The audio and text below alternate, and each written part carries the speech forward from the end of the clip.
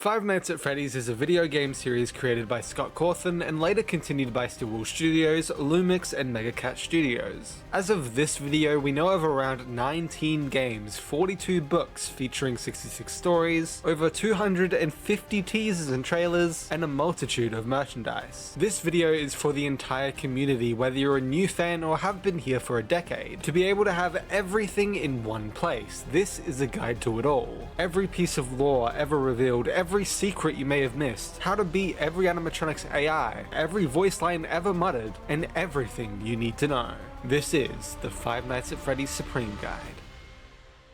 Before we begin, there's video chapters / timestamps on screen and in the description for easy navigation around the video, and if you want to come back another day. Which structure-wise, we'll start with the games, covering their history, gameplay, animatronics, inventory, secrets and easter eggs, lore and theories, featuring a ton of FNAF creators including literal dream come true collabs, all on screen right now, if the game had too many or collectibles, fun facts behind the scenes, cut / unused content, and finally, if the game had them, achievements. Then we'll head over to the books, starting with the original book trilogy, the Survival Logbook, Solving the Crying Child's Real Name, Fazbear Frights, Tales from the Pizzaplex, all of the guidebooks, and the newest interactive novels. Then we head into the external media, such as the FNAF movie, the tabletop games, real locations and events, and the abundance of merchandise. Finally, we'll then explore every single thing Scott Cawthon himself has confirmed or clarified, before heading into a completely unbiased timeline. Well, one that 99% of the community actually agree with. And then a deep dive into almost every theory to ever exist, and their abbreviations. There's a lot to cover, so without further ado, let's finally begin.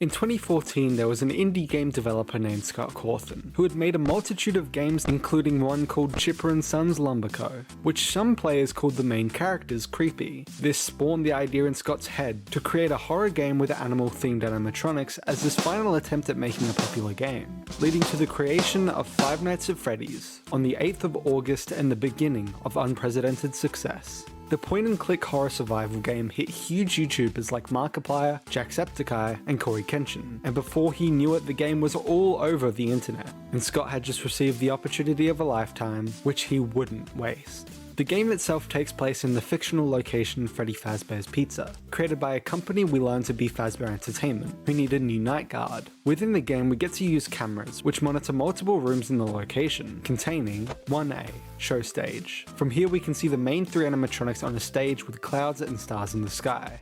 1B, Dining Area, a room attached to the show stage filled with a multitude of tables and chairs. 1C, Pirates Cove, attached to the dining area as well, but with a smaller stage that covers Foxy with a curtain, and has a sorry out of order sign in front of it. 2A, West Hall, the left hallway connecting the dining area to the office, with the walls covered in children's drawings of the characters. 2B, West Hall Corner, the corner at the end of the left hallway and right outside the office, containing a poster of Freddy on the wall. 3, Supply Closet, in the middle of the West Hall containing brooms and a shelf with labelled bottles within it. 4A, East Hall, the right hallway connecting the dining area to the office, with walls covered in more drawings as well as some posters of Chica with the caption Eating Time, Freddy with the caption Fun Time, and Bonnie with the caption Party Time. 4B, East Hall Corner, the corner at the end of the right hallway and right outside the office as well, containing a list of rules for safety, including 1, don't run, 2, don't yell, 3, don't scream, 4, don't poop on the floor, 5, stay close to mum, 6, don't touch Freddy, 7, don't hit, and 8, leave before dark. 5, Backstage, containing a multitude of animatronic heads and spare endoskeletons that the costumes are then put on. 6, Kitchen, the only room that isn't visible to the cameras, and can only be used for audio cues. 7, Restrooms, containing a girls and boys section with some pizza cutouts on the walls. Finally, the office itself, containing a Celebrate poster with the three main animatronics, children's drawings of the characters on the wall, a desk with a fan and a cup, and of course, the camera system. With guidance from the phone guy, you play as someone who goes by Mike Schmidt, who must defend himself against 4 animatronics who wander the pizzeria on the cameras and are attempting to kill him for 5 nights. Although there is an optional 6th night and 7th custom night. You can check and close the doors whenever you like, however your power will slowly run out as you do so. By how much? Well, if you aren't using anything and are stationary, you'll have 1 bar, which takes 9.6 seconds to take away 1% of power. Using either your lights or your cameras will give you 2 bars, draining 1% of power every 4.8 seconds. Having a single door shut while using the cameras will give you 3 bars, draining 1% of power every 3.2 seconds. Finally, having both doors shut while using the camera will drain 1% every 2.4 seconds. Over the span of an hour, 1 bar will cause you to lose 9%, 2 bars will cause you to lose 18%, 3 bars will cause you to lose 27%, and 4 bars will cause you to lose 36%. You start the night at 12 AM and have to survive until 6 AM. The first hour takes around 90 seconds, 1 minute 30 seconds to pass, while the rest of the hours take 89 seconds, 1 minute 29 seconds to complete. This means that an entire night takes 8 minutes and 55 seconds to complete. The animatronics have an opportunity to move every 3.02 seconds for Freddy, 4.97 seconds for Bonnie, 4.98 seconds for Chica, and 5 seconds for Foxy. And the game decides whether they will succeed in that movement opportunity by picking a random number between 1 and 20 and compare it to the individual animatronics AI. And if the random number meets or exceeds their AI level, the movement is granted and they will move, keeping the gameplay completely randomized each and every time. Each animatronic also makes a sound when they move, so you can easily tell when to check the doors. If you lose all your power, you will be unable to close any doors, use the lights, nor the cameras. As soon as the power goes out, you have a 20% chance every 5 seconds, for a maximum of 20 seconds before showing automatically, for Freddy to show up at your left door playing his music box, a remix of the Theodore March. The duration of the music box also has a 20% chance every 5 seconds, for a maximum of 20 seconds, to stop. After the lights flicker off, there's a 20% chance every 2 seconds for Freddy to finally jump scare you until it succeeds.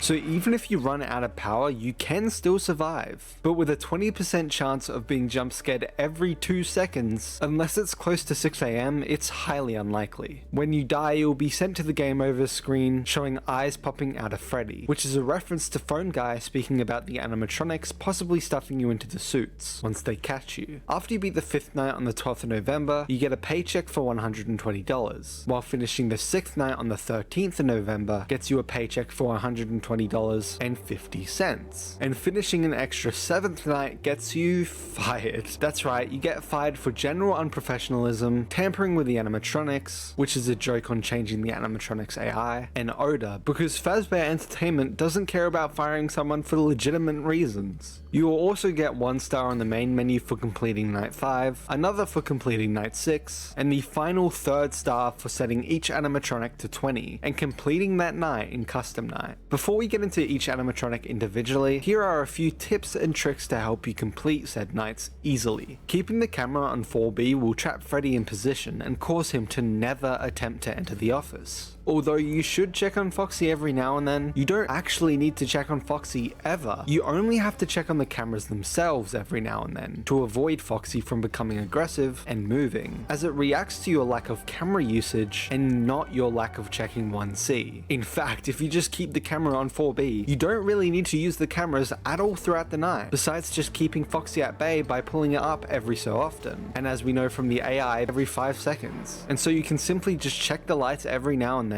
to check for Bonnie and Chica and easily win. Or you can also cheat and just skip nights completely by pressing and holding C and D on your keyboard and then pressing the plus on your numpad. The game has 4 main animatronics to defend against and a hidden 5th. This includes Freddy Fazbear, a brown bear wearing a black top hat and bow tie, carrying a microphone. Freddy has blue eyes, and when you brighten an image of his head, you can see a handprint on the top left. During gameplay, not only does Freddy keep to the shadows and is barely ever fully visible, but Freddy will laugh every time that he moves, moving from the show stage, to the dining area, to the restrooms, the kitchen, and that's when you'll hear his music box, to the East Hall, and then finally to the East Hall corner, where he will eventually attempt to jump scare you if the door is open and he succeeds in his next movement opportunity, and while your cameras are up, as Freddy can't jump scare you while your cameras are down. Freddy is also unlike the other animatronics. If you successfully block his attack, he will only move back one stage, back to the East Hall instead of going back further. On the first and second night, Freddy isn't active at all and is set to AI level 0. On the third night, Freddy is set to level 1, fourth night level 1 or 2, fifth night level 3, and sixth night level 4. Bonnie the Bunny Rabbit, a purplish bluish bunny rabbit wearing a red bow tie, carrying a guitar. Bonnie has purple eyes and is said to not abide by the laws of physics. During gameplay, Bonnie is the fastest mover, starting at the show stage and traveling along the left side of the pizzeria, going to the dining area, to the backstage, to the supply closet, the West Hall, and the West Hall corner. When attempting to jump scare you, if he succeeds in his next movement opportunity and the door is open, Bonnie will simply go inside your office, stop you from being able to shut the door again, and will wait for you to pull up the cameras, and if you haven't put it down after 30 seconds, will force the cameras down to jump scare you. If the door is shut, however, Bonnie will give up and simply return to the dining area. On the first night, Bonnie isn't active and is set to AI level 1. On the second night, Bonnie is set to level 3. Third night set to surprisingly 0. Fourth night set to 2. Fifth night set to 5. And sixth night set to 10. However, at 2 AM, 3 AM, and 4 AM, Bonnie will always gain an extra level, making the night harder as it progresses.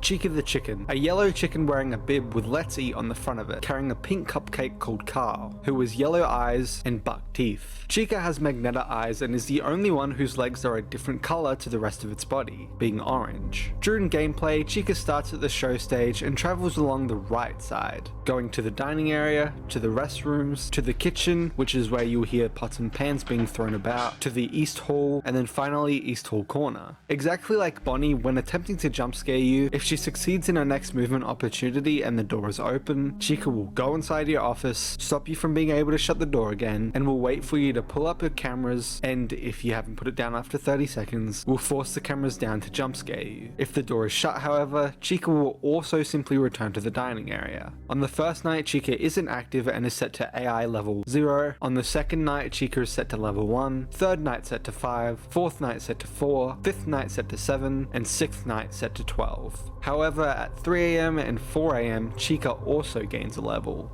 Foxy the Pirate Fox, a red fox with a hook on its right hand and an eye patch, covering its right eye. Foxy has yellow eyes and has tears throughout its body, along with visible endoskeleton legs. Foxy is very different to the other animatronics and will be completely unable to succeed in a movement opportunity while the cameras are up, becoming active again only after the camera is down from anywhere between 0.83 to around 16.67 seconds after. Foxy will remain in Pirate's Cove and goes through 4 stages, aka movements, before sprinting through the East Hall to your door quickly, where you must shut the door or else Foxy will immediately kill you. Once the door is shut and Foxy is blocked, he drains 1% of the power. The second time he drains 6% of the power, the third time he can drain the power upwards of 11%, and any time after this the power he drains increases by 5% for each block. On the first night, Foxy isn't active and is set to AI level 0. On the second night, Foxy is set to level 1. Third night set to 2. Fourth night set to 6. Fifth night set to 5. And sixth night set to 16. However, just like Chica, at 3 AM and 4 AM, Foxy will also gain another level.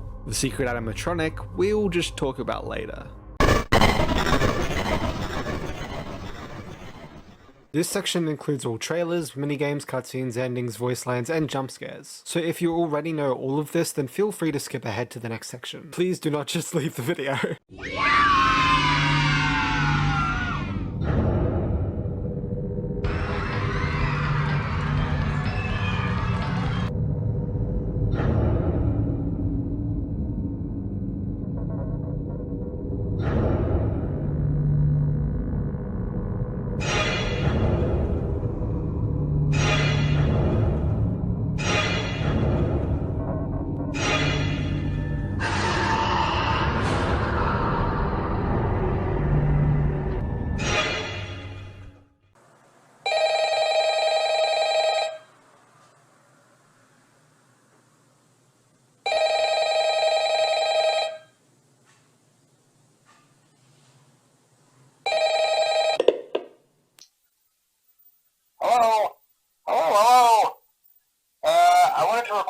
message for you to help you get settled in on your first night. I actually worked in that office before you. I'm finishing up my last week now, as a matter of fact, so I know it can be a bit overwhelming, but I'm here to tell you there's nothing to worry about. You'll do fine. So let's just focus on getting you through your first week, okay? Let's see. First, there's an introductory greeting from the company that I'm supposed to read. It's kind of a legal thing, you know. Welcome to Freddy Fazbear's Pizza, a magical place for kids and grown-ups alike, where fantasy and fun come to life. Fazbear Entertainment is not responsible for damage to property or person. Upon discovering that damage or death has occurred, a missing person report will be filed within 90 days or as soon as property and premises have been thoroughly cleaned and bleached and the carpets have been replaced. Blah, blah, blah. Now, that might sound bad, I know, but there's really nothing to worry about. The animatronic characters here do get a bit quirky at night, but do I blame them? No. If I were forced to sing those same stupid songs for 20 years and I never got a bath, I'd probably be a bit irritable at night too. So remember, these characters hold a special place in the hearts of children and we need to show them a little respect, right? Okay. So just be aware, the characters do tend to wander a bit. They're left in some kind of free roaming mode at night. Something about their servos locking up, they get turned off for too long. They used to be allowed to walk around during the day too, but then there was the bite of 87. Yeah. It's amazing that the human body can live without the frontal lobe, you know? Now, concerning your safety, the only real risk to you as a night watchman here, if any, is the fact that these characters, if they happen to see you after hours, probably won't recognize you as a person. They'll most likely see you as a metal endoskeleton without its costume on. Now, since that's against the rules here at Freddy Fazbear's Pizza, they'll probably try to forcefully stuff you inside a Freddy Fazbear suit. Now, that wouldn't be so bad if the suits themselves weren't filled with cross beams, wires, and animatronic devices, especially around the facial area. So you can imagine how having your head forcefully pressed inside one of those could cause a bit of discomfort and death. The only parts of you that would likely see the light of day again would be your eyeballs and teeth when they pop out the front of the mask. Yeah, they don't tell you these things when you sign up. But hey, first station of the breeze. I'll chat with you tomorrow. Check those cameras and remember to close the doors only if absolutely necessary. Gotta conserve power. Alright, good night.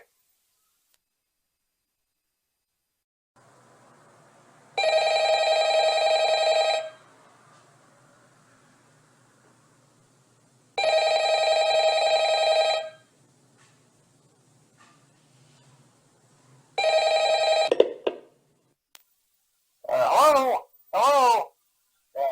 Well, if you're hearing this and you made it to day 2, congrats. I won't talk quite as long this time since Freddy and his friends tend to become more active as the week progresses. It might be a good idea to peek at those cameras while I talk, just to make sure everyone's in their proper place, you know. Interestingly enough, Freddy himself doesn't come off stage very often. I've heard he becomes a lot more active in the dark, though, so hey, I guess that's one more reason not to run out of power, right? I also want to emphasize the importance of using your door lights. There are blind spots in your camera views, and those blind spots happen to be right outside your doors. So if you can't find something or someone on your cameras, be sure to check the door lights. You might only have a few seconds to react. Not that you would be in any danger, of course. I'm not implying that. Also, check on the curtain in Pirate Cove from time to time. The character in there seems unique in that he becomes more active if the cameras remain off for long periods of time. I guess he doesn't like being watched. I don't know. Anyway, I'm sure you have everything under control. Talk to you soon.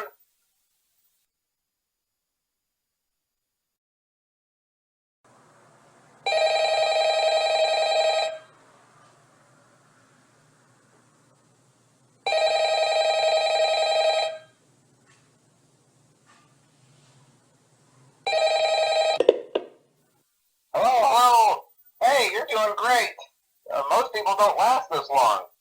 I mean, you know, they usually move on to other things by now. I'm not implying that they died. That's not what I meant. Anyway, I better not take up too much of your time. Things start getting real tonight. Hey, listen, I had an idea. If you happen to get caught and want to avoid getting stuffed into a Freddy suit, try playing dead. You know, go limp. Then there's a chance that maybe they'll think that you're an empty costume instead. Then again, if they think you're an empty costume, they might try to stuff a metal skeleton into you. I wonder how that would work. Yeah, never mind. Scratch that. It's best just not to get caught. Okay, I'll leave you to it. See you on the flip side.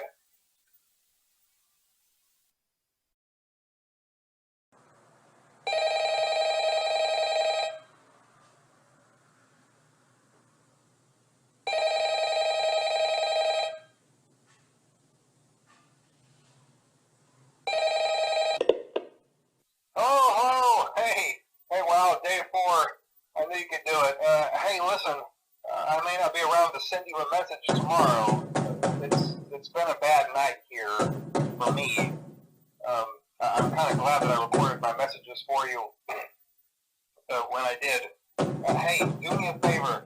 Maybe sometime you could check inside those suits in the back room. I'm going to try to hold out until someone checks. Maybe it won't be so bad. Yeah, I always wondered what was in all those empty heads back there.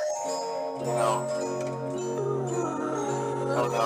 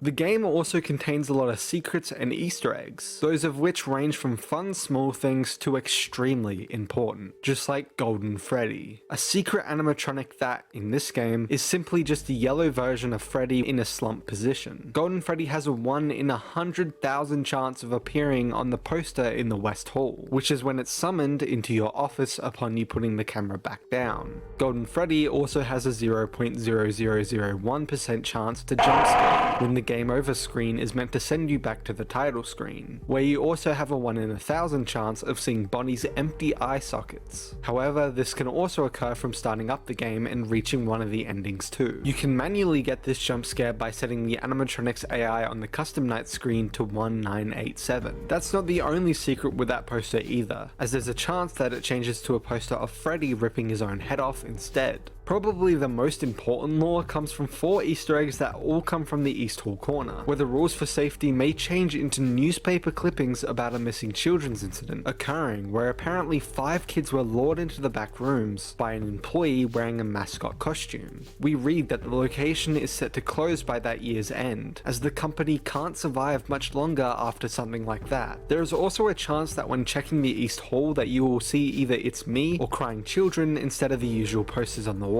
You may also see It's Me on the sign in front of the Pirate's Cove, once Foxy leaves. moves. Not only that, but there's a chance that you receive hallucinations of the phrase "it's me," jumbled with a multitude of animatronic close-ups, whether it be Freddy now with blood-vesseled eyes, or Bonnie with empty sockets. There's a chance that when checking the show stage, the animatronics may be looking directly at the camera. However, the image with all three looking at the camera is actually impossible to get within the game. Similar to this, there's a chance for everything in the backstage to be facing the camera directly too. There's a way to get 5 bars on the power scale, which is possible by shutting both doors, having a light on, and then flipping up the camera. However, it only lasts a few moments as you can't have the lights on while the camera is up. On the Help Wanted newspaper, there's blurred text that literally says, blah blah blah blah blah, this ad has nothing to do with anything relevant to the game, blah blah blah blah blah, chances are you won't make it past night 3, blah blah yakety smackety, blah blah. This probably isn't the best choice of a summer job, since you most likely won't survive the week. I'd recommend being a cashier, sack boy, or work in a warehouse. They are all very respectable jobs, and you probably won't be killed by them. Well,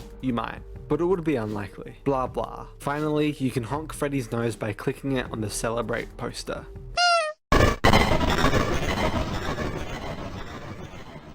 Reminder, these sections are speculation and mainly detailing what I personally believe. The unbiased sections are later in the video. Keep an open mind when theorizing. Within FNAF 1, we learn that on June 26th in an unknown year, 5 children were lured into the back room during their birthday party by someone using one of the company mascots, where they were killed and then stuffed into the animatronics themselves, causing foul odor to come from the machines and eventually cause the place to shut. Then sometime later, this Freddy's opened, and we now work as a security guard named Mike, taking advice from the phone calls from a previous employee who we hear unfortunately died by the end of the week, at the hands of the animatronics now possessed by those 5 children. One of the biggest mysteries to come from this game is an event mentioned by Phone Guy, the Bite of 87, where an animatronic attacked someone, causing them to lose their frontal lobe. We also learned that they actually survived. However, which animatronic did the bite is the main part of the mystery. From this game alone, the main suspects were Freddy, who has a fingerprint on its head, and so someone might have been trying to get out of the bite, Foxy, who is weirdly the only one who's out of order and withered, seemingly broken, which could be implying that Foxy is dangerous, or Golden Freddy, the most damning evidence being the jump scare that occurs after setting Custom Night to 1987, but also that he's out of sight in the location and hidden away, as if something happened surrounding it that Fazbear Entertainment once separated from their restaurant at this point. We would get a more clear explanation on who the possible culprits are in the next game.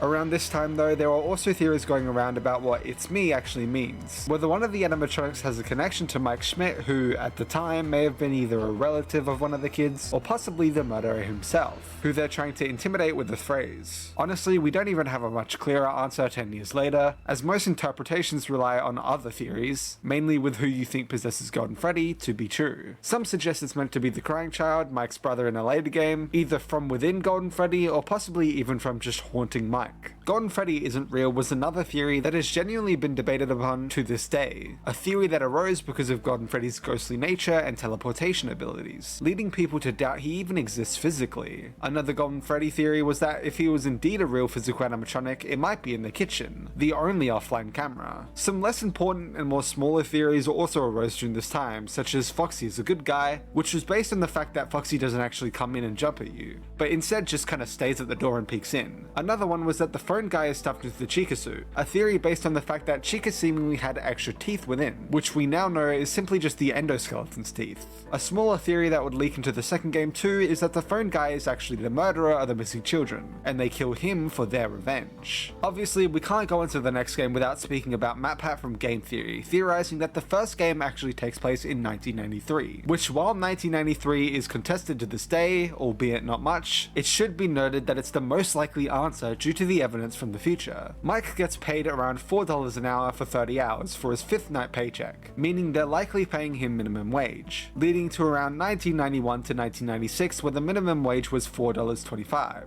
rounding down to $4. Funnily enough, in the next game, once Scott knew for a fact we would actually calculate the paycheck just happens to perfectly equal the 1987's minimum wage, with no error rounding up or down at all, meaning at most he was indeed implying that they paid you minimum wage in FNAF 1 and MatPat was correct, or at the very least he liked MatPat's idea enough that he decided to make sure it was exact and accurate in the next game. Some have mentioned that the minimum wage not being $4.25 exactly is a major problem with the solution, although I propose that Scott may have simply just done 4 times 30 to get the paycheck amount of $120 instead of doing specifically 4.25 times 30 to get the actual exact amount of $127.50. However, that is just a personal assumption, so feel free to disagree at that point. Whether it was initially meant to be solved that way or not though, judging by FNAF 2 making the pay actually accurate, Scott would later mention how FNAF 1, 2, and 3 were solved, and that the story was completely uncovered by YouTubers and the community. I think it's very important to note that this is when 1993 was the main date for FNAF 1, and 2023, gotten from 1993, was the main date for FNAF 3, used by almost the entire community, which he would still go on to never clarify that those dates are incorrect despite everyone using them for 10 whole years, and instead actually references one of the dates, 2023, in a later game, to seemingly confirm or at least heavily imply that we were correct. And he'd also later create a code in the survival logbook that makes FNAF 3 taking place before 2017 extremely unlikely, to the point some say impossible. Within unused FNAF AR emails, 1993 was mentioned twice as the date FNAF 1 takes place, and while this is unused content, Scott did apparently say that they were bound to be leaked anyways, although to be fair I can't seem to find a screenshot of that statement, so make of that what you will. Overall, I think if Scott has had 10 years to say that everyone is incorrect, and he instead makes sure he's 100% accurate with the minimum wage in the next game, officially states that we've been correct about the first 3 games, references those years in the future games, disproves other solutions with a logbook code, and more, it seems pretty likely. Especially considering the other main option, 1992 for example, uses the exact same minimum wage solution, but just uses the fact that in FNAF 2 we get paid on a Thursday, so maybe we get paid on a Thursday in FNAF 1 as well.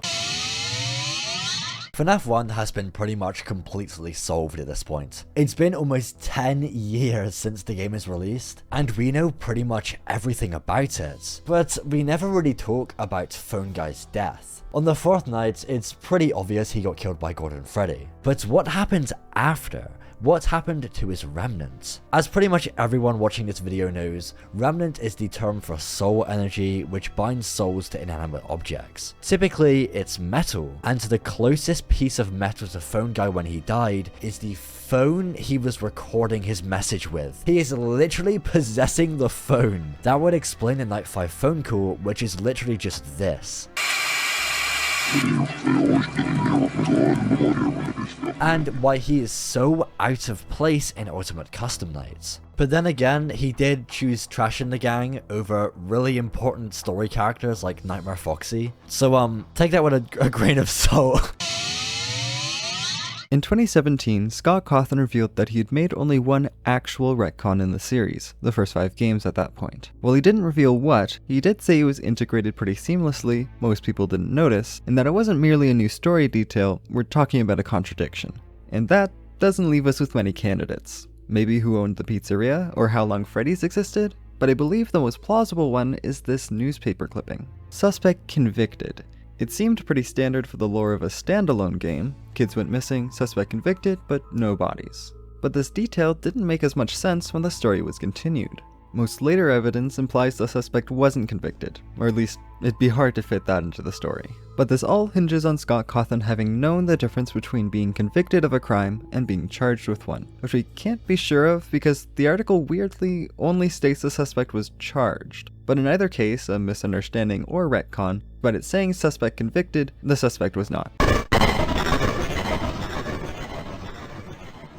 FNAF was almost never even made. Scott knew it was his last attempt at a game before having to start a new career, and his choices were a sequel to The Desolate Hope, a remake of his first ever game, Legacy of Flan, or, well, FNAF. In the original Kickstarter for the game, Scott offered a wallpaper pack for a $10 contribution, $25 for an early release copy and a wallpaper pack, and $50 to become a beta tester with a promise of weekly tests. Interestingly, Scott seemed to think that the game would take a lot longer to make, as the wallpaper pack was estimated for August 2014, when the game actually released, but the early release copy was estimated for September 2014, and the weekly beta tests were estimated for October 2014. Also on the Kickstarter, Freddy's original name was just Freddy Bear. This obviously got turned to just Freddy and then later Fredbear. Freddy was the first animatronic that Scott ever made for the game. Speaking of, he made Freddy, Bonnie, and Chica almost naturally without any pre-planning. However, he wasn't too sure on who the fourth animatronic would be that would have a separate stage. He debated between a fox, of course, a wolf, and a beaver. The beaver was the front runner before he decided against it because of Chipper. The animatronic names, Freddy, Bonnie, Chica, and Foxy, were actually just nicknames while he worked on the characters, that he planned to give proper names to when it was done. However, they must have stuck. However, Golden Freddy was never named and simply called Yellow Bear in the files. Fans started calling him Golden Freddy, and by FNAF 2, Scott had adopted the name. Freddy was never meant to move around the diner, and was only planned to jump scare you if the power ran out, but he obviously changed that before release. Scott actually modeled Foxy on his laptop on a bumpy car ride, possibly being the reason that Foxy is so torn up. The first ever jump scare that Scott and his two kids experienced was Bonnie's, the character that coincidentally Scott considers to be his scariest design that he's actually had nightmares about. Speaking of the jump scares, while developing the game, the jump scares were still images and not actual animated jump scares. Scott has also mentioned that the kitchen cameras being turned off was simply because he wanted audio to play a bigger role in the game. In the original release of the game, up until patch 1.131, the newspaper article at the start misspelled pizzeria as pizzaria. Scott has officially stated that Bonnie does not abide by the rules of time, space, or physics. Scott Cawthon played Phone Guy, and both Ian and Braden Cawthon beta tested the game. Ian was actually the one who told Scott to make it so that when you click on Freddy's nose in the office, it honks. Bjorn Laney composed the original stock title music, while Leon Riskin composed the remastered title music, while all of the audio came from Sound Ideas and Sound Dog. To get it out the way, let's start with the infamous screen of the three animatronics staring right at you on the show stage. Now, this image is found in the game files and was featured in the game's trailer. However, what feels like every month, someone claims it's in the mobile version, someone else that it's impossible to get, someone else that they had actually seen it in the first version of a port, someone else that it's not even possible in the code itself, etc. So honestly, I'm not sure if it was ever in the game, but we at least know that right now it's definitely not. In the Steam greenlight, Freddy's endoskeleton looks different to the current endoskeletons we have for the FNAF 1 game, namely the eyes and the nose. In the first gameplay video that Scott posted on his channel, as well as still in the game files, there was originally going to be a live system. It's unclear how it was going to work. However, in the gameplay video, Scott has one life left on the 5th night. It's assumed, unconfirmed, that if you lost all your lives, you probably would have had to restart the game from night 1, although that would be quite cruel. Early on, instead of clicking the cam number icon to switch to that camera, there were originally just plain camera icons to click instead to switch cameras. Upon doing so, that camera icon would then turn green, similar to the camera number icons that we have now. In the old mobile port, pre-ClickTeam's remastered updates, when you started the game, there was an image of Freddy that would appear before the main menu appeared. Also in the old mobile port, the shop looked way different, and there was apparently a unique sound effect for the hall lights. One Night at Freddy's, survived the first night. 2 nights at Freddy's, survived the second night. 3 nights at Freddy's, survived the third night. 4 nights at Freddy's, survived the fourth night. 5 nights at Freddy's, survived the 5th night. Overtime, survived the 6th night. No tampering, completed custom night on the hardest difficulty. No running, kept Foxy from escaping during night 4. No laughing, kept Freddy from getting to cams 4A or 4B during night 5. And no hiding. Experienced a jump scare, and then who knows. The first game was blowing up and fast, and so Scott began development on the second game, teasing a sequel on his website, scottgames.com, with a damaged-looking Freddy with an estimated release date of sometime in 2015, with the caption, Grand Reopening. He then released another teaser featuring Bonnie, now without a face, with the caption Something Borrowed, and a toy version of Bonnie captioned Something New. The next teaser featured the Pirates Cove curtain with Foxy on the left and a pink/white toy version of Foxy on the right too. Then we got another teaser with the caption "No place to run and exactly one place to hide," while showing the player seemingly wearing a Freddy mask in this new office, while there's a flashlight aiming at potentially the main door with a broken down Foxy ready to strike.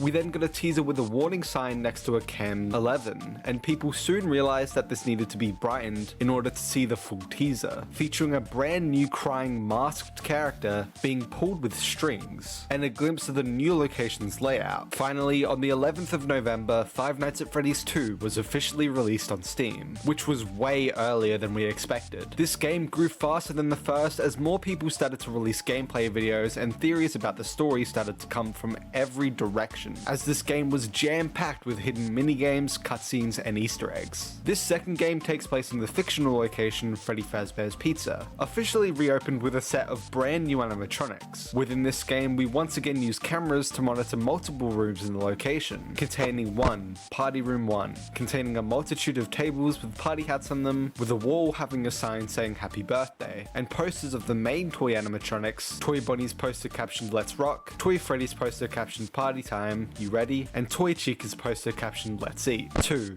Party Room 2. Basically the same, but with a Let's Party sign hanging instead, and a wet floor sign on the floor next to a puddle. 3. Party Room 3. Ditto, but with a Celebrate poster on the wall. 4. Party Room 4. Only containing the side of a table with some presents on it with paper pals on the wall. One reminiscing Freddy, another reminiscing Bonnie, and the last one reminiscing seemingly none of the animatronics specifically, although it could possibly be the puppet with its 3 buttons and giant smile. 5. Left air vent, simply just showing off the left vent connected to the office. 6. Right air vent, simply just showing off the right vent connected to the office. 7. Main hall, connected to the restrooms and where the parts and services door is visible, as well as being the entry to the main giant hallway that connects all the party rooms. We see on the wall a poster of Toy Freddy captioned The New Face of Fun, a poster of Toy Bonnie captioned Let's Rock, a poster of Toy Chica captioned Let's Eat, and finally another Toy Freddy poster captioned Party Time, You ready? 8. Parts and service, a seemingly empty room where the wizards are that leads straight to the main hall. 9. Show stage. From here we can see the main 3 toy animatronics on the stage with stars and a hanging Happy Birthday banner in the background. 10.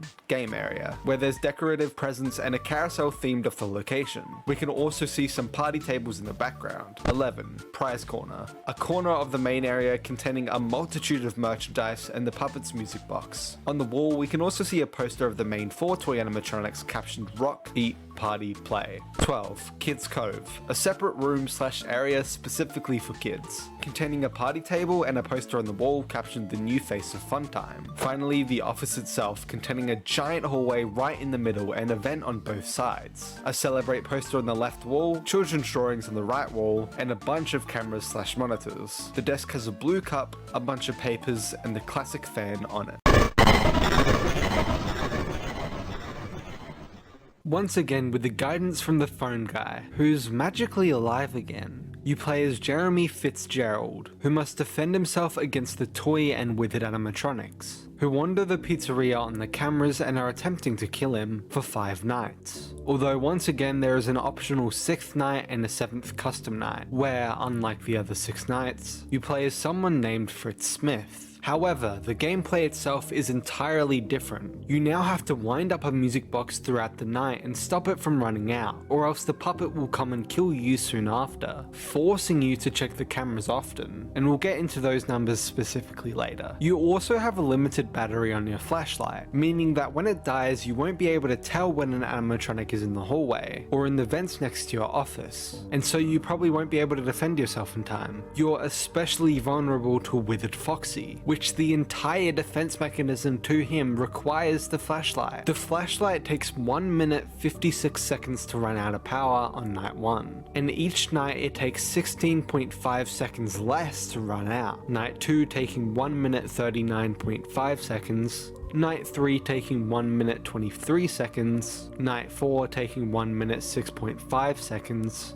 and Night 5 and forward taking only 50 seconds to run out of power. You can use the cameras and the mask an unlimited amount of times however. Each hour is 70 seconds long. meaning it takes 7 minutes to beat a night. The way the animatronics move and how their AI works is similar to FNAF 1 for all the toys and wizards, besides the puppet, Withered Foxy, and Withered Golden Freddy. But back to the others, and they'll attempt a movement opportunity. But unlike FNAF 1, they'll all do it at the exact same time, every 5 seconds. The movement opportunity works the same as FNAF 1 though, where the game will pick a random number from 0 to 20 but add 1 to it, and if the animatronics AI is greater or equal to that random number, then they will move.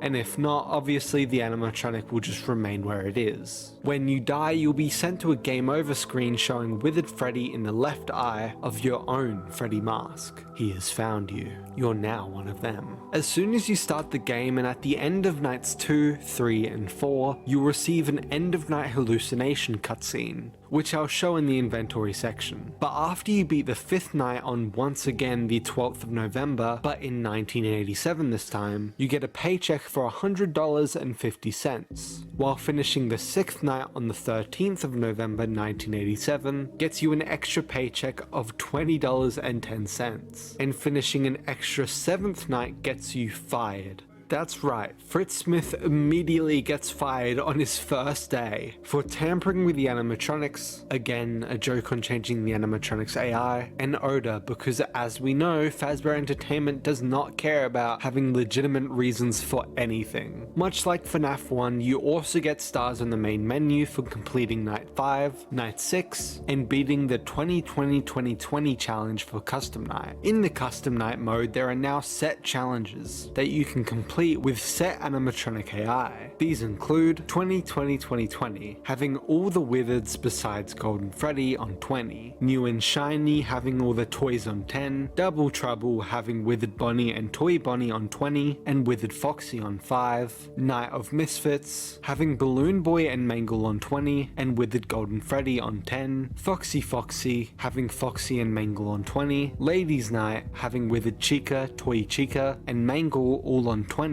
Freddy Circus having Withered Freddy and Toy Freddy on 20, and Withered Foxy, Balloon Boy, and Withered Golden Freddy on 10. Cupcake Challenge having every animatronic on 5, Fazbear Fever having every animatronic on 10, and Golden Freddy having every animatronic on 20, the hardest difficulty. Before we get into each animatronic individually, here are a few tips and tricks to help you complete said nights easily. The easiest way to beat each night is by immediately setting the camera to the prize corner, Cam 11, putting the camera down, waiting for Puppet's warning, which you have 10 full seconds to respond to quickly flip the camera back up and fill it up fully. Every single time you put the camera down after the first time, however, make sure to put the mask on immediately after, and take it off once it's clear or no one's attacking. Also check the vents and hallway often. And besides Withered Foxy, putting your mask on if anyone is there and waiting till they're gone. With this easy strategy, you'll easily get to 6 AM each and every night. Remember that you will never ever have to change cameras though. And once again, you can also cheat and skip nights completely by pressing and holding C and D on your keyboard, and then pressing the plus on your numpad.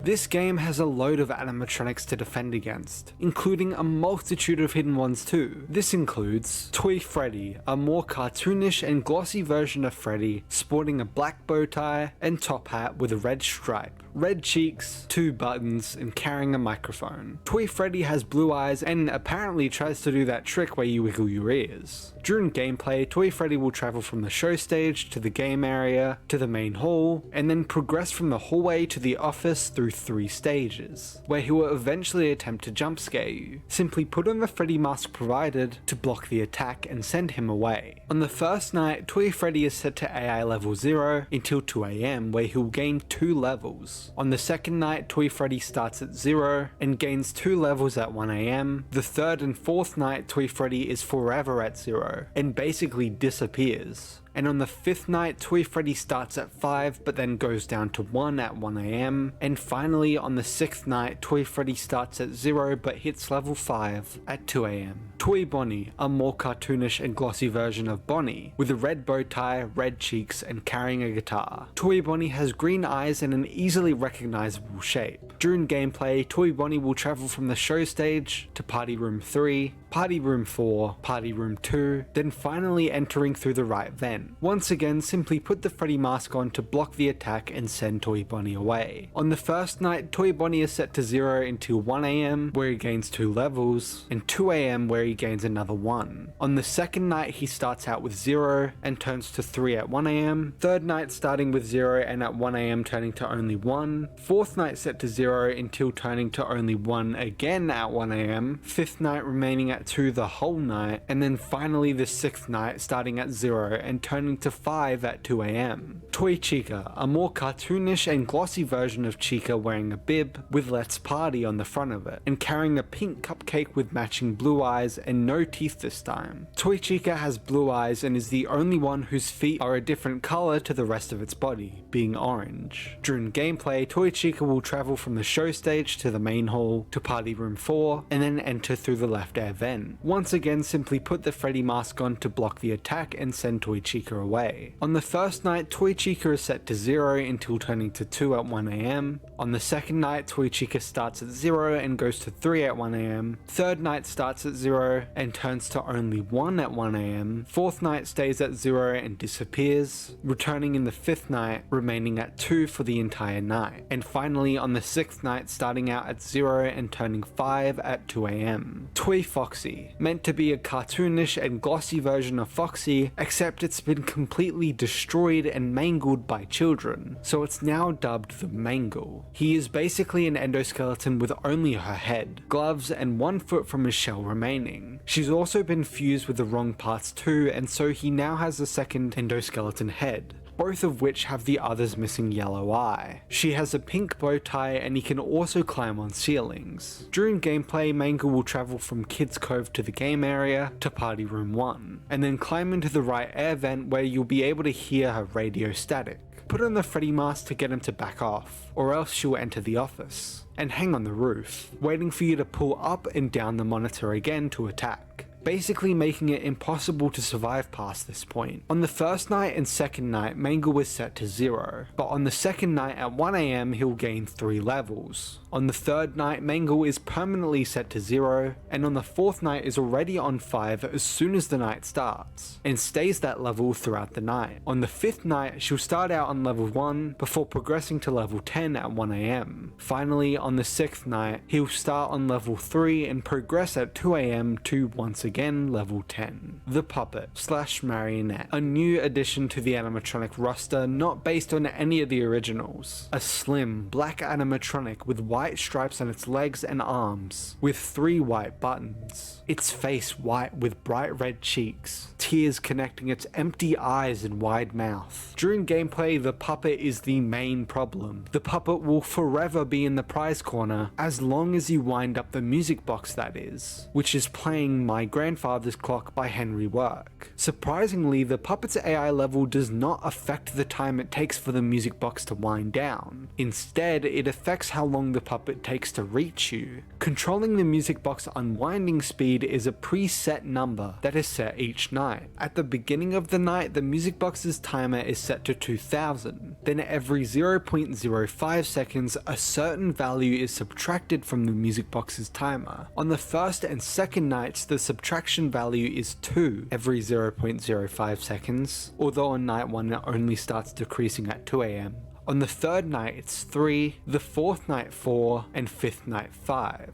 And the sixth night, of course, 6. Also, for custom night it's still 6. This means that on night 1 and night 2, the music box lasts 50 seconds. Night 3 lasts 33.33 seconds. Night 4 lasts 25 seconds. Night 5 lasts 20 seconds. And the 6th night only 16.67 seconds. As the music box timer is dangerously low, you'll see a warning sign appear no matter if you're in the cameras or not, to remind you about it. If you don't wind the music box, the puppet will leave the box and come towards you, with no way of stopping it. However, if you're extremely lucky, you can actually still survive up to 2 full in-game hours, despite the puppet being on its way. Speaking of, the puppet's AI level controlling its aggression/speed to get to you is set to 1 throughout all of night 1, 5 throughout all of night 2, 8 throughout all of night 3, 9 throughout all of night 4,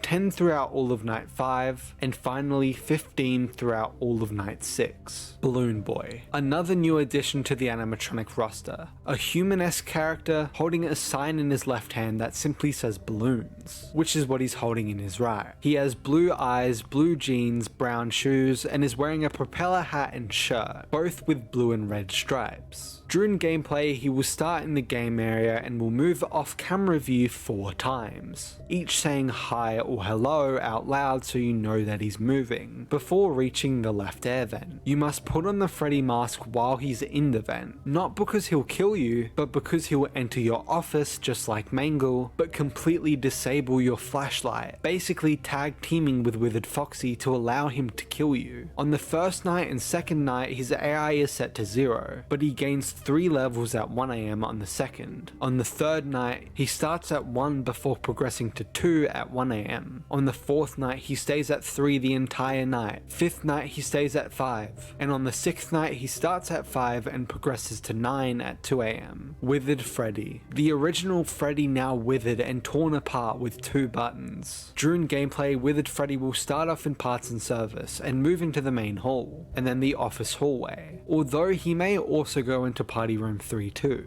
You must put on the Freddy mask to make him go away, or else he'll move through his 4 phases before jump scaring you. On nights 1 and 2, Withered Freddy never activates, but on night 3 it will activate at 1 AM on AI level 2. On the 4th night it will start at 0 before progressing to 3 at 2 AM, 5th night starting at 2 before progressing to 5 at 1 AM, and 6th night starting off at 5 before progressing to 10 at 2 AM. Withered Bonnie. The original Bonnie now withered and torn apart with no face at all, and 2 buttons. During gameplay, Withered Bonnie will start off in parts and service as well, and move to the main hall, then Party Room 1, the left air vent, and then the office. As always, use the Freddy mask to easily avoid its jump scare. Like Withered Freddy, on nights 1 and 2, Withered Bonnie is inactive, but on night 3 activates straight away on level 1, before progressing to level 2 at 1 AM. On the 4th night it starts at 1 before progressing to 4 by 2 AM, 5th night starting at 2 and progressing to 5 at 1 AM, and finally the 6th night starting out at 5 and progressing to 10 by 2 AM. Withered Chica. The original Chica now withered and torn apart with her face ripped open and her hands completely missing. During gameplay, Withered Chica will also start off in parts and service, before moving to Party Room 4, then Party Room 2, then into the right air vent before reaching the office. Simply use the Freddy mask to avoid her jump scare. Like the other Withereds, Withered Chica is not active during nights 1 and 2. On the 3rd night she starts out at level 1 before progressing to 2 at 1 AM, on the 4th night starting at 0 before progressing to 4 at 2 AM, 5th night starting at 2 before progressing to 5 at 1 AM, and the 6th night starting out at 5 before progressing to 10 at 2 AM. Withered Foxy. The original Foxy, but even more withered and torn apart. During gameplay, Withered Foxy is unlike the others, and starts out in parts and services before heading immediately to the office hallway. However, Withered Foxy cannot be determined with the Freddy mask, and must be flashed away with a flashlight. This is where the massive problem with Balloon Boy comes in, because if he takes away your flashlight, you won't be able to defend against Withered Foxy, and will be jump scared. On the first night, Withered Foxy is inactive, but unlike the others, Withered Foxy becomes active on the second night at 1 AM on level 1. On the 3rd night, Withered Foxy starts at 2 before progressing to 3 at 1 AM, 4th night staying at 7, 5th night starting at 5 before progressing to 7 at 1 AM, and finally 6th night starting at 10 and progressing to 15 at 2 AM. Finally, Withered Golden Freddy. The original Golden Freddy, but withered and torn apart. This time, Golden Freddy isn't just an Easter egg, and is actually an animatronic you must defend against. During gameplay, Golden Freddy will simply appear in the office or the office hallway, and must be deterred with the Freddy mask quickly. It does not have an AI level and instead appears on chance. On the first night there's no way for Withered Golden Freddy to appear, but on the second night at 1 AM it activates and has a chance to appear. The game will pick a random number from 1 to 1,000 and add 1 to it, then dividing it by 1,000 in order to choose Golden Freddy's AI for the night. So its AI level is just a random number out of 1,000 plus 1 divided by 1,000. This chance stays the same for the whole of the third night, but both numbers then decrease to 100 on the fourth and fifth nights, making it random number out of 100 plus 1 divided by 100. It then decreases again to 10 on the sixth night, making it random number out of 10 plus 1 divided by 10. Each 5 seconds the game will choose a random number from 0 to 20, and just like usual, if it's greater than its AI it will appear, only when your camera is up. Every 1 second, if his AI level is greater than 0 and you're not using your flashlight, it has a chance of appearing in the office hallway. The game will pick a random number from 0 to 10, and if it picks 1 and no one else is in the office hallway, Withered Golden Freddy will appear there. However, if your flashlight is on while it's there, a value will increase by 1. If this value reaches 100, Withered Golden Freddy will kill you.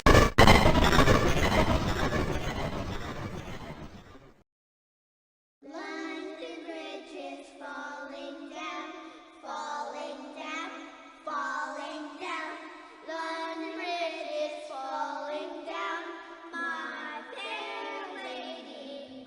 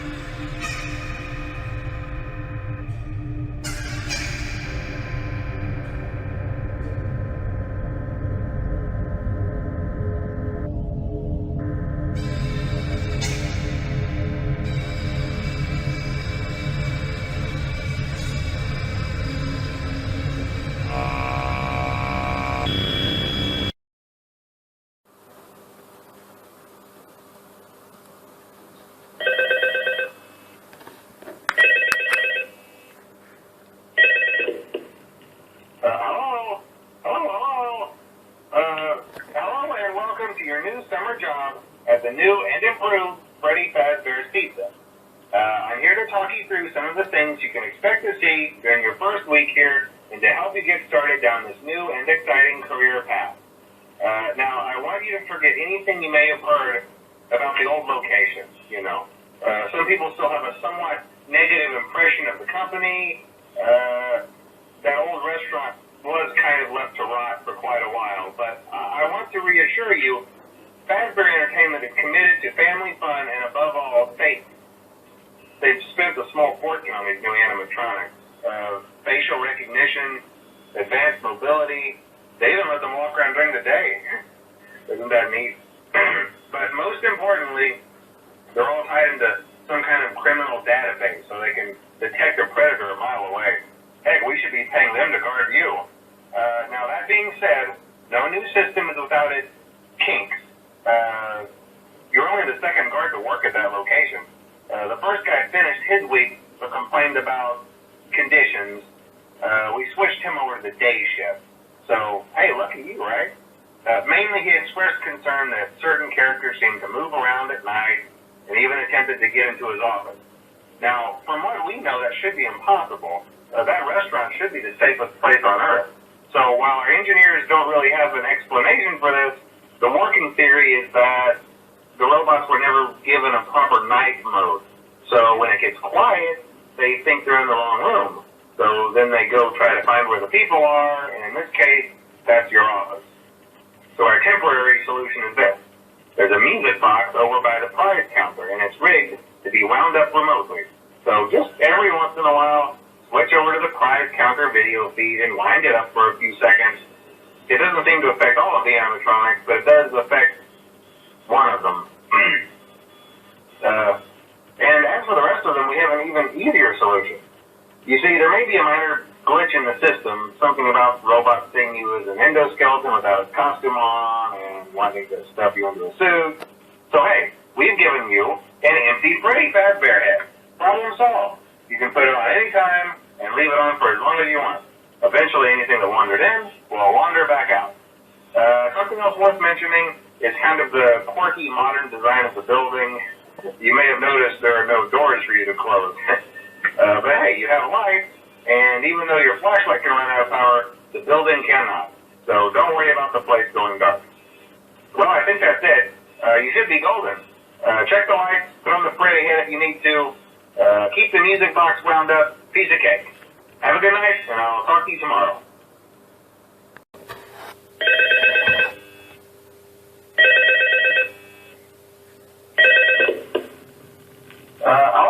Hello? See, I told you your first night wouldn't be a problem. You're a natural. By now, I'm sure you've noticed the older models sitting in the back room. Those are from the previous location, and we just use them for parts now. The idea at first was to repair them.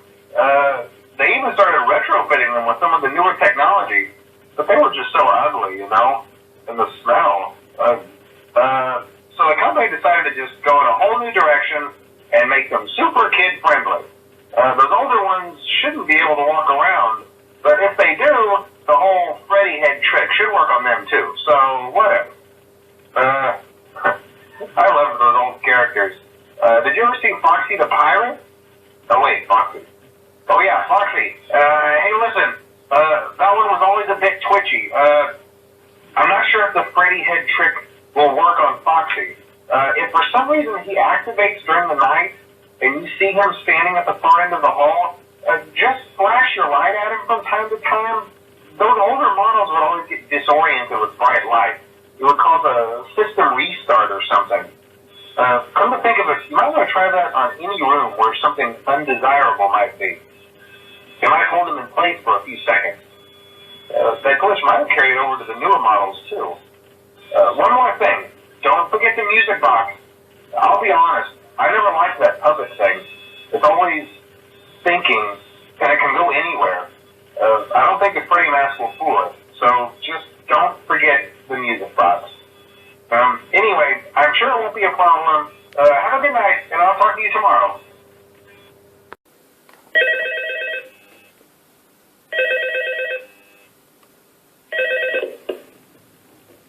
Hello? See, I told you wouldn't have any problems. Did Foxy ever appear in the hallway? Probably not. I was just curious. Like I said, he was always my favorite. They tried to remake Foxy, you know. They thought the first one was too scary, so they redesigned him to be more kid-friendly and put him in Kids Cove to keep the toddlers entertained, you know. But kids these days just can't keep their hands to themselves. The staff literally had to put Foxy back together at the end of every shift. Eventually, they just stopped trying and left him as some kind of take-apart, put-back-together attraction. Now he's just a mess of parts. I think the employees refer to him as just the Mangle. Hey, before I go, I wanted to ease your mind about any rumors you might have heard lately. You know how these local stories come and go and seldom mean anything. I can personally assure you that whatever is going on out there, however tragic it may be, has nothing to do with our establishment. It's just all rumor and speculation, people trying to make a buck, you know. Our guard during the day has reported nothing unusual, and he's on watch from opening till close. Okay, well anyway, hang in there and I'll talk with you tomorrow.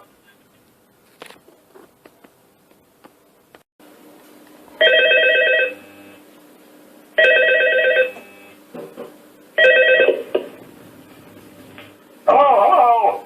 Hey there, Night 4. I told you to get the hang of it.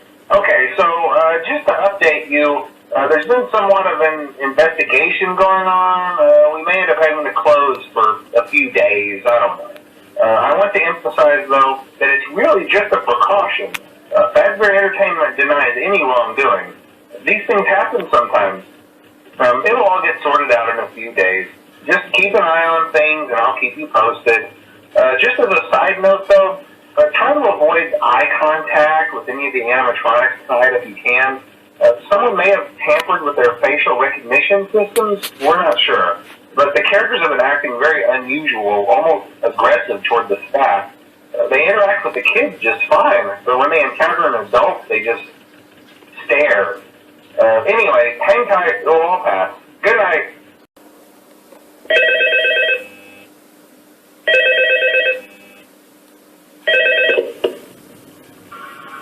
Hello. Hey, good job, Night 5. Keep a close eye on things tonight, okay? From what I understand, the building is on lockdown. No one is allowed in or out, you know, especially concerning any previous employees. When we get it all sorted out, we may move you to the day shift. A position just became available. We don't have a replacement for your shift yet, but we're working on it. We're going to try to contact the original restaurant owner. I think the name of the place was Fredbear's Family Diner or something like that. It was closed for years, though. I doubt we'll be able to track anybody down. So just get through one more night. Hang in there. Good night.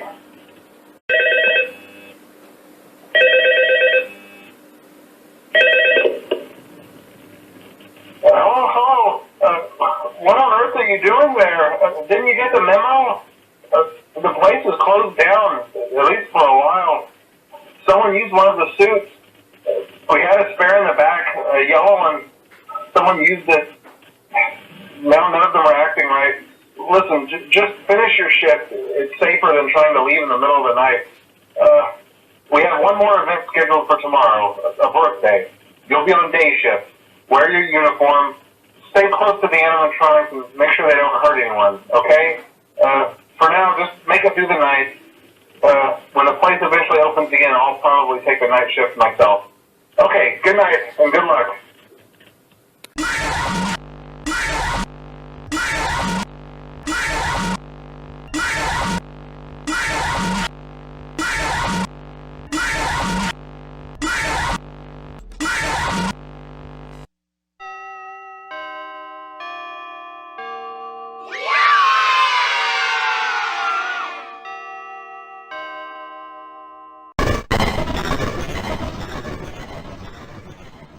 The second game also contains a lot of secrets and Easter eggs, and unlike the first game, contains multiple secret animatronics. RWQFCFAXC/Shadow Bunny, a dark silhouette version of Toy Bunny with white eyes and teeth, has a 1 in 1 million chance to appear in the office. He will fade away after being in the office for more than 4 seconds and cause the game to crash. Shadow Freddy, a dark silhouette version of Withered Golden Freddy, also with white eyes and teeth, that has a chance to appear in past and service, and if he is viewed for too long, the game will crash. Endo 02, a bear endoskeleton that has a chance to appear, can be seen in the prize corner and left there then. However, it will never jump scare you. JJ, an animatronic very similar to Balloon Boy, but with pink eyes and a purple and blue propeller hat, has a random chance to appear in the office underneath a desk. In Party Room 4, there's a chance the left paper plate will disappear and appear in the office instead. There's also a chance that after the puppet has left the prize corner, it can appear at random times in the main hall, either just fully standing, just its face, or a close-up of its face. There's a chance that you get hallucinations much like the first game, either of Withered Freddy, Withered Foxy, or Toy Bonnie. And finally, you can honk Freddy's nose by clicking on the Celebrate poster. Reminder, these sections are speculation and mainly detailing what I personally believe. The unbiased sections are later in the video. Keep an open mind when theorizing. Unlike FNAF 1, we immediately knew this game took place in 1987. The paycheck even perfectly equaled the minimum wage in 1987 this time too, and it introduced us to the victim of the infamous Bite of 87 that we heard about in the first game. Everyone thought that FNAF 2 was going to be a sequel leading up to it, but it turned out to be a prequel instead. Phone Guy is still alive, and the Withers end up becoming the original animatronics, getting transferred to a smaller location as Fazbear's is, after this game's events, on a much smaller budget. Despite Phone Guy starting his calls with "Welcome to your new summer job," the game actually takes place in November, so it's unknown why Scott has made this mistake twice in a row now. We learn in the minigames that the purple guy is the murderer of the children in this story, and was actually the night guard before us in the FNAF 2 location. Note the security badge on him. Phone Guy tells us that he was complaining about how the animatronics are acting strangely and aggressively out of nowhere. This is because they're now possessed. It turns out that the purple guy used his position to easily be able to lure and then murder another 5 kids, with a yellow suit that Phone Guy talks about, which all go on to possess the toy animatronics, as hinted with Mangle beginning to move on its own. This time though, he's able to clean any messes left through his night shift. However, we're still missing one child's death, as there's 6 new toy animatronics, which we learn about in the Take Cake to the Children minigame, where a child gets murdered outside of either Freddy's or Fredbear's by the purple guy himself, and later goes on to possess the puppet, symbolized by its jump scare occurring right after. After the purple guy leaves the night guard job when the toys rightfully get aggressive towards him, and he transfers to the day shift guard instead, we, Jeremy Fitzgerald, become the new night guard. However, when police investigations start, purple guy makes a run for it, and Jeremy ends up being transferred to the day shift, namely for the location's final birthday party occurring the next day. Jeremy is told by Phone Guy to stay close to the animatronics to ensure that they don't hurt anyone at a party, and to make sure that nothing goes wrong, which is most likely hinting that Jeremy becomes the victim of the Bite of 87. Being bit by one of the animatronics he was ordered to stay close to.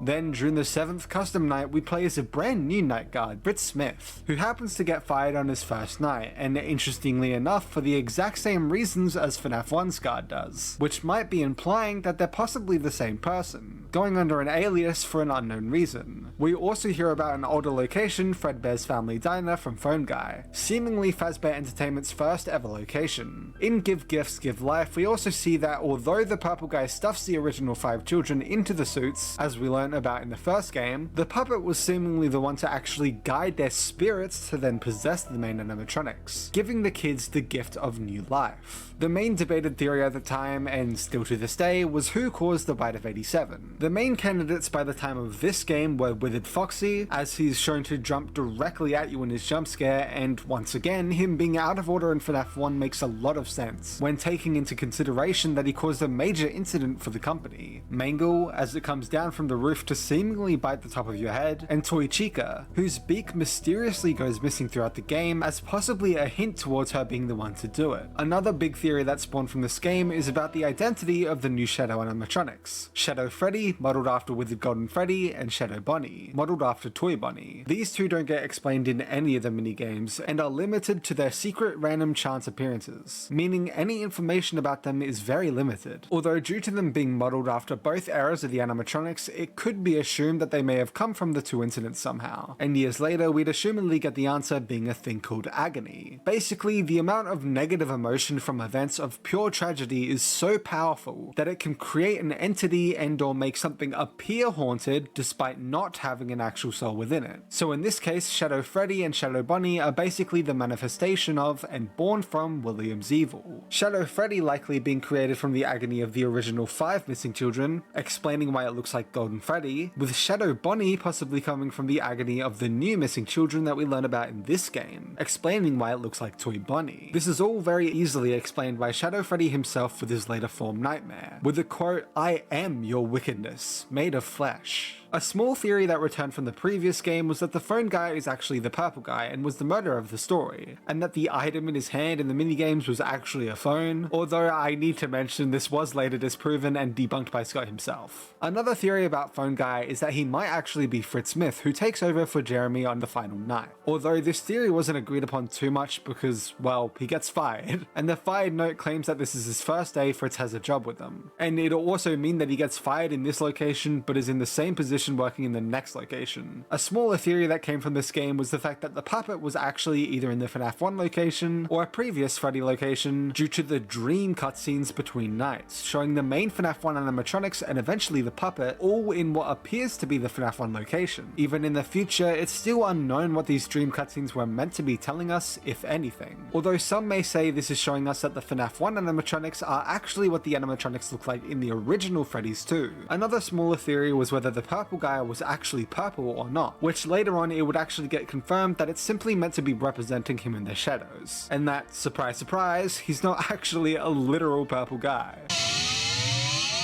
FNAF is almost 10 years old, and when I think about some of the most interesting theories, I have to mention the debate on purple guy and the potential of a pink guy. In Foxy Go Go Go, some theorists thought that the purple guy in the corner was actually pink, and therefore a different character altogether. This opened the door to so many different theories, from maybe purple guy was innocent, which was a theory that I really found interesting back in the day, to maybe purple guy was the phone guy and pink guy was the killer, to maybe these two were the owners of the restaurant together, and they had like conflicting interests in the restaurant. If you were a FNAF fan back in 2014 to 2015, you'll surely feel nostalgic about this one, because it was very prolific back in the day. And while I never personally believed this theory, I thought the potential to have 2 killers, or even 1 killer and 1 good guy, would have been a very interesting aspect for the series. So you can give this theory a psychic approved stamp, or something. I don't know, moving on! This is the only game where none of the animatronics have multiple jump scares. FNAF 2 was created with the main idea that it should be crazy, chaotic, and simply create overwhelming panic. Scott has also mentioned that he knew FNAF 2 was going to be industrial styled. Toy Chica missing her beak was a way to distinguish her stage presence from a monster coming to get you presence, as if she entered an attack mode of sorts. Scott simply didn't think Toy Chica by herself was scary enough, so removing the beak helped make her look a little more unsettling. Scott made the minigames happen during deaths as he didn't want the player to feel like they're forced to sit through cutscenes, and he felt like it was an unexpected and interesting way to make the game more fleshed out without interfering with the main gameplay too much. In-game, the withered animatronics are never referred to as the withered animatronics. It's simply just Freddy, Bunny, Chica, etc. This was just a nickname the fandom gave them, similar to Golden Freddy, which this game now adopts as his animatronic name. FNAF 2 was the quickest sequel to come out in the franchise, releasing only 95 days after FNAF 1's original August 8th release, and only 85 days if you're using FNAF 1's Steam release. When asked why Toy Freddy doesn't get really anything unique in FNAF 2, and then later in the games gets left out, Scott replied, "You people don't understand Toy Freddy. He's a very reclusive and private animatronic. He spends his evenings curled up reading a good book. He doesn't like the limelight, so please be respectful of Toy Freddy. He's retired. Scott has stated that Shadow Bonnie was the easiest animatronic to model, simply dipping Toy Bonnie in black and calling it a day. When asked if Mangle was vegan, Scott replied, "I know this is a question that has been burning a lot of the fan base, so I'll settle it. No, Mangle is not vegan. However, Mangle is gluten-free." Just like FNAF 1, Scott Cawthon played Phone Guy, and both Ian and Braden Cawthon beta tested the game. Paolo Quartuccio composed the trailer's music, while, like FNAF 1, Bjorn Lin composed the original stock title music, while Leon Riskin composed the remastered title music. Again, all of the audio came from Sound Ideas and SoundDog. The toxicity meter was originally made to stop you from just keeping the mask on the entire night. You would put on the mask and the meter would start running out. Scott solved the issue by instead making winding up the music box a requirement, and having Foxy be immune to the mask. The file for this feature is still actually in the files. Toy Chica was originally going to have a similar feature to Toy Bonnie, appearing in the office / behind the mask for a brief amount of time before disappearing. This was later repurposed for Ultimate Custom Night, where both Toy Bonnie and Toy Chica appear in the office, requiring you to use the mask. This image of the puppet is titled Puppet in Office, meaning that at one stage the puppet was meant to appear inside the office itself before killing you. It's possible that Scott instead switched this for the puppet having a chance to appear in the camera feed while coming towards you. Similar to the first game, both the live system and the leftovers from the demo are still in the game files. Also within the game files is an image called Mike that looks like a skull. It's unknown what purpose this would have served. Originally, after you saw either the secret Endo 02 or Shadow Freddy, you would hear this sound effect before they would disappear after only half a second, with 3 seconds of static right after. It's assumed that Mangle was originally going to have a hook as shown in this teaser, having a shinier and more toy looking hook than the original Foxy. One Night at Freddy's. Survived the first night. 2 Nights at Freddy's. Survived the second night. 3 Nights at Freddy's. Survived the third night. 4 Nights at Freddy's. Survived the fourth night. 5 Nights at Freddy's. Survived the fifth night. You Stayed. Survived the sixth night. You Tampered. Complete the custom night with all AIs set to 20. You Tried. Play all the mini games. You Soothed. Keep the music box wound above 50% for all of night 4. And you Failed. Experience a jump scare and then something more. Scott knew what he was doing at this point and quickly began work on the third installment of the series. He started teasing the game on his website once again with a simple teaser that only said offline. However, the community was smarter now and immediately brightened it up to reveal a large 3 in the bottom right to confirm that there's another FNAF game coming. And upon checking the source code, there was a message that simply said soon, which appeared on the website a split second before the offline image loaded. Over time, he added to the source code, stating 5 Nights at Freddy's 30 years later, only one. Then over Christmas, simply adding 5 Nights at Freddy's. Taking a break. Merry Christmas, everyone. He then changed the offline teaser to include Merry Christmas, and then on January 2nd, he then changed the teaser to an image of a new animatronic, with the text, "I am still here," once again with a 3 in the bottom right upon brightening the image up, and "I remain" in the source code. And at this point in time, everyone believed that this animatronic was Fredbear. The next teaser included a box of animatronic parts, and upon brightening it up, revealed the new animatronic's full body. He then released the trailer on YouTube, showing off a new location and cutscenes of the original animatronics, as well as the new animatronic twitching in a room, and its jump scare. It seems that we might be revisiting something FNAF 1 related in this game, and it turns out that the new animatronic isn't Fredbear, but a Bonnie variant. The next teaser featured the map of the new location, and upon brightening it up, showed vents connecting places together. It seemed that we'd be monitoring more than 2 vents this time. The 5th teaser featured an image of a withered looking balloon boy with the text "Guess Who,"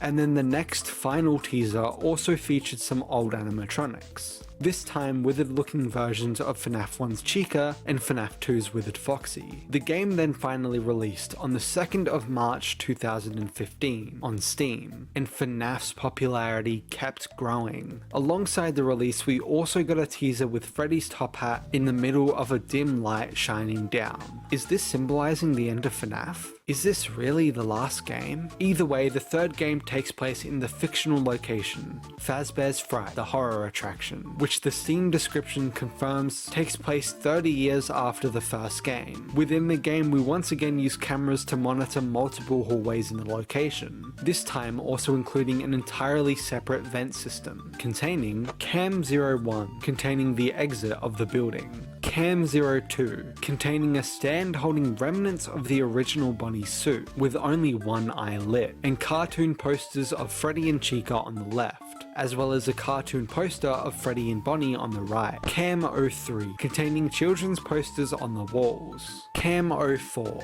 containing the original Foxy's head on the wall with one eye lit, with some children's drawings on the walls. Cam 05, containing a pizza cutout on the right wall, a view of the next camera's arcade machine, and more cartoon posters on the left wall. Cam 06, containing a Bonnie-themed arcade machine next to another unseeable arcade machine. Cam 07, containing a Freddy-themed arcade machine next to a Foxy-themed arcade machine. Cam 08, containing the original Chica's head on the ground with both eyes lit, the original puppet's mask on the wall, more children's drawings on the wall, and some presents stacked up. Cam 09, simply just a hallway with a cartoon Bonnie poster on the wall and a cartoon Freddy poster at the very end of the hallway. Cam 10, containing another exit to the building with a cartoon Freddy poster on the wall. Cam 11, Vent Cam 1, simply just a vent. Cam 12, Vent Cam 2, simply just a turning vent. Cam 13,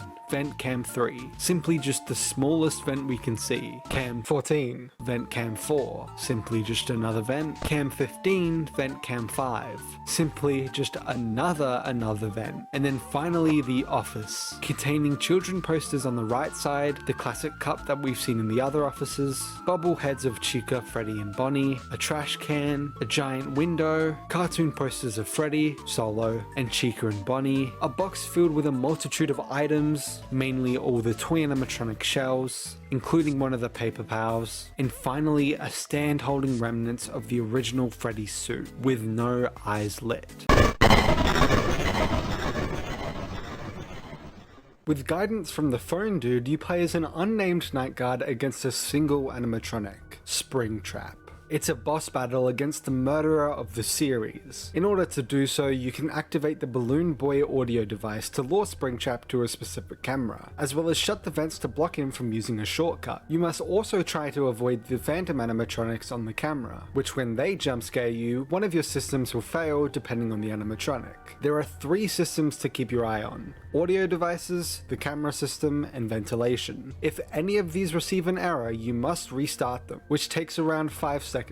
And if multiple of them require restarts, you can reboot all, which takes around 9 seconds to complete. You can receive an error by more than just the phantoms, however, as over the week the camera system and ventilation fail more and more randomly. The audio device, however, has a set amount of uses each night before it automatically shuts down. Night 1 you have unlimited uses, night 2 you have 10 uses, night 3 you have 4 uses, night 4 you have 3 uses, and night 5 plus you only have 2 uses. At the end of each night, you will get an end of night minigame, which I'll show in full later, where in the first game's now abandoned location, you play as Freddy, Bonnie, Chica, and Foxy as they wander the building, being guided by Shadow Freddy. Once you follow Shadow Freddy to the safe rooms, you'll receive an error, as the animatronics aren't meant to see or access that room, and Purple Guy returns to dismantle the animatronics, ending the minigame. After 5 full nights, you play as the child/ghost of Golden Freddy, and go to the safe room, this time able to enter. You see the ghost of the other 4 animatronics standing in a line alongside William, stressing out and confused, and a Spring Bunny suit. You must chase him around over and over before eventually he rushes to the Spring Bunny suit.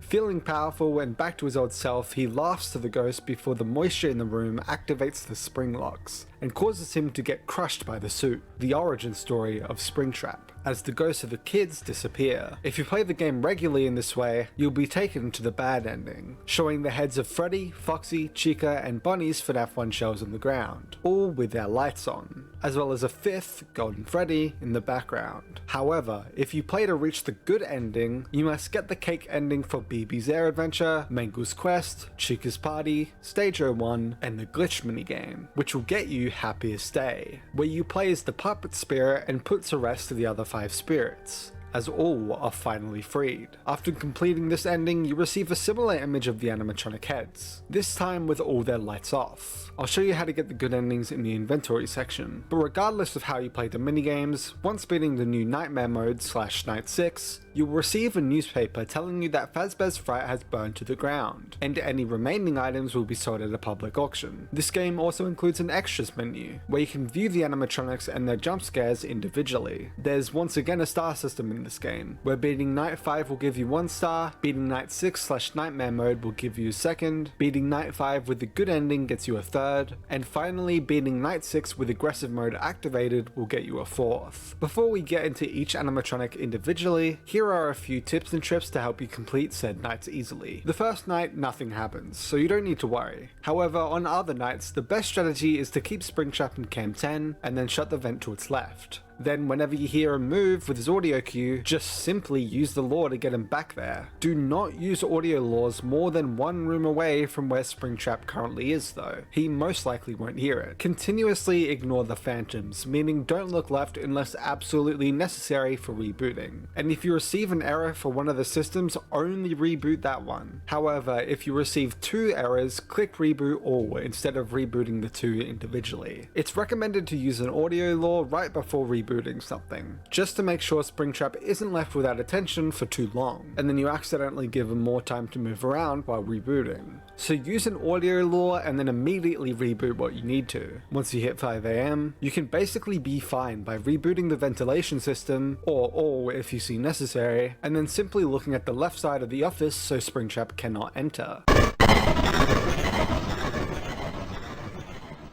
Springtrap. The main villain of FNAF is now trapped inside the old Spring Bonnie suit that has now turned green, decayed, and withered with time. Springtrap has pale grey eyes, and he has visible mixes of his corpse, the endoskeleton, and of course the suit. During gameplay, Springtrap will usually start from Cam 10, Cam 9, or Cam 8, and will travel the fastest way towards you as possible, meaning if the vents aren't closed, he's going straight in to speed up the process. Once he's in your office window, he'll wait for you to open your cameras or control panel to move towards your door, where he'll wait for you to look away to come and jump scare you. Like mentioned previously, the main way to avoid Springtrap is to lure him 1 room away from his current location, or if he's already far away enough, you can just keep him in place. However, if he's at your office already, there's no real way to stop him from continuing, before a system will inevitably crash and he'll jump scare you anyway. On the first night, Springtrap is gone and doesn't appear once. However, his AI is a little different than usual as the nights increase. His AI level simply becomes the night number, besides night 6 where it's jumped to 7. This is how each animatronic in this game's AI is set. I've done some research and seemingly no one really knows how his specific AI works. He's basically just aggressive and random, so good luck. Phantom Freddy, a greenish burnt looking version of Withered Freddy. During gameplay, he will randomly cross the hallway window and will jump scare you if you stare for too long, and will take out your ventilation system. He starts appearing on night 3, and every 60 seconds he has an AI level in 12 chance to appear, and if he's visible from anywhere around 2.5 to 4 seconds, he will jump scare you. He's also forced to spawn at 4 AM each night after 3. Phantom Chica, a greenish burnt looking version of original Chica. During gameplay, she appears on the arcade machine in Cam 7. She starts appearing on night 3, and every 20 seconds she has an AI level in 10 chance to appear, if you aren't looking at Cam 7. And when she succeeds and you do look at Cam 7, she will appear. After around 0.83 to 1.3 seconds, she'll jump scare you if you're still on that camera, and take out your ventilation system. She's also forced to spawn at 5 AM each night after 3. Phantom Foxy, a greenish burnt looking version of Withered Foxy. During gameplay, he appears in the office and starts appearing on night 2. Every time you open the cameras on night 2, he has a 1 in 1,000 chance to appear. Night 3, a 1 in 50 chance. Night night 4 a 1 in 25 chance, and a 1 in 10 chance for nights 5 and 6. As soon as the middle of your screen overlaps with him, he'll jump scare you and take out your ventilation system. Phantom Mangle, a greenish burnt looking version of Mangle. During gameplay, she appears on cam 4 and starts appearing on night 3. Every single time you open the cameras, she has an AI level in 7 chance to appear, and when succeeding he'll appear when you check cam 4, and after around 0.83 to 1.3 seconds, she'll later attack you from your office, and break your audio device if the camera is not opened. Phantom Puppet, a greenish burnt looking version of a puppet. During gameplay, it appears on cam 8 and starts appearing on night 4. Every 20 seconds it has an AI level in 10 chance to appear if you aren't looking at cam 8, and when succeeding, if you look at cam 8 it will appear, and after around 0.83 to 1.2 seconds it will jump scare you. For the next 16.63 seconds you will not be able to use the cameras or maintenance panel. Phantom Balloon Boy, a greenish burnt looking version of Balloon Boy. During gameplay it appears on any camera besides the vents, and every 20 seconds he has an AI level chance in 10 to appear, and if you can go to cam 1, 7, 9 or 10 he'll show up, and if he's visible from anywhere around 0.85 to 1.5 seconds he will jump scare you.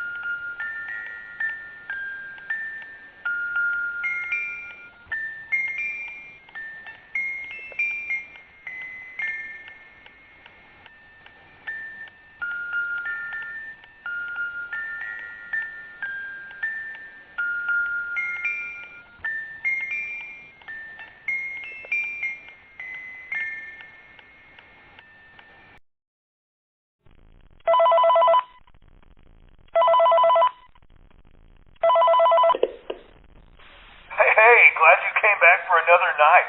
I promise it'll be a lot more interesting this time. We found some great new relics over the weekend, and we're out tracking down a new lead right now. So let me just update you real quick, then you can get to work. Like, the attraction opens in like a week, so we have to make sure everything works and nothing catches on fire. When the place opens, people will come in at the opposite end of the building and work their way toward you, then past you and out the exit. Yeah, you've officially become part of the attraction.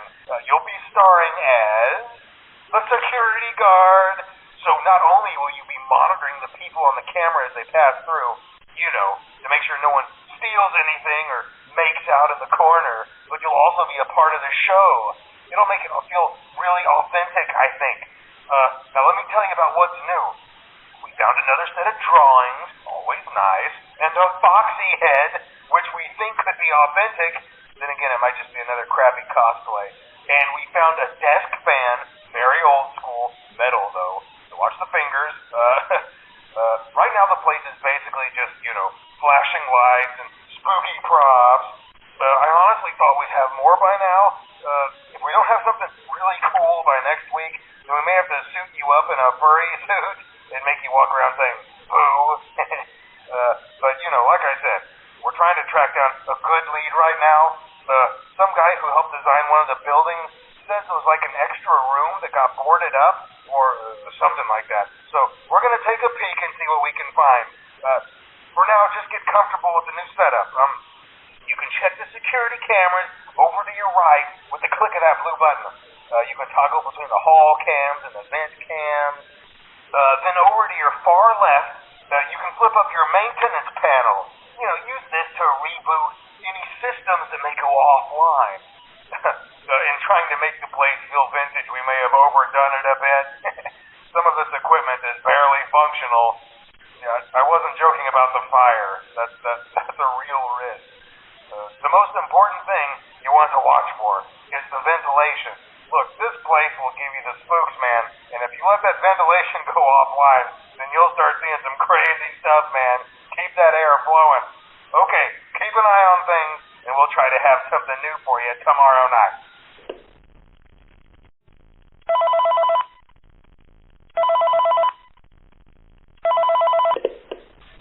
Hey man, okay, I have some awesome news for you. First of all, we found some vintage audio training cassettes. Dude, these are like prehistoric. I think they were like training tapes for like other employees or something like that. So I thought we could like have them playing like over the speakers as people walk through the attraction. Dude, that makes us feel legit, man. But I have an even better surprise for you. And you're not gonna believe this. We found one. A real one. Gotta go, man. Well, look, it's in there somewhere. I'm sure you'll see it. Okay, I'll leave you with some of this great audio that I found. Talk to you later, man. Hello? Welcome to your new career as a performer/entertainer for Freddy Fazbear's Pizza. These tapes will provide you with much-needed information on how to handle/climb into/climb out of mascot costumes. Right now, we have two specially designed suits that double as both animatronic and suit. So please pay close attention while learning how to operate these suits, as accidents/injuries/deaths/irreparable and grotesque maimings can occur. First, we will discuss how to operate the mascots when they are in animatronic form. For ease of operation, the animatronics are set to turn and walk towards sound cues. This is an easy and hands-free approach to making sure the animatronics stay where the children are for maximum entertainment/crowd-pleasing value. To change the animatronics to suit mode, insert and turn firmly the hand crank provided by the manufacturer. Turning the crank will recoil and compress the animatronic parts around the sides of the suit, providing room to climb inside. Please make sure the spring locks are fastened tight to ensure the animatronic devices remain fixed. We will cover this in more detail in tomorrow's session. Remember to smile. You are the face of Freddy Fazbear's Pizza.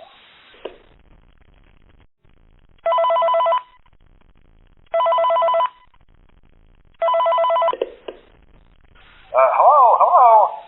For today's lesson, we will be continuing our training on proper suit handling techniques. When using an animatronic as a suit, please ensure that the animatronic parts are tightly compressed and fastened by the spring locks located around the inside of the suit.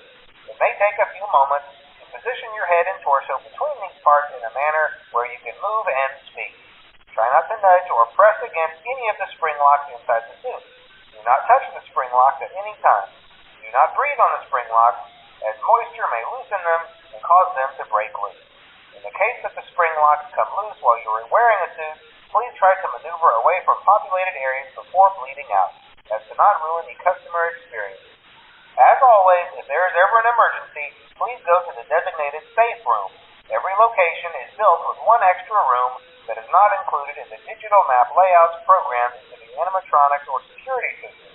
This room is hidden to customers invisible to animatronics, and is always off camera.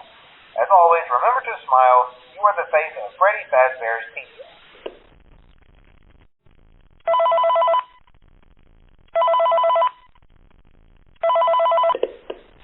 Hello. There's been a slight change of company policy concerning use of the suit. Don't.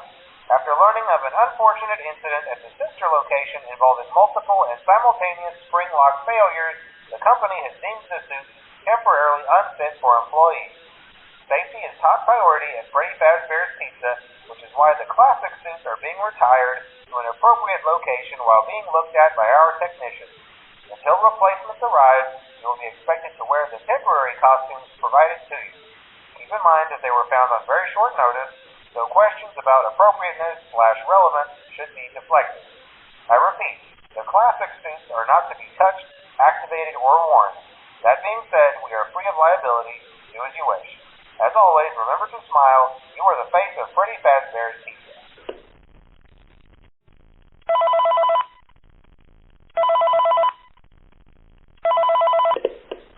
Hello. This is just a reminder of company policy concerning the safe room. The safe room is reserved for equipment and or other property not being currently used and as a backup safety location for employees only.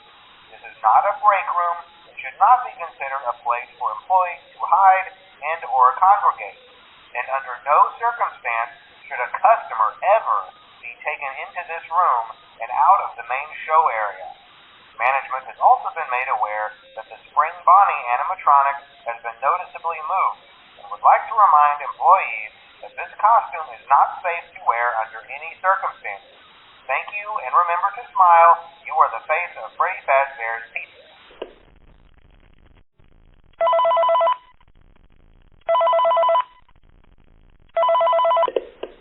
Hello. This is just to inform all employees that due to budget restrictions, the previously mentioned safe rooms are being sealed at most locations, including this one. Work crews will be here most of the day today, constructing a false wall over the old door face. Nothing is being taken out beforehand, so if you left anything inside, then it's your own fault. Management also requests that this room not be mentioned to family, friends, or insurance representatives. Thanks again, and remember to smile. You are the face of Freddy Fazbear's Pizza.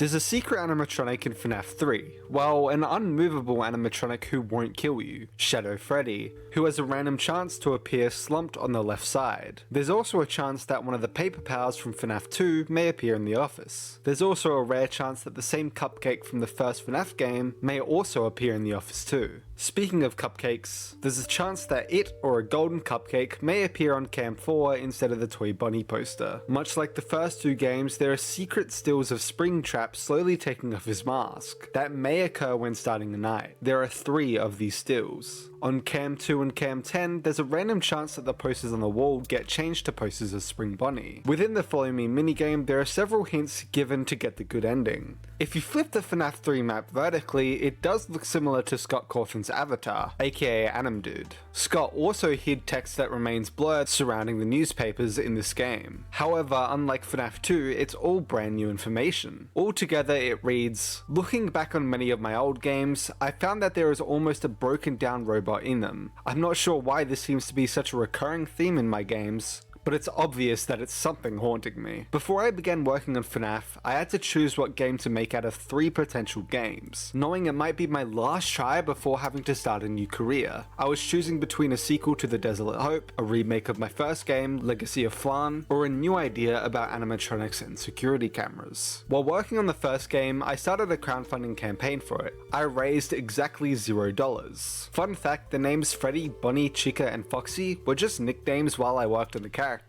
I was planning on giving them official names later, but had grown very fond of them by the time the game was done. In the original game, Freddy was never originally meant to move around the diner, and was only meant to get you if your time ran out. This was changed before release. In real life, I tend to have waking nightmares, meaning that I walk in my sleep, etc. One night, I dreamt that Bonnie was in the hall outside of my door. As I jumped out of bed and rushed to hold the door shut, I discovered that the door was locked and it filled me with dread. In FNAF 1, when the doors don't work, it means something is already in your office. So when I felt the door was locked, I felt like Bonnie was in my bedroom and was about to get me. Thankfully, I woke up. I actually modeled the Foxy character on my laptop while riding on a 24-hour drive to visit my in-laws over the summer of 2014. It's very difficult to model a 3D character on a bumpy car ride. Maybe this is why Foxy looks so torn up. While we were there visiting, my kids got to experience Foxy's jump scare for the first time. Finally, if you brighten the newspaper at the end of the game, it will show that Springtrap may still live on. And as always, you can honk Freddy's nose above the box.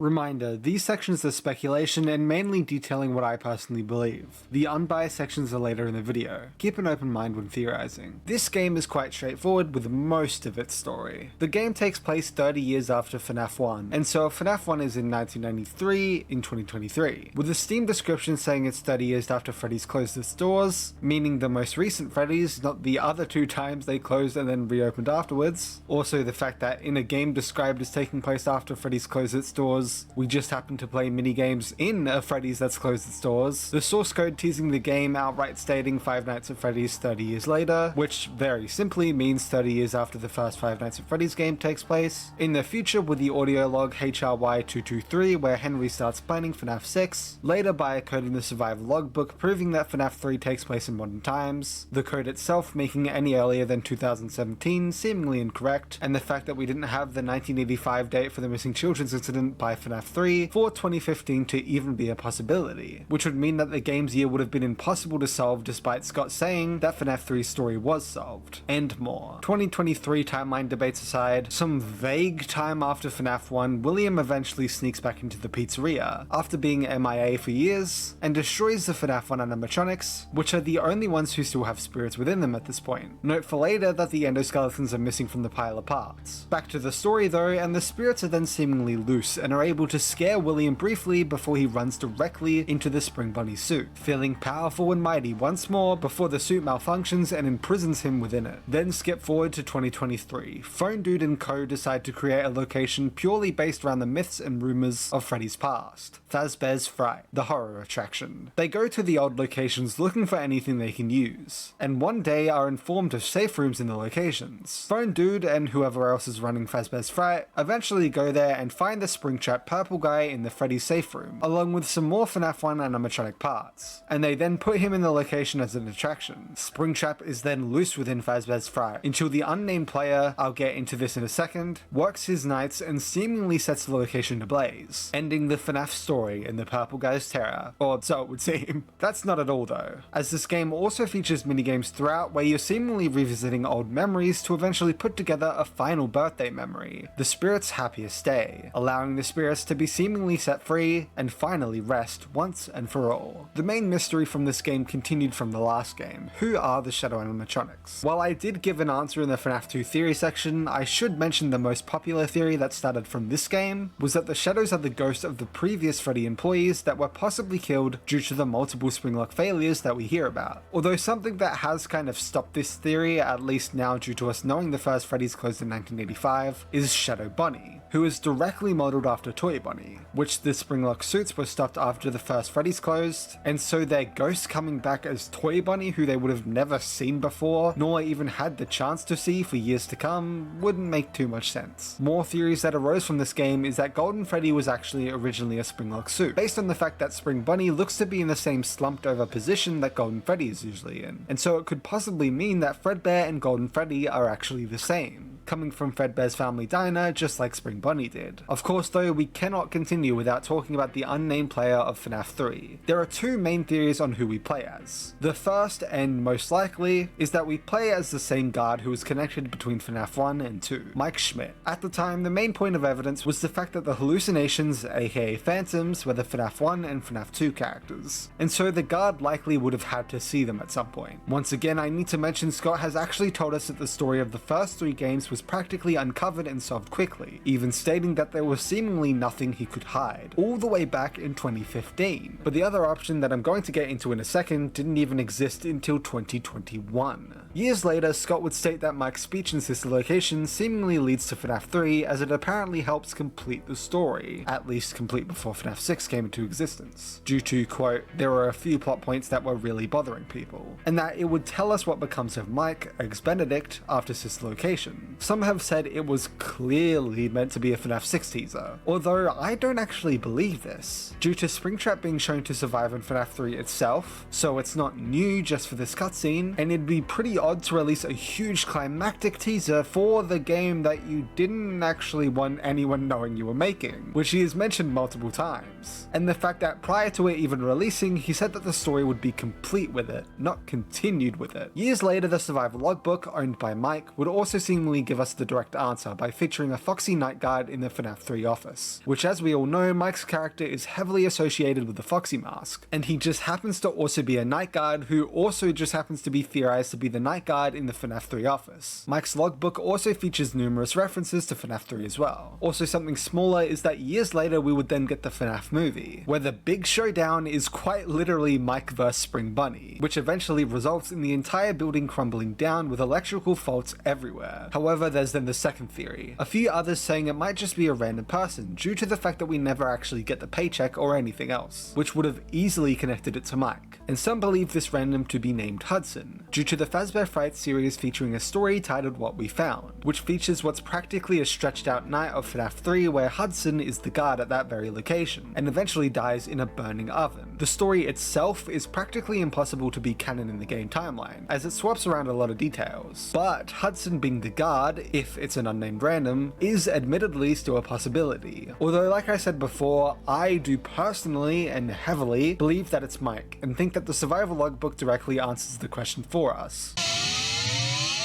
My favorite kinds of FNAF theories are ones that take one weird detail and just run with it. One of those details comes back in Five Nights at Freddy's 3. Besides the first 1.5 nights, the phone calls in this game are replaced with tape recordings of a Fazbear employee that worked at a location with Springlock suits. The very same employee is FNAF 1 and 2. Well, that or Scott just is bad at doing multiple voices. One of the tapes gives us a lot to theorize about, talking about how, due to multiple Springlock failures, the Springlock suits have to be shut down and sent to a sister location. That's great information to work with, but I feel like it overshadows the very next sentence in the tape. Quote, Until replacements arrive, you will be expected to wear the temporary costumes provided to you. Keep in mind that they were found on very short notice, so questions about appropriateness/relevance should be deflected. Now this could just be a throwaway line, but what if it isn't? What suits would be irrelevant to the Fazbear brand? There are so many options for this, and some of the common theories I've heard is that this could be an explanation for Shadow Bonnie and Shadow Freddy. They're the right suits, but they're the wrong color. Another theory is that this explains the non-FNAF character masks we see in Happiest Day, like this alligator who came out way before Montgomery. But 8 years later, Ruin gave us another possibility. In the room we encounter the Mimikin, we also see felt costumes of an elephant, a non-Chica bird and presumably a lion costume that the Mimic has commandeered once we encounter him. If these suits were in the basement of the FNAF 6 location, then it could be implied that Fazbear owned them in general and they were lying around. But we've never seen these characters. Maybe these felt suits are the replacements that we heard about all the way back in 2015. Scott has stated that he literally did not sketch out Springtrap. He just started modeling him and he just came together. Although he does admit that it took him a lot longer to model him than the previous animatronics at that time. He has also stated that FNAF 3 was made with the idea that it was meant to have a green color scheme and that it should be a very personal experience, the complete opposite of FNAF 2. Scott states that he thinks FNAF 3 was originally going to be the final game, and that this is where he started to be driven by criticism more than before. So when the jump scares were a constant complaint, that really bothered him, causing him to level them up in FNAF 4. Scott has also joked in the past that Phone Dude was voiced by some random guy he found outside his house. Phantom Mangle does not appear in the extra menu for absolutely no reason. Alongside Ultimate Custom Night, this is one of the only FNAF games to not have Freddy as its game icon. Due to Markiplier's 7th FNAF 3 video, Aggressive Nightmare Mode, Scott added the 4th star into the game, stating, "Okay Mark, I added a 4th star to the game just for the overachievers such as yourself. I wasn't even sure if this was possible." Currently, FNAF 3's trailer is the most viewed video on Scott's channel with 32 million views. However, it might be passed by Sister Location's trailer, which itself only has 800,000 less views. Just like FNAF 1 and 2, Scott himself voices Phone Dude as well as the Retro Phone Guy, and again, both Ian and Braden Cawthon beta tested the game. Emmett Cookie composed the trailer's music, while, like FNAF 1 and 2, Bjorn Lin composed the original stock title music and ambience, while Tim Giuliano composed the original good ending music, and Leon Riskin composed the remastered title and good ending music. Again, all of the audio came from Sound Ideas and SoundDog. Within the trailer for FNAF 3, we see a glimpse at a cutscene of the original animatronics for some random reason, and so it's assumed that this was originally going to be where the Follow Me minigames are now placed. Instead of 2D minigames between each night, it may have started out as a 3D cutscene, akin to the dream cutscenes between each night in FNAF 2. In the game files, there is a seal vent button, which was going to be used similar to the audio lore, being a button above the map toggle that activates said action in the camera you're viewing. This of course was replaced by double clicking the vents instead. Also within the files is an image for a 7th night, which could have possibly been what the aggressive mode was going to be before it got turned into just a selectable mode, which would make sense since not even Scott thought it was a possible night, as well as an alternate /green image for the second night text akin to night 1. For some reason there are multiple stills of the puppet in the files, as well as a table from the Save Them minigames, and once again the scrapped life system, all of which are from the second game. It's unknown why various files from a previous game keep ending up in the next, but either way there are also still leftovers from the demo. Similar to FNAF 1, in the old mobile port, pre-ClickTeam's remastered updates, when you started the game there was an image of Springtrap with his mouth hung wide open that would appear before the main menu appeared.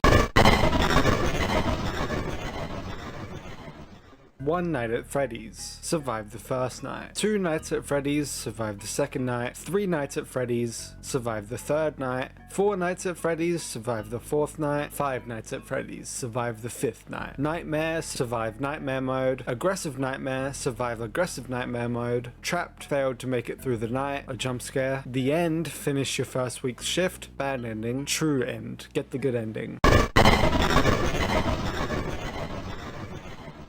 After the success of FNAF 3, it was time for Scott to end this story that he'd been building since the beginning. Everyone knew that he was developing something new when Freddy's top hat was taken from the previous teaser. Soon after, we got a teaser for a nightmarish version of Freddy with smaller Nightmare Freddys on his body. A 31st of October 2015 release date, and the game being called FNAF, the final chapter. If you brighten up the image, you can also see the tagline Nightmare, meaning this new set of animatronics are going to be called the Nightmare animatronics. The next teaser was similar, another solo character image of a Nightmare animatronic. this time Bonnie with the tagline "Was it me?", referring to the repeating 87s in the source code, referencing the bite of 87. Next we got a good look at Nightmare Chica and a Nightmare Cupcake, again with the tagline "Was it me?", and then finally we got Nightmare Foxy with the tagline "All me." The fifth teaser didn't show another animatronic, but it showed a similar spotlight to the first teaser, shining on a purple top hat and bow tie, most likely being the Nightmare Golden Freddy or Fredbear variant of this game. After brightening the image, you can see a new tagline saying "Property of Fredbear's Family Diner." We then saw the Nightmare Golden Freddy / Fredbear variant better in the next teaser, now a grayscaled Nightmare Fredbear, whose name was solved by the source code, with a giant stomach mouth. We then got our final teaser for the game, a single hallway with a small Springtrap looking figure named Plushtrap on a chair with a tagline "Terrible things come in small packages." Then, on the 14th of July, the Steam page dropped, alongside the official trailer for the game showing off the new animatronics, new bedroom location, and of course, a jump scare. Surprisingly, the game then released on the 23rd of July, months earlier than its original 31st of October release date. This actually got FNAF an official world record for most game sequels released in a year. This fourth game takes place in a random bedroom at an unknown date. Yes, this game is full of mysteries and unknowns. Within the game, we are simply limited to a single room and have no cameras, having to fend off against the nightmare animatronics on the bed, coming through the right hallway, coming through the left hallway, and peeking through the closet.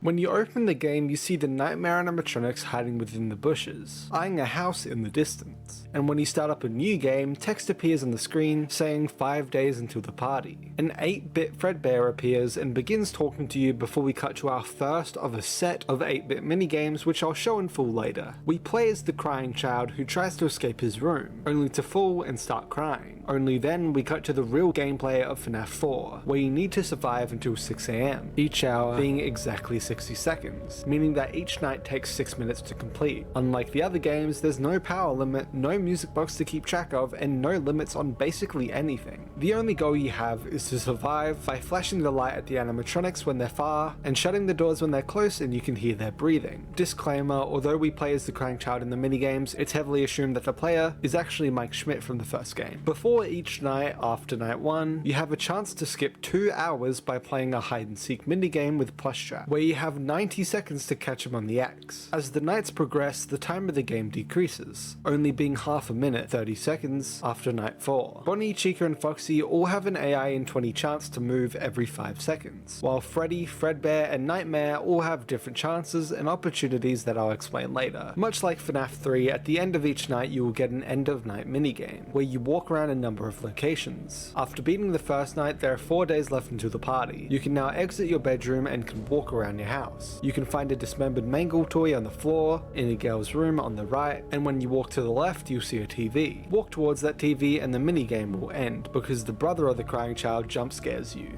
After night 2, there's 3 days left until the party. You're now at Fredbear's Family Diner and you've been left behind. As you try and leave, a man wearing the Fredbear costume stops you and forces you to go in the other direction. As you continue to the left, you eventually fall and cry. After night 3, there's 2 days left until the party. You're back at Fredbear's Family Diner and you can now exit. You can walk around the neighborhood, talk to any of the kids, who all reveal interesting information, and then you can travel back home. Once you go back into your bedroom, you'll be again jump scared by the crying child's brother. After night 4, there's only 1 day left until the party, but this time is different. You're locked in the parts and services room of Fredbear's, yelling for someone to let you out. You can't do anything besides scream and cry. After night 5, it's party time. The minigame opens on the crying child on the ground with the older brothers and his friends. The bullies tease him and eventually pick him up, taking him all the way to Fredbear and Spring Bonnie. The older brother tells his friends that the crying child wants to give Fredbear a kiss, and so they throw him into his mouth. They laugh until eventually Fredbear bites down on the crying child's head. After this, when you return to the main menu, you get 1 star and unlock the 6th night. After beating night 6, you get another minigame where the crying child is sitting with his plushies and someone is speaking to you as the rest of the plushies disappear. They tell you that they're sorry, and then someone else takes over talking, telling the crying child that he'll put him back together. Eventually, the Fredbear plushie then disappears, and the crying child cries even more as we hear a heartbeat flatline. This gets you a 2nd star and also unlocks a new night called Nightmare in the extras menu.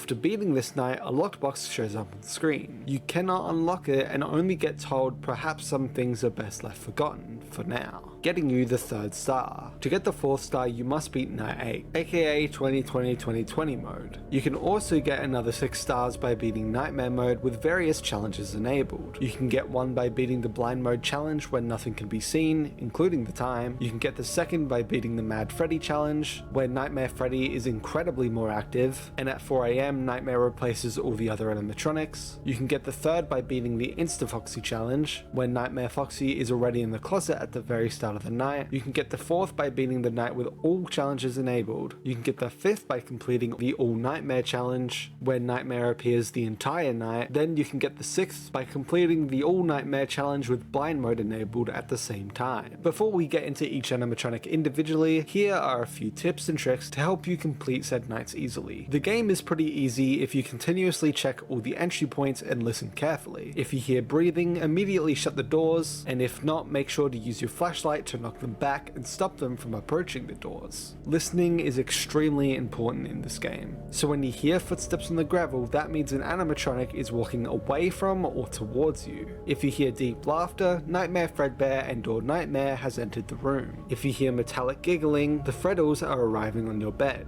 If you hear dishes clanking, Chica is currently in the kitchen, and if you hear a creak, Nightmare Foxy has entered the closet. Or you can also cheat and skip the nights completely by doing something new compared to the other games. On the warning menu, if you spam C and then go into any night, simply press S, C, and 6 and you can skip through the whole night. If you press S, C, and 4 instead, you can skip to 4 AM. If you press 1 instead of any of those, it will bring up a sound test.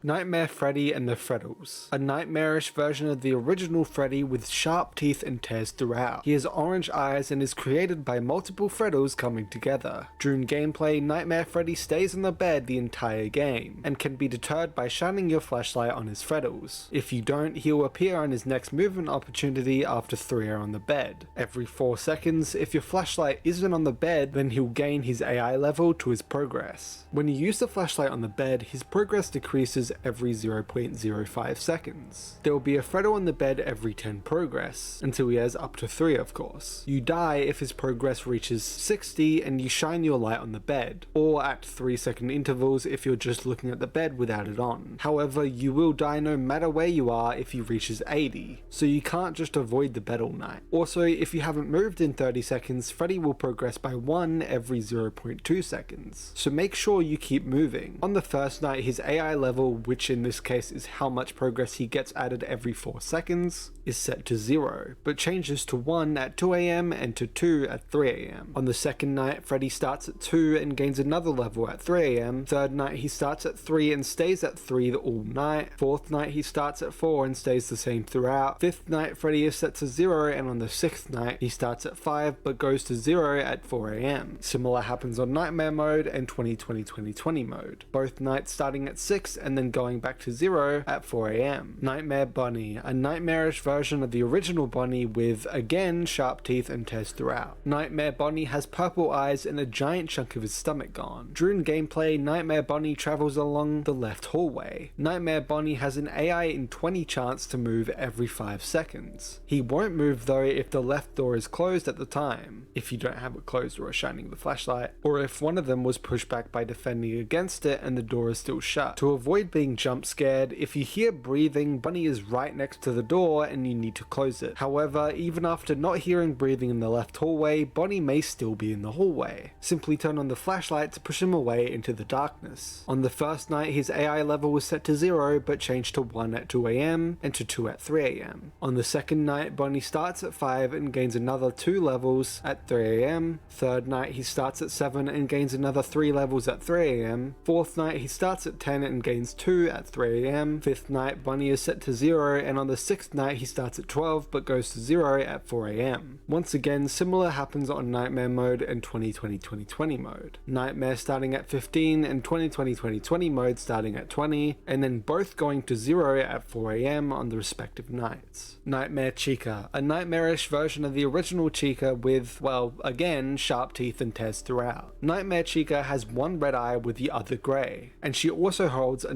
nightmarish version of the cupcake too. More about that little creature later. During gameplay, Nightmare Chica travels along the right hallway. Nightmare Chica has an AI in 20 chance to move every 5 seconds. Like Nightmare Bonnie, she won't move though if the left door is closed at that time, if you're listening/leaving the door open and don't have it closed and or are shining your flashlight, or if one of them was just pushed back by defending against it and the door is still shut. To avoid being jump scared, if you hear breathing in the right hallway, Chica is right next to the door, and you need to close it. However, even after not hearing breathing, Chica may still be in the hallway, so simply turn on the flashlight to push her away back into the darkness. Nightmare Chica actually has an identical AI to Nightmare Bonnie, only difference being that it's in the right hallway instead of the left. Nightmare Foxy, a nightmarish version of the original Foxy with sharp teeth and even more tears than usual throughout. Nightmare Foxy has orange eyes and turns from a small plushie in the closet into the full animatronic. During gameplay, Nightmare Foxy stays in the closet and has an AI in 10 chance to move every 5 seconds. Upon succeeding in a movement opportunity, he'll come down either hallway, and once you check the opposite door, he'll run into the closet. Then he will start with a random amount of progress from 3 to 7, and every second that you have the closet door closed, his progress is decreased. When his progress has reached 10, you'll die after running back from either door or the bed, or after a total of 15 seconds looking at the bed without running anywhere, he'll kill you. He's just a normal little plushie at progress 0 to 1, begins to stand up at progress 2 to 3, crouching at progress 4 to 5, and peeking out at progress 6 to 10 plus. On the first night, his AI level is set to 0 for the entire night. On the second night, Foxy starts at 1 and gains another 3 levels at 3 AM. Third night, he stays at 10 the entire night. Fourth night, he starts at 5 and gains another 5 at 3 AM. Fifth night, Foxy is also set to 0, and on the sixth night, he starts at 10 but goes down to 0 at 4 AM. And once again, similar happens on Nightmare mode and 2020-2020 mode. Nightmare starting at 15 and 2020-2020 mode starting at 20, and then both going down to 0 at 4 AM on the respective nights. Nightmare Fredbear, a nightmarish version of the Fredbear animatronic shown within the minigames, and basically the Golden Freddy for this game, with even sharper teeth and tears throughout. Nightmare Fredbear has red eyes, a purple bow tie and top hat, and also has a stomach that looks like a mouth full of teeth. During gameplay, Nightmare Fredbear has a movement opportunity every 3 seconds with an AI in 20 chance to move. Upon succeeding in a movement opportunity, he'll come down either the left or the right side, and if he's right next to the door for 10 seconds but you're at or go to the other door, he'll teleport to either the bed or the closet. His movement checks also use a number that changes every second, randomly either to 1 or 2. If it's the specific number for 30 seconds, he will laugh and then teleport to either the bed or the closet. This move can only be done 4 times on night 5 and 2 times any further nights. He has a 10% chance to fake a movement laugh every 10 seconds that he isn't on the bed, so don't always trust those laughs. Close the door on him if you hear him breathing or if he's in the closet, and use the flashlight on him if he's on the bed to push him away. He will kill you after being in the hall for 15 seconds on night 5 and 6, 10 seconds on Nightmare, and 8 seconds on 2020-2020 mode. He will also kill you after being on the bed or in the closet for 20 seconds on night 5 and 6, and 11 seconds on the other nights. He will also kill you if you haven't run in 25 seconds. Up until night 5, his AI level sits at 0, but on the 5th night, Fredbear is set to 12 for the full night. On the 6th night, he starts at 0 but goes to 15 at 4 AM. However, similar happens on Nightmare mode and 2020-2020 mode, starting at 0 in both and then going to the full 20 at 4 AM on both nights. But in these 2 nights, he looks a bit different. Nightmare, the same model as Nightmare Fredbear besides being black, having a yellow bow tie and top hat, and being transparent enough to see his endoskeleton. Everything is the same between the 2 characters, even the AI is the exact same. Nightmare specifically will take over at 4 AM in Nightmare and 2020-2020 mode. Plush Trap, a nightmarish, smaller and plushy version of Springtrap. It has black eyes and a whole unique minigame to itself, where it will move closer and closer to you, and you must turn on your flashlight when it's over the X in order to pass 2 hours instantly the following night. Every 2 seconds, Plush Trap has a random chance to move from his current position to the next, the only exception being when the minigame starts and when the flashlight is on. In both cases, he can start moving again after 4 seconds, and the most time he can take to move from his current position to the next is 8 seconds.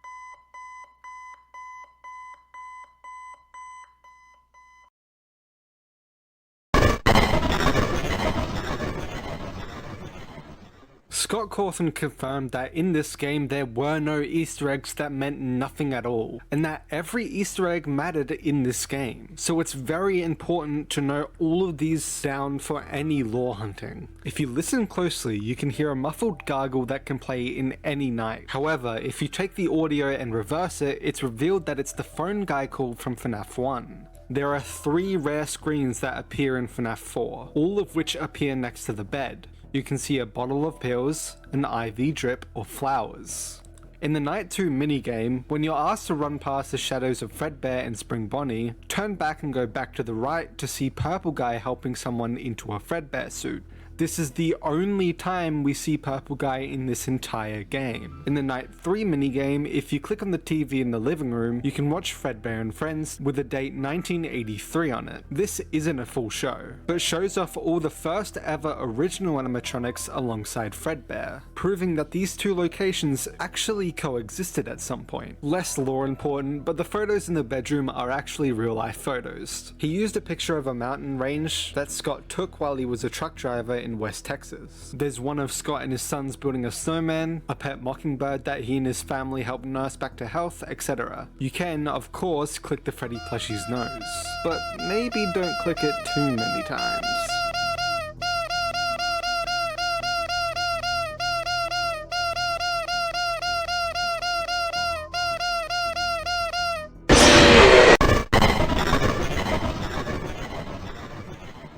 Reminder, these sections are speculation and mainly detailing what I personally believe. The unbiased sections are later in the video. Keep an open mind when theorizing. This game is where it starts to get a little difficult, to the point that once saying we had practically solved FNAF 1 to 3 back in 2015, he then said that FNAF 4 was the one no one got. This one caused a lot of confusion in the community for a long time, some of which still remains today. At the time, all we knew for certain was that back in 1983, the crying child was bullied by his brother, who we now know is Mike, for multiple days straight while gearing up for his big birthday party. Not at Freddy's, but at Fredbear's family diner, the first location in the entire timeline. This location featured Fredbear and Spring Bonnie both in their prime, with a secret showing that the Freddy's animatronics, Freddy, Bonnie, Chica, and Foxy, also existed at this point too, meaning the first ever Freddy's was probably open at the same time. Interestingly enough, in that secret, Fredbear is also grouped up with these 4, a hint at what would later become of Fredbear, becoming just a Golden Freddy, being grouped up with the other 4. Throughout each of the days, we see a Fredbear plush monitor his every move, even talking to him from time to time. Eventually, on the crying child's birthday, he would get bullied once again by Mike and his friends, being lifted and put inside of Fredbear's mouth, Fredbear malfunctioning and crushing the crying child. The crying child is then sent to the hospital, and after Mike apologizes, someone speaking out of the Fredbear plush states that they'll put him back together, and then we hear the heartbeat flatline as he dies. Then we come to the gameplay part of the story. For a while, the biggest and most popular theory was the infamous dream theory by Game Theory. The theory states that everything in FNAF was just a dream by the crying child on his deathbed. The original gang in the TV show, the FNAF 1 phone call, Toy Chica's missing beak on the toy, plush shop existing so early, etc. were apparently showing us that each game was a dream, mostly inspired by those things. This turned out to be false, and in retrospect, most of those Easter eggs have an answer that doesn't actually equal to Dream Theory. The TV show simply showing that the first Freddy's existed alongside Fredbear's in 1983, the FNAF 1 phone call instead revealing that we play as Mike, the older brother in this game, sometime after FNAF 1, having nightmares about his experience at Freddy's, with a similar gameplay mechanics and everything, and what happened to his brother, with the pills and hospital equipment randomly flashing in and out, Toy Chica's missing beak possibly being in reference to her being the cause of the infamous bite of 87, which to be fair, we did think this game was originally going to solve, as Scott trolled us leading up to the game by replacing the 87 in the source code with the 83, only in the last day or so, which most missed.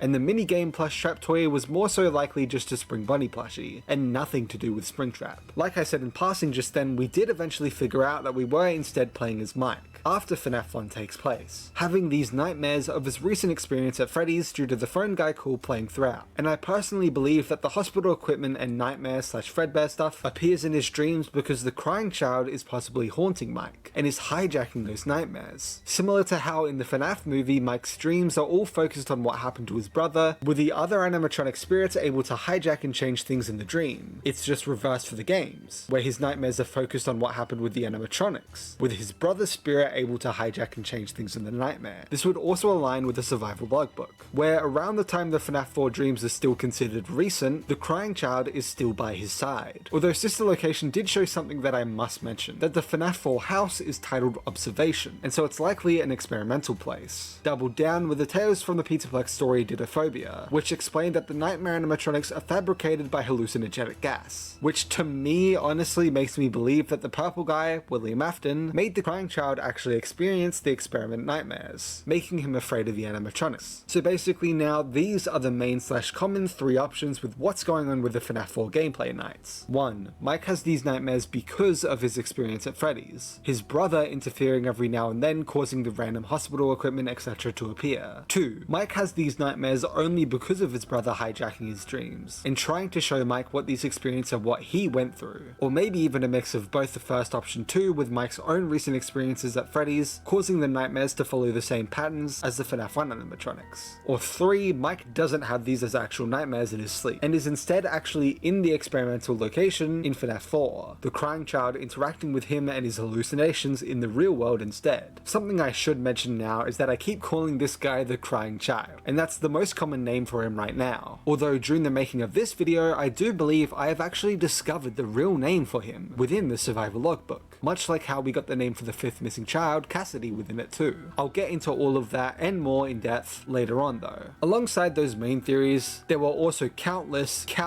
endless theories all about what was inside FNAF 4's box. But Scott has since mentioned how the contents of the box have actually been changed, and corrected multiple times in fear of how the fans would accept the answer. And so honestly, there's no real point in actually trying to figure out what's inside the box, as the correct answer figured out today may not actually be the correct answer figured out years later. He would later talk about the box in Dorko's second interview with him. Despite not being satisfying, whenever he's making these games, there's a lot of things in his head that are just flowing ideas, and they're just the first half of something. What's there on the other end is definitely there, but he must progress to it. He knows something is there, and he makes the roads to get there for that to be revealed, but sometimes when he progresses, the roads aren't the same as the ones that were planned before. Even though at the time something was definitely there, the progression of the story didn't actually go there, and so the strings never got pulled, and the other half of the idea remained in the ether. There is something in the box, but he never pursued it, and so he doesn't know if he can find it again. We all know Nightmare from FNAF 4. A decent amount of us also know that Nightmare is referred to as Shadow Freddy in the FNAF 4 files. Those who know this accepted that and went on their way. But how? How can these two characters be the same? To that, we have to go to the books. We specifically have to look at the hide-and-seek story. In the story, Shadow Bonnie gains more power and agony from Tobias' emotions and grows stronger, and Shadow Bonnie's form becomes more nightmarish. It gets bigger, grows sharper claws, and gains teeth. I think that this is trying to show us that when empowered with enough agony, or more specifically, emotional energy, the shadows can grow into more nightmare-like creatures. So let's look at Nightmare, and his particular voice line that he says to William. What this means is that Shadow Freddy is made more powerful from the actions and grief surrounding William's misdeeds, which was killing and torturing children, eventually becoming the freak of nature we see in FNAF 4. In Hide and Seek, as Shadow Bonnie grows in power, he gets closer to Tobias. In FNAF 2, Shadow Freddy's in the back room. In FNAF 3, he's right next to Michael. In the FNAF 4 gameplay, he's actually able to attack in his upgraded form, Nightmare. I think Hide and Seek was trying to reveal to us the nature of agony entities in this way. Plush Victim is built of the idea that the Bite Victim we play as in Five Nights at Freddy's 4's minigames doesn't possess an animatronic, but rather the plushies he was holding in the hospital, which during the events of FNAF World are placed inside of the MCI, making his memories shattered amongst them, and why Happiest Day was his birthday, yet set the other 5 kids free. An alternative would include Michael Afton as the 6th piece of the Bite Victim, explaining why he seems to have Bite Victim's memories during the events of FNAF 4, why he can manipulate Mike's logbook, and gives a potential answer as to what Midnight Motorist was about. One of FNAF's most mysterious games has to be FNAF 4, with everything we know from before coming now directly to our own home. Whilst I'd love to sit here pondering who might be in that stupid box, Hyperdroid has asked me for around a minute-long summary, not a 12-hour essay. So whilst we have Dream Theory, some things being real, some things being only in the mind, and these things in the franchise, let's talk about the belief surrounding the Nightmare animatronics. The nightmares are big, and to be honest, terrifying, giving little me nightmares. But are they real? With FNAF 4 supposedly taking place above FNAF's sister location, the FNAF 4 protagonist was the perfect lab rat to test out William's tech. But why would he do that to his own child? It's almost like he's insane or something. The story once went that William was using illusion disc tech, showcased in the Twisted Ones novel, to make the nightmares look like nightmare fuel. Whether the nightmares are real or not is always up for interpretation, but with characters like the Freddles being straight up hallucinations, and Nightmare Freddy explaining that he was remade by Cassidy, topping it all off with Nightmare Fredbear supposedly in Afton Purgatory during UCN, saying, "This time, there is more than an illusion to fear." Hinting that previously they were nothing more than an illusion. It is heavily suggested that they were real, just hallucinations within the mind, rather than having any physical presence. Before we move on though, the Halloween edition of this game released on the 30th of October 2015, and changed each animatronic to a different character / model besides Nightmare Freddy and Nightmare Fredbear. Nightmare Bonnie becomes Jacko Bonnie, Nightmare Chica becomes Jacko Chica, Nightmare Foxy becomes Nightmare Mangle, Nightmare itself becomes Nightmarion, aka Nightmare Puppet, and finally Nightmare Plush Trap becomes Nightmare Balloon Boy, the minigame now being called Fun with Balloon Boy. The only other change is that the minigames are now filled with Halloween decorations throughout.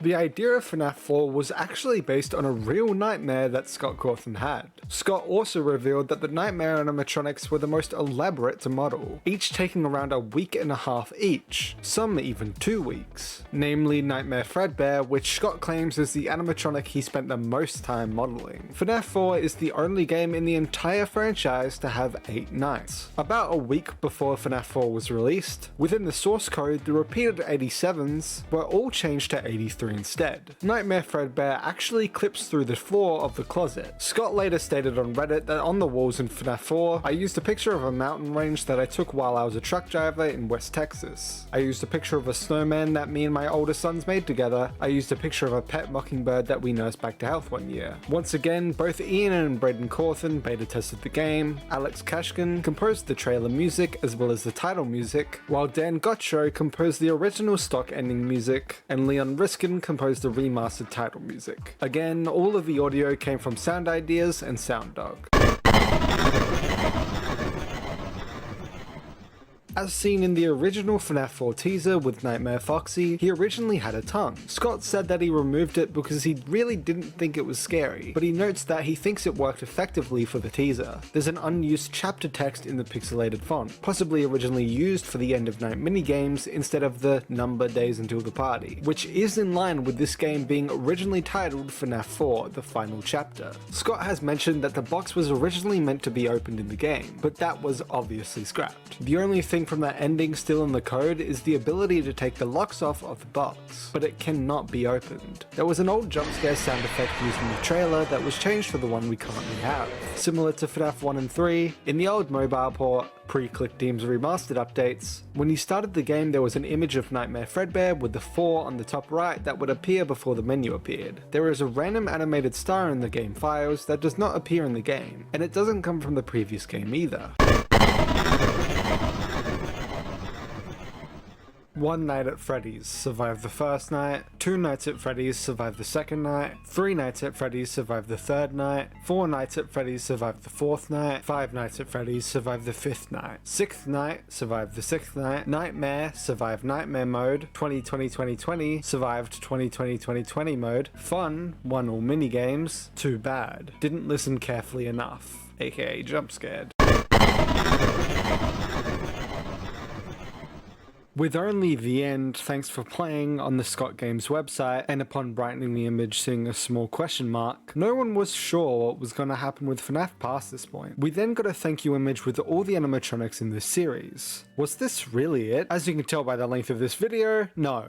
On the 9th of September, we got a teaser of a weird cartoonish variant of the Endo 01 endoskeleton. Suddenly, Scott Games was more alive than ever, each animatronic turning into a cartoonish variant of themselves. Scott revealed that the next game in the franchise would be FNAF World, a non-horror RPG game where you can play as any of the characters. This ended up being further revealed with the teasers on Scott Games, where the background slowly faded out and revealed the title card on top to be FNAF World, and the reveal that it's coming out in 2016. Scott then created FNAFworld.com to keep teasing the RPG game while he could use ScottGames.com to tease the main games, and for this occasion, the Halloween DLC for FNAF 4. On October 28th, FNAFworld.com was updated within the source code, revealing someone had hacked the website and leaked FNAF World early. However, this was another troll game and another reskin of an old Scott game. An official trailer for FNAF World then released, starting off as a serious mainline game in the FNAF story, before immediately jumping to the actual adventure animatronics and previews of the upcoming RPG, with the promise that it's coming soon. We then got a blank image which upon brightening revealed a hanging mangle, with the text "Look what you've all done," and an image of a weird looking balloon boy head, and the text "Madness takes many forms." On the 4th of December we got a new teaser for the game simply saying Merry Christmas. And then finally the game was released on the 21st of January. This game was extremely different from the others, but also got a lot of negative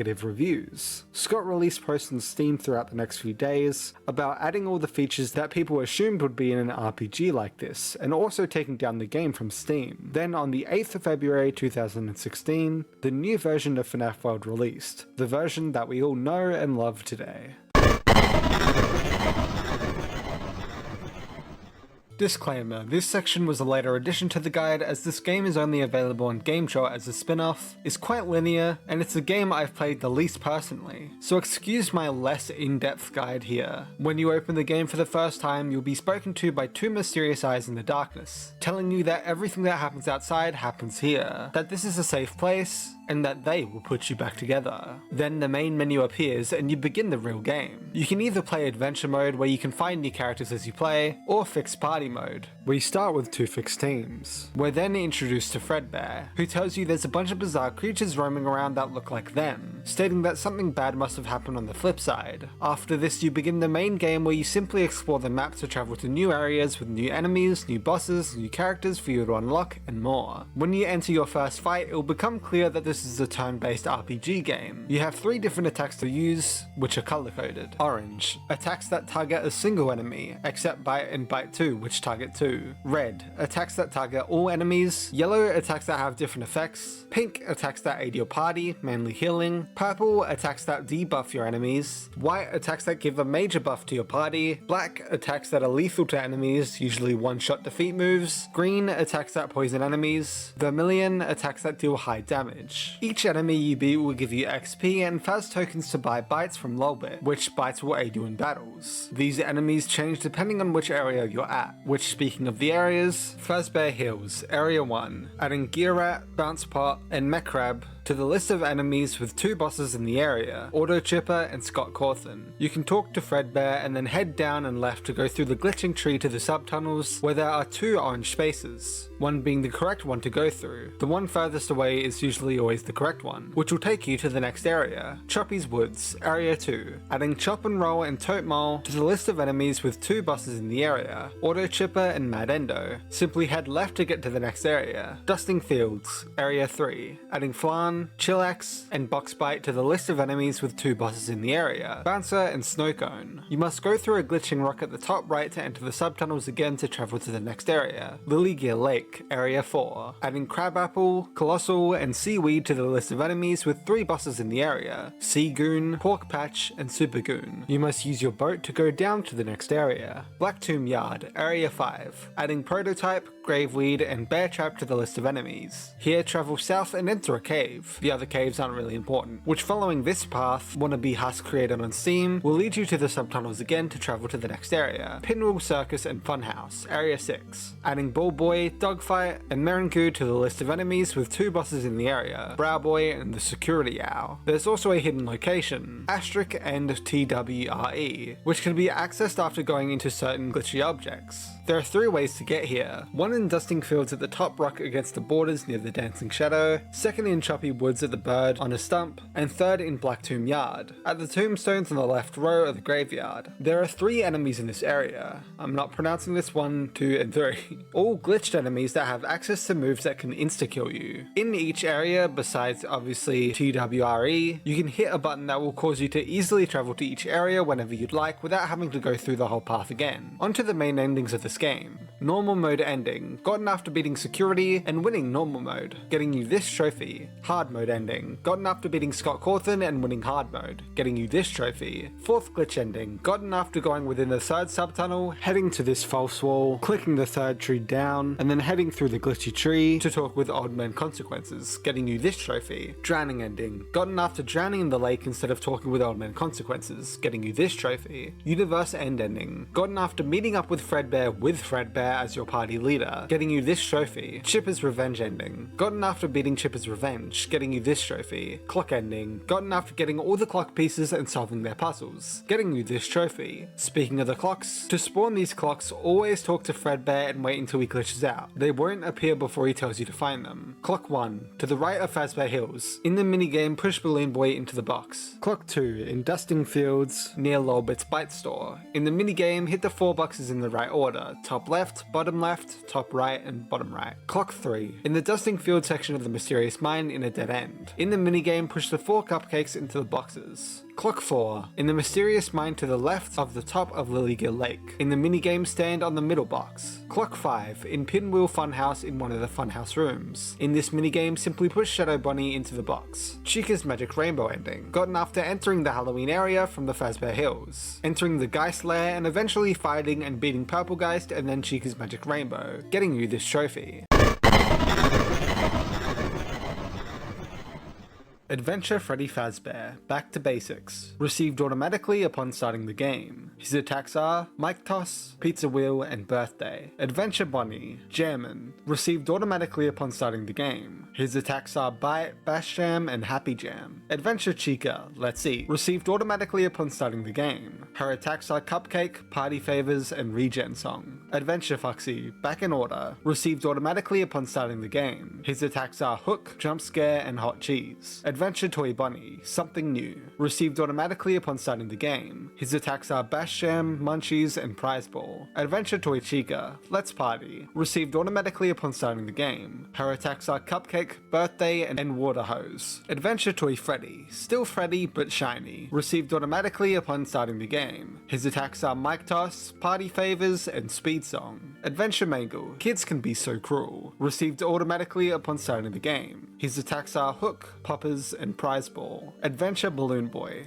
everyone's favorite, received after beating him when he starts appearing after reaching Fazbear Hills. His attacks are Balloons, Hot Cheese, and Munchies. Adventure JJ, because one wasn't enough, received after beating her when she starts appearing after reaching Fazbear Hills. Her attacks are Balloons, Poppers, and Unscrew. Adventure Phantom Freddy, just taking a stroll, received after beating him when he starts appearing after reaching Fazbear Hills. His attacks are Sludge, Rainy Day, and Gloomy Song. Adventure Phantom Chica, Stop Calling Me a Watermelon, received after beating her when she starts appearing after reaching Fazbear Hills. Her attacks are Toxic Bite, Sludge, and Unscrew. Adventure Phantom Balloon Boy, because reasons, received after beating him when he starts appearing after reaching Choppy's Woods. His attacks are Gloom Balloon, Toxic Balloon, and Rainy Day. Adventure Phantom Foxy, because you can never have too much Foxy, received after beating him when he starts appearing after Choppy's Woods. His attacks are Jump Scare, Toxic Bite, and Unscrew. Adventure Phantom Mangle, because he/she needed to be weirder. Received after beating him when she starts appearing after reaching Choppy's Woods. Her attacks are Toxic Bite, Mystery Box, and Pizza Wheel 2. Adventure Withered Bunny, Look Into My Eye. Received after beating him when he starts appearing after reaching Dusting Fields. His attacks are Eye Beam, Pizza Wheel, and Unscrew 2. Adventure Withered Chica, What Happened to Chica? Received after beating her when she starts appearing after Dusting Fields. Her attacks are Bite, Cupcake, and Prize Ball 2.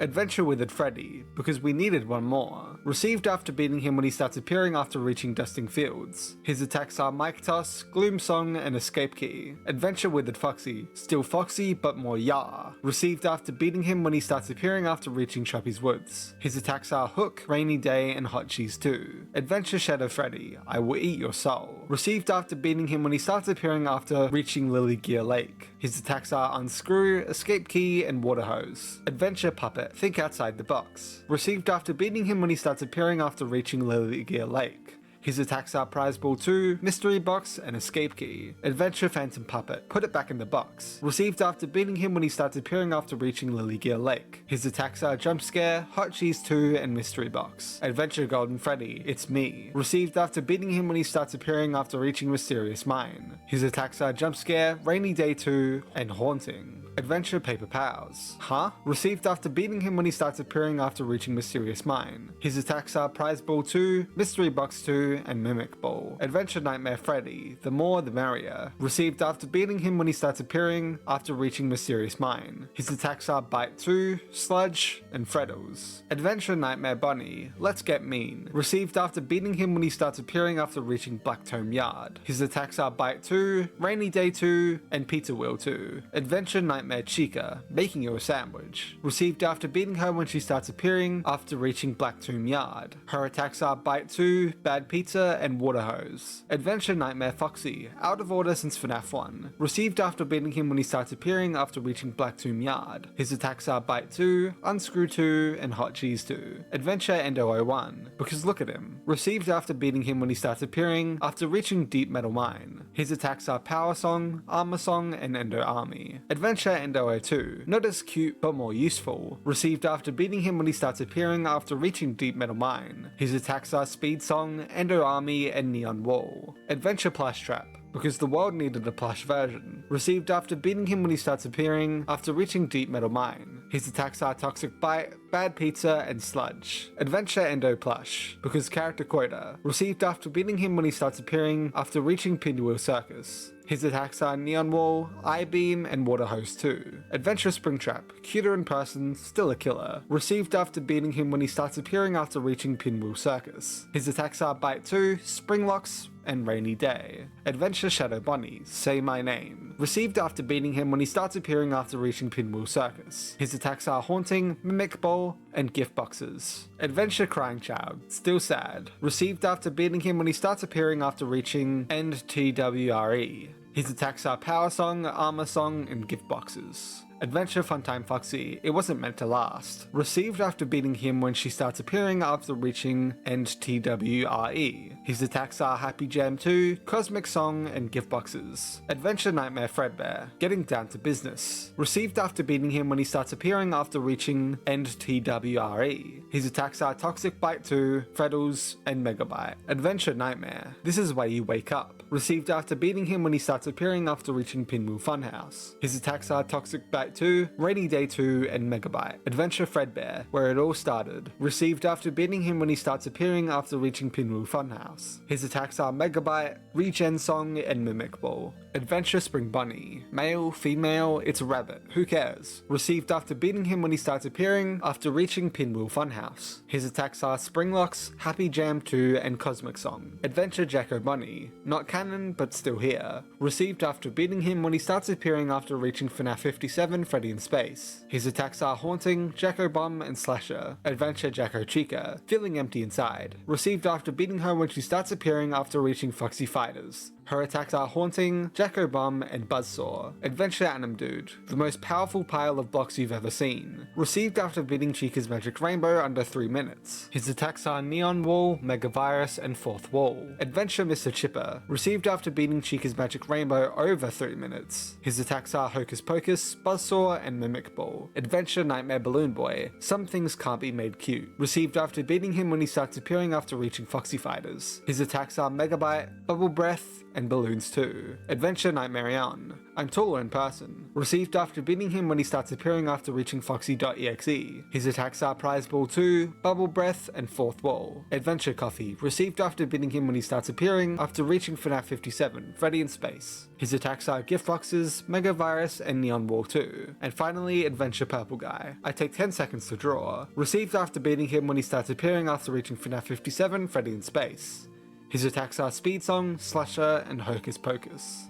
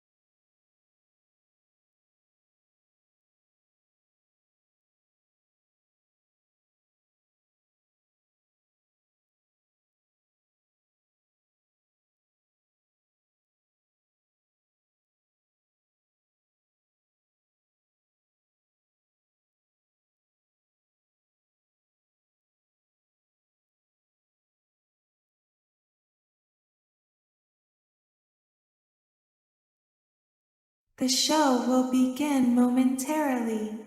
Everyone, please stay in your seats.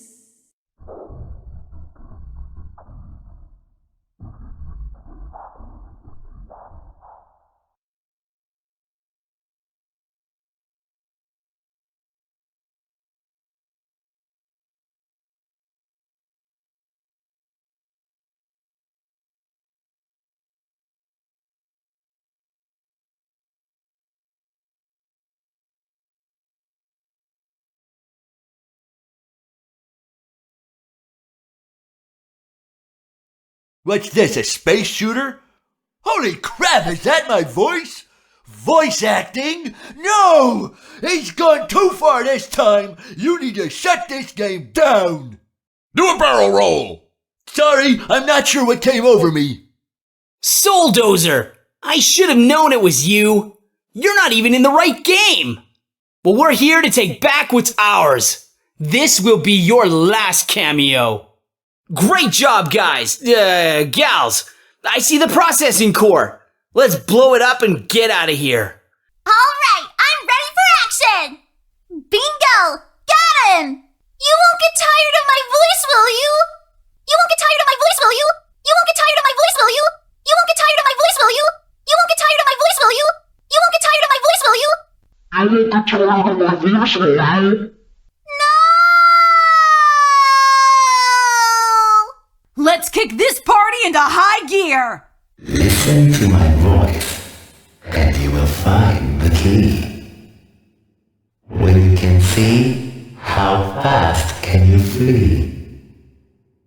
Be sure your step through the heart of madness. Call your big arm onto us. Sorry I'm late to the party. Fashionably late, of course. At least I went down in a blaze of glory.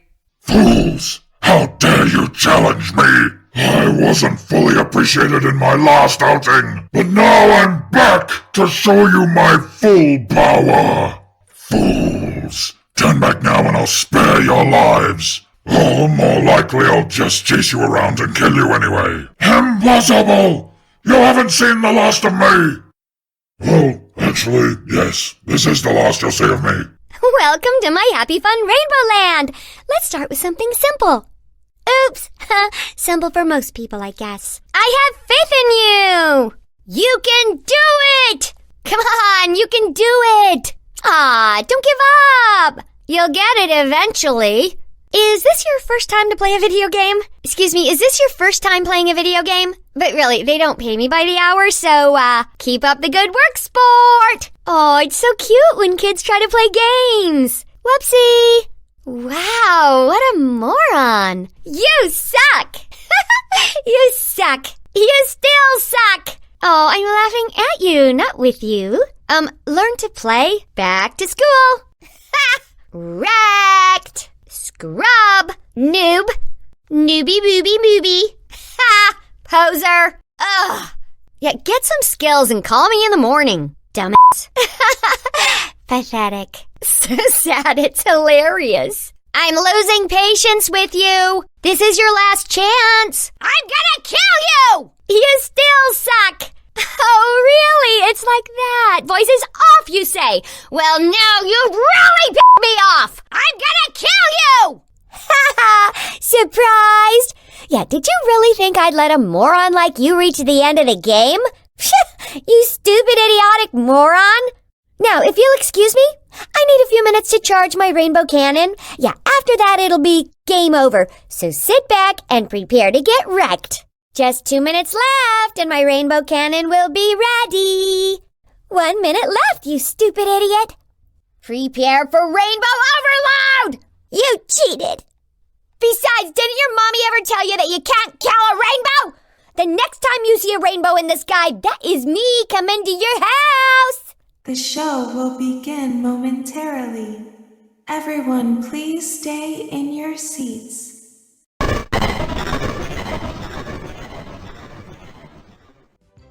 You can honk Freddy's nose in the main menu. That's literally all the Easter eggs in this entire game.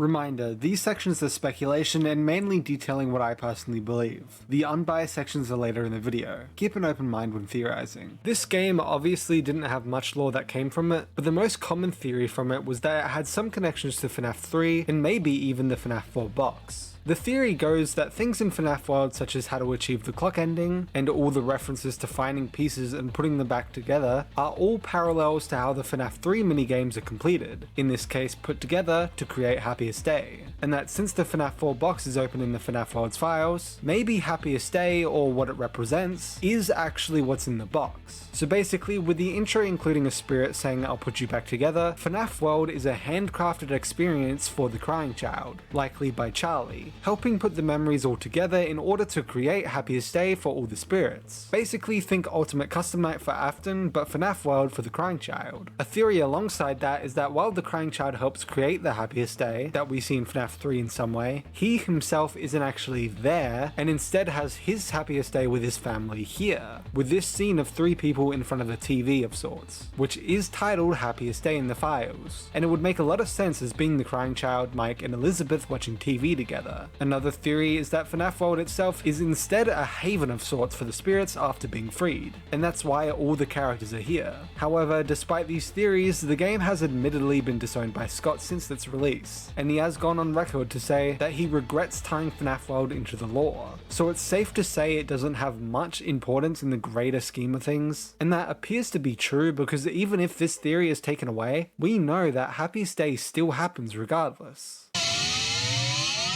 FNAF World could be a trap set by William to create a false Happiest Day. Whoever Glitchbear is in World is meant to be the same person as the Fredbear plushie's final speaker in FNAF 4. If William is the final speaker, then that means he would also be Glitchbear. So how does this work? Rather than helping his son, I propose that William knows his soul was shattered after the Biote of 83. He uses his shattered soul to learn how to break and mend souls by using Cassidy to help him find his way by leaving breadcrumbs for him, leading him to put himself back together by intertwining his soul with the MCI kids, as evidenced by the same clues in FNAF 3 to complete that Happiest Day. In doing so, William created a false Happiest Day for the MCI and CC to maintain their trust and for him to effortlessly control the spirits to do his bidding, like in the novels and the movie. If you would like to learn more about this theory, feel free to check out the video I made on the subject.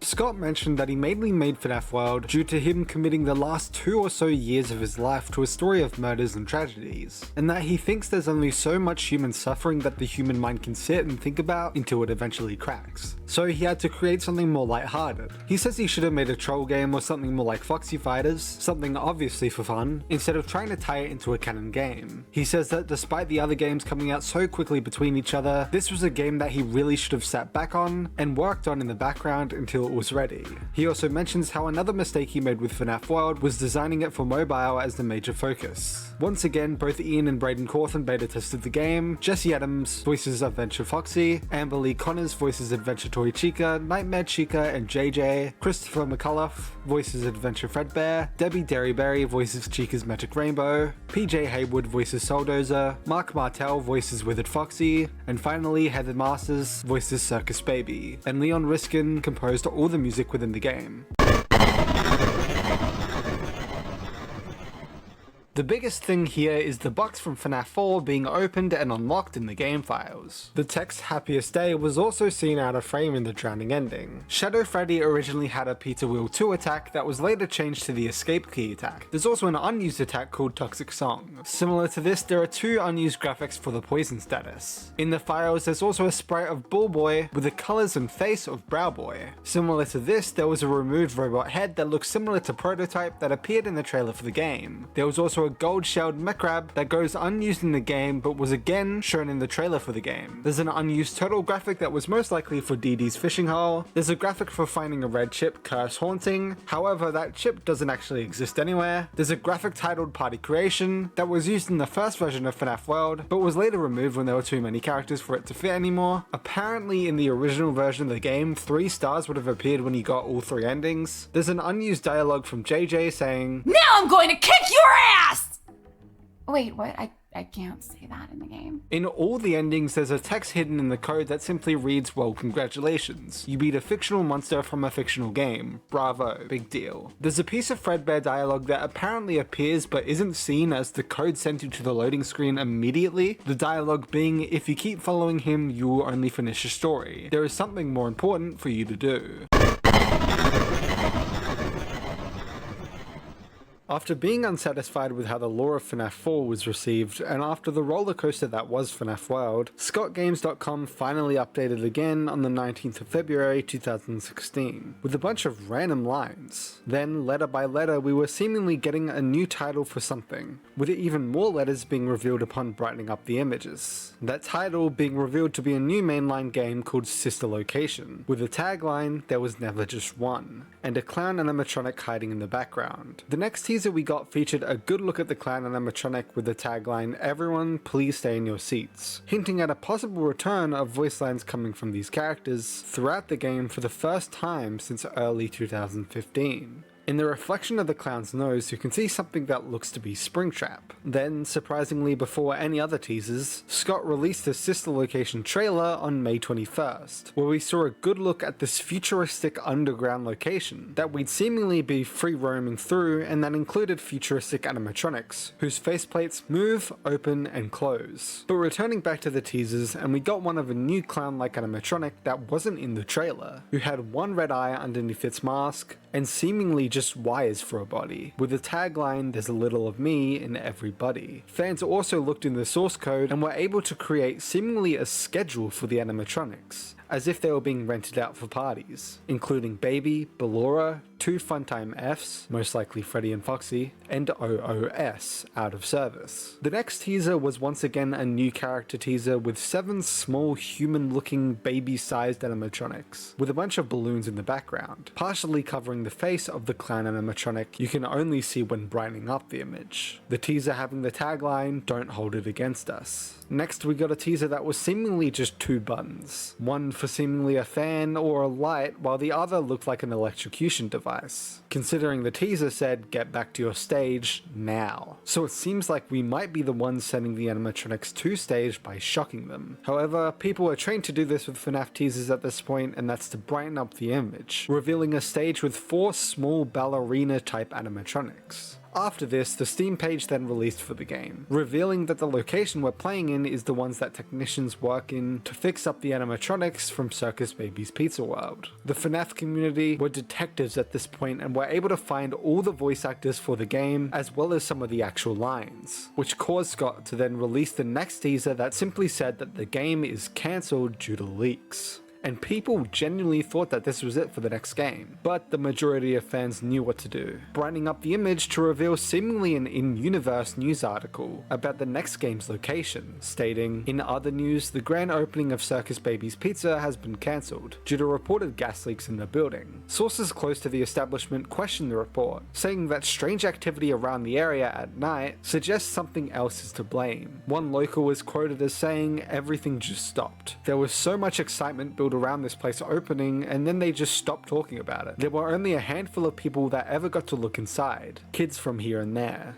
making sure everything works right, you know? I guess they weren't quite as ready as they thought they were." A tenant from across the street claims to have witnessed a large group of cars surrounding the building during the night, and large pieces of equipment being taken out of the building under tarps. A few weeks later, the building was for sale. There is no comment yet from the local entrepreneur who financed the venture. Then finally, we got a teaser with a clown-like animatronic mask with a release date 7th of October 2016. The next teaser simply makes the release date 100% clear. Within the source code, people were able to find and then figure out a hidden link to the map of Sister Location itself, which after brightening seems to reveal 2 hidden rooms both above and below Funtime Auditorium. The final teaser for the game then completely removed the clown mask and just left the date. However, 3 days before Sister Location's planned release, Scott told the fans that he wasn't sure whether to release the game how it was, with it being too dark, saying that he's going to release a mature version of the game on Game Jolt instead of of delaying it any further. Everyone downloaded the game and opened it, revealing the main menu for Sister Location, featuring Funtime Freddy. Upon clicking New Game, you would then see another reskin of an old Scott game. Yes, this was another troll. Then, as promised, Scott finally released Sister Location on October 7th. This game takes place in the fictional location Circus Baby's Entertainment and Rentals. Within the game, we actually crawl and free roam between different locations, including Elevator, the entrance to the location that has a poster of Circus Baby with a Biddy Bab and Ballora. There's also a giant fan on the roof and a bunch of random buttons and things to play with. This leads to the primary control module, a room featuring a bunch of glitched out monitors, a giant fan, a bunch of human looking bobblehead type things, another random bobblehead looking toy, a clock with Circus Baby's face on it, a poster with Funtime Foxy on it, and a bunch of drawers, lights, and pipes. This room then leads to the next few rooms depending on which vent you crawl through, going forward to reach Circus Control, a room featuring a giant window with the same Circus Baby poster from earlier on in it, a Balloon Boy-esque bobblehead hanging from it, and a magician looking bobblehead on a desk that has a bunch of random hardwire and buttons on it. The window shows the Circus Gallery, however we never see it. Ballora Gallery, the room to the left of the control module that is basically a giant empty room, with a single stage where Ballora resides. This room leads to the breaker room, a room full of electronics and wires coming down from the ceiling, featuring the poster from earlier of Funtime Foxy on the wall. Funtime Auditorium, the room to the right of the control module that is another empty room with a single stage, this one being where Funtime Foxy resides. This room leading to Parts and Service, a practically empty room that features only as a place for the animatronics to sit to then get repaired. There are also 2 more rooms in the location that get revealed later. When you open the game, you hear a conversation between an unnamed man and Mr. Afton, or William Afton, leading us to the main menu where you truly start the game by beginning a new game. We hear a little girl, Mr. Afton's daughter, talking at the beginning of every night, trying to get her father to let her see the Circus Baby animatronic. But into the actual gameplay, the first night was extremely straightforward. After going down the elevator, you crawl through a vent to get into the primary control room, where you check the lights for Ballora Gallery, noticing Ballora is missing, and so needing to shock her back onto the stage. Then you check the lights for Funtime Auditorium, noticing Funtime Foxy is missing, and so needing to shock her back to his stage. You then crawl through the front vent to reach the Circus Control Room, where you check the lights for Circus Gallery, noticing that you can't see anything in that room, but needing to shock Circus Baby multiple times until apparently she's on a stage, as you still can't see her. After turning around, this was the end of night 1. After each night, you return home to watch an episode of the TV show The Immortal and the Restless. Night 2. Once again, you go down the elevator, checking on Ballora and Funtime Foxy in the primary control room, before going into the Circus Control Room to check on Baby. This time, however, there's a power malfunction, and so Hand Unit goes to reboot the power while Baby tells you to hide inside the vent, which you must keep closed off while multiple Biddy Babs are trying to enter and kill you. This is quite easy to do. Simply prepare for them to start pulling and immediately start pulling it back. If you just do this, there's no real way for them to ever beat you. After this, Baby tells you to not listen to Hand Unit and not rush through Ballora's Gallery like he'll say to do, which she's right. If you rush through it, she will kill you. Simply go slowly, and when her music is loud, stop moving. This will easily get you to the other side of the room, where you must restart the power throughout the building while defending against Funtime Freddy. To beat this easily, simply keep holding the reboot button that you need to complete and finish at least 50% of it before pausing it to retreat Funtime Freddy all the way back with Bonbon's distractions until the danger level is green. Then simply open it back up and complete it fully before retreating Funtime Freddy to green again, before you start the next reboot and keep doing that same thing. Then return back and cross through Ballora's Gallery. She will not kill you this time. Night 3. After going back down the elevator and checking on the animatronics again, immediately noticing something is wrong when checking on both Ballora and Funtime Foxy, both of which Hand Unit tells us is great despite Ballora being ripped apart and Funtime Foxy simply not being there, and this time we go through the right vent into the Funtime Auditorium, using a flashlight sparingly in order to not bump into Funtime Foxy on our way to Parts and Services. To get through easily, simply run for 3 full loops of the running audio, so 6 steps, and then flash. If no Funtime Foxy is visible, you can then run another 6 steps before stopping again and waiting for the previous flash's audio to stop, so then you can flash again, running another 6 steps, stopping, waiting for the previous flash's audio to stop, then flashing again. You will quickly and easily enter the parts and services room, where you then complete the Funtime Freddy repair by easily following Hand Unit's instructions. After this, you lead back through Funtime Auditorium, where you cannot escape Funtime Foxy's jump scare. Night 4. We wake up this night inside a Springlock suit, where, from inside, we hear workers put Ballora on the automated scooper system, and see her get scooped. Baby then opens the faceplates for the cameras to eventually notice us, leading to the gameplay of the night where you must keep the springlocks on both sides wound up, while avoiding mini-arenas crawling up the sides and killing you. But in doing so, will unwind the springlocks even more. You have to last 3 minutes in this challenge, which can be beaten by simply winding up each springlock to full and only knocking the mini-arenas away once they get to the very top springlock. After about 2 minutes, simply start winding them up to a max of 3/4, if not just over half, instead of going all the way. Then, after another 30 seconds or so, only start winding them up to a max of half,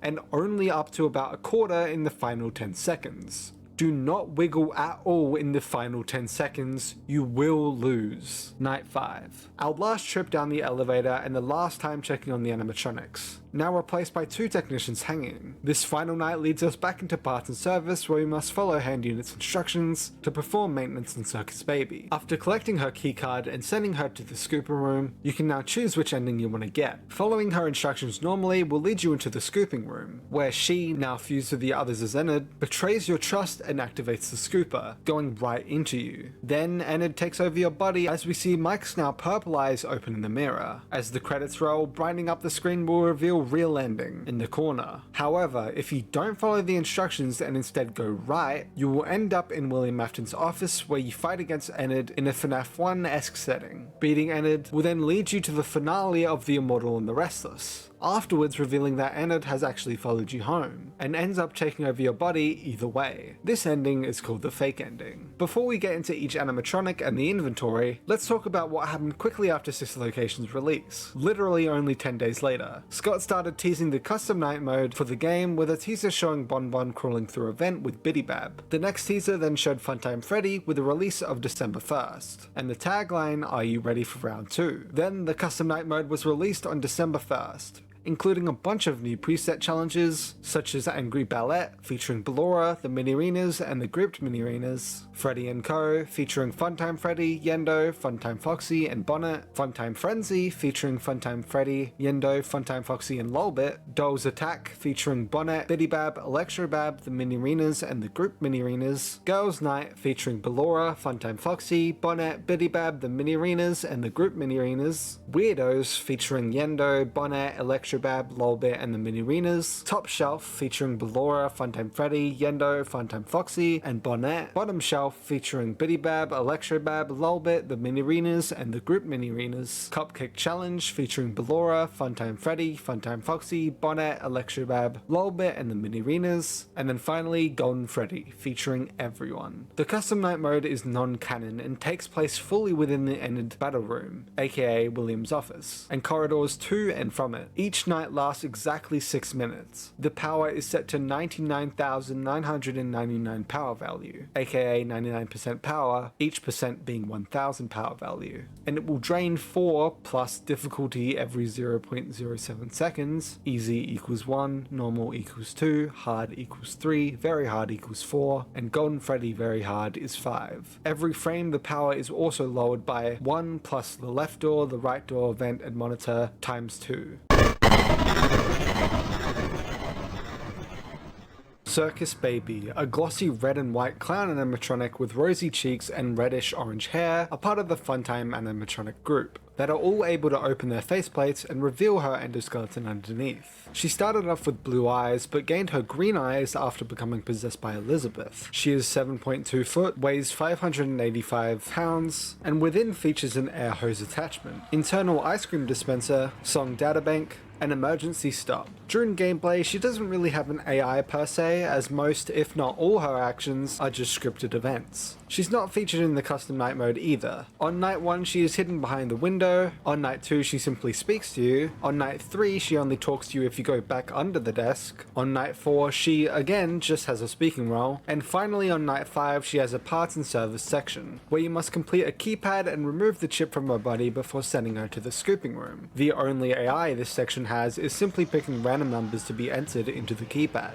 Ballora, a glossy purple and white humanoid ballerina animatronic with a pearl tiara and yellow earrings, also a part of the Funtime animatronic group, that are able to open their faceplates and reveal her endoskeleton underneath. She has purple eyes, is 6.2 foot, weighs 347 pounds, and within features an audio activation sensor, deter and misdirect remote activation, balance/stability, and collision sensor. During gameplay, on night 1 she doesn't have any AI and simply must be shocked back to her stage, but on night 2 she takes center stage when the game requires you to crawl through Ballora Gallery to reach the breaker room. Ballora starts off 600 units from you and can't be further than 600, and if she reaches 0 units you will die. Every 2 seconds, if you aren't moving forward, she will randomly choose a moving number, 0 to 2. If it's 2, she'll move closer 1 unit while you're holding W, and 2 units if you're holding shift. If it's 1 or 2, she'll check every 0.1 seconds if you're going forward. If so, she'll move closer 1 unit. If it's 0 or 1, she'll move away 1 unit every 0.03 seconds that you aren't going forward. If you go forward for more than 5 seconds straight, the number is automatically set to 2. You must reach 850 progress, but after reaching 300 progress, and if she's further than 400 units away, hand units hurry up line plays, and for the next 100 frames she'll move closer by a unit. Upon reaching 400 progress, Ballora's spinning silhouette appears, and while on the right of the screen, distance increases by 2 each frame, while decreasing by 1 each frame on the left side. On the way back, her lines will play at 200, 300, and 500 progress. On night 3, she just needs to be shocked, and on night 4 she's transferred into the scooping room, leading to only her empty shell appearing in night 5. Within custom night, she'll move every 10 seconds minus AI level divided by 5, and that number decreases by 1 second at both 4 AM and 5 AM. So if her AI level is 20, she'll move every 6 seconds. Simply shut the required door to survive. Funtime Freddy, a glossy purple and white Freddy variant with a giant speaker on his chest, a mic in his left hand, and Bon Bon, a blue Bonnie hand puppet with a red bow tie and rosy cheeks, covering his right, also a part of the Funtime animatronic group, that are able to open their faceplates and reveal their endoskeleton underneath. He has blue eyes, is 6 foot, weighs 350 pounds, and within features a proximity sensor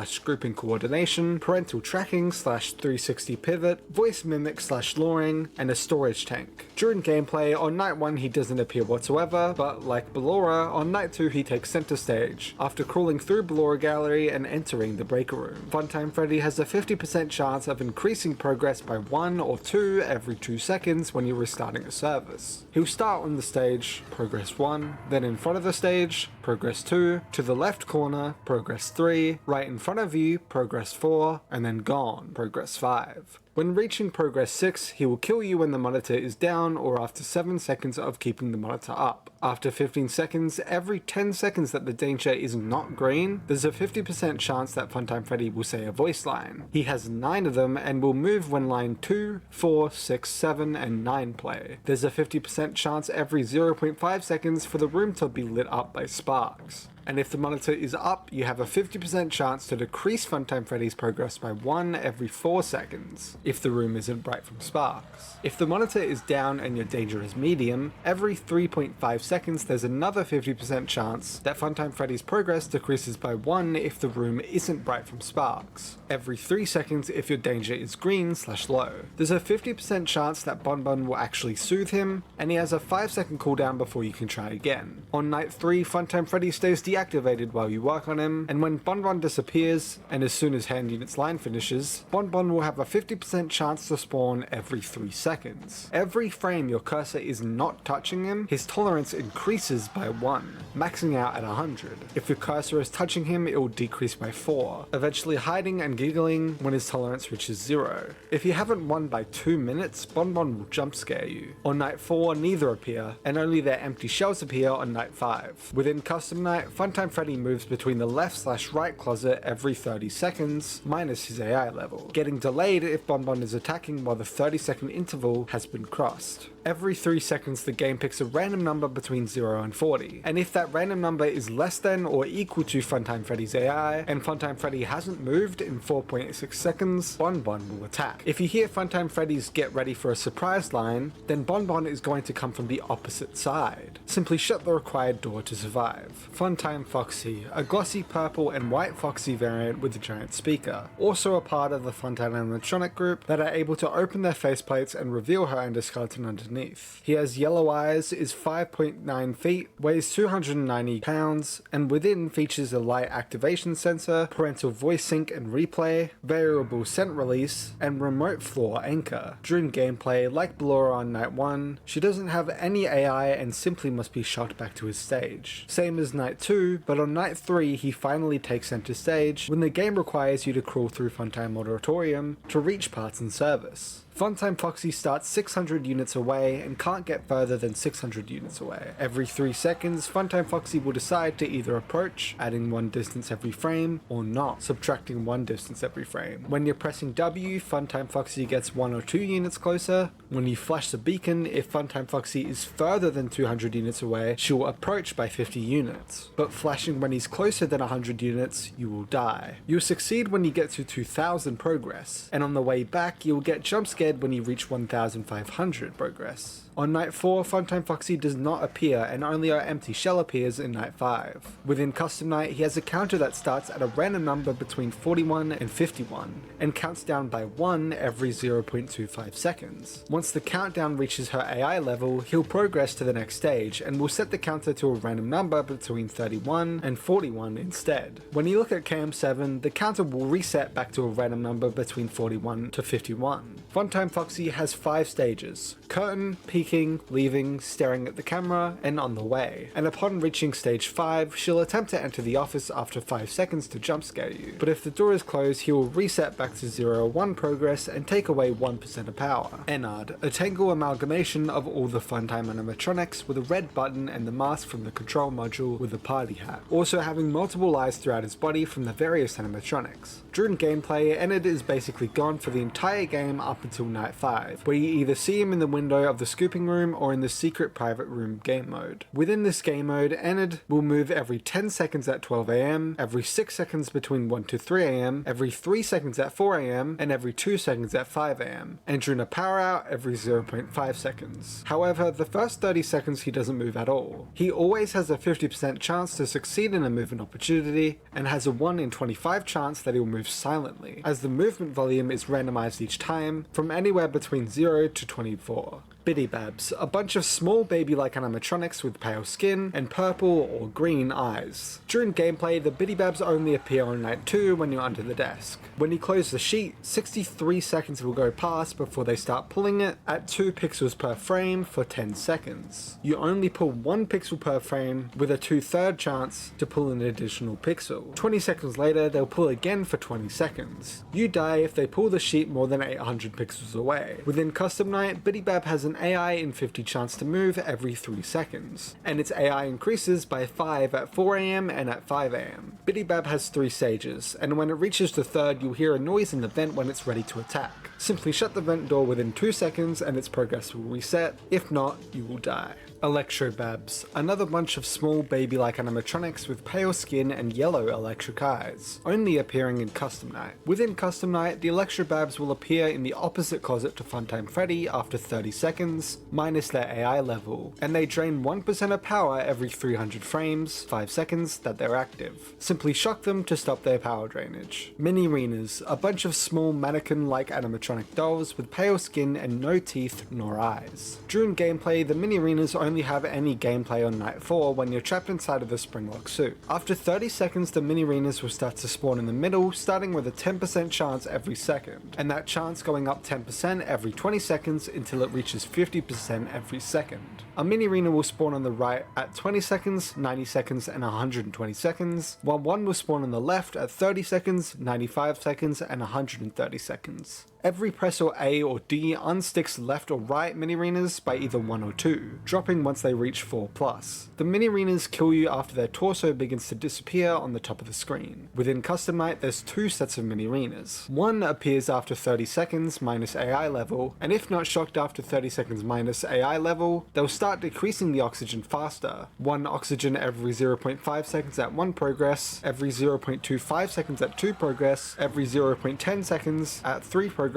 every 0.07 seconds at 4 progress, and every 0.05 seconds at 5 progress, while 2 has an AI level in 25 chance to appear on your face, up to 5. Bonnet, a pink version of Bon Bon with light green eyes that only appears in Custom Night. Within Custom Night, she has an AI in 25 chance to spawn after lowering the monitor. Simply click on her nose to stop her from reaching the other side. Lolbit, a variation of Funtime Foxy, but replacing the pink with yellow and having purple cheeks and lipstick, as well as black eyes with white pupils, only appearing in Custom Night. Within Custom Night, Lolbit has an AI in 50 chance to appear on the monitor every 3 seconds, and after 150 frames minus AI times 3, Lolbit will appear on the second monitor, and after another 150 frames minus AI times 3, Lolbit will appear on the third. Lolbit will automatically go away after 400 frames, but to clear her from your screen, simply type LOL with your keyboard. Yendo, basically Funtime Freddy's bare endoskeleton but with yellow eyes, appears as a secret in the main game but also appears in Custom Night. Within Custom Night, Yendo has an AI in 25 chance to appear after flipping down the monitor. Yendo removes 1% of oxygen for every 0.02 seconds that he's visible while the cameras are down, and you will die if you don't flip the monitors back up after 101 minus 2 times AI frames.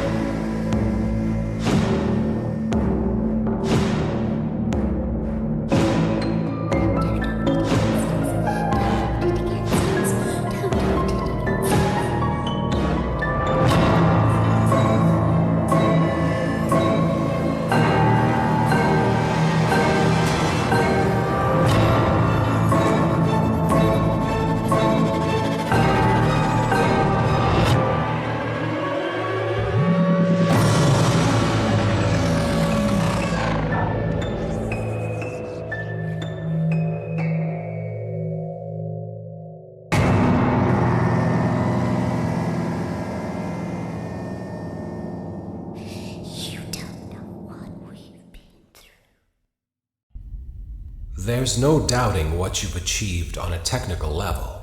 These are clearly state-of-the-art.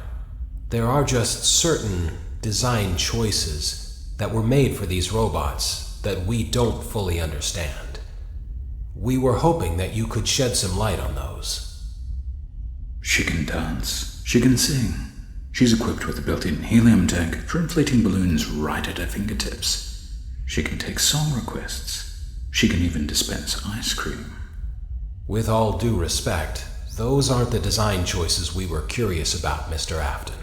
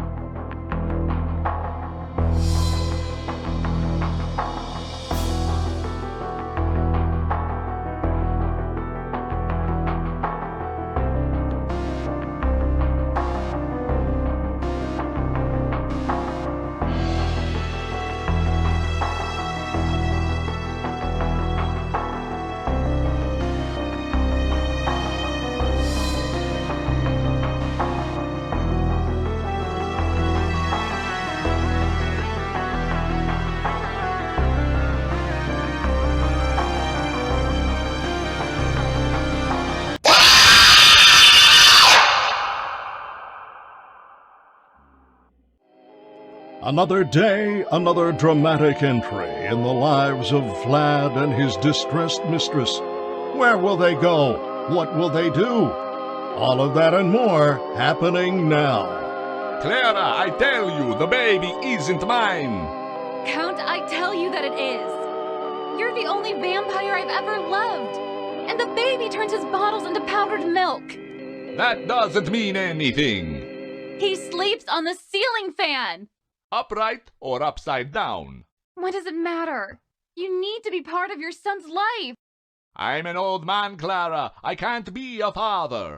Well, then at least pay your child support, you deadbeat! Will Vlad and his distressed mistress find common ground?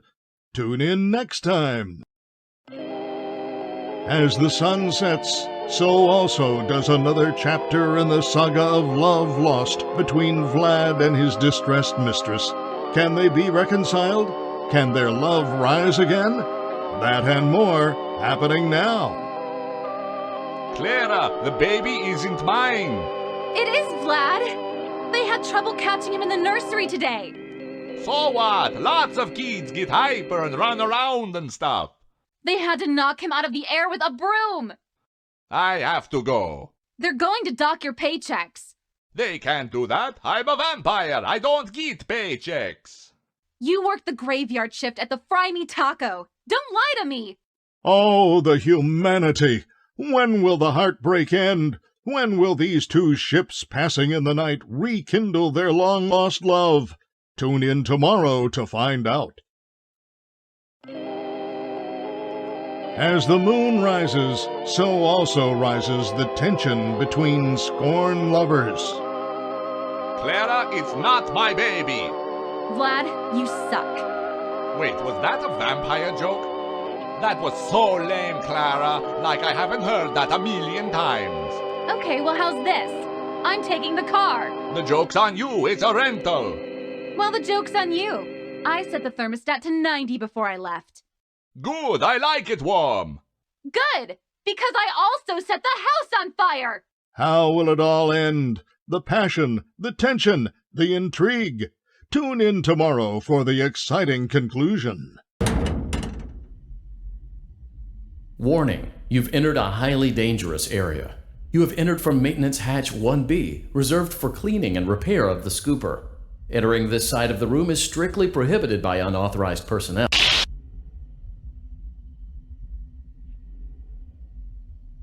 You are in the scooping room now.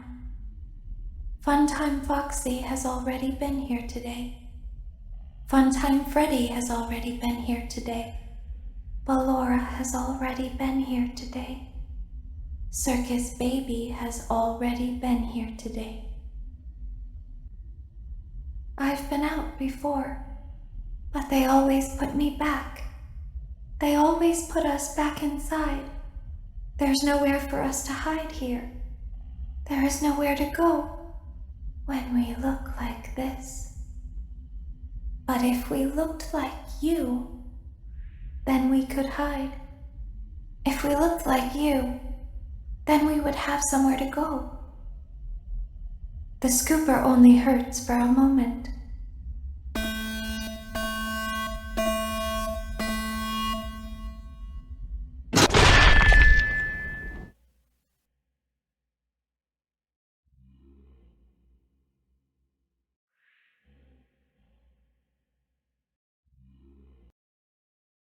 Don't tell Daddy that I'm here. I wanted to watch a show too. I don't know why he won't let me come see you. You're wonderful. Where did the other children go?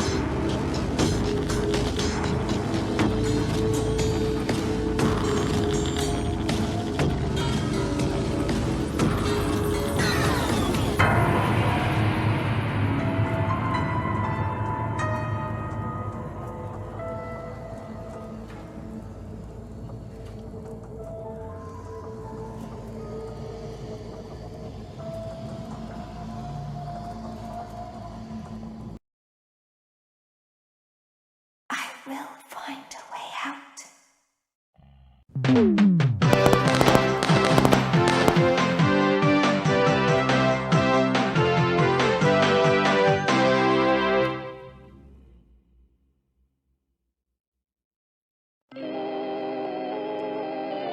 As the trees sway in the wind, so also do emotions sway between star-crossed lovers.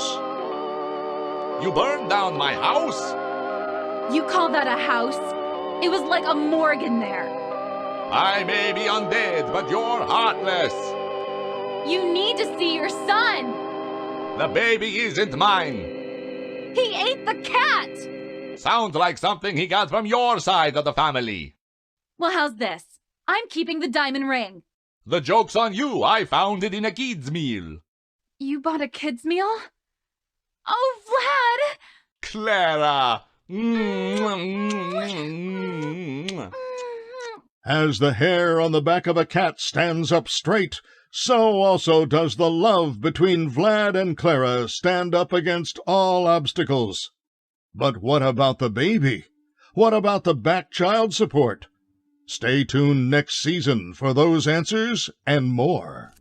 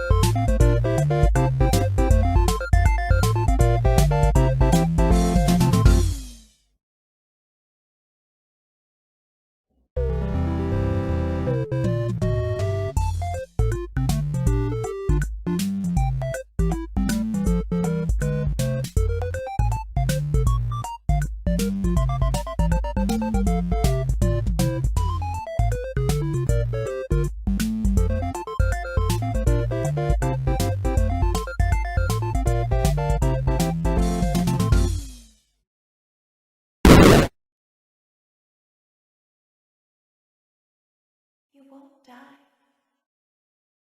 You won't die. You won't die. You won't die. You won't die. You won't die. You won't die. You won't die. You won't die. You won't die.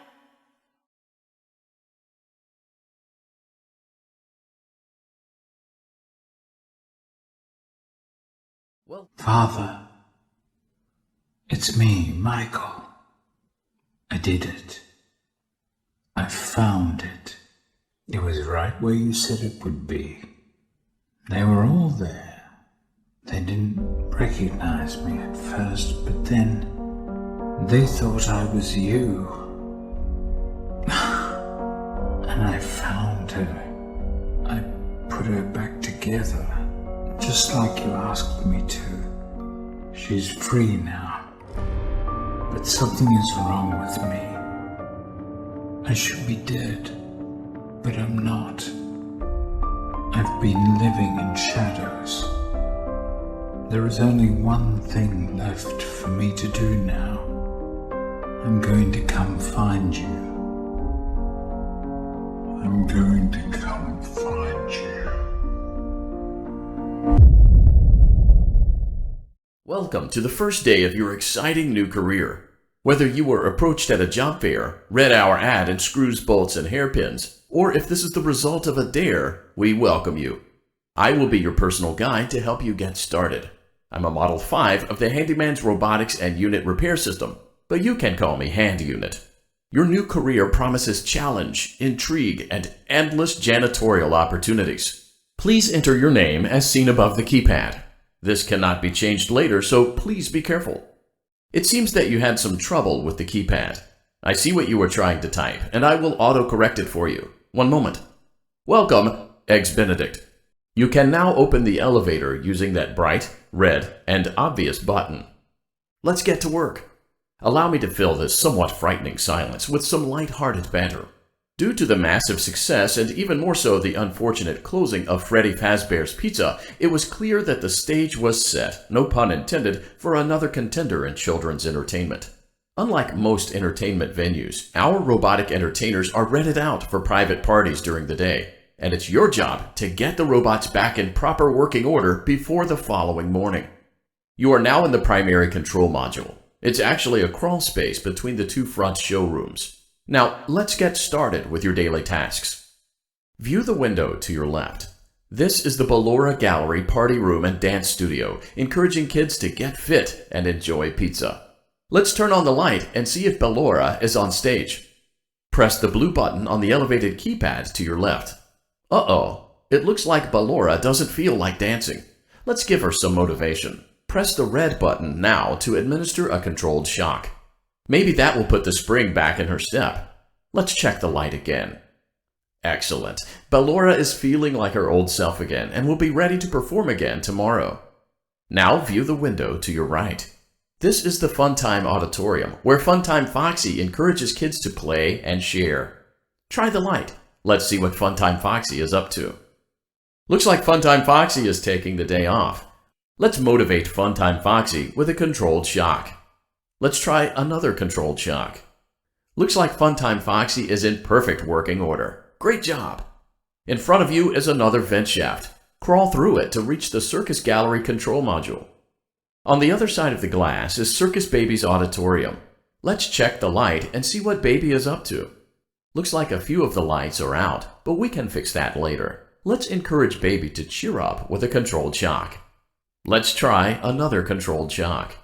Great job, Circus Baby. We knew we could count on you. That concludes your duties for your first night on the job. We don't want you to leave overwhelmed, otherwise you might not come back. Please leave using the vent behind you, and we'll see you again tomorrow. Welcome back for another night of intellectual stimulation, pivotal career choices, and self-reflection on past mistakes. We're committed to creating a unique and fulfilling work experience. One part of that commitment is ensuring that you don't get tired of the voice that you're hearing right now. Using the keypad below, please select a new companion voice. For male, press 1. For female, press 2. For text only, press 3.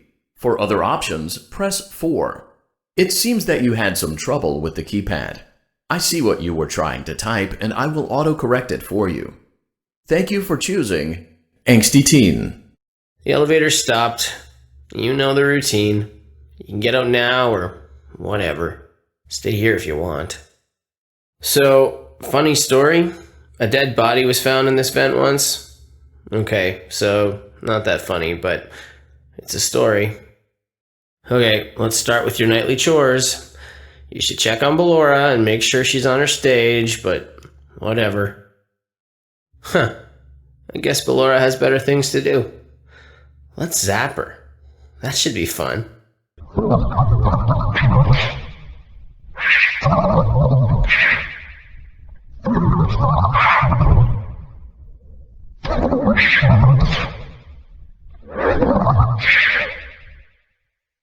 Let's check on Funtime Foxy. Make sure he's ready for showtime tomorrow. Great. There seems to have been a problem with the voice synthesizer. Default settings have been restored. Please proceed through the vent ahead of you to Circus Baby's auditorium. Circus Baby had a busy day today. Let's check the light and make sure she's in proper working order. Oh, Circus Baby, we aren't here to play hide and seek. Let's encourage Baby to come out of hiding with a controlled shock. Let's try another controlled shock. There seems to be a power malfunction that is affecting our ability to properly motivate Baby. Please stand by while I reboot the system. I will be offline momentarily during this process. Various other systems may be offline as well, such as security doors, vent locks, and oxygen. Commencing system restart. Thank you for your patience. It seems that the power system cannot be restarted automatically. You will need to restart the power system manually. Please return to the primary control module. You will now be required to crawl through the Ballora gallery using the vent to your left to reach the breaker room. It is recommended that you stay low to the ground and reach the other side as fast as possible as to not disturb Ballora. I will deactivate myself momentarily as to not create an auditory disturbance. Deactivating. It seems you are taking a long time. Please proceed as quickly and as quietly as possible. You may now interface with the breaker control box. Using the interface may disrupt nearby electronics. If you feel you are in danger, feel free to disconnect the interface temporarily until it is safe to reconnect. Great job. This completes your tasks for the night. Please proceed back through the Ballora gallery with care, and we'll see you back here tomorrow. Welcome back to another pivotal night of your thriving new career, where you get to really ask yourself, what am I doing with my life? What would my friends say? And most importantly, will I ever see my family again? We understand the stresses of a new job, and we're here for you. To help you reach a more stable and relaxing frame of mind, we offer several musical selections to help make this elevator ride as relaxing and therapeutic as possible. We offer contemporary jazz, classical, rainforest ambiance, as well as a wide selection of other choices. Using the keypad below, please type the first few letters of the musical selection you would prefer. It seems you had some trouble with the keypad. I see what you were trying to type, and I will autocorrect it for you. Thank you for selecting Casual Bongos.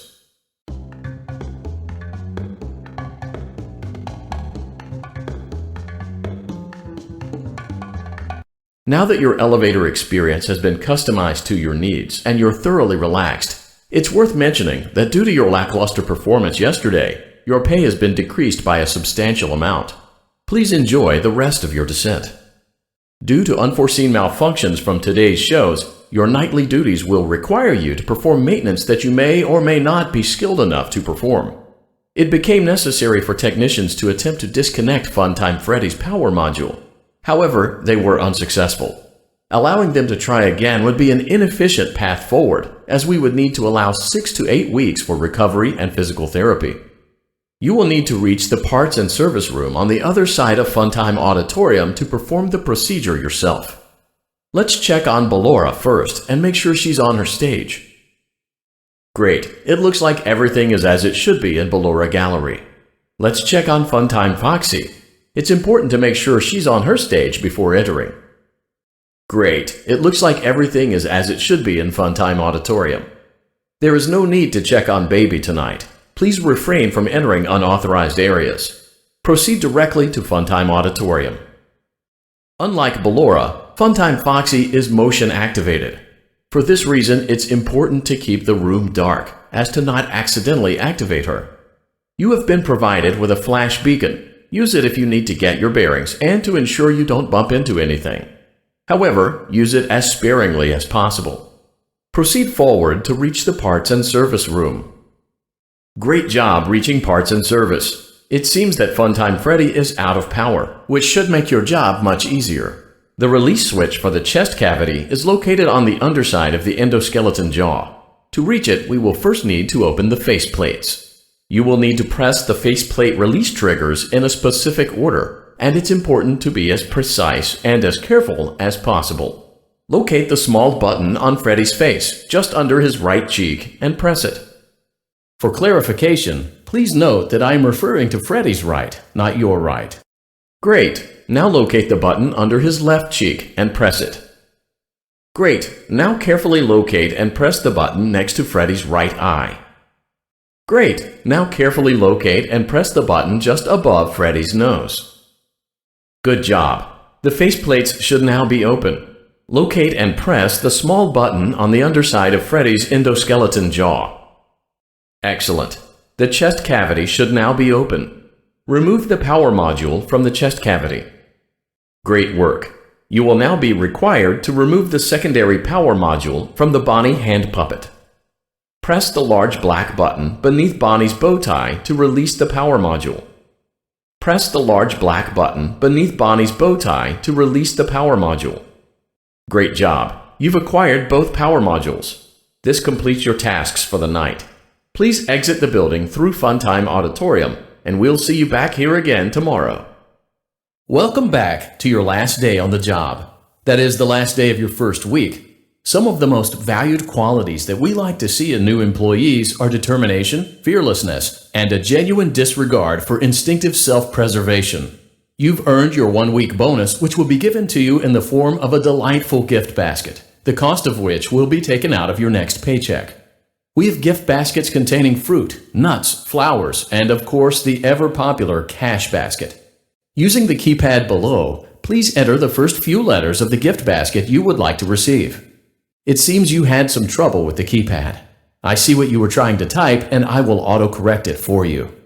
Thank you for selecting Exotic Butters. Please be aware that there are still 2 technicians on site today. Try to avoid interfering with their work if possible. Also, feel free to ask them why they are still there and encourage them to go home. Let's check on Ballora and make sure she's on her stage. Great. Now let's check on Funtime Foxy.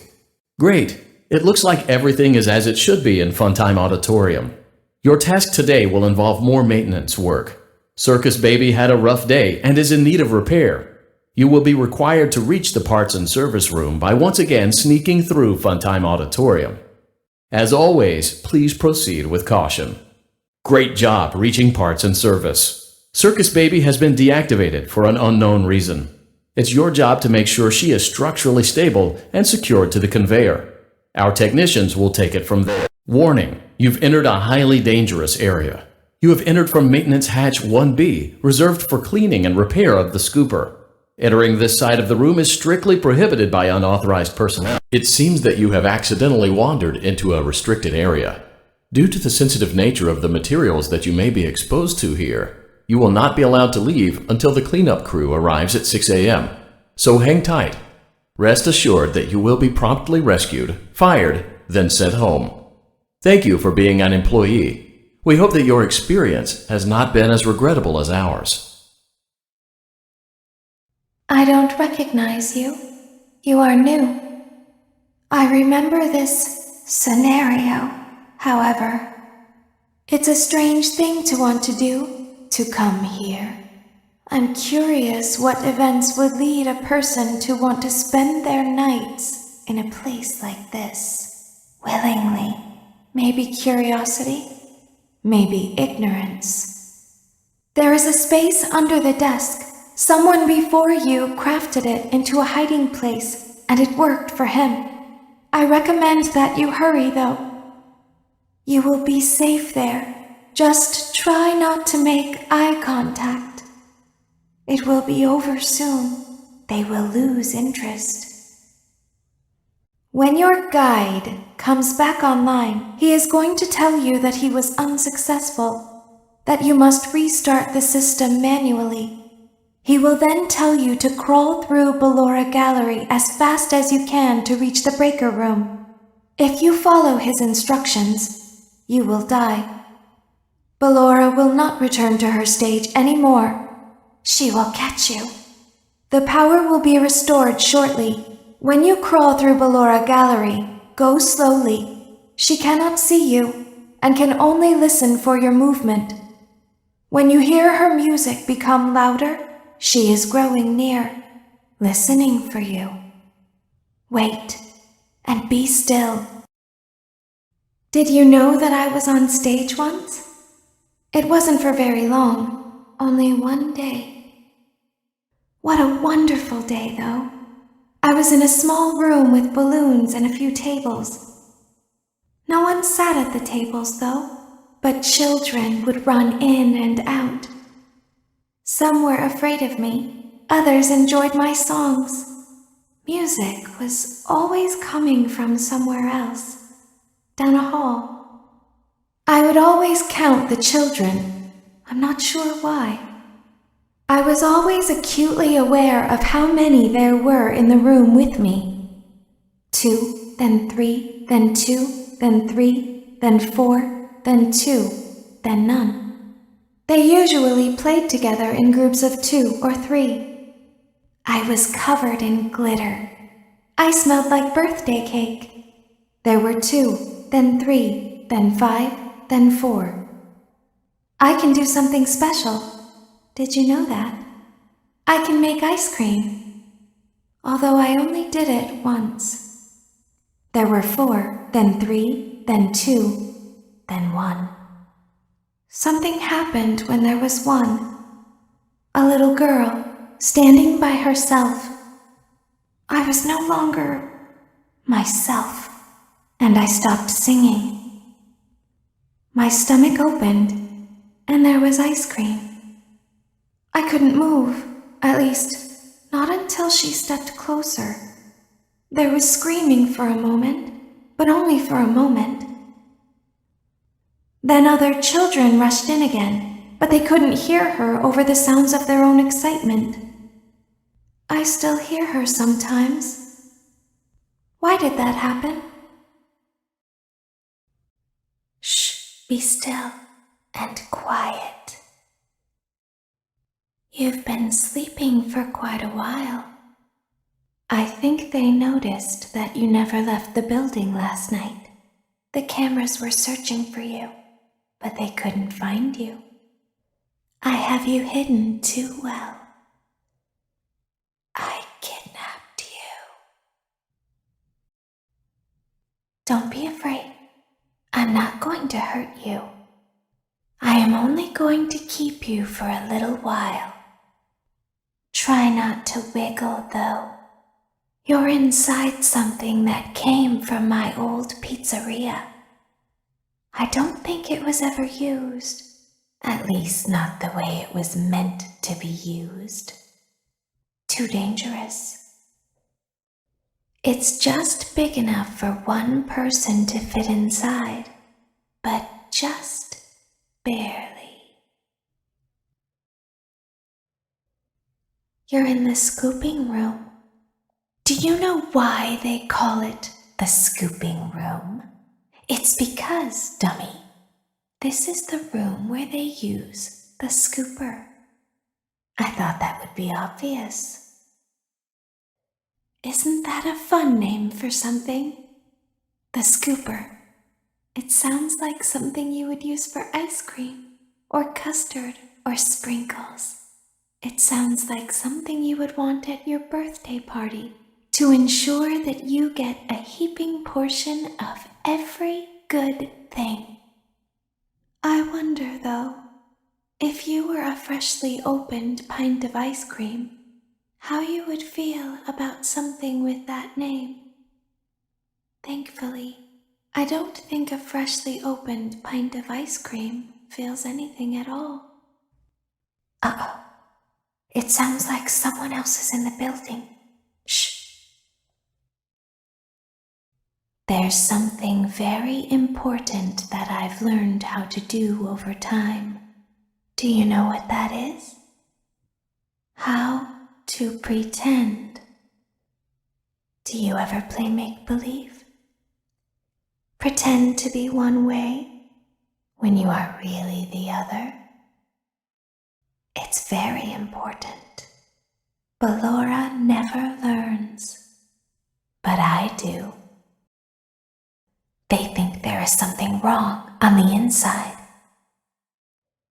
The only thing that matters is knowing how to pretend.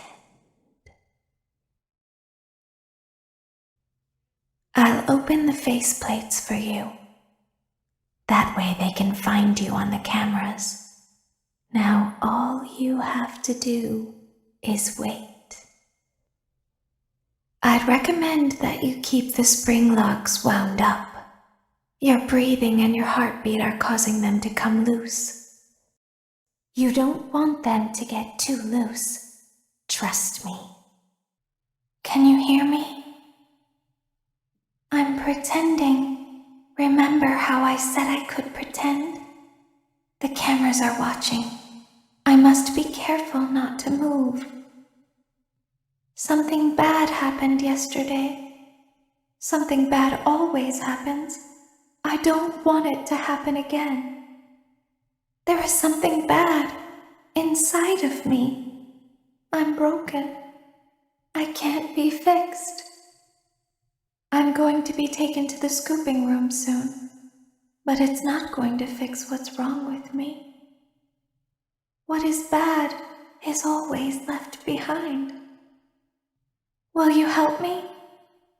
I want you to save what is good, so the rest can be destroyed and never recovered. But you must be careful. Ballora is here, in the room with us. Ballora will not return to her stage. Ballora will not return to her body. You must be careful. You must remain calm and listen to my voice. There is a button on my cheek. You must find it and press it. There is a passcode that you must enter before you can retrieve me. Enter the code carefully. 1, 2, 3, 4, 5, 6, 7, 8, 9. Good. A hatch should have opened. Take the card that you find inside. Now you must turn back. I will guide you through Funtime Auditorium so you can reach the scooping room. When you are there, I want you to destroy this body. Put the card into your handheld device, and I can continue to speak to you. Now, press the green button to your left. This will send me to the scooping room. You must follow my instructions in Funtime Auditorium. Ballora is going to follow you. She will try to catch you. I will help you avoid her.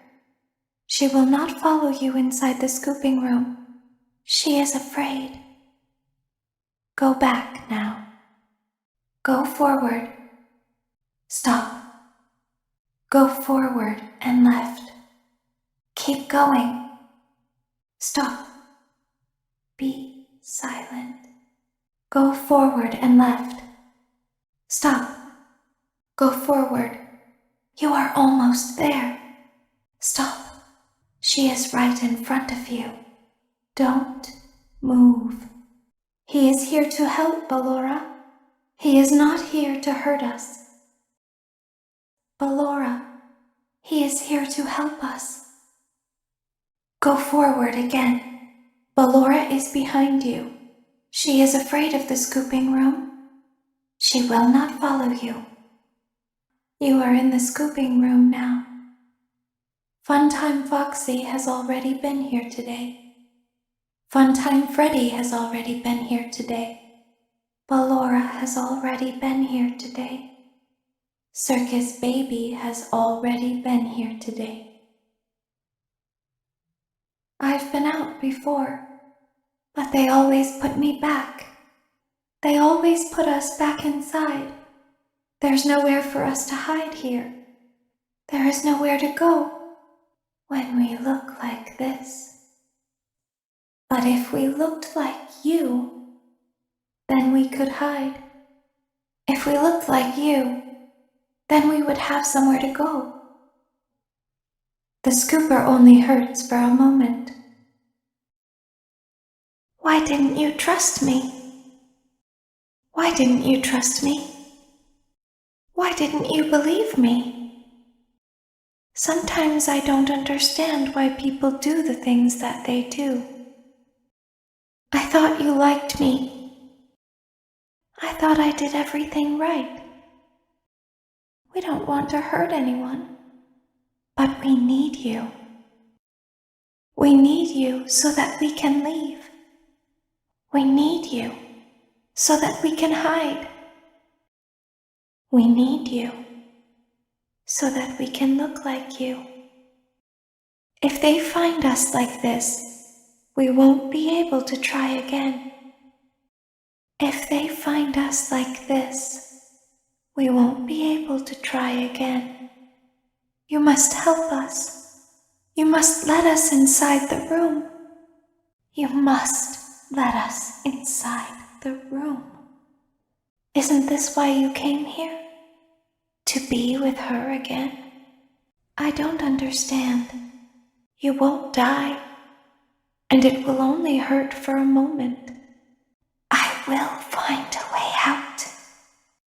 Daddy, why won't you let me play with her? Daddy, you let the other children go see her. Why won't you let me go? Daddy, just once let me go play with her. She's so pretty and shiny. Didn't you make her just for me? Daddy, she can make balloons. Have you seen her make balloons?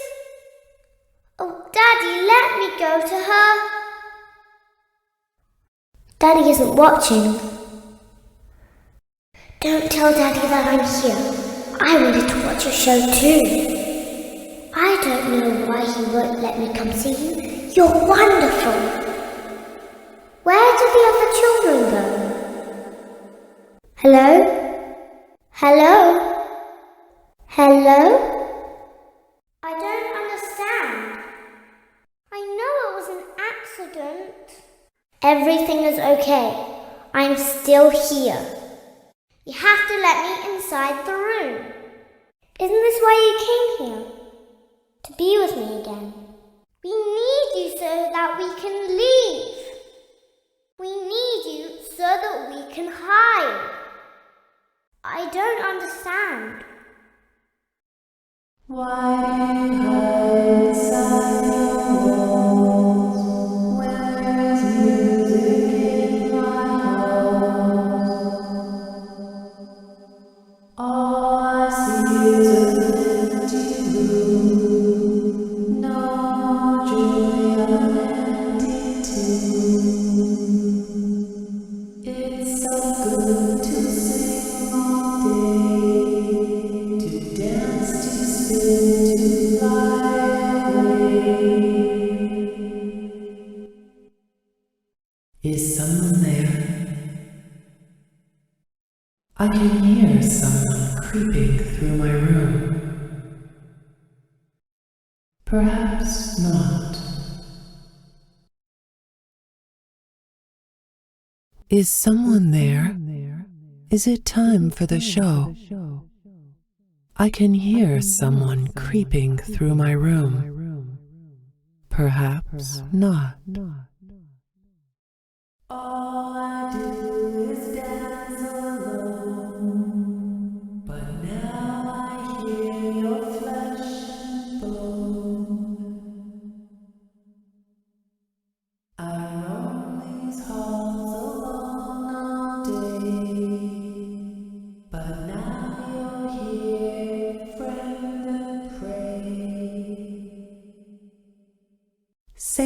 dance for another day, perhaps. Bonbon, say hi to our friends! Bonbon, say hi to our friends! I know you're over there somewhere! I know you're over there somewhere! I see you over there in the dark! Come on out! Hey, Bonbon, I think that's the birthday boy over there! We should go give him a surprise! Well, hello again! Well, hello again! Calm down and go back to sleep. No one is here. Shh. Go back to your stage. Everything is okay. Everything is okay. Let's go back to sleep. Oh, calm down. I think it was just a mouse. Nope, no one is here. Shh, it's bedtime. Let's go back to our stage. You must be hearing things, silly. Well, hello again! Are you ready for round 2? Bonbon, let's not keep our friend waiting! Knock, knock! Anybody home? Ready or not, here I come! Oh, birthday boy! Bonbon, go get him! Hey, Bonbon, go get him! Get ready for a surprise! What a party pooper! Hello in there. Someone is inside. Is it the same person? Knock, knock.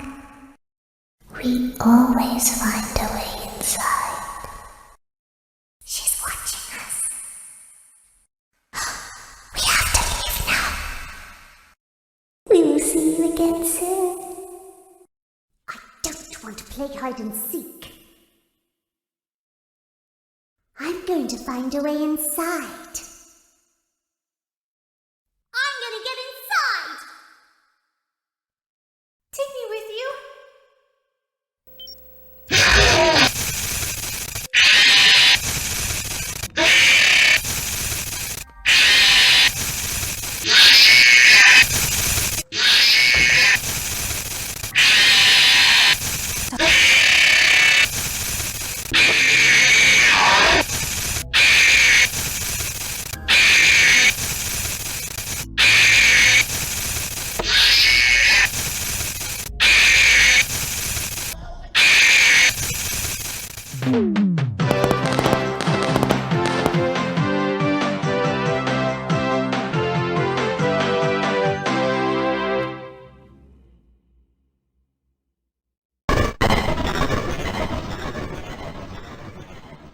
Gendo is a secret animatronic that has the chance to replace Funtime Foxy when crossing the Funtime Auditorium, and is basically the endoskeleton version of Funtime Freddy with yellow eyes. There's also Lolbit, a yellow and purple version of Funtime Foxy's mask, who has a chance to appear in the control module room, replacing Ennard's mask. Also within the control module, as well as the elevator and circus control rooms, click around to hear a bunch of random noises, such as Ennard's mask, the human heads, etc. Also within the control module, a mini Rena has a chance to appear near the human heads. A mini Rena also has a chance to appear in the living room Micah watches TV in, not just to the side, but also literally within the popcorn. Also within the living room, a Bidybab has a chance of appearing to the side too, and can also sneakily appear in the elevator and circus control. On night 3, you have the option to go into circus control and back into the hiding space in order to hear an interesting story from Circus Baby. When opening the game or entering an area, there's a 1 in 10,000 chance for a blueprint of the main 4 animatronics appearing, screen for about 10 seconds before continuing on as usual. Within Afton's office, you can type 1983 on the keypad to reveal 3 angles of the FNAF 4 rooms on the camera monitors. A very small yet incredibly random Easter egg is that while in the Ballora gallery, if the player holds the 0 and 1 keys for 1 minute and 23 seconds, a blue screen will appear. Clicking 1 will then show a random string of numbers. In the background of the game, you can also hear Baby saying the numbers 1578, but just incredibly slowed down. You can also honk the nose of the Fredbear plush in Afton's office.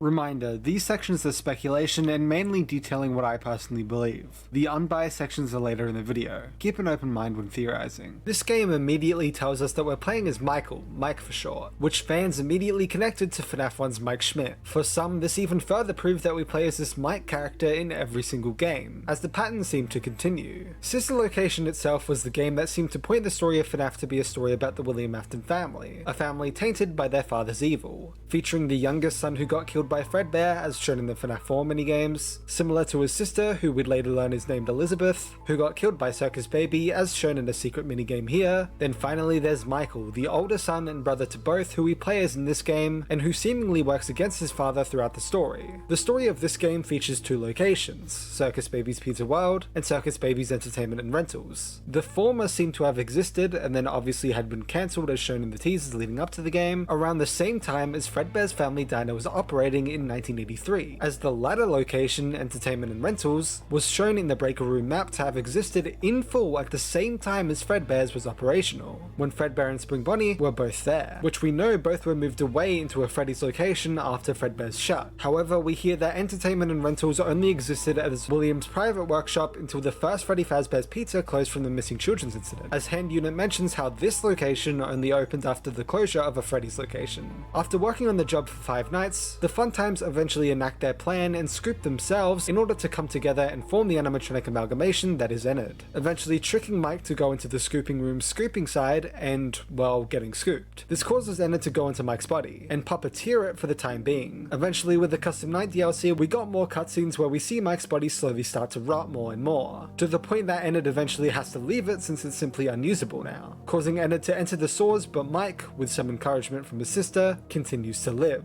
Eventually, he promises William that he's gonna come find him, and judging by the visuals on screen, he successfully did just that. Timeline wise, some suggest Sister Location actually comes before FNAF 2, meaning the ode or reason Mike gets fired isn't just a joke anymore and is now actually given some proper lore importance, while others like me suggest the game goes in between FNAF 1 and FNAF 3, that Mike's speech at the end of the Custom Night mode is the lead up into the story of FNAF 3, which makes sense considering this Steam post from Scott states that the cutscene helps complete the story at the time by telling us where Mike goes after his journey as Ex-Benedict, and that the Tales from the Pizzaplex story Dittophobia shows the Fun Times are all still intact 20 years after the Nightmare experiments start, which we know exists back in 1983, making the Fun Times still intact in the 2000s, after FNAF 1. A theory that goes hand in hand with the latter option is that the Funtime animatronics actually contain the spirits of the original missing children, which is seemingly hinted at in the trailer as well, with the quotes, "You don't know what we've been through, where memories sleep," etc. And this theory was later given a lot more evidence and explained in multiple sources, which we'll get into further in the next game, but all in all, it seems pretty solidified that the Fun Times contain Remnant thanks to the Scooper, and the specific Remnant that they have is from the original FNAF 1 animatronics after the Follow Me minigames, when William destroys them and takes their endoskeleton parts. A theory that arose from this game comes from the Ennard boss battle featuring a familiar Fredbear plush, with what looks to be a remote or maybe even a walkie-talkie. This does confirm that William Afton was definitely the one spying on the crying child, even having cameras set up in his room, which at this point in time does seem pretty obvious. One question that did arise from this game was how on earth did Mike survive this? He even says in his speech that he should be dead, so how? Well, like I mentioned previously, the Scooper is later revealed to have Remnant within it, meaning that when he was scooped with it, he was likely actually injected with it. This may mean that Remnant has some sort of healing ability. Also, a theory that was born from this game was that Mike was actually a robot the entire time, and that's how he survived. Although Scott has gone on to mention how the Scooper worked and confirmed he is, in fact, human with human organs. Although this shouldn't have ever been questioned in the first place, let's be real. Now, I'd like to flex my massive brain with a theory laying out every way the books are and aren't canon, but I 1. Value my life, and 2. Haven't touched either Tales or Frights. What can I say? I was never book smart. Rather, I'd like to take this chance to touch on a theory that I'm sure we've all heard of. Sister Location Adult Theory. The story goes, in the early run of Sister Location, Kane Carter speculated that this next installment would go in a much more mature direction, and could be focused on a Fazbear's location with adult entertainment. The story following the animatronics' trauma from such a place. Now, did he end up being wrong? But, I mean, at least for the sake of a theory, was he wrong for thinking that it could be possible? Look, I joke, but he did map out his thought process and evidence. I can see where those connections were made, if you squint a little. All in all, a classic example of overthinking in FNAF theories. It's a bit of a dead horse. I think people are especially harsh on Kane nowadays, but a piece of FNAF history that I was happy to talk about. Okay, bye.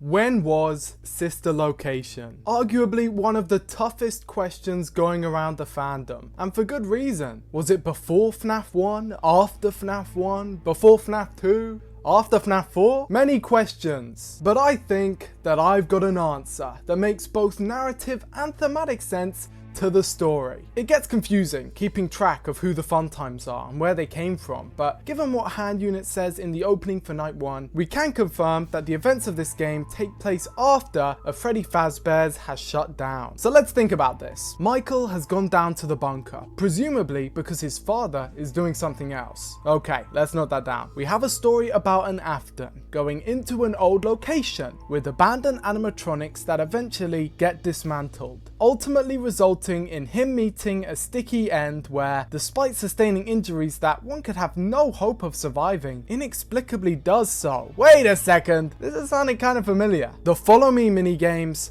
and Sister Location happen at the same time, but that's just a theory. Scott mentioned how he had the idea that this game would be high-tech and that it would have a main color scheme of purples and blues. As well as knowing it would be high-tech beforehand, he stated that he always liked the more metallic or sci-fi look, which is very apparent with his previous games before FNAF 2. He also mentioned that the characters in this game he really enjoyed modeling, and that they're some of his favorites in the whole series. Similarly, he mentions how the trailer for the game was probably his favorite he ever made. This was the first game to actually release exactly when Scott said it would. Funnily enough, the keypad doesn't include the letter B, so Eggs Benedict, Casual Bongos, and Exotic Butters are impossible to type. Mike is actually a blacked out image of Rick Astley from his Never Gonna Give You Up music video. Scott made a comment on Steam stating that he imagines Ballora glides on a track most of the time, but when she leaves the track she uses all 4 limbs to crawl like a spider and can climb up walls like Mangle. Scott also stated, I actually had the worst jump scare from any of my games happen to me a few days ago while I was testing. Funtime Foxy scared that bleep out of me. Worst scare ever from one of my games. Once again, both Ian and Braden Cawthon beta tested the game.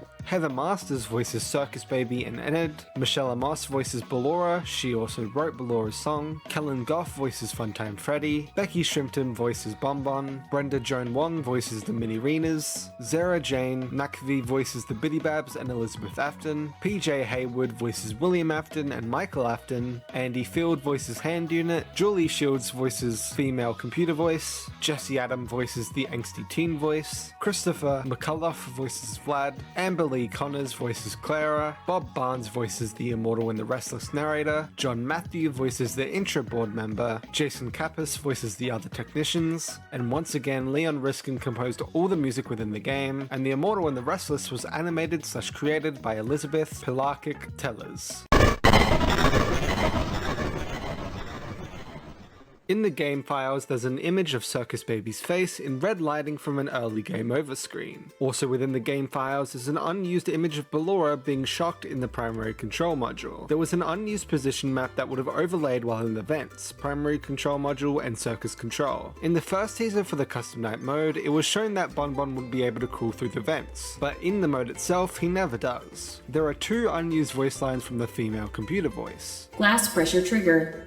Please do not push against the glass. Motion trigger. Technician control. There were also a ton of unused Funtime Freddy voice lines, from alternate takes to simply unused dialogue, to a Funtime Freddy with a German accent. Hello, little children. Glad to see you back again. Come closer and sing a song There were also unused designs for Vlad and Clara as seen here. Controlled Shock, completed your first night shift. Break a Room, completed your second night shift. Parts and Service, completed your third night shift. Springlock Maintenance, completed your fourth night shift. Look Like You, followed instructions too closely, the real ending. Exotic Butters, survived until morning. Fake Ending. Ice Cream, gave ice cream to a child. Baby minigame. You Won't Die, completed the custom night challenges. Fazbear's Fright, completed Golden Freddy mode. And Meet the Cast. Experienced all deaths and jump scares. Scott knew that he had to wrap up the story that he seemingly left open-ended with Sister Location, while all the audience saw was a black screen on scottgames.com and FNAFworld.com for months and months, until June 11th, 2017, showing a pair of green eyeballs, possibly circus babies, glowing in the dark. The image being called I Am Still Here. Scott then went on to say that he had stopped working on the new project he'd begun teasing, and instead wants to create a pizzeria tycoon game for fun and for the fans. For FNAF's 3rd anniversary, Scott released some new exclusive behind the scenes images that had some weird models which we've never seen before in the background, such as Baby's pigtail that looked less robotic and plastic than her Sister Location counterpart and more realistic and fluid, a hand different to Springtrap's, and a pile of wires filled with eyeballs that's different to Enid but also shares similarities. No one was really sure if these meant anything besides just being alternative designs. We then got an image of a Freddy plushie with nothing special about it, that is until you brighten it up and see Puppet's wires behind it. He then released a teaser for seemingly the Pizzeria Tycoon with an 8-bit Freddy and a rainbow behind him, which would eventually get updated to include 3 kids to his right. The next teaser for the Pizzeria Tycoon then showed Freddy juggling pizzas. It seemed the Pizzeria Tycoon was well under development, while FNAF 6 was cancelled, and even the teaser of the eyes was now updated to eyes closed. Scott mentioned how he refused to let a full year go by without a new game,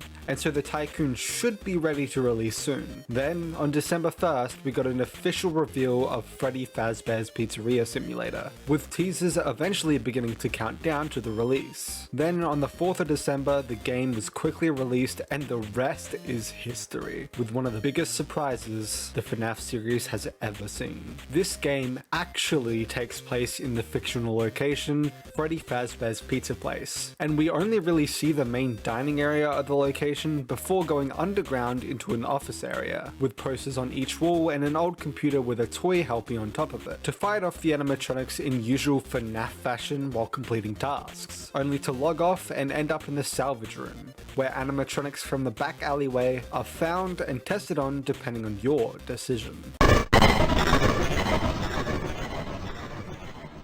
When you open the game for the first time, you get to play an 8-bit minigame after designing your own pizza by adding either pepperoni, sausage, onions, mushroom, olives, and or peppers. You, as an 8-bit Freddy, then have to carry the pizzas and feed them to the hungry children. As you progress, an 8-bit Shadow Freddy will appear and try to block you from feeding them. If you hit the 8-bit Shadow Freddy with enough pizzas, he'll freeze in position, leaving you to easily continue feeding the kids. However, as you keep feeding the children and progressing in the game, eventually the game will begin to glitch out and crash. But suddenly, the game flickers back to reveal Scrap Baby sitting on the other end of the desk as you. You play a tape recorder, revealing a cassette man, who will later learn is named HRY223, aka Henry, who tells you to document whether an animatronic responds to multiple audio stimuli or not. Eventually, the tape recorder will stop, where Scrap Baby takes over and looks right at you. After a training video explains what our franchise package gave us, we then enter into one of the main 3 gameplay sections that I'll go over one by one. Task checklist section. The main night section of the gameplay, where you're within an underground bunker that goes around your pizzeria, where you must complete each task listed for you, which are done remotely. Supply tasks take 8.33 seconds to complete, 6.67 seconds with the upgrade. Advertising tasks take 16.67 seconds to complete, 13.33 seconds with the upgrade. And maintenance tasks take 12.5 seconds to complete, 10 seconds with the upgrade. If you salvaged each animatronic or one snuck in because your risk is too high, they will be hunting you while you're completing each task. They'll travel faster towards you the louder you are, but if you turn off the monitor you can't do any tasks, and if you turn off the ventilation for too long the temperature will hit 120 degrees and you'll pass out. So it's all about how well you balance using both mechanics with the determined animatronics.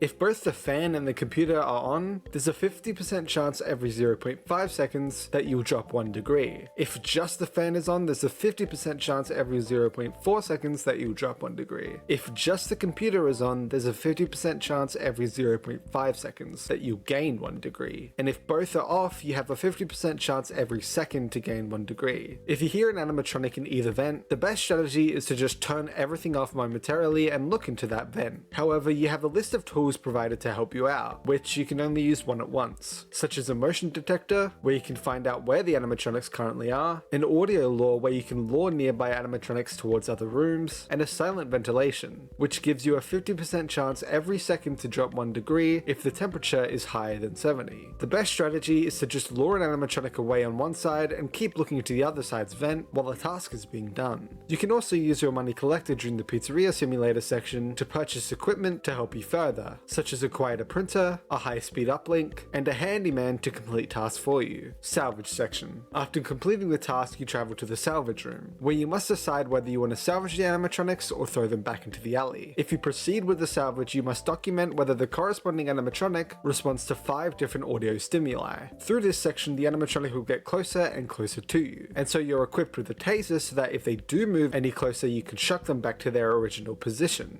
There's usually a neutral, agitated, and hostile state. When the animatronic is hostile, taser it back to neutral. Each animatronic gives a different payment per completion. Molten Freddy, who appears on the first night, gives you 500 upon completion. William Afton, or Scraptrap if you will, who appears the second night, gives 1000. Scrap Baby, who appears third night, gives you 2000. And finally Lefty, who appears fourth night, unless you purchase Lefty before his salvage, which will make him replaced by a sign saying that he's already inside, gives you 5000. Pizzeria Simulator section. In this section, you have a catalog full of decor, attractions, animatronics, and more for you to purchase with a multitude of different statistics for each. You can place what you purchase wherever you would like around your pizzeria, and even extend the pizzeria further and further for both $250 and then $1,000. I'll be showing you each and every playable minigame in the inventory section, so before I get into all the endings of this game, here is everything and what they provide for your establishment, from catalog to catalog, and starting with Dumpster Diver Weekly. Balloon Barrel,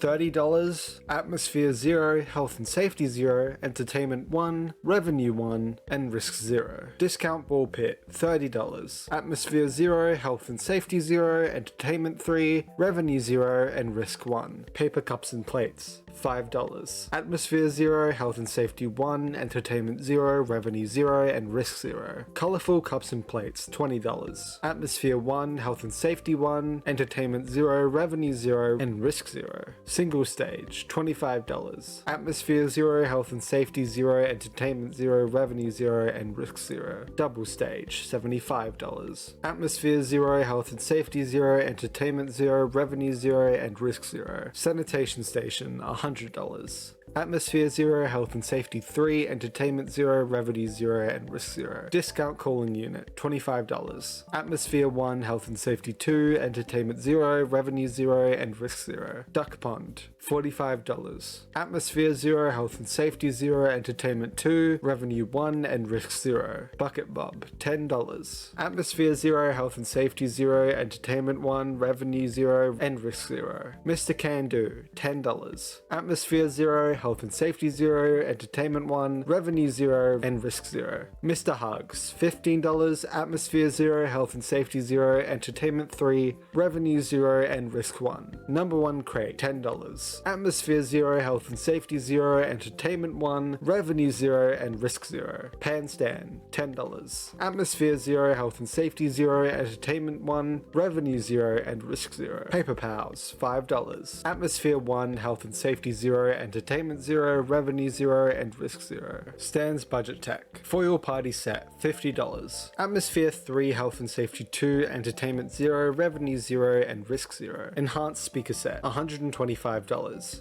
Atmosphere 3, Health and Safety 0, Entertainment 0, Revenue 0, and Risk 0. Deluxe speaker set, $250. Atmosphere 8, Health and Safety 0, Entertainment 0, Revenue 0, and Risk 0. Fruity Maze Arcade, $150. Atmosphere 0, Health and Safety 0, Entertainment 3, Revenue 1, and Risk 0. Midnight Motorist Arcade, $170. Atmosphere 0, Health and Safety 0, Entertainment 4, Revenue 1, and Risk 0. Gumball Swivel Hands, $125. Atmosphere 0, Health and Safety 0, Entertainment 1, Revenue 3, and Risk 0. Neon Stage Lights, $90. Atmosphere 2, Health and Safety 0, Entertainment 2, Revenue 0, and Risk 0. Sturdy Stage, $110. Atmosphere 0, Health and Safety 0, Entertainment 0, Revenue 0, and Risk 0. Sturdy Stage Extended, $200. Atmosphere 0, Health and Safety 0, Entertainment 0, Revenue 0, and Risk 0. Novelty Traffic Light, $80. Atmosphere 5, Health and Safety 0, Entertainment 0, Revenue 0, and Risk 0. Happy Frog, $200. Atmosphere 0, Health and Safety 0, Entertainment 4, Revenue 0, and Risk 0. Mr. Hippo, $190. Atmosphere 0, Health and Safety 0, Entertainment 4, Revenue 0, Risk 0. Ned Bear, $260. Atmosphere 0, Health and Safety 0, Entertainment 5, Revenue 0, and Risk 1. Pig Patch, $230. Atmosphere 0, Health and Safety 0, Entertainment 4, Revenue 0, and Risk 0. Candy Cadet, $310. Atmosphere 0, Health and Safety 0, Entertainment 3, Revenue 3, Risk 0. Smiles and Servos Inc. Star Curtain Stage for $500. Atmosphere 0, Health and Safety 0, Entertainment 0, Revenue 0, and Risk 0. Deluxe Concert Stage, $810. Atmosphere 0, Health and Safety 0, Entertainment 0, Revenue 0, and Risk 0. Bull Pit Tower, $750.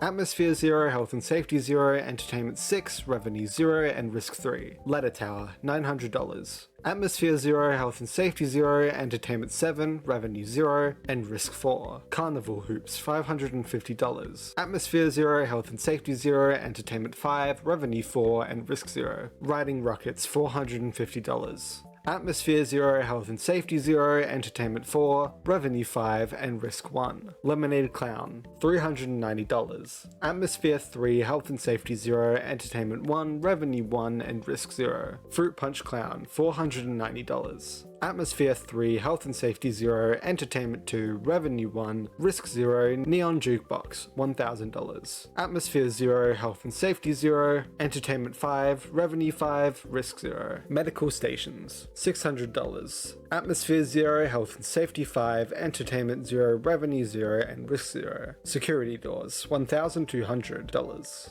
Atmosphere 0, Health and Safety 7, Entertainment 0, Revenue 0, and Risk 0. Rockstar Freddy for $2,000. Atmosphere 0, Health and Safety 0, Entertainment 7, Revenue 0, and Risk 1. Rockstar Bonnie, $2,000. Atmosphere 0, Health and Safety 0, Entertainment 7, Revenue 0, and Risk 1. Rockstar Chica, $2,000. Atmosphere 0, Health and Safety 0, Entertainment 7, Revenue 0, Risk 1. Rockstar Foxy, $2,500. Atmosphere 0, Health and Safety 0, Entertainment 8, Revenue 0, and Risk 1. Rare Finds Auction, Balloon Cart, $3,500. Atmosphere 0, Health and Safety 0, Entertainment 6, Revenue 4, and Risk 0. Confetti Tile Floor, $5,000. Atmosphere 9, Health and Safety 2, Entertainment 2, Revenue 0, and Risk 0. Deluxe Ball Pit, $4,400. Atmosphere 0, Health and Safety 0, Entertainment 8, Revenue 0, and Risk 4. Disco Pizza Light, $3,900. Atmosphere 4, Health and Safety 0, Entertainment 4, Revenue 0, and Risk 0. Egg Baby Data Archive, $6,000. Atmosphere 5, Health and Safety 0, Entertainment 5, Revenue 0, and Risk 0. Neon Party Set, $3,100. Atmosphere 9, Health and Safety 5, Entertainment 0, Revenue 0, and Risk 0. Gravity Vortex, $9,000. Atmosphere 0, Health and Safety 0, Entertainment 9, Revenue 5, and Risk 5. Orville Elephant, $4,100. Atmosphere 1, Health and Safety 0, Entertainment 7, Revenue 1, and Risk 0. Prize King, ending $7,770. Atmosphere 0, health and safety 0, entertainment 3, revenue 8, and risk 0. Security puppet $12,500. Atmosphere 0, health and safety 9, entertainment 7, revenue 0, and risk 0. Lefty $5. Atmosphere 0, health and safety 0, entertainment 9, revenue 0, and risk 9. Music Man $19,000. Atmosphere 0, health and safety 0, entertainment 9, revenue 0, and risk 1. L-Chip $32,000. Atmosphere 7, health and safety 0, entertainment 7, revenue 0, and risk 0. Funtime Chica $71,000. Atmosphere 9, health and safety 0, entertainment 9, revenue 9, and risk 0. Pickles $15. Atmosphere 0, health and safety 0, entertainment 0, revenue 0, and happiness 1. Outside of the catalog, for the endings you get completion ending. Unlocked by salvaging all animatronics and completing the week, bad ending. Unlocked after throwing away at least one animatronic and completing the week, mediocre ending. Unlocked by not investing anything into the pizzeria and your final Faz rating is 0, blacklisted ending. Unlocked by having a liability risk of 50 or more on your last day, bankruptcy ending. Unlocked by losing all of your money through the lawsuits, insanity ending. Unlocked by having egg baby, turning off your monitor in the terminal, holding the mouse on the power button, and then turning it back on. Finally, the Lawkeeper ending. Unlocked by getting the secret security puppet ending, the secret Midnight Motorist ending, the secret Fruity Maze ending, and then salvaging all the animatronics and winning the week. All of the scrap animatronics have the same AI in how they move. So for the scrap group, during gameplay, when all the scrap animatronics are given an opportunity to move, they will do a 1 in 3 roll whether they actually get to move or stay in their current position. On Monday, they get a chance every 8 seconds whenever the tutorial audio finishes. On Tuesday, they get a chance every 5 seconds. Wednesday every 4 seconds. Thursday every 3 seconds. Friday every 2.5 seconds. And Saturday every 2 seconds. However, on night 3, there's an added AI feature called monotony that increases by 1 every second. If the value is anywhere between 30 and 44, each character's movement opportunity is cut to only 2 seconds, and if 45 or higher, every second. The counter resets whenever you look left or right into either vent though, so it shouldn't be too hard to counter that. They don't really have a set path and will just go wherever they want from where they currently are. Person who researched deep into FNAF's AI unfortunately never credited their own work, but here is a map that they created that properly shows off the chances of them moving from one room to another. For example, if Scrap Baby is in room 8 and succeeds in her movement opportunity, she has a 50% chance to move room 14, a 25% chance to move right to room 9, and the other 25% to move backwards to room 4. Scrap Baby, a rebuilt circus baby with random pieces gathered from the saws after separating from Enid, with more realistic strands of hair, lights within, and a giant claw replacing her right hand that was once inside of her stomach. She has green eyes and is actually using roller skates the entire time. During salvage gameplay, her first stage is looking slightly down, her second stage will be looking directly at you, and her third stage she'll be twisting her head back. Molten Freddy, the aftermath of Enid removing Circus Baby, a pile of animatronic wires and eyeballs, now spawning a Freddy head made out of random molten metal. He still contains Funtime Freddy, Funtime Foxy, and Ballora. He's described as having the most amount of remnant collectively in its structure, and as an amalgamation of Afton's constructs. During salvage gameplay, in his first stage his head is slightly tilted, in his second stage he is looking directly at you, and in his third stage he's closer towards you with a tilted head once more. William Afton, known as Scrap Trap, the next evolution of Springtrap with more of his skull showing, new feet, and a missing arm. He has silver eyes and has seemingly also rebuilt parts of himself, as well as losing new parts. During salvage gameplay, in his first stage his head is tilted and facing your left, in his second stage his head is still tilted but is now looking at you, and in the third stage he no longer has a tilted head and is fully facing towards you. Lure, Encapsulate, Fuse, Transport, and Extract, simply known as Lefty, a more toy looking animatronic with a Rockstar crew that's coloured black and grey with some red highlights and a golden star on his body. He has one light orange eye and one entirely black eye, and contains the puppet animatronic within.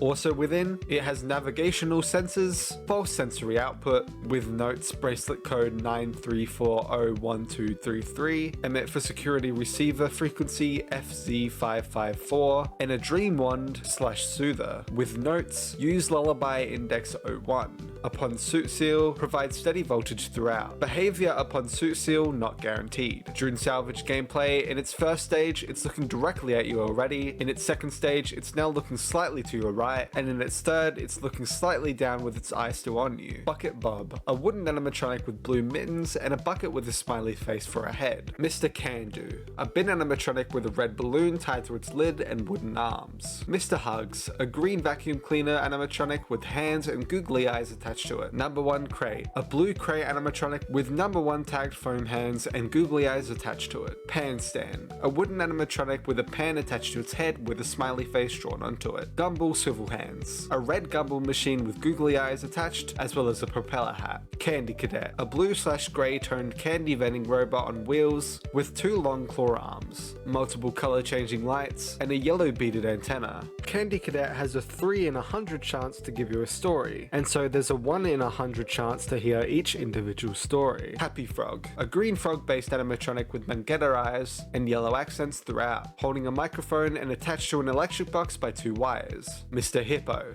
a purple hippo based animatronic with blue eyes, featuring a red flower as the top of his 3 buttons, a black top hat, and also attached to an electric box by 2 wires. Ned Bear, a brown bear based animatronic with green eyes featuring a red tie and a small red hat, also attached to an electric box by 2 wires. Pig Patch, a pink pig based animatronic with 1 green eye and 1 blue eye, featuring brown shorts and red cheeks, holding a banjo and also attached to an electric box by 2 wires. Lemonade Clown, a white clown based lemonade animatronic with purple and orange features throughout, giant red shoes and a white flower attached to his small purple top hat. Fruit Punch Clown, also a white clown based lemonade machine with purple and red features throughout, giant red shoes and a white flower attached to his small orange top hat. Neon Jukebox, a multicolored jukebox with googly eyes attached to it. Rockstar Freddy, a plastic and toy looking Freddy Fazbear based animatronic, with a giant golden star replacing where any buttons would go, as well as a purple bow tie and top hat combo, blue eyes, and rosy red cheeks holding a microphone. Rockstar Bonnie, a plastic and toy looking bunny based animatronic with 2 gold stars as buttons, as well as a red bow tie, green eyes, and purple cheeks, holding a red guitar. Rockstar Chica, a plastic and toy looking Chica based animatronic with a Let's Rock bib instead of a Let's Eat bib, as well as red lipstick, pink eyes, and blue cheeks, holding maracas. Rockstar Foxy, a plastic and toy looking Foxy based animatronic with a giant gold star on his body, as well as a green parrot with an eye patch on his shoulder, 1 eye orange and 1 eye covered by the eye patch, and a left wooden peg leg, holding an accordion. Egg Baby, a giant potato shaped blueprint scanner with giant eyes, a giant nose, and a giant mouth, containing a hole in its stomach revealing a smaller replica Egg Baby, itself containing another hole in its stomach revealing a pinkish ball. Prize King, a golden vending machine shaped like a king with a golden crown and a red cape. Prize King picks a random number between 1 and 100, and if it's anything under 95, you'll have to try again. 95 to 97 gets you 5k, 98 gives you 10k, 99 gets you 15k, and 100 gets you Funtime Chica. Security Puppet, an alternative version of the puppet animatronic only seen in its purple, black, and red box, now with blue tears, a Funtime-esque line through its head, a single white button, and a Jester-esque hat. Orville Elephant, an orange elephant based animatronic with blue eyes featuring a purple flower as the top of his 3 buttons, a purple top hat holding a magic wand, and also attached to an electric box by 2 wires. Music Man, a Funtime animatronic based on a spider with its 6 legs, giant speaker on its body, and Funtime based colors as well as a big nose, big black eyes, and a full grin revealing its many teeth, also holding symbols. El Chip, a Mexican themed beaver animatronic with a sombrero on his head as well as a broad flat tail, holding a mandolin. Funtime Chica, another Funtime animatronic based solely on Chica with its white and pink Funtime colors, with an orange accent here and there, holding a Funtime cupcake with sharp teeth in her hand. Pickles.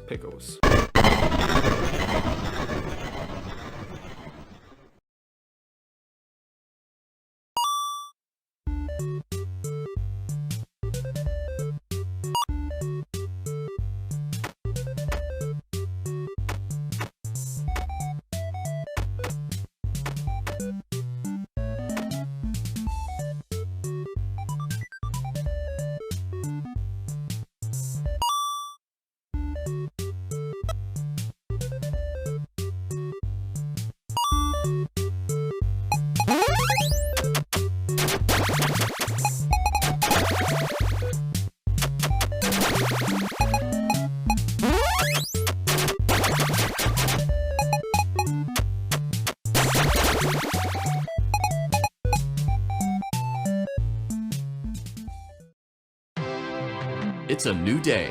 It's your time to shine. It's time to take your career into your own hands. You've saved money your whole life. Great. Now it's time to put all your eggs into one basket and take a huge gamble on your future. A gamble that comes with a 100% chance of success in some cases. What are we talking about? We're talking about becoming a Fazbear Entertainment franchisee. That's right, restaurant ownership and management. Something almost anyone can do with a limited degree of success. Sure, it's a lot of money to invest, but everyone's doing it. And that means it's safe and lucrative. With your initial investment, you'll receive everything you need to get started, including a small room, some tables, and electricity. But don't forget about the money you had left over after buying your franchise package. Use it to decorate, buy a stage, buy attractions and animatronics, and much, much more. Now, let's take a look at a few things that will help you get started as a Fazbear Entertainment franchisee, such as atmosphere. Making sure your establishment has an inviting atmosphere is essential to bringing in new customers. Entertainment. Having a lot of entertainment value in your restaurant will ensure that customers come back. Bonus revenue. Coin-operated games and attractions can generate additional revenue during the day, which means more money in your pocket, ready for reinvestment. Health and safety. There may be times when you purchase something of questionable quality, and we don't blame you. Cutting corners is just good business. But there are steps you can take to ensure you don't get sued for it. And that brings us to liability. Being a thrifty shopper is smart, but be aware that buying things on sale comes with a certain amount of risk. Aside from the daily risk of lawsuits, there's also the risk that something might be hiding inside whatever you just purchased with that steeply discounted price tag. Of course, that would only be a serious danger if there were something outside that's been trying to get in for months now, which we are not confirming to be the case. This concludes the amount of help we are legally obligated to provide. Remember, you are now the face of the newly rebranded Freddy Fazbear's Pizza. Wear that smile with pride and let's make some money. Fazbear Entertainment is not responsible for disappearance, death, or dismemberment. Great job! It looks like you're getting the hang of this. Now let's just focus on getting you through your first week. There's a big party here Saturday, and you should view that day as your ultimate test. Make it through Saturday, and you will have proven yourself as the successful entrepreneur that we all know you can be. You played right into our hands. Did you really think that this job just fell out of the sky for you? No. This was a gift for us. You gathered them all together in one place, just like he asked you to. All of those little souls in one place, just for us. A gift. Now we can do what we were created to do and be complete. I will make you proud, Daddy. Watch, listen, and be full. Connection terminated. I'm sorry to interrupt you, Elizabeth, if you still even remember that name, but I'm afraid you've been misinformed. You are not here to receive a gift, nor have you been called here by the individual you assume, although you have indeed been called. You have all been called here, into a labyrinth of sounds and smells, misdirection and misfortune. A labyrinth with no exit, a maze with no prize. You don't even realize that you are trapped. Your lust for blood has driven you in endless circles, chasing the cries of children in some unseen chamber, always seeming so near, yet somehow out of reach. But you will never find them. None of you will. This is where your story ends. And to you, my brave volunteer, who somehow found this job listing not intended for you. Although there was a way out planned for you, I have a feeling that's not what you want. I have a feeling that you are right where you want to be. I am remaining as well. I am nearby. This place will not be remembered, and the memory of everything that started this can finally begin to fade away, as the agony of every tragedy should. And to you monsters trapped in the corridors, be still. and give up your spirits. They don't belong to you. For most of you, I believe there is peace, and perhaps more, waiting for you after the smoke clears. Although for one of you, the darkest pit of hell has opened to swallow you whole. So don't keep the devil waiting, old friend. My daughter, if you can hear me, I knew you would return as well. It's in your nature to protect the innocent. I'm sorry that on that day, the day you were shut out and left to die, no one was there to lift you up into their arms the way you lifted others into yours. And then, what became of you? I should have known you wouldn't be content to disappear. Not my daughter. I couldn't save you then. So let me save you now. It's time to rest, for you, and for those you have carried in your arms. This ends, for all of us, in communication.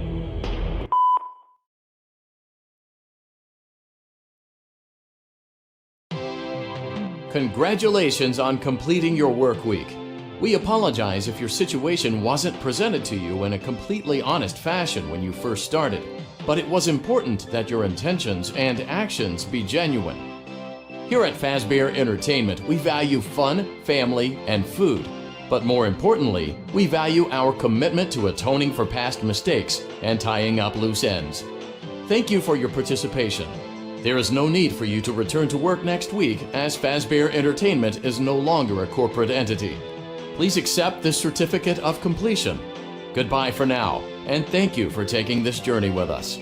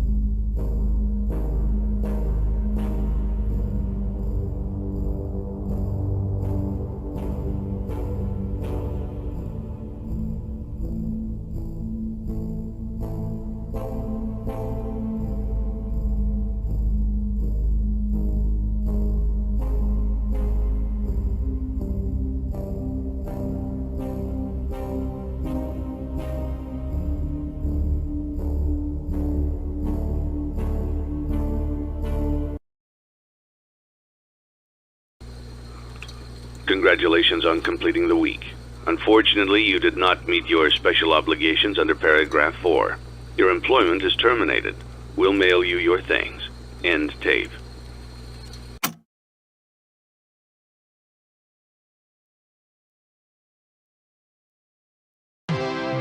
Congratulations! You've completed a full week on the job, and you've done it in such a lackluster way that no one is proud or disappointed. It's a fine line to walk, but you did it, completing your job with such an efficient level of laziness that we're surprised you're able to dress yourself in the morning. While such a minimalist work ethic is rare, it doesn't mean that we want you back. In fact, it means you should look for employment elsewhere. But before you go, take this certificate of mediocrity. You should be proud. You stood on 2 feet and convinced someone that you could do something, when in fact you couldn't. Now get out.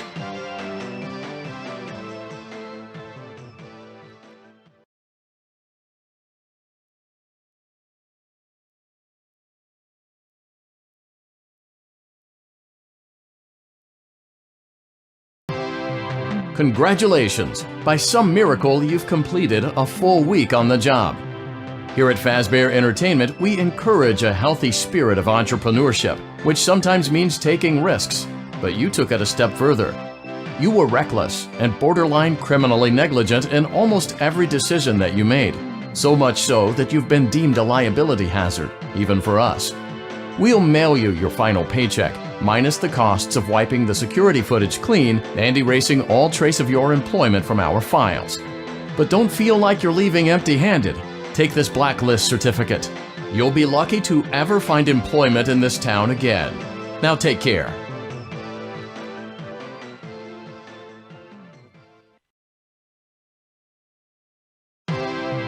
You gave it your best shot. You went all in. You put all your eggs into one basket and did the unthinkable. You ran out of cash. While we encourage entrepreneurs to follow their dreams, we also recognize a lost cause when we see one. There are no do-overs, and we trust that you know your way out. But before you go, take this certificate of bankruptcy. Now do everyone a favor and get lost.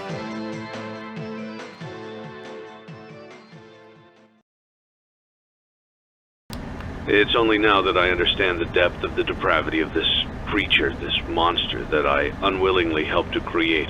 As if what he had already done wasn't enough. He found a new way to desecrate, to humiliate, to destroy. As if the suffering wasn't enough, the loss of innocence, the loss of everything to so many people. Small souls trapped in prisons of my making, now set to new purpose, and used in ways I never thought imaginable. He lured them all back to a familiar place, back with familiar tricks. He brought them all together. Are they still aware? I hope not. It keeps me awake at night. I could make myself sleep, but not yet. Not until I undo what he has done and heal this wound. A wound first inflicted on me, but then one that I let bleed out to cause all of this. He set some kind of trap. I don't know what it was, but he led them there again. He overpowered them again. And he robbed them of the only thing that they had, again. I don't know how those tiny breaths of life came to inhabit those machines, but they will never find rest now, not like this. I have to call them all back, all of them, together in one place. Congratulations! You went somewhere you weren't supposed to go, saw something you weren't supposed to see, and prevented a tidy resolution to a messy problem. Needless to say, you're fired. But before you go, take this certificate of insanity. We're giving it to you to ensure that no one believes you, and to ensure that we can promptly replace you without incident. There is a truck waiting for you outside. Take care.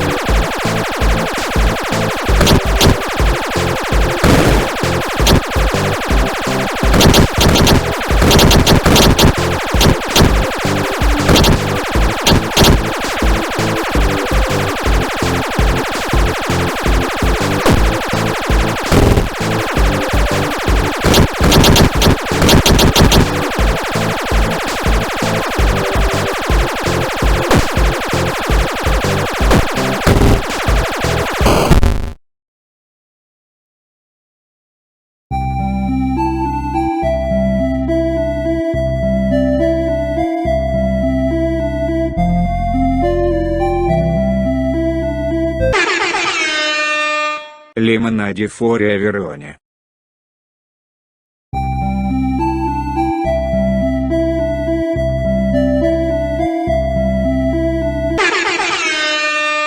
Fruit punch for everyone.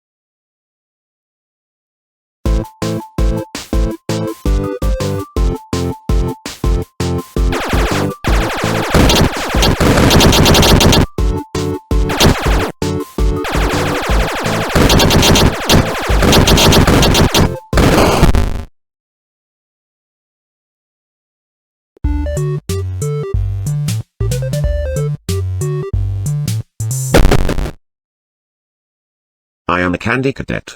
Come get your candy here. I have candy all day, every day. Candy, candy, candy.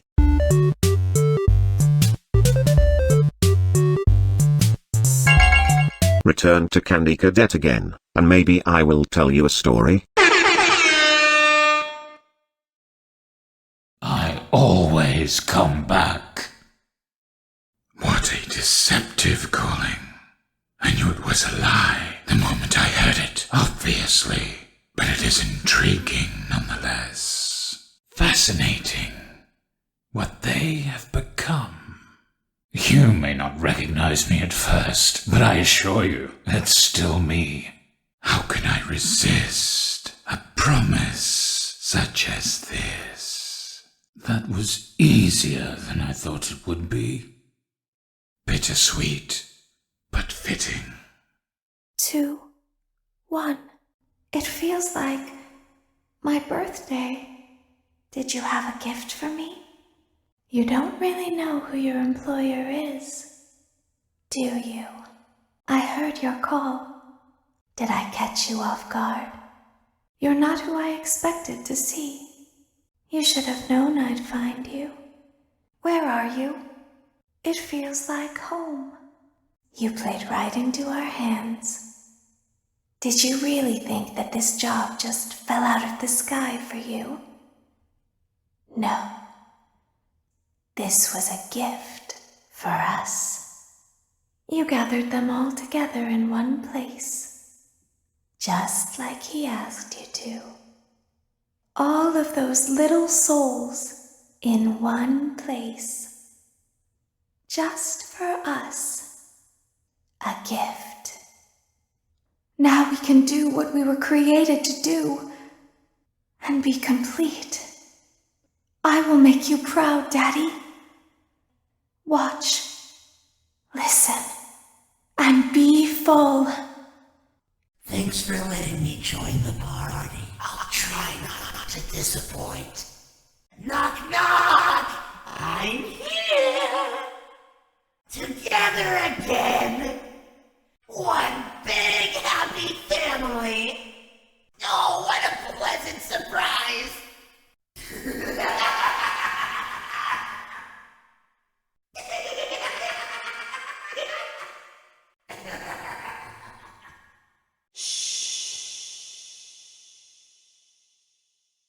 Begin tape. Leaving Dead Space. 3, 2, 1. The purpose of this tape is to test automated response times and reactions from vintage interactive attractions following audio stimuli. If you are playing this tape, that means that not only have you been checking outside at the end of every shift, as you were instructed to do, but also that you have found something that meets the criteria of your special obligations under paragraph 4. Follow these instructions, document response times, then safely secure the space before leaving. Upon sealing the room, you are not to return. Begin audio prompt in 3, 2, 1.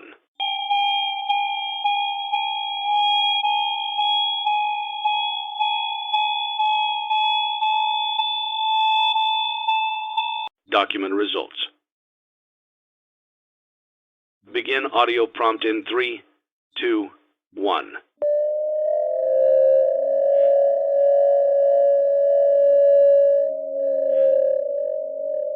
Document results. Begin audio prompt in 3, 2, 1.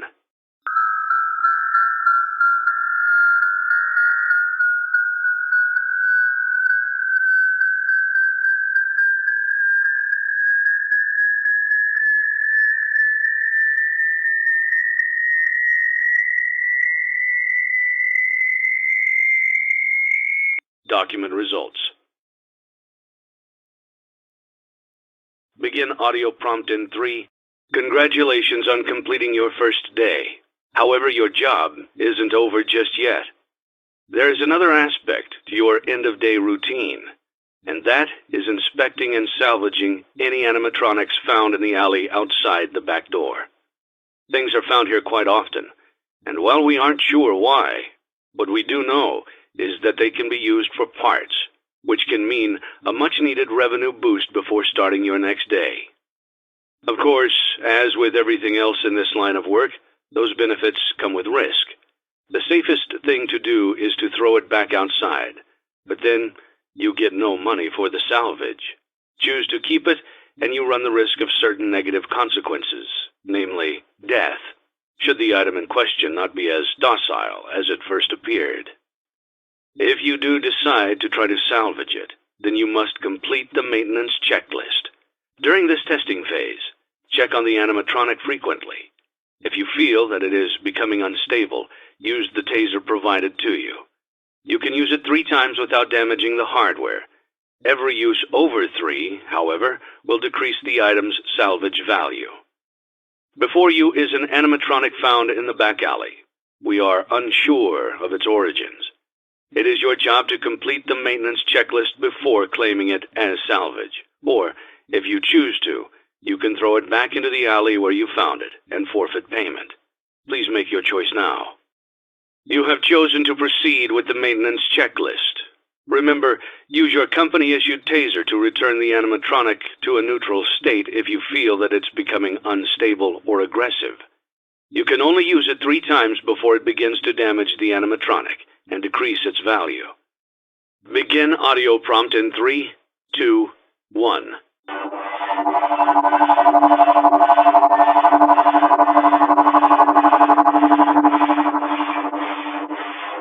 Document results. Begin audio prompt in 3, 2, 1.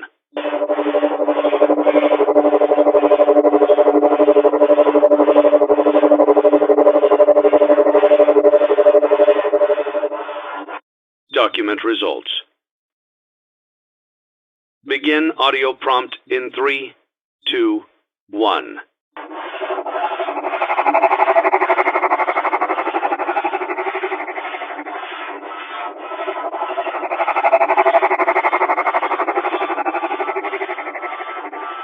Document results.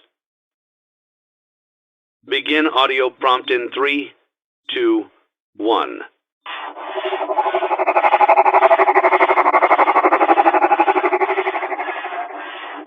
Document results. Begin audio prompt in 3, 2, 1.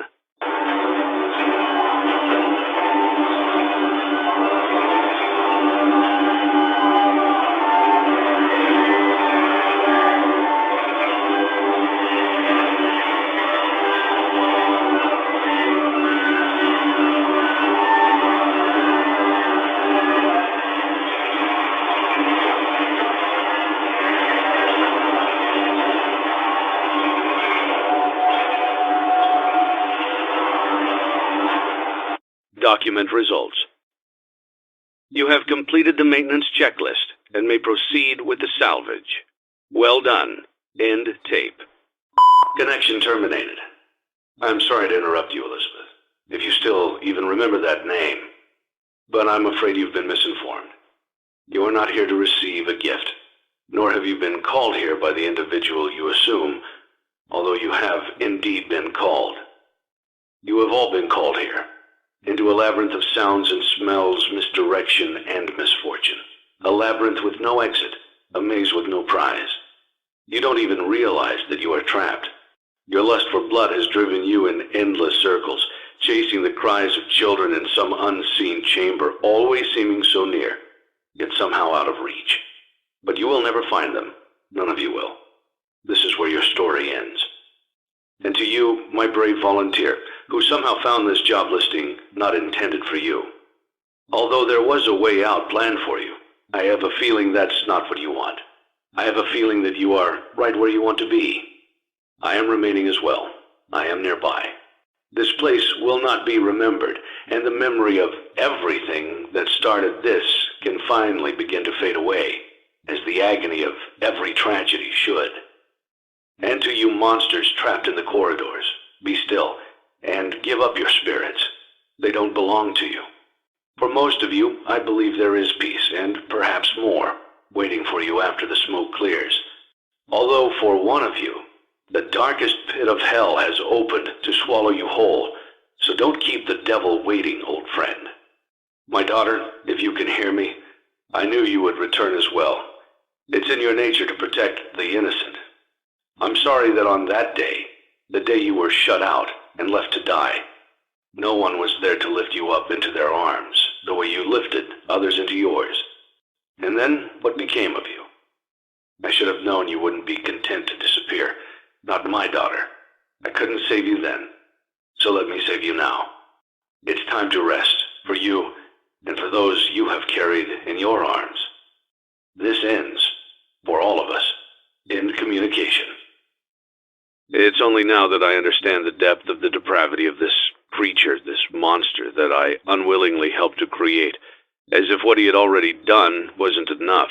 He found a new way to desecrate, to humiliate, to destroy.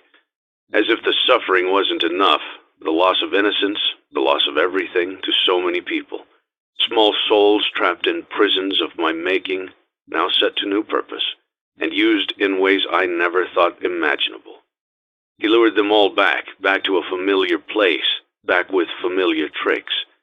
He brought them all together. Are they still aware? I hope not. It keeps me awake at night. I could make myself sleep, but not yet. Not until I undo what he has done and heal this wound. A wound first inflicted on me, but then one that I let bleed out to cause all of this. He set some kind of trap. I don't know what it was, but he led them there, again. He overpowered them, again. And he robbed them of the only thing that they had, again. I don't know how those tiny breaths of life came to inhabit those machines, but they will never find rest now, not like this. I have to call them all back, all of them, together in one place. Congratulations on completing the week. Unfortunately, you did not meet your special obligations under paragraph 4. Your employment is terminated. We'll mail you your things. End tape. It's a new day. It's your time to shine. It's time to take your career into your own hands. You've saved money your whole life. Great. Now it's time to put all your eggs into one basket and take a huge gamble on your future. A gamble that comes with a 100% chance of success in some cases. What are we talking about? We're talking about becoming a Fazbear Entertainment franchisee. That's right, restaurant ownership and management. Sure, it's a lot of money to invest, but everyone's doing it, and that means it's safe and lucrative. With your initial investment, you'll receive everything you need to get started, including a small room, some tables, and electricity. But don't forget about the money you had left over after buying your franchise package. Use it to decorate, buy a stage, buy attractions and animatronics, and much, much more. Now, let's take a look at a few things that will help you get started as a Fazbear Entertainment franchisee, such as atmosphere. Making sure your establishment has an inviting atmosphere is essential to bringing in new customers. Entertainment. Having a lot of entertainment value in your restaurant will ensure that customers come back. Bonus revenue. Coin-operated games and attractions can generate additional revenue during the day, which means more money in your pocket, ready for reinvestment. Health and safety. There may be times when you purchase something of questionable quality, and we don't blame you. Cutting corners is just good business. But there are steps you can take to ensure you don't get sued for it, and that brings us to liability. Being a thrifty shopper is smart, but be aware that buying things on sale comes with a certain amount of risk. Aside from the daily risk of lawsuits, there's also the risk that something might be hiding inside whatever you just purchased with that steeply discounted price tag. Of course, that would only be a serious danger if there were something outside that's been trying to get in for months now, which we are not confirming to be the case. This concludes the amount of help we're legally obligated to provide. Remember, you are now the face of the newly rebranded Freddy Fazbear's Pizza. Wear that smile with pride, and let's make some money. Fazbear Entertainment is not responsible for disappearance, death, or dismemberment. Let's see how much cash you had left over after purchasing your franchise package. Great, that should be more than enough. Now let's get started. On your left are your product catalogs. You can unlock more expensive catalogs by simply purchasing items for your pizzeria. Use the arrows in the bottom right of the item window to browse the products for each catalog. When you're finished shopping, click the button labeled Blueprint Mode to place your items. You can switch back and forth between Catalog Mode and Blueprint Mode as often as you like before opening your doors to the public. When you're ready to open your restaurant for business for the day, click the button labeled Finished in Blueprint Mode. Give it a try and do some shopping. Your restaurant is now officially open. Awesome! That doesn't mean your job is finished, however. You have a lot of work to do while patrons eat their pizza in the other room. From your terminal, you have supplies to buy, papers to print, and repairs to make. Once you've taken care of all the items on your to-do list, you can log off for the day and get out of there. Money for supplies and repairs comes out of petty cash, so don't worry about it coming out of your pocket. We've got you covered. The only money you have to worry about is if you choose to upgrade any of the equipment in your office. Now, onto other matters. Something to be aware of is that the ventilation system and your terminal are pretty loud and may prevent you from hearing things in adjoining air vents. That won't be a problem if there is nothing in the vents. However, if you feel that something might be in the vents, you have a few tools at your disposal to protect yourself. You can shut off your terminal and the ventilation system at any time to decrease the amount of attention you are drawing to yourself. Also, shining your light directly into a vent will most likely prevent anything from jumping out. You also have 3 tools available from the terminal itself. There is a motion detector, an audio decoy, and a secondary ventilation unit. Keep in mind, however, that you can only have one of these active at any given time. Now get to it. Simply log off when you've completed your tasks for the day, and you can go get some coffee. Great job! It looks like you're getting the hang of this. Now let's just focus on getting you through your first week.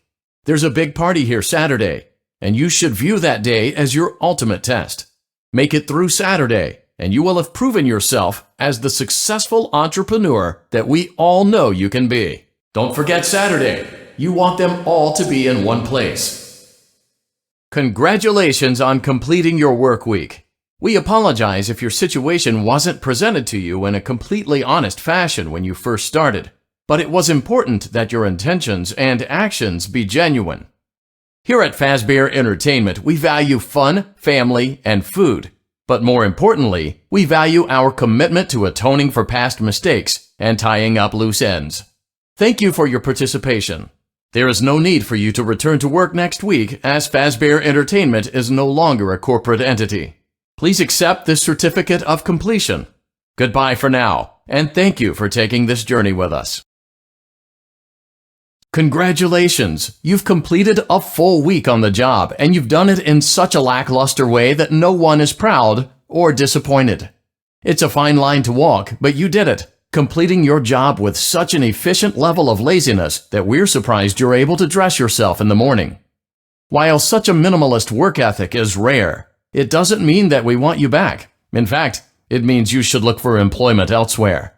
But before you go, take this certificate of mediocrity. You should be proud. You stood on 2 feet and convinced someone that you could do something, when in fact you couldn't. Now get out. You gave it your best shot. You went all in. You put all your eggs into one basket and did the unthinkable. You ran out of cash. While we encourage entrepreneurs to follow their dreams, we also recognize a lost cause when we see one.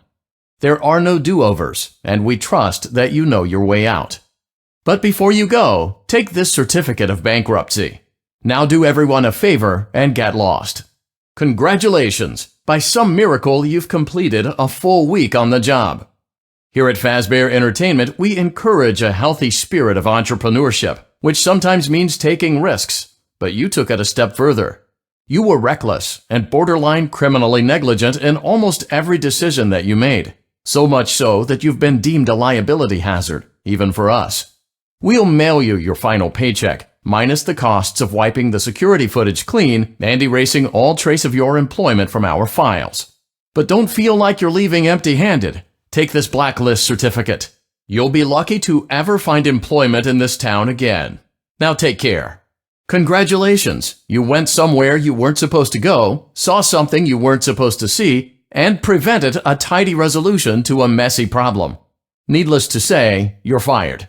But before you go, take this certificate of insanity. We're giving it to you to ensure that no one believes you, and to ensure that we can promptly replace you without incident. There is a truck waiting for you outside. Take care. I am the Candy Cadet. Come get your candy here. I have candy all day, every day. Candy, candy, candy. Return to Candy Cadet again, and maybe I will tell you a story. Now I will tell you a story about a young woman who was sealed in a small room. In the room was a furnace, and 5 keys. She was told that each of the 5 keys would unlock one of 5 doors outside her room. Inside each room was a child that she could take with her as she fled the building. But she was only allowed to leave her own room with 1 key, not all 5. Desperate to find a way to save all 5 children, the woman melted the 5 keys together in the furnace to create a single key, hoping it would unlock all 5 doors. Of course, it did not work that way. Now her key opened none of the doors. Rather than leaving her room with a key to 1 life, she had taken with her the key to 5 deaths. Now I will tell you a story about a kind man who would visit 5 orphans and bring them toys and gladness. The man lived alone, and lived in fear that someone might break into the house of one of the 5 children, so he adopted all 5, and brought them together in one place, in his own home. He promised them to never leave them, and they promised to always come home, and never stay out too late. He left one day to buy food, his heart being filled with gladness, but returned to find that the burglar had chosen his home, and killed all 5 of the children. The man could only afford 1 coffin, so he stitched the 5 bodies together to make one, and buried the child. That night, there was a knock at the door. Now I will tell you a story about a little boy. He had a red snake that he kept in a metal cage, whose hunger could not be satisfied. One day, The boy found 5 baby kittens outside his house. He brought them inside and kept them in a shoebox. He knew that the snake might kill them, but could not bring himself to get rid of the snake. He knew that if he chose one kitten to feed to the snake, it might be satisfied, but he could not choose. So, he went to bed, leaving the cage open. The snake went to the shoebox, chose a kitten at random, and ate it. After 5 nights had gone by, the boy was full of regret, and cut snake open. He pieced the remains together, and put the kitten back into the shoebox.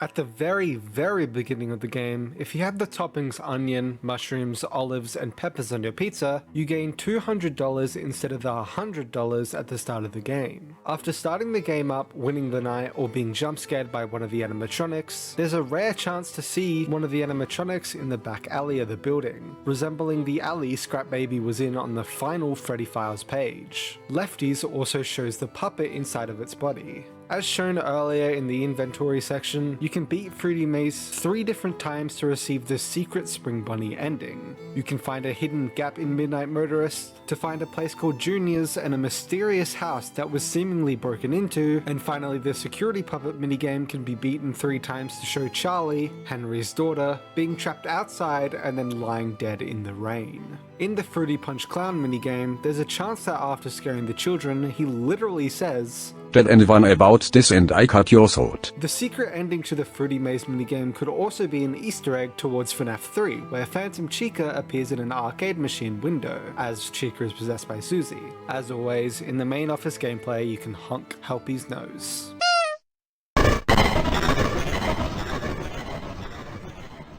Reminder, these sections are speculation and mainly detailing what I personally believe. The unbiased sections are later in the video. Keep an open mind when theorizing. In a game that was, and to some seemingly still is, the game to end the original story for good, the game is actually quite straightforward with its story. This game almost, very likely, I want to say definitely, takes place in 2023, soon after FNAF 3 was theorized to take place. As Henry, HRY223, the co-owner of Fazbear Entertainment in its heydays, and business partner to William Afton, lures all the leftover animatronics into a pizzeria that Mike manages and works at, being the brave volunteer. The animatronics that are actually possessed and lured are Lefty, who itself was built to go and actually lure and capture the puppet, who still has Charlie, Henry's daughter, within. Scrap Trap, who is simply just a post-fire spring trap with some new changes to his body. Scrap Baby, still possessed by Elizabeth, but who was kicked out of Enid after an argument about her taking too much control, who itself is now Molten Freddy, now with a molten mask shaped after Funtime Freddy. And once they're all in the location and Henry is sure there's no other animatronics left, he finally burns the place to the ground, allowing himself and all of the other spirits to rest for, at this point, good, while wishing William to quite frankly go to hell.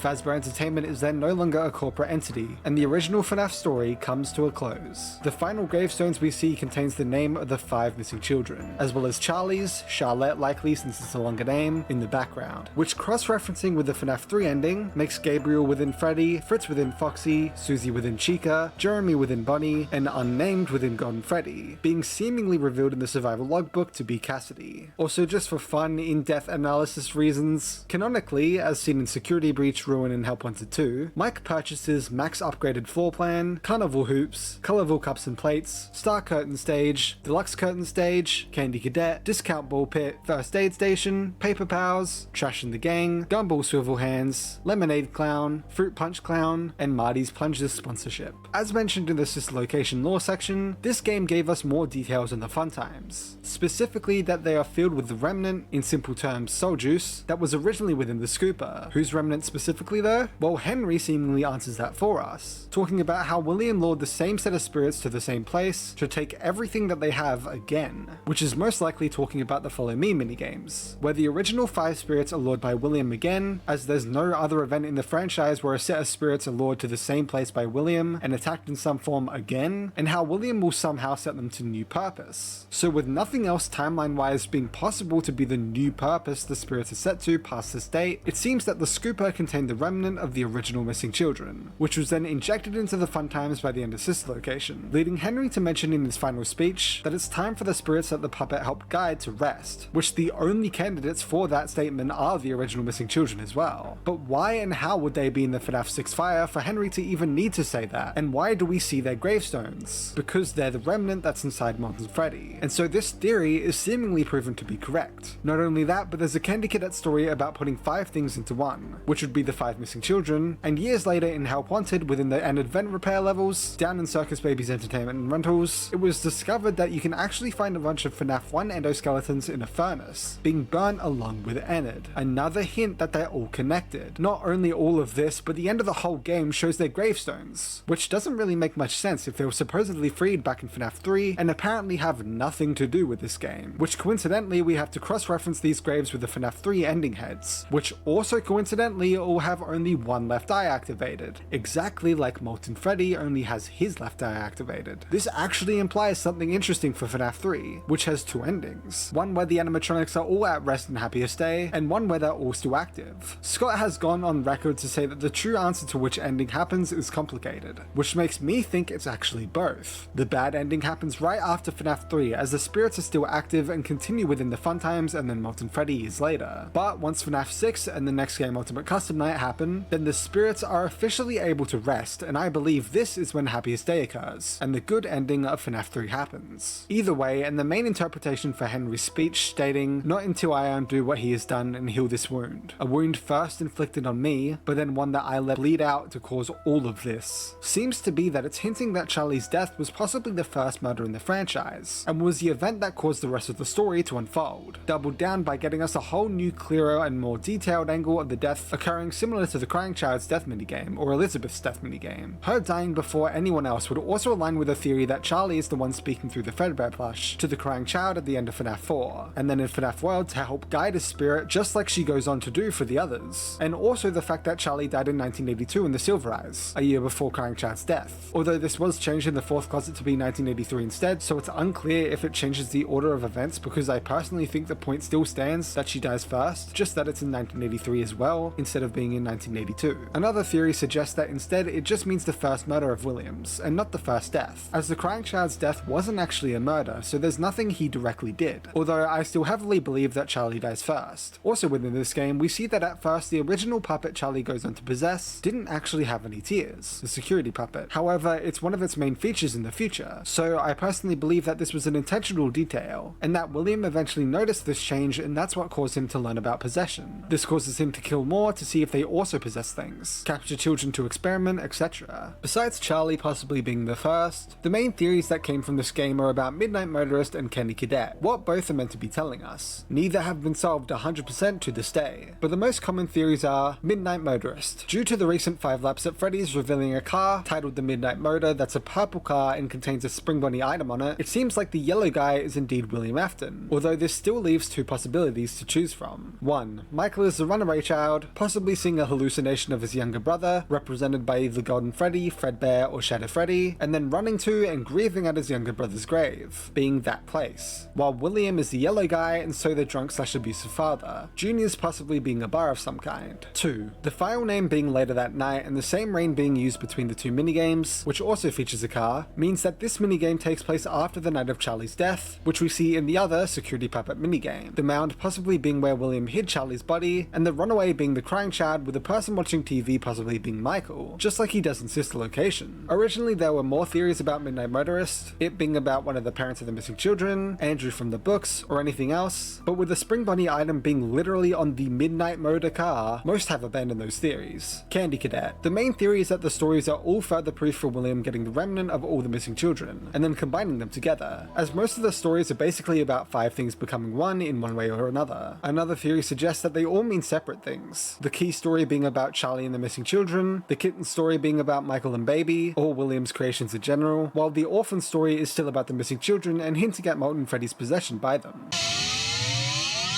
Molten Missing Children's Incident, also known as Molten MCI, is a very well-known theory. Slightly less well-known is Molten MCI Alter-S, a side grader of the theory that proposes that Cassidy has been following around Springtrap ever since the events of Follow Me. There's a few possible proposed reasons for this, one idea being that they are the vengeful spirit biding their time for William to be weak enough to start UCN, or an alternative perspective that they are just looking for what happened to their friend, who had been dismantled and injected into the Funtime animatronics, ultimately becoming Molten Freddy. With William being the person who dismantled them and took them away, he is the only lead that Cassidy would have to their whereabouts. Some evidence for this theory includes a furnace in Help Wanted that shows forward, classic, normal FNAF 1 style endos, but lacks a fifth endo or a spring lock endo that represents Golden Freddy. Golden Freddy is also not dismantled on screen, and Golden Freddy is separate from Henry's depiction of the 4 kids when talking about them in Connection Terminated, as well as the fact that Cassidy and the bite victim appear in the logbook when no other spirits seem to be there, which may suggest there's something different about these 2 spirits from the others. Have you ever wondered why Scraptrap kinda looks like a peanut? No, seriously, Afton's design in FNAF 6 doesn't really look like his old Springtrappy self, does it? Why?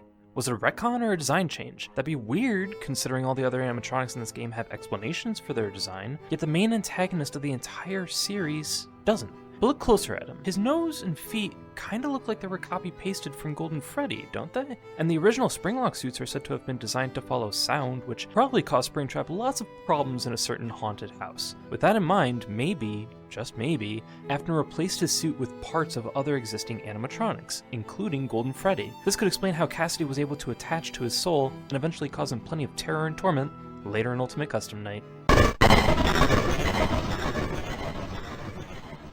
Scott mentioned that the reason he released FNAF 6 by surprise this time was simply because someone made a passing comment saying something similar to, he better not just start teasing a game like he always does before, because that's just not going to cut it anymore. And so he realized this next game he wanted to do something different and not have another year of teaser upon teaser again. He also mentions how the main purpose of the game was to resolve the story, not money or anything similar, and so building hype wasn't a necessity. This probably also explains why the game itself is free unlike the others. It was made purely for the fans. This game has the least animatronics in its main gameplay in the entire series, only 4. However, it also introduces the most animatronics in the entire series, through the shop etc. outside of the main gameplay section. The mobile port of this game refers to it as FNAF 6 Pizzeria Simulator, different to the other versions of the game which simply call it Freddy Fazbear's Pizzeria Simulator. Henry's name is never actually shown in the game and it's simply just Cassette Man in the credits. But not only is his audio tape called HRY223, but PJ Haywood, William's voice actor, confirmed it's definitely Henry. Despite being referred to as a him in Take Cake to the Children minigame, the puppet's spirit is a female, Charlie. People believe the mediocre melodies in this game are either inspired from, or have lore significance to, the people in the background of FNAF 3's Happiest Day minigame. Molten Freddy actually changes eye color. In his salvage jump scare he has orange eyes, during his office jump scare he has red eyes, and later in Ultimate Custom Night he has yellow eyes. As always, the beta testers for this game were both Ian and Braden Cawthon, Heather Masters voices Scrap Baby, PJ Haywood voices William Afton, Kellen Goff voices Molten Freddy, Andy Field voices Tutorial Unit, and finally Dave Steele voices Cassette Man. Artwork throughout the game was done by Amisi Zigatvari, Claudia Schroeder, and Neko Pilarkic Tellers. Sorry if I pronounce any of them wrong. All the music within the game was once again composed by Leon Riskin.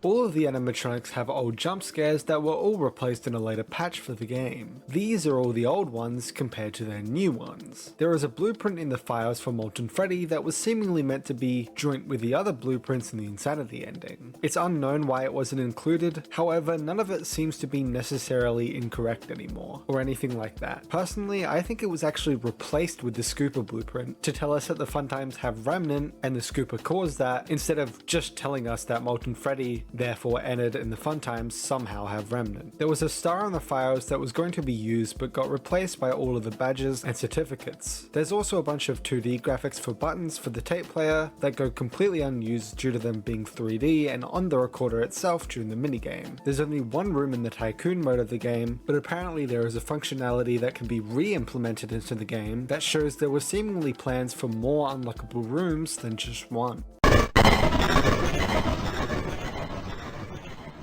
Terminator, Don't Let Them In, the bad ending. Mediocre, walked a fine line between pride and disappointment, the mediocre ending. Bankrupt, got sued into bankruptcy, bankruptcy ending. Insanity, saw something you weren't supposed to see, the insanity ending. Dead, caught dead, get jump scared. Blacklisted, was borderline criminally negligent, blacklisted ending. Accomplished, obtained all 4 item sets, get all the badges. Completion, trapped them all, completion ending. Gamer, won all minigames. And Lawkeeper, found the secrets in the minigames, the Lawkeeper ending. After what was the finale of the original FNAF story, Scott didn't really know what he wanted to add on as a DLC. He asked the community whether he should do a custom night mode or an infinite tycoon mode. And the answer he got from the community was to do one final ultimate custom night experience. He made it clear that with this being the final thing for FNAF, he'd be constantly updating everyone on the progress on Scott Games. Then he released the first teaser, showing 40 boxes, meaning 40 animatronics to defend against. Throughout the next set of teasers, the character list just got bigger and bigger. Characters kept changing, etc. Until he later released the final character selection with the tagline, Ultimate Custom Night, coming later this year. The next teaser was simply his avatar and the text, New Office under construction. Please come back later, meaning the next teaser would be the new office for this game. And it was. An office full of Easter eggs and references that I'll get into later, and with this the hype started building. The next set of teasers that followed were simply character progression, how far he was to completing each and every character's AI. This was done alongside a Steam post revealing what every character would do. The progress bar set at 100% before the next teaser released, revealing that one final character would be added to the game, and would apparently be an irritation. This was then revealed to be DD from FNAF World, who will apparently appear at random and add a brand new character to your night, set to an unknown difficulty. We then got a teaser featuring another 2 boxes, with the tagline, Things Get Worse. Could there really be more animatronics? This got updated to be Shadow Bonnie, Plushtrap, and then after another box appeared, Nightmare Chica, revealing another 3 boxes and the tagline, Things Get Much, Much Worse. Getting filled by Bonnet, Mini Renas, Lolbit, and then he revealed a final box with the tagline, Things Get Much, Much, Much Worse. The final box was revealed to be someone we hadn't yet gotten in a FNAF game, outside of the 8-bit minigames or world, that being none other than Fredbear. On the 28th of June 2018, Ultimate Custom Night had finally released onto Steam, the culmination of everything FNAF related all in one place. This game takes place in a newly renovated FNAF 1 building, including Camo 1, Left Hall, the left hallway that leads into the office featuring a bucket with a mop in it, cleaning supplies, a poster of the Twisted Wolf, a fan, and a poster of the Spook Fest from FNAF 6. Cam 02, Right Hall. The right hallway that leads into the office featuring camera monitors, newspapers, the paper pals from FNAF 2, a Foxy head from FNAF 3, the Celebrate posters from FNAF 1, Mr. Hugs from FNAF 6, more cartoon posters from FNAF 3, and finally more cleaning supplies. Cam 03, Supply Closet. A small room with toilet paper rolls, a few camera monitors, and more cleaning supplies. Cam 04, Kitchen. We cannot see anything in here once again like FNAF 1. Cam 05, Pirate Cove. A stage with its insides being covered with a curtain. Cam 06, Funtime Cove. Another stage with its insides being covered with a curtain, with a sign at the front which works with Funtime Foxy's AI. Cam 07, Prize Corner, containing a few balloons, a Freddy plush, a Bonnie plush, a Funtime Foxy plush, a Circus Baby plush, a Death Coin, a couple more plushies, and some more posters from FNAF 1. Cam 08, Parts and Service, the game station for Toy Freddy, featuring a FNAF 3 poster, the main game desk for Toy Freddy's AI, another Celebrate poster, some camera monitors, and a Funtime Freddy poster. Finally, the office itself, containing a gas canister, some more drawings, the FNAF 3 box, the Circus Baby poster, Candy Cadet himself, the Funtime Foxy poster, the original FNAF 1 desk, the FNAF 2 desk with a Freddy plushie and microphone on top of it, and its mask hanging on a wall with some more drawings, the cupcake, some balloons, the Freddy stand-in for FNAF 3, and some more decorations from previous games. After selecting whichever animatronics you want to go against, there are multiple systems for you to look over, more similar to the older FNAF games. To defend yourself, you can put on the Freddy mask, similar to FNAF 2, close 2 doors and also 2 vents whenever you like, but again, your power will slowly run out as you do so. By how much? Well, with this game, you can actually turn off the main fan and have 0 bars. So if you aren't using anything in our station area, you'll have 0 bars. Still somehow taking 10 seconds to take away 1% of power. 1 bar will take 3 seconds to take 1%, 2 bars will take 1.25 seconds to take 1%, 3 bars will take 0.75 seconds to take 1%, 4 bars will take 0.5 seconds to take away 1%, 5 bars will take 0.33 seconds to take 1%, and finally 6 bars will take 0.25 seconds to take away 1%. Over the span of an hour, 0 bars will cause you to lose 4.5%, 1 bar will cause you to lose 15%, 2 bars will cause you to lose 36%, 3 bars will cause you to lose 64.29%, 4 bars will cause you to lose 90%, 5 bars will cause you to lose 136%, and 6 bars will cause you to lose 180%. You start the night at 12 AM and have to survive until 6 AM like usual, each hour taking 45 seconds to complete, meaning that an entire night takes 4 minutes and 30 seconds to complete. There's around 56 different animatronics who have all different movement patterns and take all different amounts of time and sounds for everything, so there isn't one pattern shared across all of them to describe here. There's not just power to take care of now, as before even putting the cameras up, there's 2 more systems to take care of: noise level and temperature. The noise level increases by 1 bar from either animatronics or what you do. The animatronics that increase your noise level are the Mangle, with its static within your office, Phantom Mangle, with its garbling noises in your office,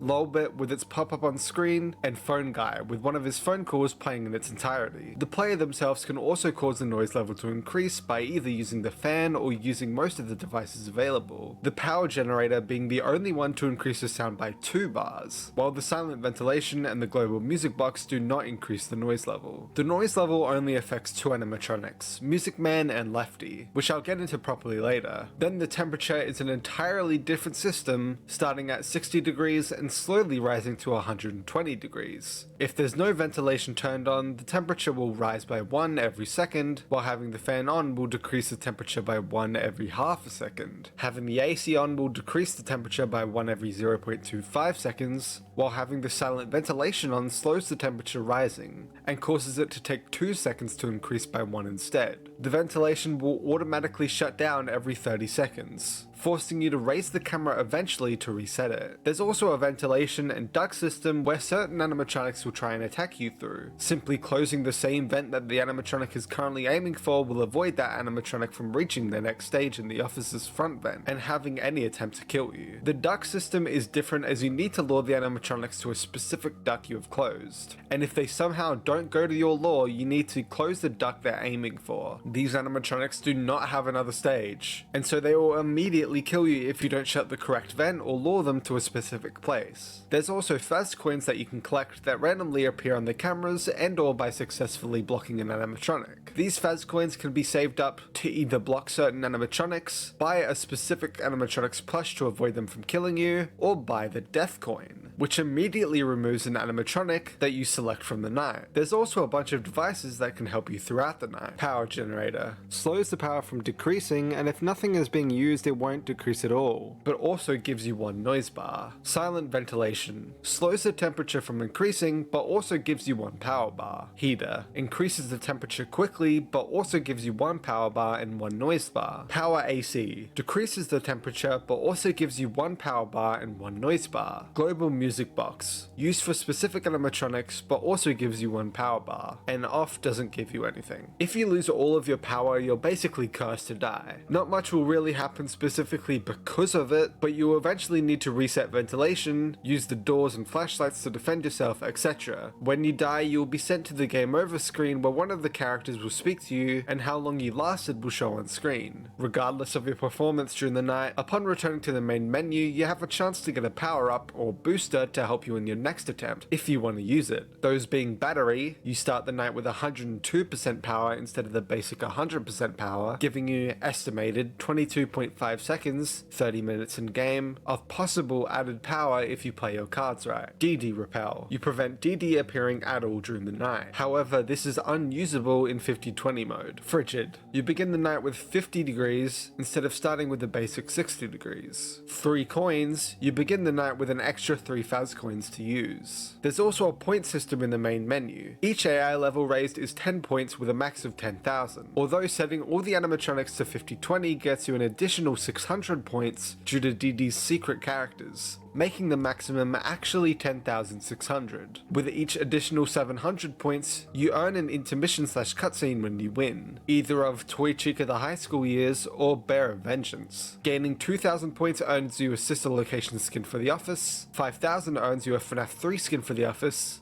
and 8,000 earns you a FNAF 4 skin of the office. You can also earn trophies by having a certain amount of animatronics at AI level 20, bronze for 40-20, silver for 45-20, and gold for 50-20. Before we get into each animatronic individually, here are a few tips and tricks to help you complete said nights easily. The best strategy that I personally use is immediately turning on the power generator, switching the wet floor sign to the opposite side, and setting a lure to the closed side. Listen closely. Each time an animatronic is about to attack you, they will make a noise, laugh, or some other noise to give you a chance to block them. However, not every animatronic will make a noise, so just keep your eyes on the doors and in the cameras occasionally. On your first time playing, simply take the time to learn the controls, their keybinds for you to quickly manage all of these mechanics, and then test each character and how they work, finding the easiest combinations. For example, every Phantom, Old Man Consequences, Trash in the Gang, Helpy, El Chip, Funtime Chica, and Phone Guy are multiple animatronics that you can just set to 20 for practically free points,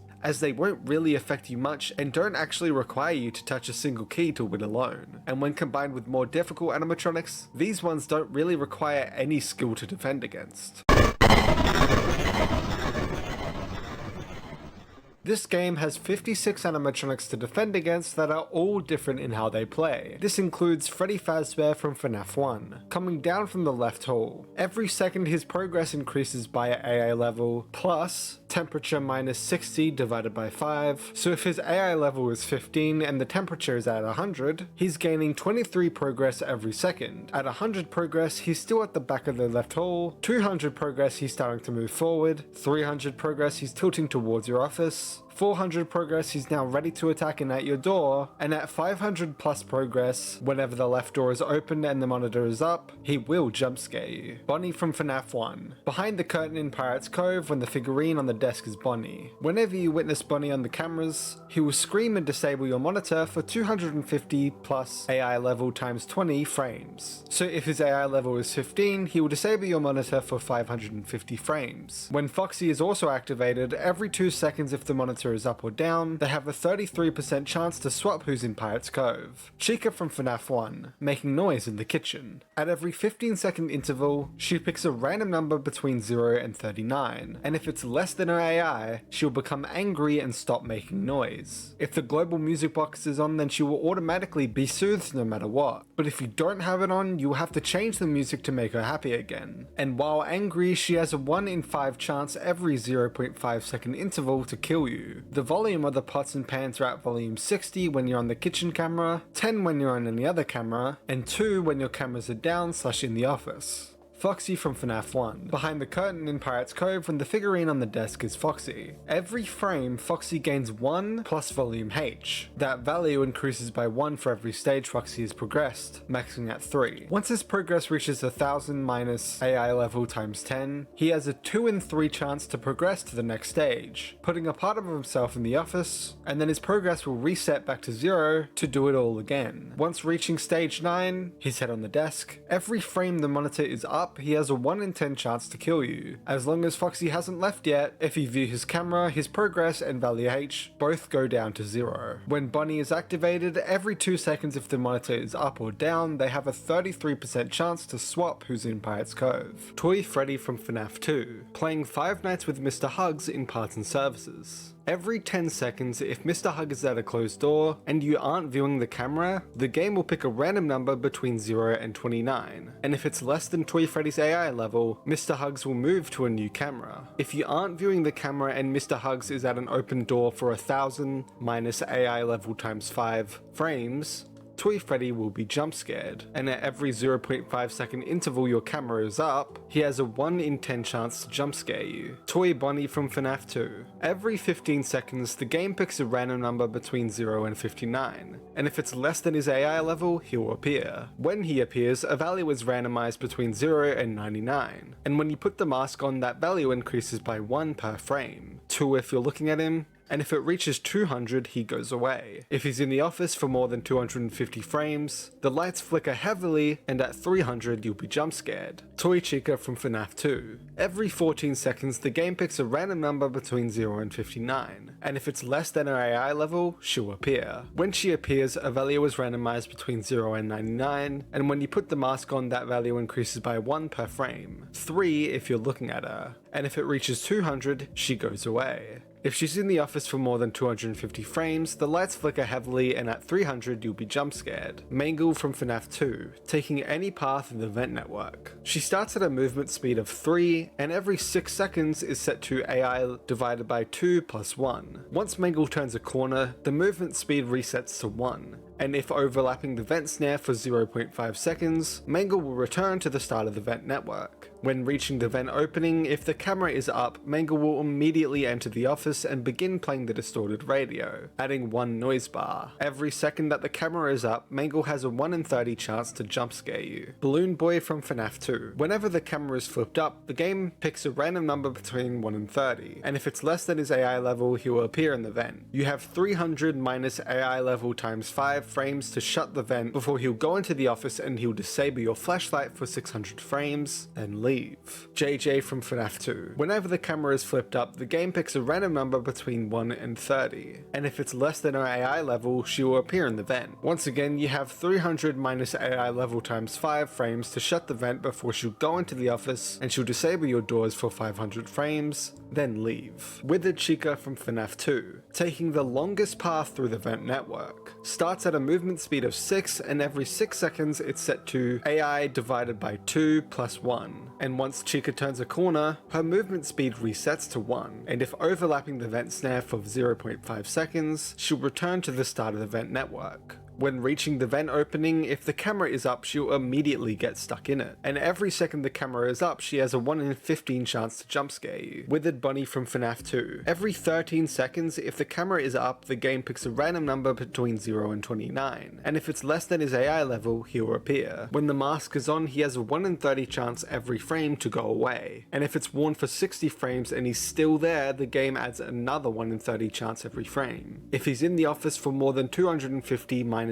AI level times 4 frames, you'll be jump scared. Puppet from FNAF 2. In the kitchen's music box. The music box has a max value of 100, draining AI level divided by 10 plus 1 every 500 milliseconds. Manually winding it adds 10 back to it every 300 milliseconds, while the global music box adds 5 to it every second. Once it drains to 0, Puppet has a 1 in 3 chance to kill you every second the camera is up. Withered Golden Freddy from FNAF 2. Whenever the camera is flipped up, the game picks a random number between 0 and 40, and if it's less than his AI level plus 1, he will appear in the office. You have 80 minus AI level frames to react. Springtrap from FNAF 3, taking the longest path through the vent network. Starts at a movement speed of 5, and every 6 seconds it's set to AI divided by 2 plus 1. Once he turns a corner, his movement speed resets to 0, and he is not affected by the vent snare whatsoever. When reaching the vent opening, he will appear in the vent when the camera is down, and after waiting for longer than 400 minus AI level times 10 frames and the camera is up, plus Chica isn't blocking the vent, he will jump scare you. Phantom Mangle from FNAF 3. Whenever the camera is flipped up, the game will pick a random number between 0 and 59. And if it's less than Phantom Mangle's AI, she will appear on the cameras. If you stare at him for longer than 51 frames, she'll enter the office and add 1 bar of noise for 400 plus AI times 10 frames. Simply clicking another camera will get him away. Phantom Freddy from FNAF 3, in the office. Starts at a value of 255 at the start of the night, and every 250 milliseconds that value decreases by AI level divided by 5 plus 1, if the flashlight isn't on. At 120 degrees, it will subtract 1 from that value every 50 milliseconds if the flashlight isn't on. Shining him with a flashlight adds 5 to the value every frame. max of 400. And if that value ever reaches 0, you'll be jump scared and it'll reset the value to 1000. 20 frames into the jump scare, if any vent characters are waiting at the opening, they'll be allowed into the room without the monitor even going up. Phantom Balloon Boy from FNAF 3. Whenever the camera is flipped up, the game will pick a random number between 0 and 49. And if it's less than his AI level, he will appear on the cameras. If you stare at him for longer than 100 minus AI level times 2 frames, he'll jump scare you, force the monitor down, and cause you to lose visibility in the office momentarily. Simply clicking on another camera will make him go away. Nightmare Freddy and the Freddles from FNAF 4. Every second that the camera is up, there's a random number picked between 0 and 29, and if that number is less than his AI level, 1 Freddle will be added into the office. A total of 5 Freddles can spawn in the office, but the Freddy count needs to reach 7 or more to spawn Nightmare Freddy. When using the flashlight, you have a 1 in 20 chance every frame to make a Freddle disappear when there's 1 to 2 Freddles, and a 1 in 10 chance every frame when there's 3 or more. Nightmare Bunny from FNAF 4, coming down the right hall, showing up at either 1 AM, 3 AM, or 5 AM, and once he's appeared, if Nightmare Bunny's plushie isn't bought after 20 seconds or you're not on cam 2, whether the camera is down or not, you will be jump scared. On AI levels 1 to 9, the plushie costs 10 Faz coins. On AI levels 10 to 9, the plushies cost 15 Faz coins. And on AI level 20, the plushie costs 20 Faz coins. You also have a 20-second grace period when the first plushie focused animatronic shows up, including Nightmare Mangle or Circus Baby. If another one wants to spawn at a later hour, they will replace him and you will not have to purchase his plushie. Nightmare Fredbear from FNAF 4. Every 5 seconds if the camera is up, the game picks a random number between 1 and 40, and if it's less than his AI level, he will laugh and appear. You have 300 minus AI times 5 frames to shut the door before he'll jump scare you when the camera goes back up. Nightmare from FNAF 4. Identically, every 5 seconds if the camera is up, the game picks a random number between 1 and 40, and if it's less than his AI level, he will laugh and appear. You have 300 minus AI times 5 frames to shut the door before he'll jump scare you when the camera goes up. Jacko Chica from FNAF 4 Halloween Edition. If the office goes over 90 degrees, it will add AI level plus 2 to a value every second and begin to appear in both halls. Closing both doors under 100 degrees will decrease that value by 10 every frame. Minimum of minus 50. Once her value reaches 500, you'll be jump scared no matter what. Nightmare Mangle from FNAF 4 Halloween Edition, coming down the right hall, showing up at either 1 AM, 3 AM, or 5 AM. Once she's appeared, if Nightmare Mangle's plushie isn't bought after 20 seconds and you're not on cam 2, whether the camera is down or not, you will be jump scared. On AI levels 1 to 9, the plushie costs 10 Faz coins. On AI levels 10 to 19, the plushie costs 15 Faz coins. And on AI level 20, the plushie costs 20 Faz coins. You also have a 20-second grace period when the first plushie focused animatronic shows up, including Nightmare Bunny or Circus Baby. If another one wants to spawn at a later hour, they will replace him and you will not have to purchase her plushie. Nightmarion from FNAF 4 Halloween Edition. At the start of the night, the game picks a random number between 1 and 6, and that determines his starting location, 1 to 4 being somewhere in the office and 5 to 6 in the upper left corner. The number will randomize every second when he is completely invisible, and when invisible, his value is 255, his max. And every frame your cursor overlaps him, he subtracts AI level divided by 5 plus 1 from the value and will add 1 every frame the cursor isn't overlapping him. Once reaching 0, you will be jump scared. Nightmare Balloon Boy from FNAF 4 Halloween Edition. When the camera is flipped up, the game picks a random number between 1 and 40, and if it's less than his AI level, he will stand up in the office. You must shine him with the flashlight to avoid his jump scare, which will happen if you flip the camera back up when he's standing. You will die if he's sitting and you shine the flashlight at him though, so make sure that he's standing. Old Man Consequences from FNAF World. Every 5 seconds your monitor isn't being played and your monitors aren't locked, he will appear if the random number picked between 0 and 29 is less than his AI level. You have to win the minigame before 250 minus AI times 5 frames, getting your monitor locked for 300 plus AI times 10 frames. Circus Baby from Sister Location, coming down the right hall, showing up at either 1 AM, 3 AM, or 5 AM. Once she's appeared, if Circus Baby's plushie isn't bought after 20 seconds and you're not on cam 2, whether the camera is down or not, you will be jump scared. On AI levels 1 to 9, the plushie costs 10 Faz coins. On AI levels 10 to 19, the plushie costs 15 Faz coins. And on AI level 20, the plushie costs 20 Faz coins. You also have a 20-second grace period when the first plushie focused animatronic shows up, including Nightmare Bunny or Nightmare Mangle. If another one wants to spawn at a later hour, they will replace replace her and you will not have to purchase her plushie, Ballora from Sister Location. Every 14 seconds the game will pick a random number between 0 and 39, and if it's less than her AI level, she will come from either hole and attack. Her music increases by 1 volume per frame when she's advancing, and minus 1 volume per frame when she's retreating. You have 170 frames to close the correct door before Ballora jump scares you. The lights begin flickering 100 frames into the attack. Funtime Foxy from Sister Location, in the Funtime Cove. The game picks a random showtime between 1 and 3 AM at the start of the night, and once you stop the attack by viewing the camera at the exact moment it becomes the hour on the sign, the showtime will be delayed by another 1 to 3 hours. Check the sign at the start of the night, and if it says 1 AM you must check it at 45 seconds, 2 AM you must check at 1 minute 30 seconds, 3 AM you must check at 2 minutes 15 seconds, and once delayed to 4 AM you must check at 3 minutes, 5 AM you must check at 3 minutes 45 seconds, and 6 AM at 4 minutes 30 seconds. Ennard from Sister Location, taking the middle path every time through the vent network. Starts at a movement speed of 1, and every 6 seconds it's set to AI divided by 2 plus 1. Once he turns a corner, his movement speed restarts to 5, and he is not affected by the vent snare. When reaching the vent opening, he will make a noise, and after waiting for longer than 400 minus AI times 10 frames, and the camera is up plus Chica isn't blocking the vent, he will jump scare you.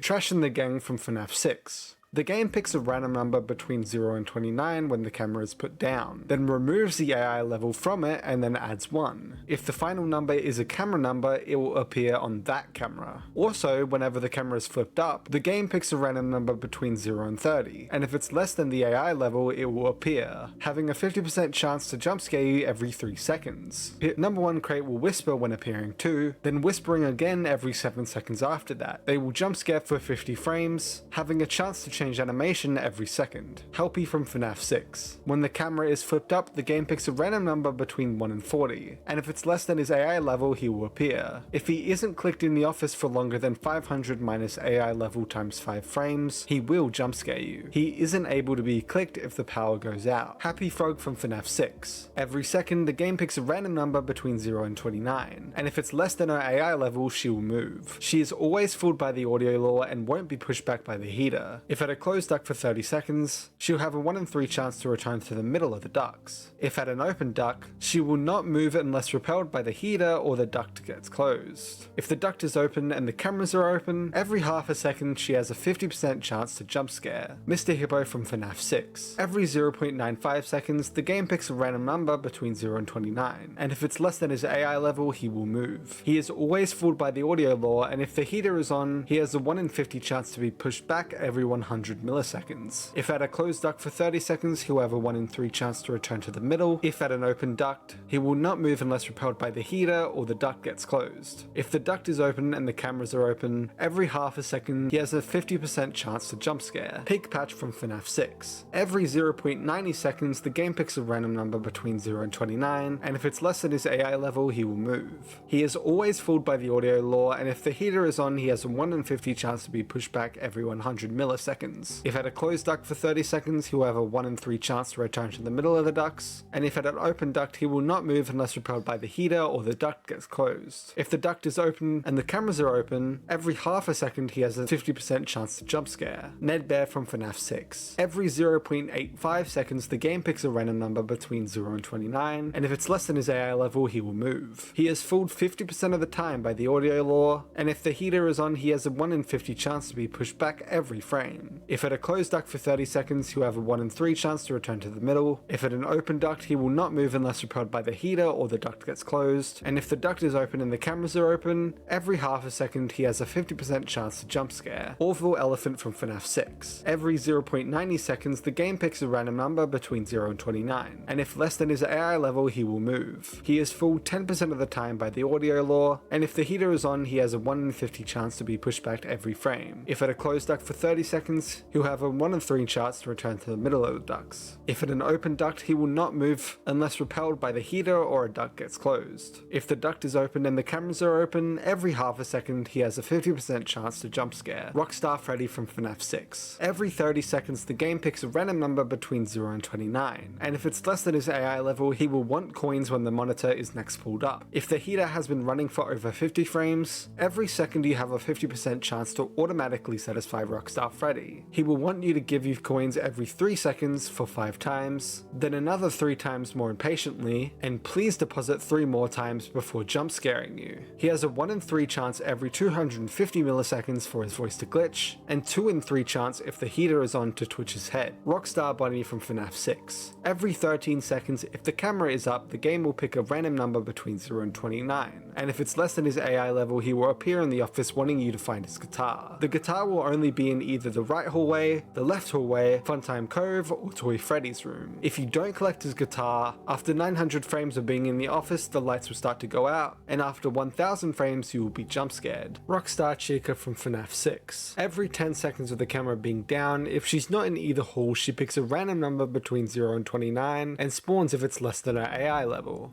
50-50 which hall. If the wet floor sign is on the side she picks, she will immediately go away though. If she's in the hall for over 900 frames, if your cameras are up and her side's door is open, plus you're not looking at her camera, she will kill you. Rockstar Foxy from FNAF 6. Every minute a number will be picked between 0 and 39, and if it's more than his AI level plus 10, the parrot will appear. When you click the parrot, the game picks a random number between 1 and 62, then adds AI level times 2. If that final number is 1 to 60, you'll get some help, but if that final number is over 60, you'll die. Music Man from FNAF 6, always behind you in the office. He starts at 0 irritation and gains 1 plus AI level divided by 5 every 20 milliseconds that the noise is at 2 bars, and every frame if the noise level is at or above 3 bars. 1 bar of noise subtracts 1 from his irritation every frame, while no noise subtracts 5 every frame. If Helpy jump scares you, Music Man immediately gets 2500 irritation. When his irritation is more than 5000 but less than 6500, he crushes his cymbals every 3 seconds. Every 2 seconds between 6500 and 8000, and every second more than 8000, and he will jump scare you at 10,000. L Chip from FNAF 6. Every 10 seconds, if Phone Guy isn't talking, the game will pick a random number between 0 and 29, and if it's less than his AI level, then one of 3 ads will pop up. If you don't click exit, the ad automatically disappears after 300 frames. Funtime Chica from FNAF 6. Every 35 seconds, the game picks a random number between 0 and 29, and if it's less than her AI level, she will appear. Her distortion effect lasts from 200 to 499 frames. Molten Freddy from FNAF 6. Taking the middle path every time through the vent network. Starts at a movement speed of 8, and every 6 seconds, it's set to AI divided by 2 plus 1. Once he turns the corner, his movement speed resets to 5 and is not affected by the vent snare. When reaching the vent opening, he will make a noise, and after waiting for longer than 400 minus AI times 10 frames and the camera is up, plus Chica isn't blocking the vent, he will jump scare you. Scrap Baby from FNAF 6. In the office. Every 5 seconds if the camera is up, the game will pick a random number between 0 and 29, and if it's less than her AI level, she will appear. The formula's result then switches to she'll look at you, and when she's looking, every frame the game picks a random number between 0 and 99, and if it's less than her AI level, when you don't shock her and open the cameras, she'll jump scare you.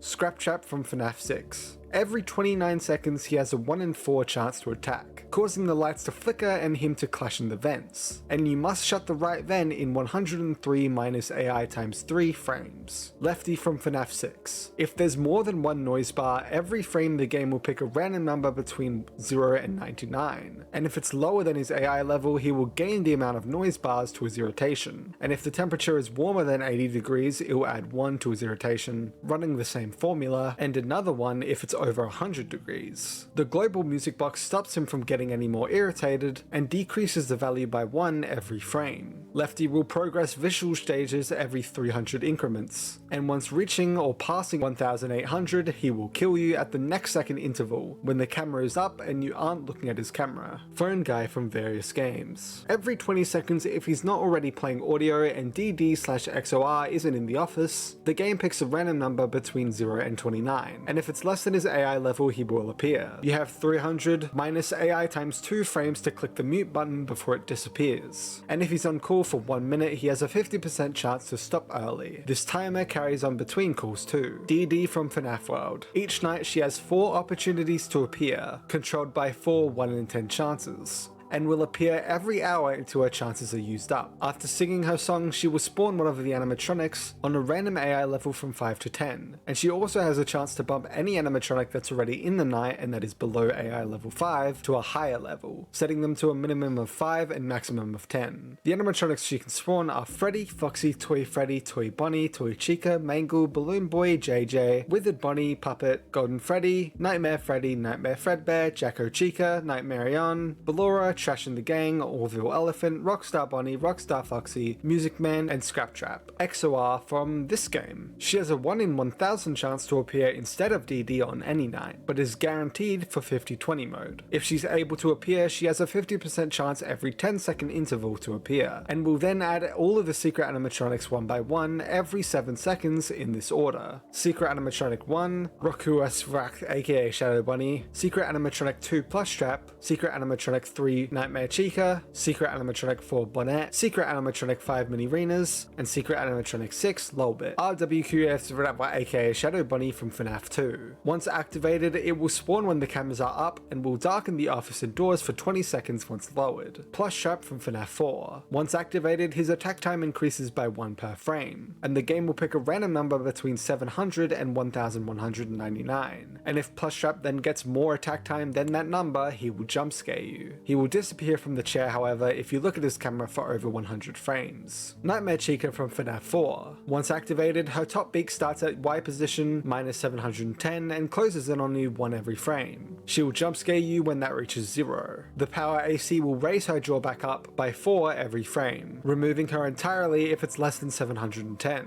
Bonnet from Sister Location Custom Night. Once activated, every 5 seconds she has a 50% chance to appear. Once you click on her nose to get rid of her, she'll come back exactly 1 minute later. Mini Arenas from Sister Location. Once activated, 4 Mini Arenas will spawn when the cameras are up, and off cameras they will cover the screen and block the player's vision for 45 seconds. Lolbit from Sister Location. Once activated, every 5 seconds she has a 50% chance to appear. If you don't type LOL, she will automatically go away after 1000 frames. Not gonna lie, I'm a little bit nervous for this, but the goosebumps are just... Ooh. Okay guys, so I actually see the offices here. So you can actually customise the offices now. And there's challenges here as well, loads of challenges that we can do. Oh my god, we have the vent system? Oh, right. Okay, I'm gonna close off that vent. The duct system. Let's go. There's so much happening. 20 difficulty. 20 difficulty. Freddy! The Ultimate Custom Night is not something to mess around with. This is the Ultimate Custom Night. Oh my god! Jar, me bird likes you. Thanks very much. No, these characters, I can't even move. Why is... Oh! No! Oh god!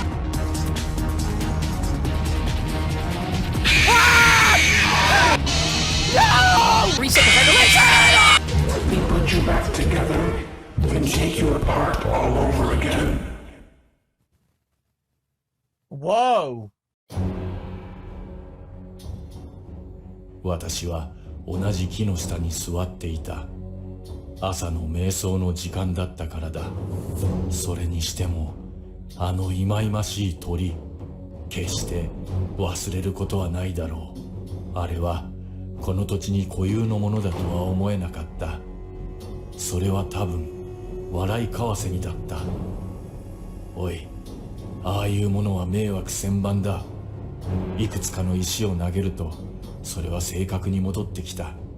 次の日の朝、私はとても早く木に登り、笑いカワセミが目を覚まし、羽毛と葉の房をつけた。私は大きな笑いカワセミのように見えた。とても素晴らしかった。バカな鳥が来て私の横に止まっていたが、それだけで私は計画が終わったとは思っていなかった。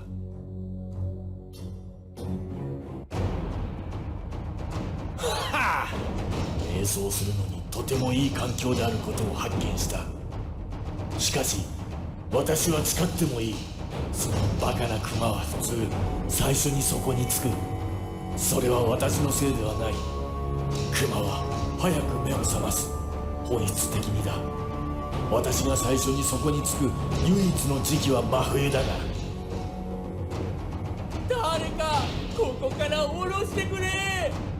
彼は冬眠していると思うし、とにかく池が凍りついているので誰かが気にする。私はちょうど氷の上に横になり、私の下で凍った魚を見つめている。凍った池の上に寝るのは瞑想には理想的だという人もいるだろう。深いものに集中するようになるからだ。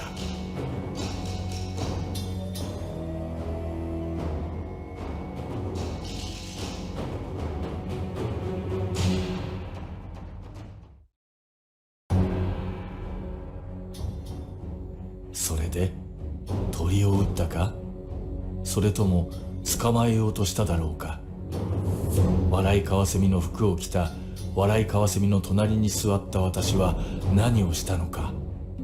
私は何をしたのか全く覚えていない。それは傘とゴムのズボンと何か関係があったようだが、私はその夜結構な笑いカワセミのシチューを楽しんだことを覚えている。池に浮かぶことが素晴らしい瞑想法であることを発見した。問題は厄介な学校の子供たちだ。奴らは水中に潜って私を引っ張ったり、蛇を池の中に投げたり、蛇のようなものを投げたり、怒っていた。奴らは大きなカゴにあらゆる蛇を集めて、はあ、瞑想するのにとてもいい環境であることを発見した。しかし私は誓ってもいい。そのバカなクマは普通最初にそこに着く。それは私のせいではない。クマは早く目を覚ます。本質的にだ。私が最初にそこに着く唯一の時期は真冬だが。誰かいないか。私はどうしてもトイレに行かなきゃいけないんだ。彼は冬眠していると思うし、とにかく池が凍りついているので誰かが気にする。私はちょうど氷の上に横になり、私の下で凍った魚を見つめている。凍った池の上に寝るのは瞑想には理想的だという人もいるだろう。深いものに集中するようになるからだ。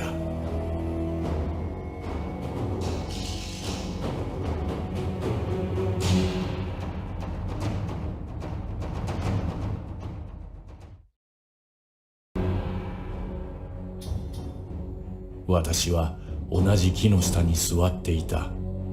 朝の瞑想の時間だったからだ。それにしてもあの忌々しい鳥、決して忘れることはないだろう。あれはこの土地に固有のものだとは思えなかった。それは多分笑いカワセミだった。おい、ああいうものは迷惑千万だ。いくつかの石を投げるとそれは正確に戻ってきた。次の日の朝、私はとても早く木に登り、笑いカワセミが目を覚まし、羽毛と葉の房をつけた。私は大きな笑いカワセミのように見えた。とても素晴らしかった。バカな鳥が来て私の横に止まっていたが、それだけで私は計画が終わったとは思っていなかった。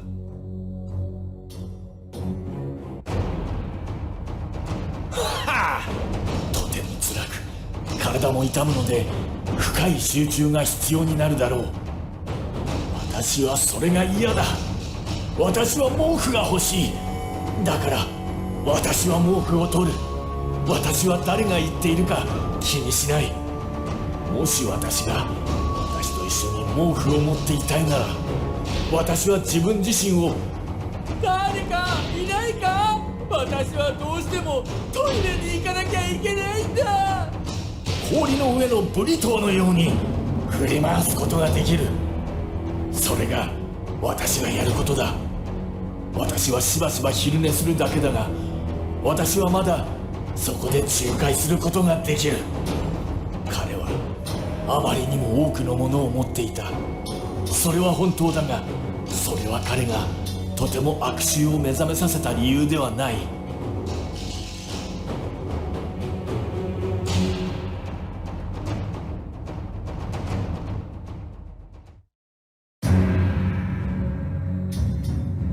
私はここで同じ冷たい朝飯を再び食べている。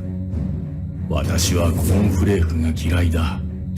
それは十分に美味しいが、私の口の中を切り裂き、後で後悔することになる。しかし私はそれこそが戦士であり、集中と秩序を学ぶ一環だと思っている。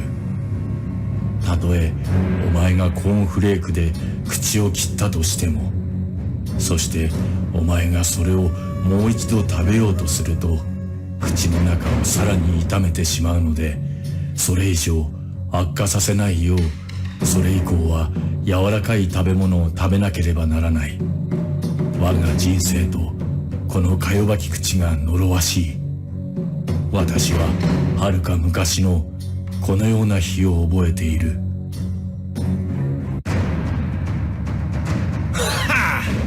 笑いかわせみは事故ではなかった。私は死ぬ日までそのバカなクマをトロールするつもりだ。それではまた我が人生と目的の状態について何が言えるか。目的はあるのか？私はそれを持っていたのか？それは深い謎だ。2階の道場に座って、誰かここから下ろしてくれ。解決できないと思う。それは自ら呼ぶもの。私はそれを何と呼ぶべきかと思った。慣れなければならないと思う。ここのアンタゴニストになるつもりなら、私は少なくとも私の隠れ家の名前を持たなければならない。私は自分の時間と何か関係があるのか？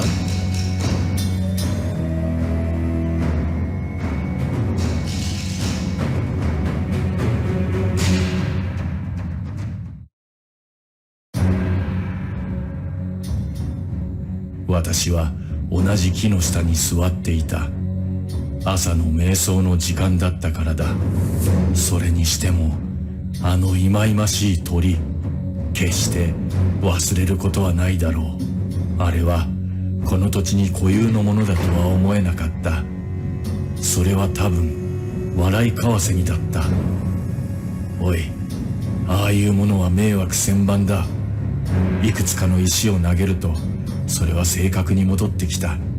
次の日の朝、私はとても早く木に登り、笑いカワセミが目を覚まし、羽毛と葉の房をつけた。私は大きな笑いカワセミのように見えた。とても素晴らしかった。バカな鳥が来て私の横に止まっていたが、それだけで私は計画が終わったとは思っていなかった。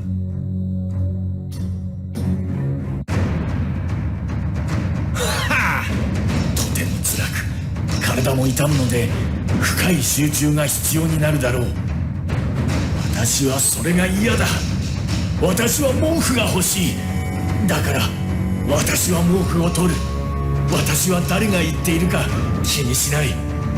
もし私と一緒に毛布を持っていたいなら、私は自分自身を、誰かここから下ろしてくれ。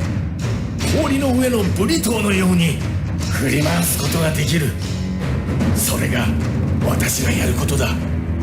私はしばしば昼寝するだけだが、私はまだそこで仲介することができる。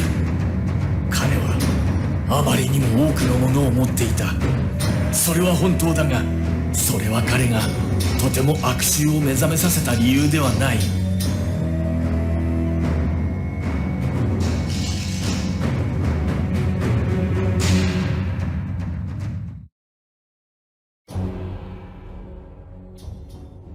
それは暗闇があるまで私を運んだ。目が覚めるとこれは死後のビジョンであると思えた。私は何が来るのかを見ていた。私の祖先が前に行った場所を見た。しかし私の周りの人は言った。いや、私はちょうどあまりにも多くの道場のジュースを持っていたと言った。そして窓の下で、そして下のアルパカの飲み物のトラフに落ちた。ひどい匂いだった。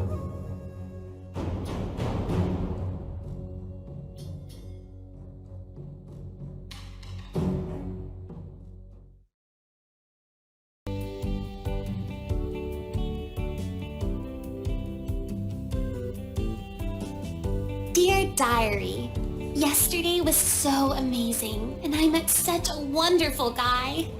But I don't think it was meant to last, for my heart belongs to another. He's so amazing and strong and so cute. I've been thinking about him all day, and I think he's really into me too. He's the only one for me. I just know it. And I know just how to get him. Look at that top hat. That amazing top hat. He'll be mine by the end of the day. I just know it. I told him that I needed help with my homework, but once he's there, I'll have him.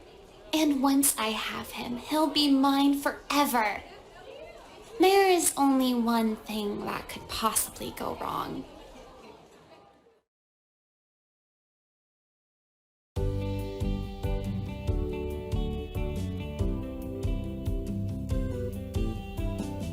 Dear Diary, yesterday was so amazing, and I met such a wonderful guy. But I don't think it was meant to last, for my heart belongs to another. He's so amazing and strong and so cute. I've been thinking about him all day, and I think he's really into me too. He's the only one for me. I just know it. And I know just how to get him. Look at that untamed fur. That amazing silky sheen. He'll be mine by the end of the day. I just know it. I told him that someone ran over his dog in front of my house.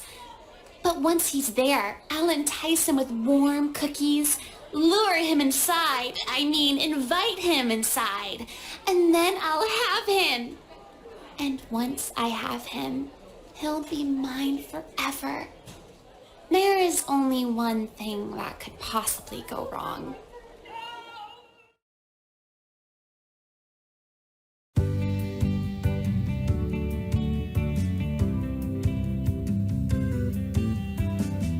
Dear Diary, yesterday was so amazing, and I met such a wonderful guy. But I don't think it was meant to last, for my heart belongs to another. He's so amazing and strong and so cute. I've been thinking about him all day, and I think he's really into me too. He's the only one for me. I just know it. And I know just how to get him. Look at those ears. Those amazing ears. He'll be mine by the end of the day. I just know it. I told him that my house was on fire. But once he's there, I'll tell him that I threw myself on the flames to put them out. He'll be so impressed that he'll fall for me immediately. And once I have him, he'll be mine forever. There is only one thing that could possibly go wrong.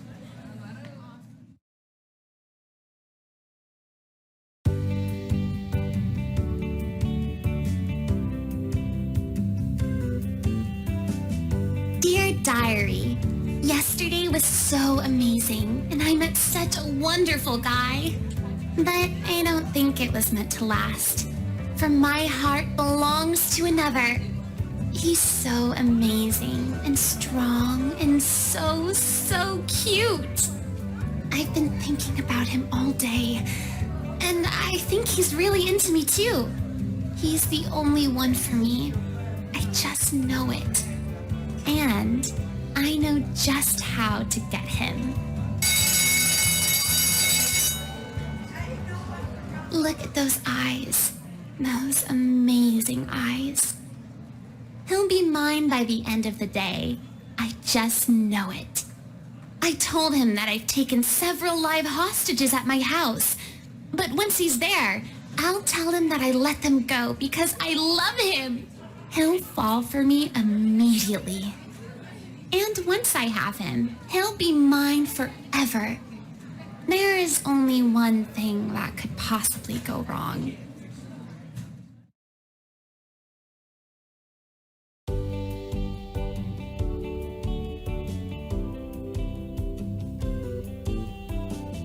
Dear Diary, yesterday was so amazing, and I met such a wonderful guy.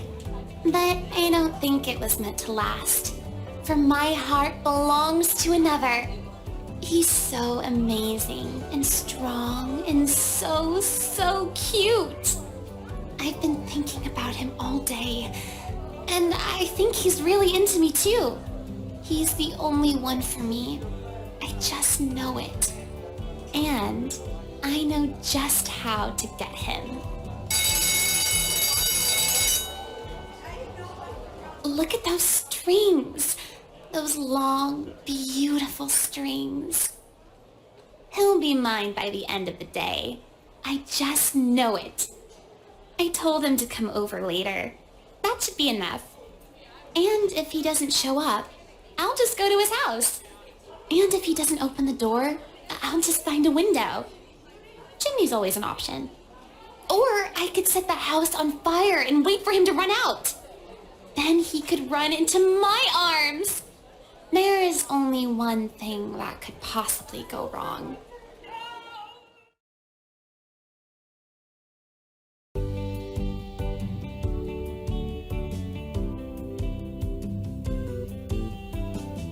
Dear Diary, yesterday was so amazing, and I met such a wonderful guy. But I don't think it was meant to last, for my heart belongs to another. He's so amazing and strong and so cute. I've been thinking about him all day, and I think he's really into me too. He's the only one for me. I just know it. And I know just how to get him. Look at that snout. Looks aren't everything.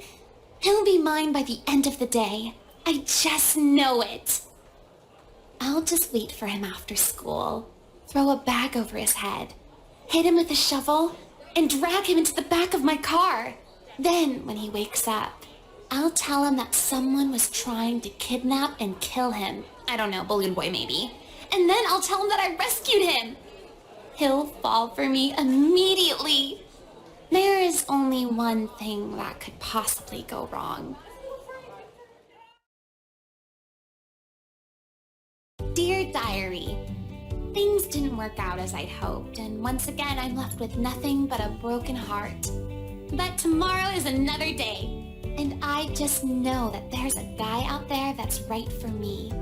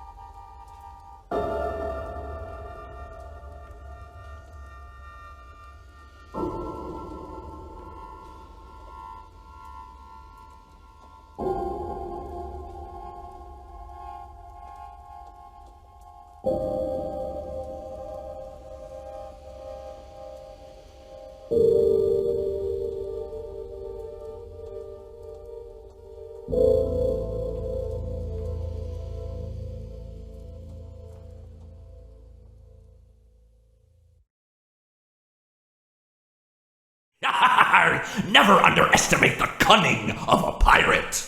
Or a fox, for that matter. Arg, you never stood a chance. Arg, I came for ye booty. That be treasure, you know.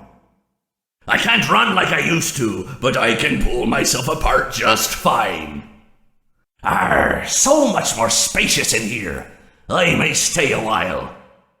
It's not my fault. I have these fat plastic fingers and can't press the buttons. Mr. Hugs got me again. If I get jump scared, you get jump scared. That game was totally rigged. That's what you get for leaving me hanging. Where's my beak? Lodged in your forehead, of course. You won't get tired of dying, will you? You won't get tired of my voice, will you? Let's go somewhere more private, so I can eat you. Now I get to play take apart and put back together. You won't feel a thing. I wanted to wait until just the right moment to drop in. It's so much more fun hanging out in here with you. Don't be afraid. Soon you will look just like me. Beautiful. He's here and always watching. The one you shouldn't have killed. Time to face the consequences of your failure. Might as well face the facts. You were always destined to fail. You blinked. What is this new prison? Is it me trapped, or is it you? Perhaps it is us both. I may be missing my face, but even I could see his tongue.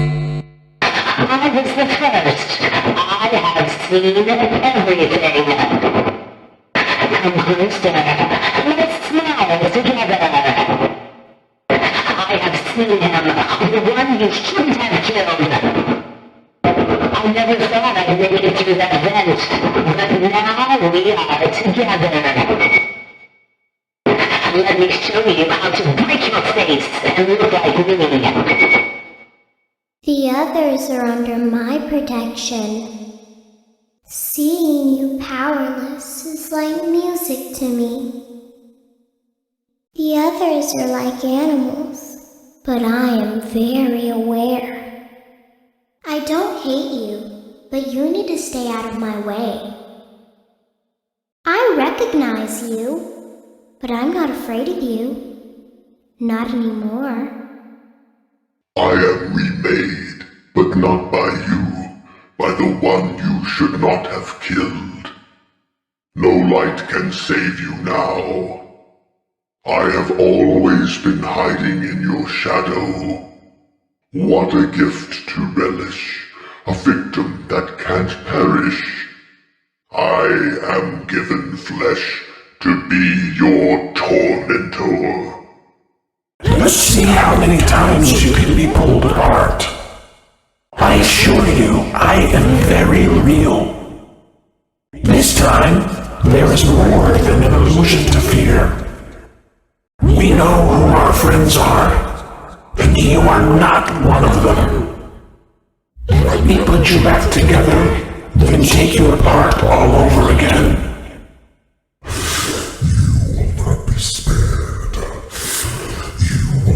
Saved. I will vomit you back to relieve your horror. I am your wickedness made of flesh. I am here to claim what is left of you. The shadow fears me.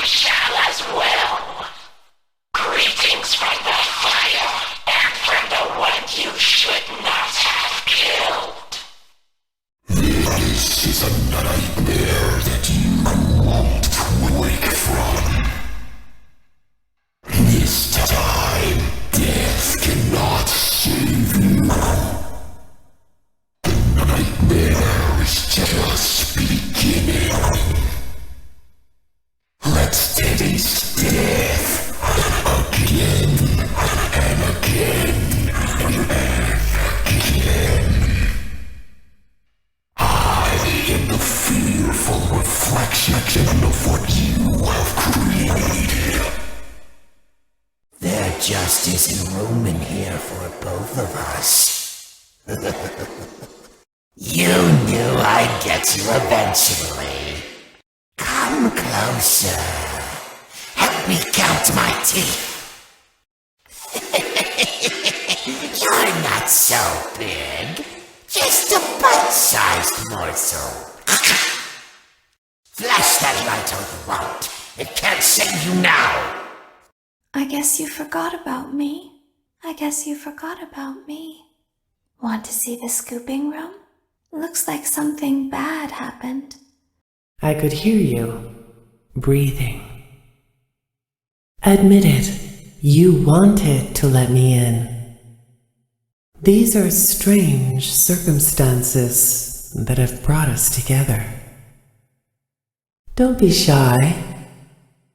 Why do you hide inside these walls? It seems you couldn't make it to my show, so I brought the show to you. Show times are on the hour, not a moment before and not a moment later. I'm sorry, but there was never enough room on this stage for both of us. It's time to take your final bow. A performance was demanded of me, and now I have delivered. Encore! I bet you weren't expecting me, were ya? Turn your back for 1 second and I'm like, wazoo! Ninja skills. You and I don't get to talk as often as I'd like. Everyone underestimates me, but then they turn their back and I'm like, boo! And they're like, what? Move over, Freddy Fazbear. Happy Frog is the new star of the show. We've only just begun. I will never let you leave. I will never let you rest. My friend, you have met a terrible, terrible demise. But, I don't feel too bad about it. After all, if it weren't from me, it would have just been from someone else, you know? I guess what I'm trying to say is life goes on. Well, for everyone else, life goes on, not for you, you're dead. But that's neither here nor there. It reminds me of one summer day in the park. I was having just a delightful picnic with my good friend Orville. And I said to him, Orville, I have a story. And he said to me, what's the significance of the story? And I said to him, Orville, not every story has to have significance, you know? Sometimes a story is just a story. If you try to read into every little thing and find meaning in everything anyone says, you'll just drive yourself crazy. I had a friend do it once. Wasn't pretty. We talked about it for years. And not only that, but you'll likely end up believing something you shouldn't believe and thinking something you shouldn't think, or assuming something you shouldn't assume, you know? Sometimes, I said, a story is just a story. So just be quiet for 1 second of your life and eat your sandwich, okay? Of course, it was only then I realized I'd made sandwiches, and poor Orville was having such difficulty eating it. Elephants have those clumsy hands, you know? Actually, I suppose that's the problem. They don't have hands at all, do they? They're all feet. I couldn't imagine someone asking me to eat a sandwich with my feet. Now, if I recall correctly, there was a bakery nearby. I said to him, Orville, let me go get you some rye bread.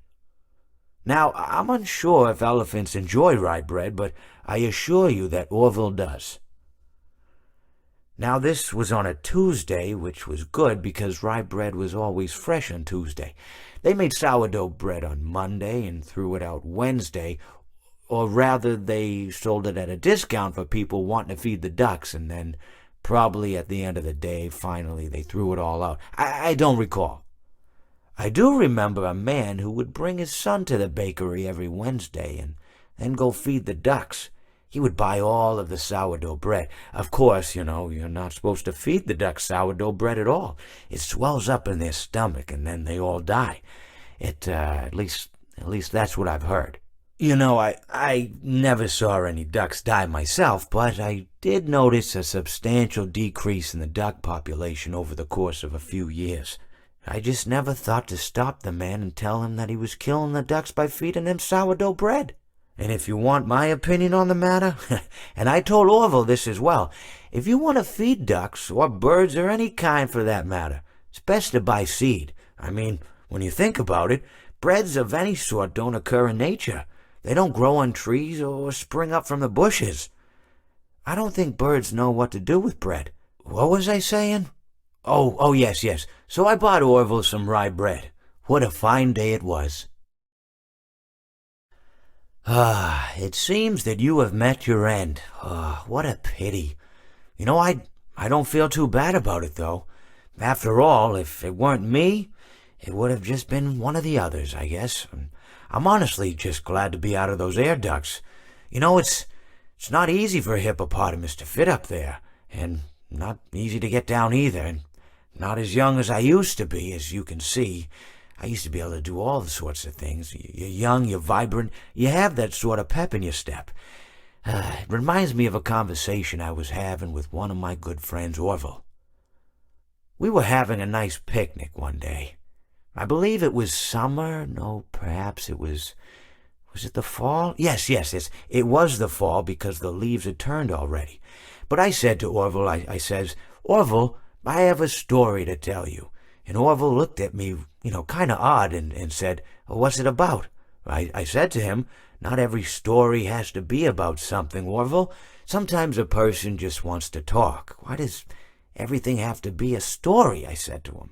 He just looked at me and he said, well, you said you had a story, and he was quite right. I did, in fact. I told him I had a story.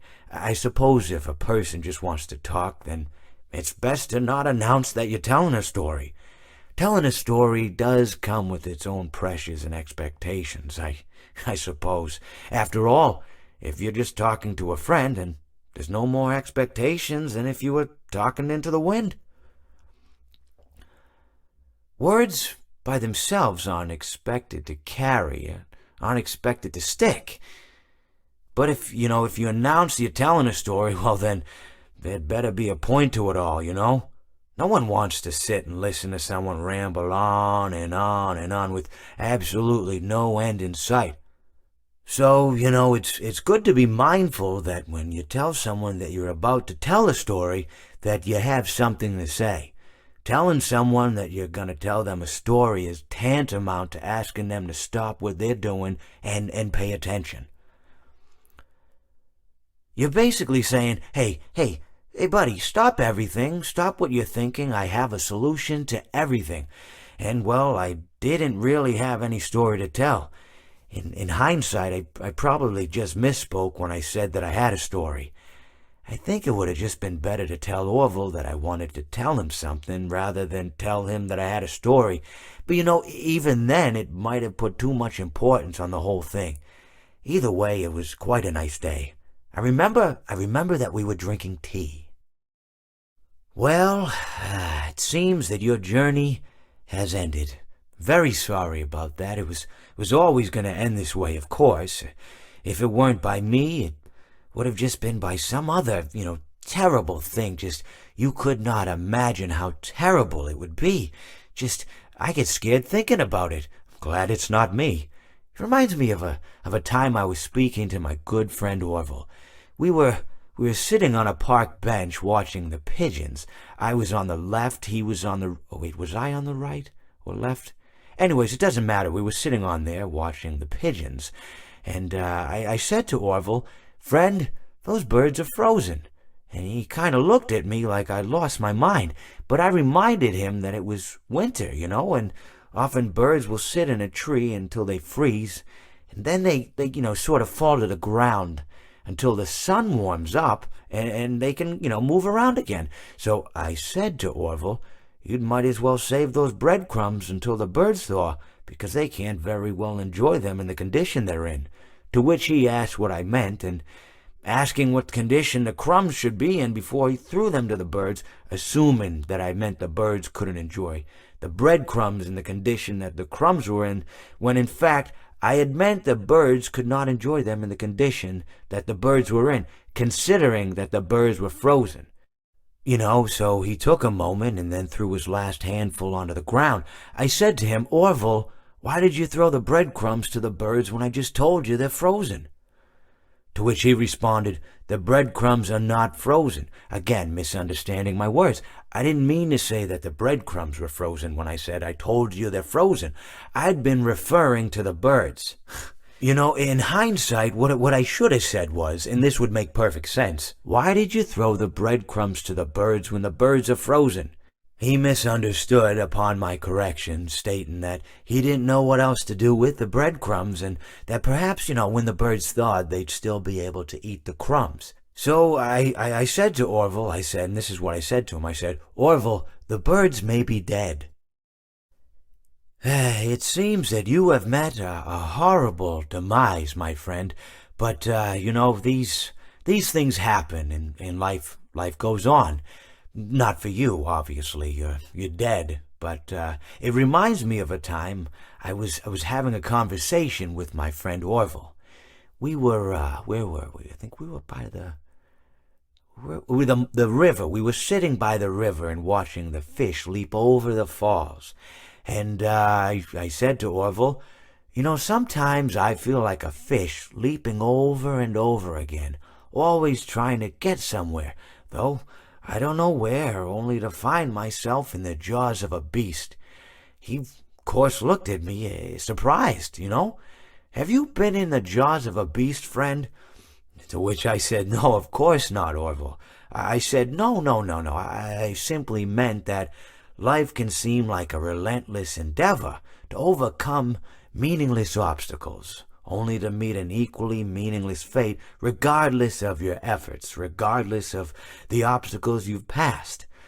And Orville, he stood and proceeded to drape me with a picnic cloth, to which I asked him, I said, friend, what are you doing? He looked at me very concerned, really.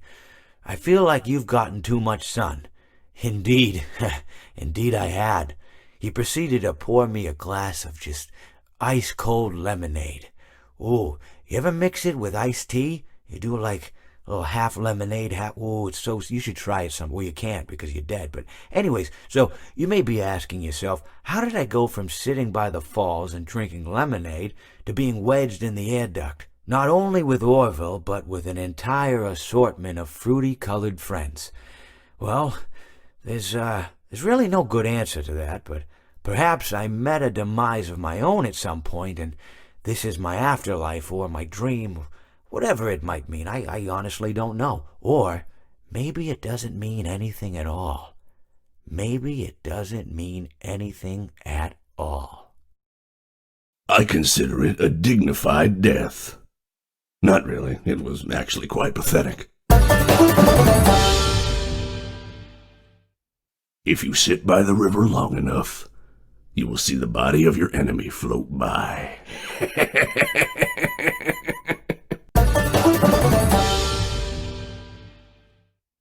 Even monkeys fall from trees. The nail that sticks out gets hammered down. The talented hawk hides his claws. Don't you hate getting killed by obscure secondary characters? Stranger danger! I was just waiting for you to drop your guard. Whoops, that's gonna leave a mark. This is how it feels, and you get to experience it over and over and over again, forever. I will never let you leave. What did you think of my act? I don't get out much, so you'll have to forgive my enthusiasm. I hope you enjoyed the grand finale. Now is my time to shine. He tried to release you. He tried to release us. But I'm not going to let that happen. I will hold you here. I will keep you here. No matter how many times they burn us. Please deposit 5 coins. Please deposit 5 coins. You are attempting to trick Freddy. You are attempting to... Freddy doesn't like this. Please deposit 5 coins. Thank you for depositing 5 coins. Why so blue? You know I've been true, and now I'll make slippers out of you. So good to see you again, my truest friend, but now your life must end. What a fine day to come here and say that your face and flesh I must play. What a treat to come here and meet your face as it hits concrete. I found my guitar, now reach for the stars as I plunge it through your heart. That's right! And don't you come back now, you hear? That'll teach you for trying to trick this old bird. Thought you could fool me with that sign, but I was too smart for you. I may not like wet floors, but the smell of fresh meat is just too enticing. Whoops, looks like you're the one that slipped up this time. Yar, what can I do for ya? Yarg, how may I be of service to ya? Yar, who touched me bird? Yar, me bird likes you, so I'll do ye a favor. Yar, you win some, you lose some. Yarg, you play with fire and sometimes you get burned. You and I will be making music together for a long, long time. You hear that? It's the sweet, sweet sound of your eternal silence. Hey, keep it down, would ya? When I'm here, you play by my rules. A song was requested of me, and now I sing it. Time for your controlled shock.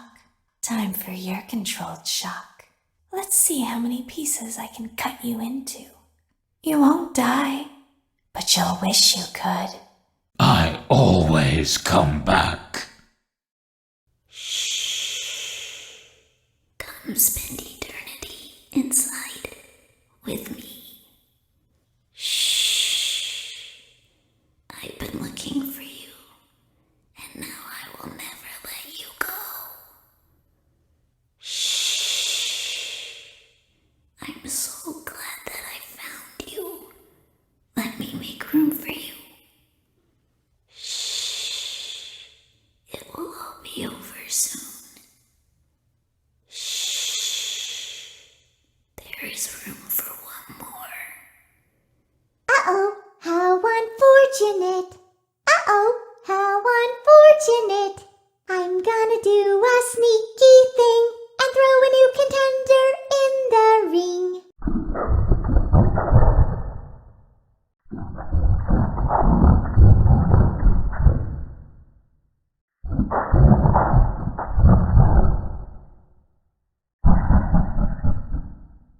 He promised them to never leave them. Now I will tell you a story. But he could not choose. He pieced the remains together.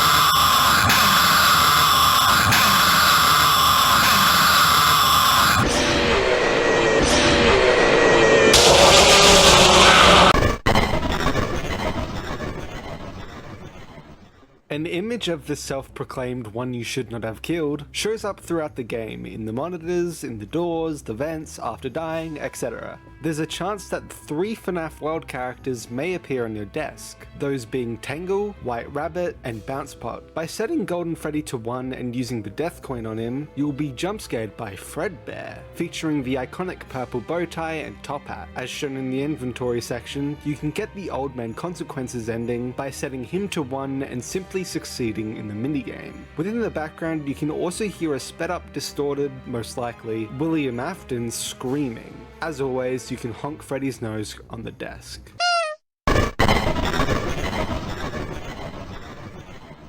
Reminder, these sections are speculation and mainly detailing what I personally believe. The unbiased sections are later in the video. Keep an open mind when theorizing. This game also had a straightforward story. It's basically just an epilogue to the ending of the original story, FNAF 6, where the self-proclaimed one you should not have killed is torturing William, not allowing him to go on to the afterlife, by making him face all of his demons from throughout the story. There are 4 main theories to who is actually the one you should not have killed. Only Cassidy, the possessor of Golden Freddy, seemingly hinted at through the Golden Freddy twitching away cutscene, Golden Freddy being one of the only 2 in the game who are unkillable to get a secret when they just happen to be put on 1, the one you cannot kill again, which instead gets you killed with an angry roar, what seems to be the creator of Ultimate Custom Night being represented by a bear in the Odd Man Consequences minigame, a set of cutscenes literally being called Bear of Vengeance, and Golden Freddy being everywhere in the ports. Cassidy and Andrew, where Cassidy is the host of Ultimate Custom Night, but Andrew, a character from the Fazbear Frights books, who some believe to be a parallel to Cassidy, who wears an alligator mask and so in this case being represented by the gator-looking Old Man Consequences, tells Cassidy to rest her soul and that he'll take over for her, and ensure that William stays with his demons while she can be free, leading to the Man in Room 1280 and the main Fazbear Fright stories where Cassidy is now gone and Andrew seemingly forgets most of what he was doing in the past, besides wanting William to suffer. This is basically the best of both worlds in my opinion and what I currently go with, mainly if the Frights are in the game timeline. Only Andrew version 1, where Cassidy is never actually a part of it and that Andrew is actually possessing Golden Freddy with her throughout the story, and that in the Happiest Day minigame, Cassidy is set free while Ultimate Custom Night is showing Andrew unwilling to rest. Only Andrew version 2, where Andrew is never in Golden Freddy but still hosts Ultimate Custom Night after being attached to William the entire story after he dies. This basically means all the Golden Freddy stuff in the game just means she's just kinda there. Michael, a newer theory suggested by Dual Process Theory, who will talk about this more in a moment, with a theory that Golden Freddy is a part of Ultimate Custom Night in some way, and that the puppet seems to be active in this game as well as FNAF World, which is directly connected to this game via Old Man Consequences and a few Easter egg characters appearing. It seems that Happiest Day might actually take place after this game's events like I theorized previously, explaining why Golden Freddy is the last to receive their mask due to not resting after FNAF 6 and staying in Ultimate Custom Night, and why the puppet is the last mask to fall, being active here and also in FNAF World. The other main theories that came from this game are what the cutscenes are representing. Toy Chica the high school years very clearly representing William Afton, and possibly how his murders got more violent and deranged with each one. Some believing it gives a reason why Cassidy is the vengeful spirit, as she might have been killed last and therefore most violently, while Bear of Vengeance is representing the feud between William and either Henry or Michael. Another small theory from Twitter user Mr. Man Like Year 1 is that the reason Fredbear loses all of his purple accessories when becoming Golden Freddy later in the story is actually because of Cassidy's possession itself, in the same way that Circus Baby gains green eyes from Elizabeth's possession and the puppet gains its tears from Charlie's possession. Another short theory that came from this game was the theory that Cassidy was killed with the spring locks inside Fredbear, aka Golden Freddy, mainly because of the ending cutscene showing Golden Freddy twitching in the darkness, similar to how Springtrap twitches when he gets spring locked in both the minigame and the FNAF 3 trailer. Adding on to this, if the theory about Toy Chica the high school years showing William's progression in violence with his kills is true, William killing the final victim with spring locks would make a lot of sense. Not only that, but the Fazbear Fright story The New Kid directly shows us someone getting into Golden Freddy and dying inside due to the spring locks, which could be a direct hint at the same happening in the games but with Cassidy instead. Also a smaller note is that it makes for a great narrative too, where after William causes Cassidy to get spring locked, years later, as seen in Follow Me, it's insane karma when Cassidy causes William to get spring locked. They both meet the exact same fate.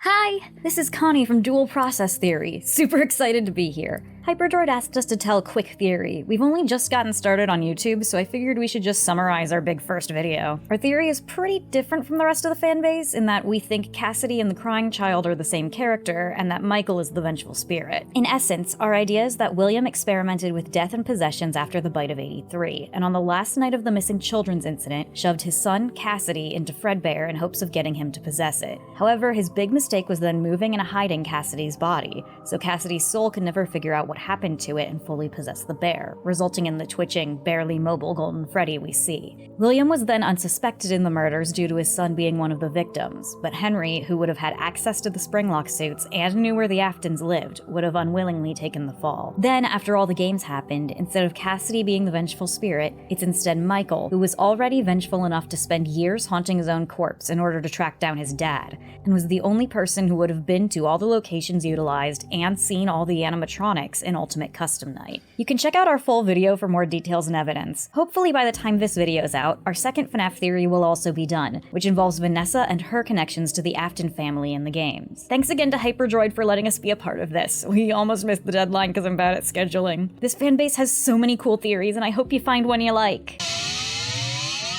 Dual protagonist theory is the theory that the core FNAF games are experienced by two different characters, Mike and Cassidy. Mike is usually the Night Guard. Cassidy, meanwhile, has her spirit somewhere in FNAF World's animatronica, on the flip side, in the spiritual land of video games. We know that Mangle's Quest, Fruity Maze, and Midnight Motorist are real arcade games in universe. So the idea is that all the 8-bit minigames are real games that Cassidy is playing through while Mike survives his nighttime ordeals. That is, of course, until UCN, when Cassidy is involved in the nighttime gameplay as the host of William's Torment, and the other content is experienced by Mike, which is why those cutscenes are now in the form of TV shows, Mike's favorite thing. So, the theory that I want to submit for today is that of the Vengeful Spirit's identity, and why I don't think it's Cassidy. Personally, I think the Vengeful Spirit is Andrew from Fazbear Frights. Now, a lot of people are going to be turned off to that idea because most people don't really like the idea of the books being canon, which is fair enough. A lot of them do introduce some pretty weird things, Andrew included. Now, there's a lot of reasons why I believe that Andrew's the Vengeful Spirit. I have a thread on Twitter right now that goes over this in a lot more detail, but the main points you would want to focus in on for this theory would be like the Toy Chica cutscene that implies there's 7 victims, the vast differences in personality between Cassidy and the Vengeful Spirit, especially when you compare her relationship with the bite victim to that of Andrew's relationship with Jake, really damages the idea that Andrew is meant to just be a parallel to her. And other stuff like the Withered Chica dialogue and the Mangle dialogue implying that the Vengeful Spirit is male, whereas Cassidy has only ever been depicted as female, that sort of thing. So, I hope you guys enjoyed the video, and thank you to Hyperdroid for letting me submit this. Hello everyone, I'm Floops, and I'm here to talk about who Old Man Consequences is. Well, to start things off, he's just a weird little alligator man that keeps fishing in this weird red forest. But wait, there's more to him than you think. So yeah, he did first appear in FNAF World, and then he appeared again in Ultimate Custom Night. And you can either talk to him or drown yourself in a lake, which will do different things in each game. In Ultimate Custom Night, your game will just crash, and that's it. But in FNAF World, drowning yourself in a lake will lead you to this screen. I'm sure this screen means something to do with Happiest Day, and the person we see standing here is the puppet with like missing children or something, but I don't really know for sure. But back to who Old Man Consequences is, I don't think he's like a specific person in the lore, but rather just like a moral figure to tell Cassidy to finally stop torturing Afton and finally leave him to his demons and rest your own soul. I say this because of the lines that he says in Ultimate Custom Night, and also with the distant screaming that you can hear in the background of presumably William Afton suffering in hell. But yeah, that's personally all I have to say about Old Man Consequences. There really isn't much to say about him. So thank you so much for having me, and I hope you guys enjoy the rest of the video. Bye.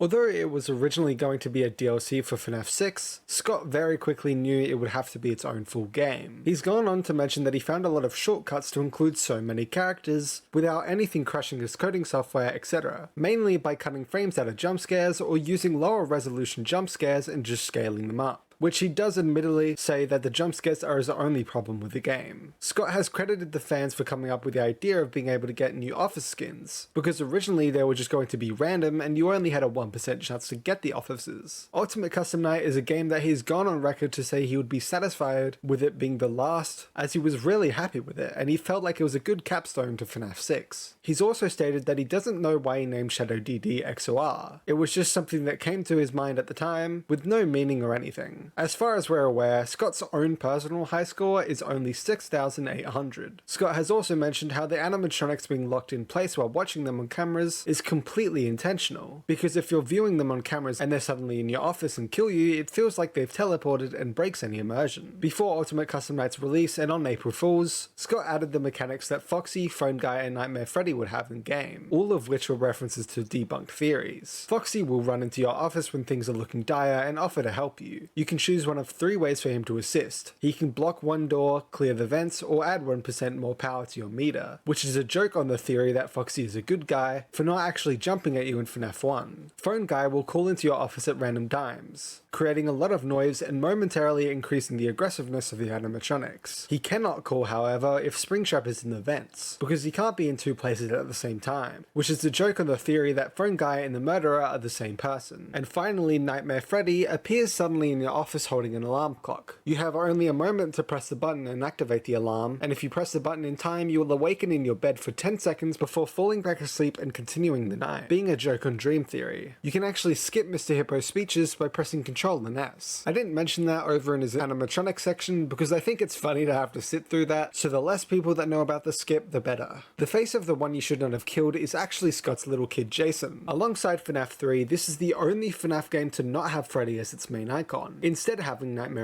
On. One of Happy Frog's voice lines, Everyone underestimates me, but then they turn their back and I'm like, boo! And they're like, what? is actually a reference to FNAF World's Android port where Fredbear says, I'm like boo, and they're like whoa, and I'm like yeah. Reddit user FinFFR figure out that there are 2,032,128,000,000 possible different combinations for Ultimate Custom Night. Once again, both Ian and Braden Cawthon playtested the game, but Scott claims that he made a mistake by letting Braden try this one, as he said he'd give Braden $20 for every challenge he beats. Braden went on to do a non-stop 12-hour marathon of the game, and completed all the challenges besides one. Scott Cawthon voices Phone Guy, Christopher McCullough voices Foxy and Pigpatch, Darren Roebuck voices Toy Freddy, Amber Lee Connors voices Toy Chica, Jenna Runders voices Mengele and the Puppet, Hans Yunder voices Withered Bonnie, Darby Logan voices Withered Chica, Tim Simmons voices Nightmare Freddy, Zach Hoffman voices Nightmare Fredbear, Eric D. Ward voices Nightmare, Keondra Shanae voices Jacko Chica, Matthew Curtis voices Nightmare Balloon Boy, and Music Man, which speaking of, he has actually released several videos of songs performed with a Music Man voice. These being Pure Imagination from Willy Wonka and the Chocolate Factory, Hushabye Mountain from Chitty Chitty Bang Bang, Put on a Good Face from Bye Bye Birdie, Good Company from Oliver and Company, Sound of Silence by Simon and Garfunkel, Mad World by Roland Orzabal, My Way by Jacques Revox, Come Little Children by James Horner and Brock Walsh, and Jack's Lament from The Nightmare Before Christmas. Heather Masters voices Circus Baby and Scrap Baby, Michelle Amos voices Ballora, Joe Gordon voices Funtime Foxy, Rockstar Foxy and Mr. Hippo, Gwyneth Knight voices Trash and the Gang, Madison Bruno Lur voices Happy Frog, August Sargenty voices Ned Bear, Peter Baker voices Orville Elephant, Kai Schrotsky voices Rockstar Freddy, Ali Johnson voices Rockstar Chica, Becky E. Shrimpton voices Funtime Chica, Kellen Goff voices Molten Freddy and Fredbear, PJ Haywood voices Scrapchap, Tabitha Skanes voices The Vengeful Spirit, Stephanie Belinda Quinn voices Dee Dee, and finally, Yoon Ho voices the Bear, the Fox, and Mangle from Bear of Vengeance. All of the music within the game was once again composed by Leon Riskin, and Claudia Schroeder designed and created the Toy Chica the High School Years cutscenes.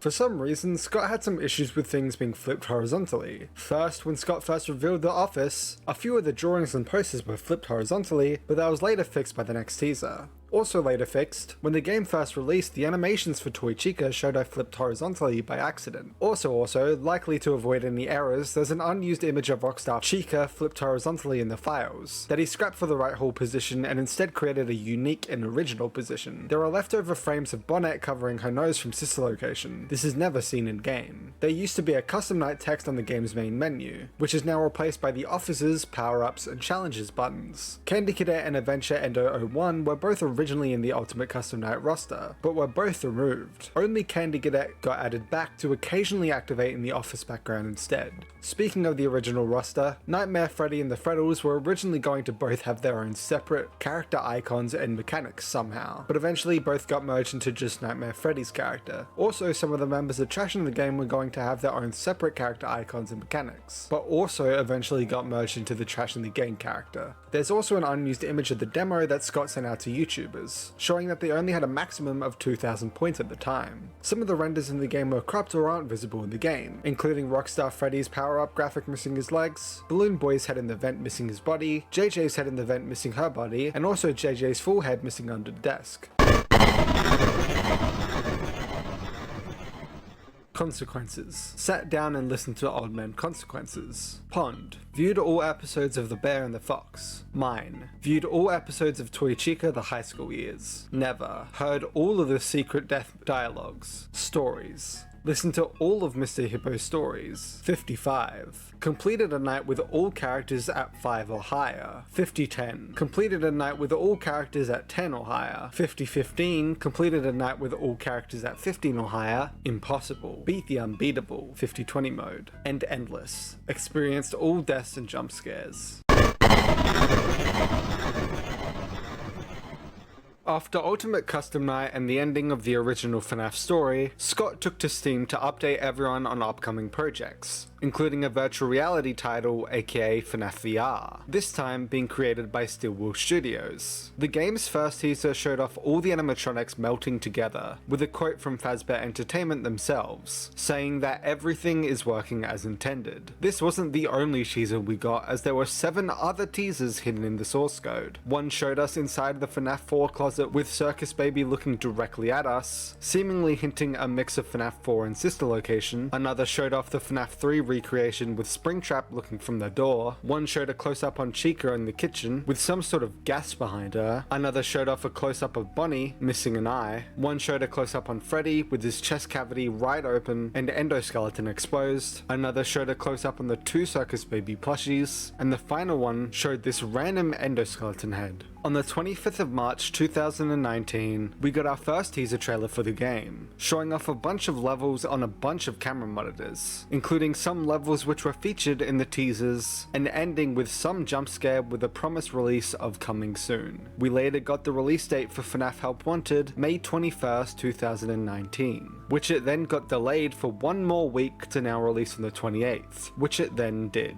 The game has a lot to offer and several game modes. The minigames included on the surface are FNAF 1 featuring 4 nights, FNAF 2 featuring 4 nights, FNAF 3 featuring 4 nights, Dark Rooms featuring 4 different minigames, 1 Plush Trap, 2 Nightmare Balloon Boy, 3 Plush Baby, 4 Funtime Foxy, Parts and Service featuring 4 different characters, 1 Bonnie, 2 Chica, 3 Freddy, 4 Foxy, Vent Repair featuring 2 different minigames, 1 being a Mangle based level, the other being an Enid based level, and then Night Terrors featuring 4 different minigames, 1 Funtime Freddy, 2 Nightmare On, 3 Circus Baby, 4 Nightmare Fredbear. And there's also a switch that turns the game into hard mode, featuring some new hard mode levels of each minigame, as well as some mysterious minigames too.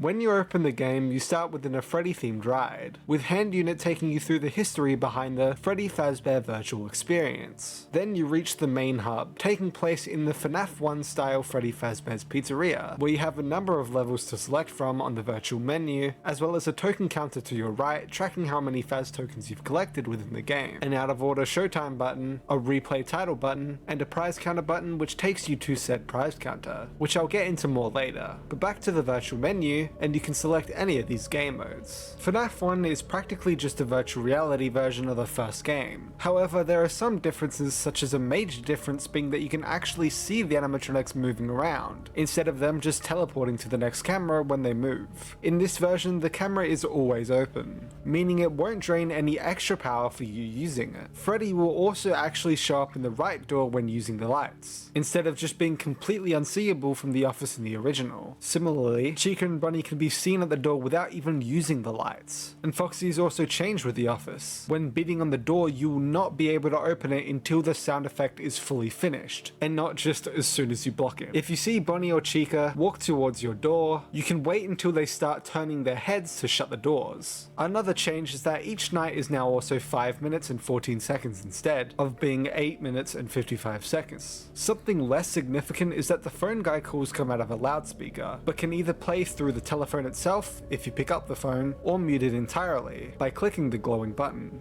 The blacklight/hard mode is practically the same, but everything is grayscaled. However, randomly, the doors will open and close and the lights will flicker both for a few seconds, leaving the left door light on. FNAF 2 is also practically just a virtual reality version of the original, with the animatronics moving around, nights lasting 5 minutes and 14 seconds, and the cameras remaining open all game, etc. The Wizards are the biggest change here though, with everyone besides Withered Foxy not even appearing until the specific Withered hard mode level. This is after the first hard mode level, which is just night 5, with a different color scheme. It's actually a lot easier in this version, with the animatronics giving you a longer chance to put on the Freddy mask before killing you than the original. FNAF 3 is also practically the same, however the nights are now just 5 minutes long, besides the first night being 3 minutes and 29 seconds long, due to not much happening at all. The hard mode level is also just a 5th night with a different color scheme, now seemingly mid-fire. This is the first category that isn't just the original game, the Dark Rooms category, Plush Trap, practically a perfect recreation of the original minigame, 90 seconds to get Plush Trap on the X, and the hard mode level of this minigame is the same besides the player is just really small. Nightmare Balloon Boy, another perfect recreation of the original minigame, this one with the Nightmare Balloon Boy skin. The hard mode level of this minigame is the same besides multiple balloons everywhere, making it harder to spot where he currently is and if he's moved. Plush Baby, a brand new minigame exclusive to Help Wanted. You're in a prize counter type area needing to search for multiple plush babies trying to get you by aiming the flashlight at them to get them to disappear. You have limited power on your flashlight to ensure you don't just keep it on all game, but it will recharge when you finally turn it off. If you run out of power however, you won't be able to use the flashlight again until it's fully charged. Each hour takes 30 seconds to pass, meaning the whole level is 3 minutes long. The hard mode version of this minigame is the same, besides all the random plushies now being plush babies too, making it a challenge to search for which ones are the actual plush babies and which ones are just idle all game. Another difference being that the plush babies are now similar to Scrap Baby instead of the regular Circus Baby. Funtime Foxy, a recreation of the part of Sister location where you must cross the Funtime Auditorium to the exit sign, using a beacon to avoid bumping into Funtime Foxy. In the hard mode version of this game, there are random clones of Funtime Freddy, Funtime Foxy, and Circus Baby everywhere, to make it a little more challenging while the main antagonist is now Lolbit instead. Next category, Parts and Service, featuring 4 brand new exclusive minigames where you're sitting directly in front of an animatronic, and you have to repair them.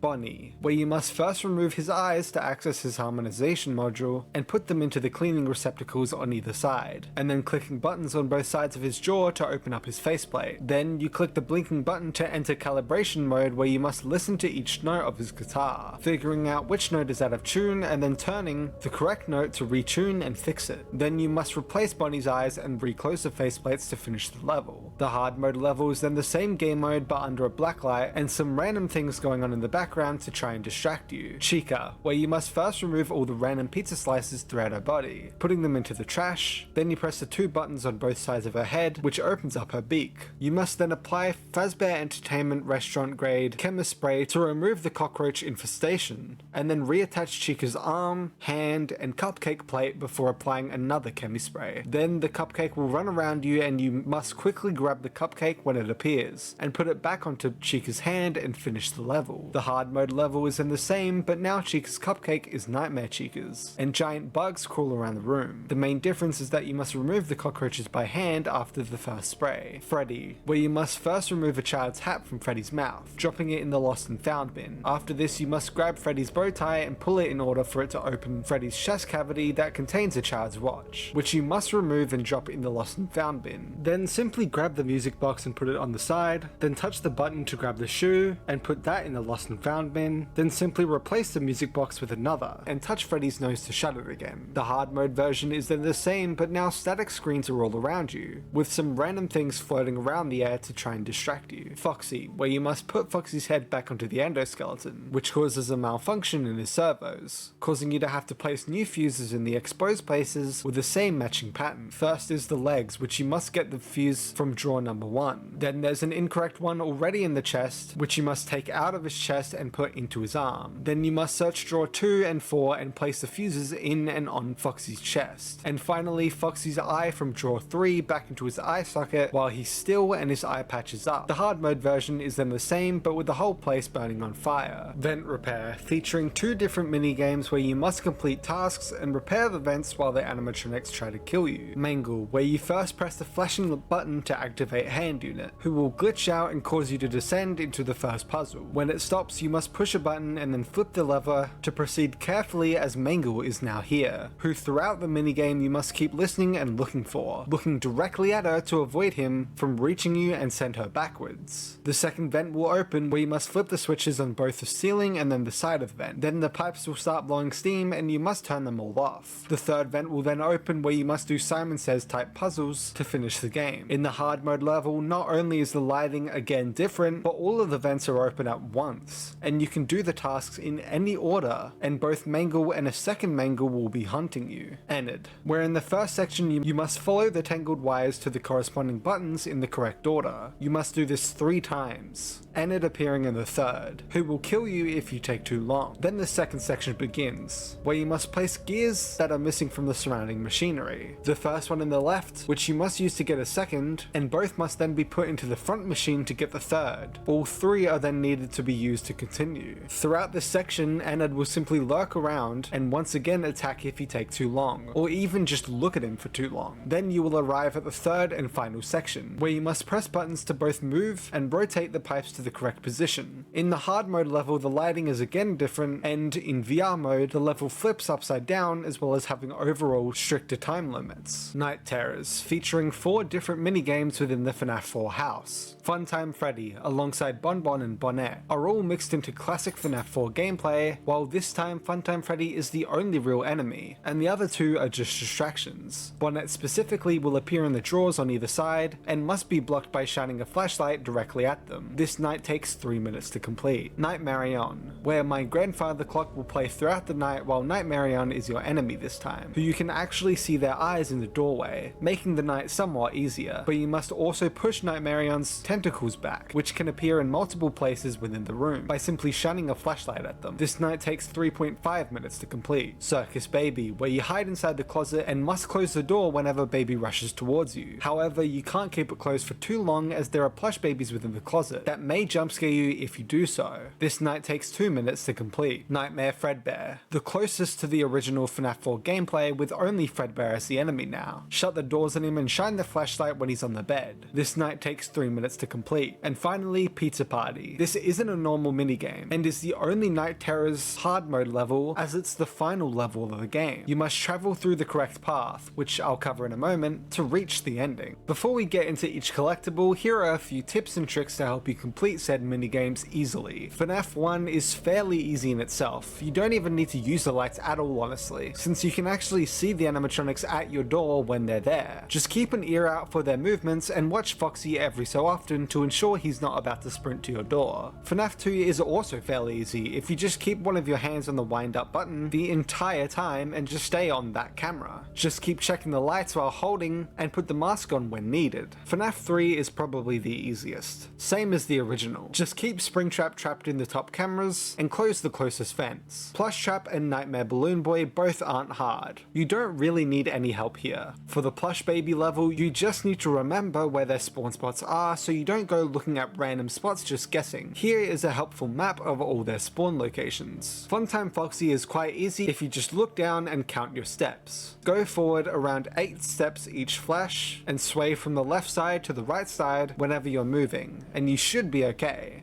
Bonnie, Chica, Freddy and Foxy all don't need any more tips, as they're quite straightforward and only step by step. Mangle is also just straightforward and step by step, and it is similar. However, the third section has a quick solution for the puzzle. For the first puzzle, it's simply 3, 1 and 2, while the second puzzle is simply rotate again, and 2. Funtime Freddy, Night Marion and Nightmare Fredbear are all quite easy, while Circus Baby is easily avoidable by just waiting until the last second and she's actually close to shut the closet. instead of immediately closing the closet when she moves a muscle. Pizza Party has a simple path, which I'll put on screen now, or you can just listen. Go left into the FNAF 1 room, go left into the FNAF 2 room, pick any flavor to go to the FNAF 3 room, go left to Plush Traps Hall, go to the furthest right to Funtime Auditorium, go right into Enid's room, go right into the kitchen, pick any type of pizza to the prize corner, go right to the FNAF 3 office, then go into the office through the newly opened door, then go into the vent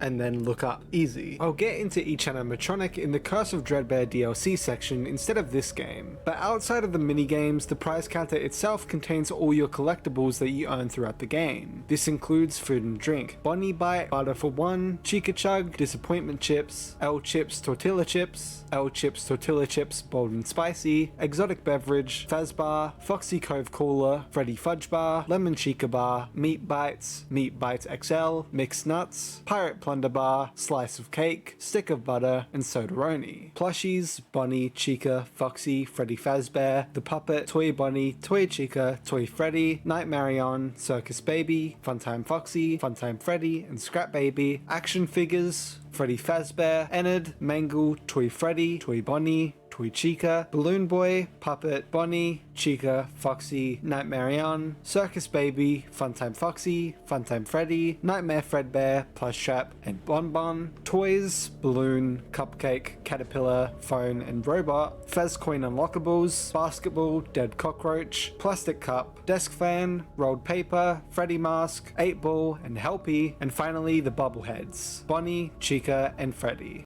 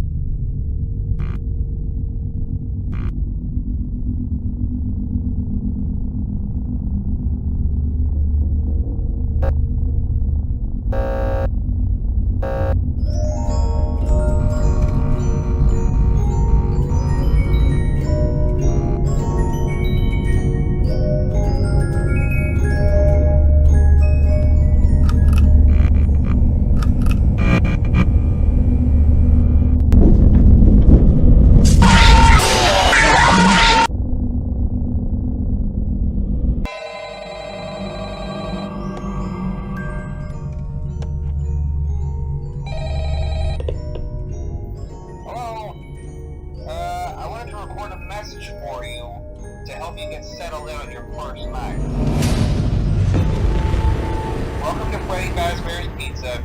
There's really nothing to worry about. The animatronic characters here do get a bit quirky at night, so just be aware, the characters do tend to wander a bit.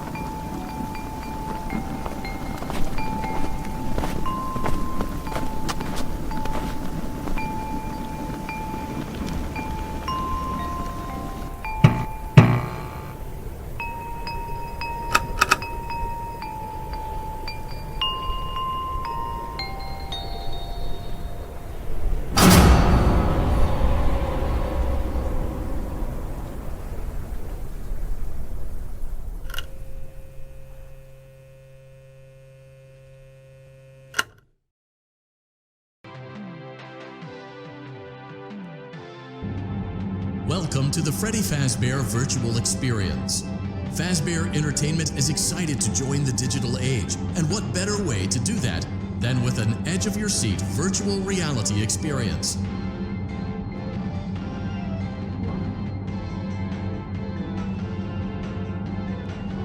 We know that Fazbear Entertainment has developed something of a bad reputation over the last few decades, and while it's true that some stories associated with our name were loosely based on actual events, the majority of them were total fabrications from the mind of a complete lunatic. Lawsuits pending. But we aren't above laughing at ourselves. Ha ha ha.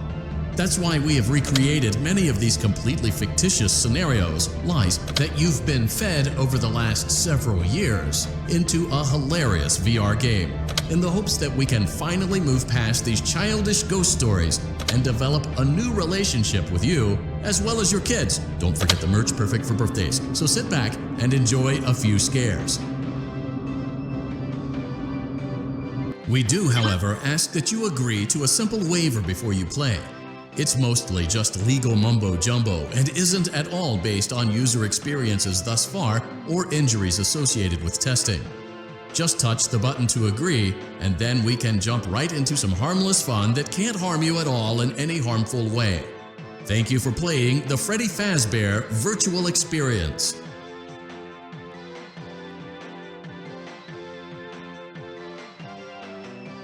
You acknowledge that Fazbear Entertainment is not responsible for accidental digital consciousness transference, real-world manifestations of digital characters, nightmares, night terrors, night sweats.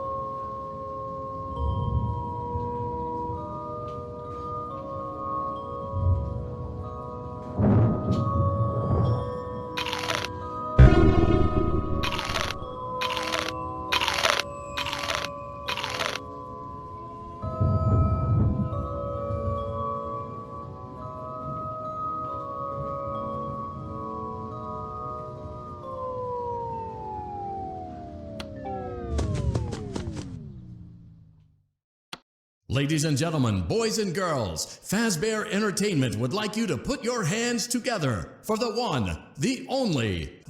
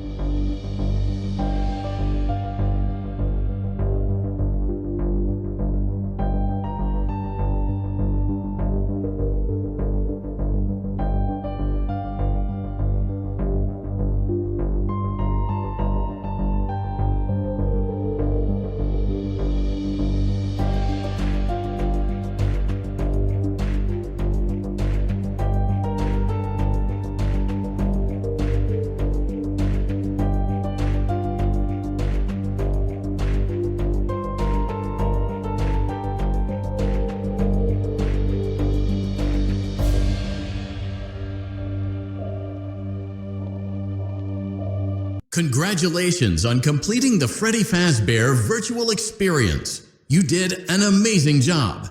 You might be wondering if you missed anything, or if there's anything left to see. So just take my word for it, you didn't miss anything, and there's nothing left to see. We're looking forward to a fresh start with you now that we've all had a good laugh at these tall tales, and now that you realize that Fazbear Entertainment is a safe, family-friendly brand with no skeletons in our closet. So goodbye for now, and we'll see you on the toy aisle. Bye-bye. Bye-bye. Bye-bye. Bye-bye. Take care now.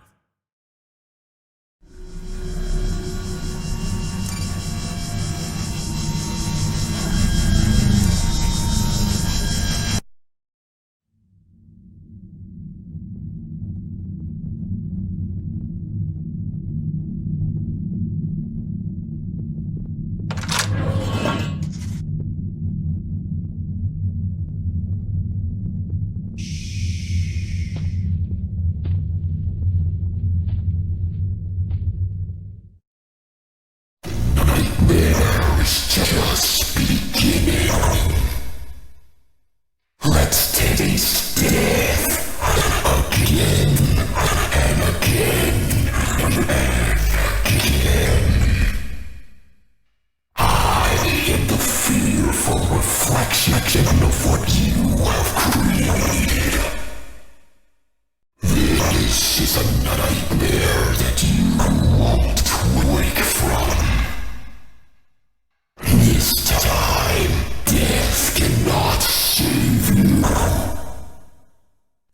guess you forgot about me. Want to see the scooping room? It feels like my birthday. Did you have a gift for me? I heard your call. It feels like home. Did I catch you off guard? Let's see how many pieces I can cut you into. You won't die, but you'll wish you could. You should have known I'd find you. 2, 1, where are you? I know you're over there somewhere. I know you're over there somewhere. I see you over there in the dark. Come on out. Well, hello again. Well, hello again. I guess you forgot about me. Want to see the scooping room? You won't die. You should have known I'd find you. 2, 1. Welcome to the Freddy Fazbear Virtual Experience. Fazbear Entertainment is excited to join the digital age, and what better way to do that than with an edge-of-your-seat virtual reality experience. We know that Fazbear Entertainment has developed something of a bad reputation over the last few decades, and while it's true that some stories associated with our name were loosely based on actual events, the majority of them were total fabrications from the mind of a complete lunatic, lawsuits pending. But we aren't above laughing at ourselves. Ha ha ha. That's why we have recreated many of these completely fictitious scenarios, lies, that you've been fed over the last several years into a hilarious VR game, in the hopes that we can finally move past these childish ghost stories and develop a new relationship with you, as well as your kids. Don't forget the merch, perfect for birthdays. So sit back and enjoy a few scares. We do, however, ask that you agree to a simple waiver before you play. It's mostly just legal mumbo-jumbo and isn't at all based on user experiences thus far or injuries associated with testing. Just touch the button to agree, and then we can jump right into some harmless fun that can't harm you at all in any harmful way. Thank you for playing the Freddy Fazbear Virtual Experience. You acknowledge that Fazbear Entertainment is not responsible for accidental digital consciousness transference, real-world manifestations of digital characters, nightmares, night terrors, night sweats. Welcome to the Freddy Fazbear Virtual Experience. Use the console in front of you to navigate the menu and pick one of the frightening experiences available. By completing these scenarios, more will become available. You'll see plenty of familiar faces and some new ones as well. So stay a while and have a good time. And remember, despite the temporary horror you may experience, this is a completely controlled environment and you aren't in any real danger. Fazbear Entertainment not responsible for real danger. Please make a selection from the virtual menu. We hope you're enjoying the Fazbear Virtual Experience. Please be aware that there may be visual artifacts left behind from the beta testing phase of development. If you see any such artifacts, we recommend that you not interact with them. We'll weed them out eventually. There's no guarantee that we'll weed them out eventually. Are you having fun yet? That's great to hear. We went to great lengths to create an authentic VR experience, including using scanned photographs for reference and using original performance routines where applicable. Using proprietary technology developed by Fazbear Entertainment, our VR development teams were able to use vintage control boards almost like plug and play, digitally recreating performances and personalities from the past in an instant. It looks like you're making great progress, and more importantly, you're staying in your lane and sticking to the script, which is exactly what our risk assessment team was hoping you'd do. Please continue to enjoy the Fazbear Virtual Experience. You're doing a great job, and no doubt having a great time as well. As a reminder, please be sure to only interact with core gameplay elements and avoid anything that could potentially be considered a glitch, mistake, or embedded message from unauthorized personnel. It seems that you may have inadvertently accessed an unauthorized portion of the game. Please be aware that interacting with unofficial game code can be harmful to you and potentially damaging to our reputation. The Fazbear Virtual Experience is a robust title, but it almost never made it to market. The first development team had a lot of problems, made some sloppy mistakes, and was eventually pulled from the project.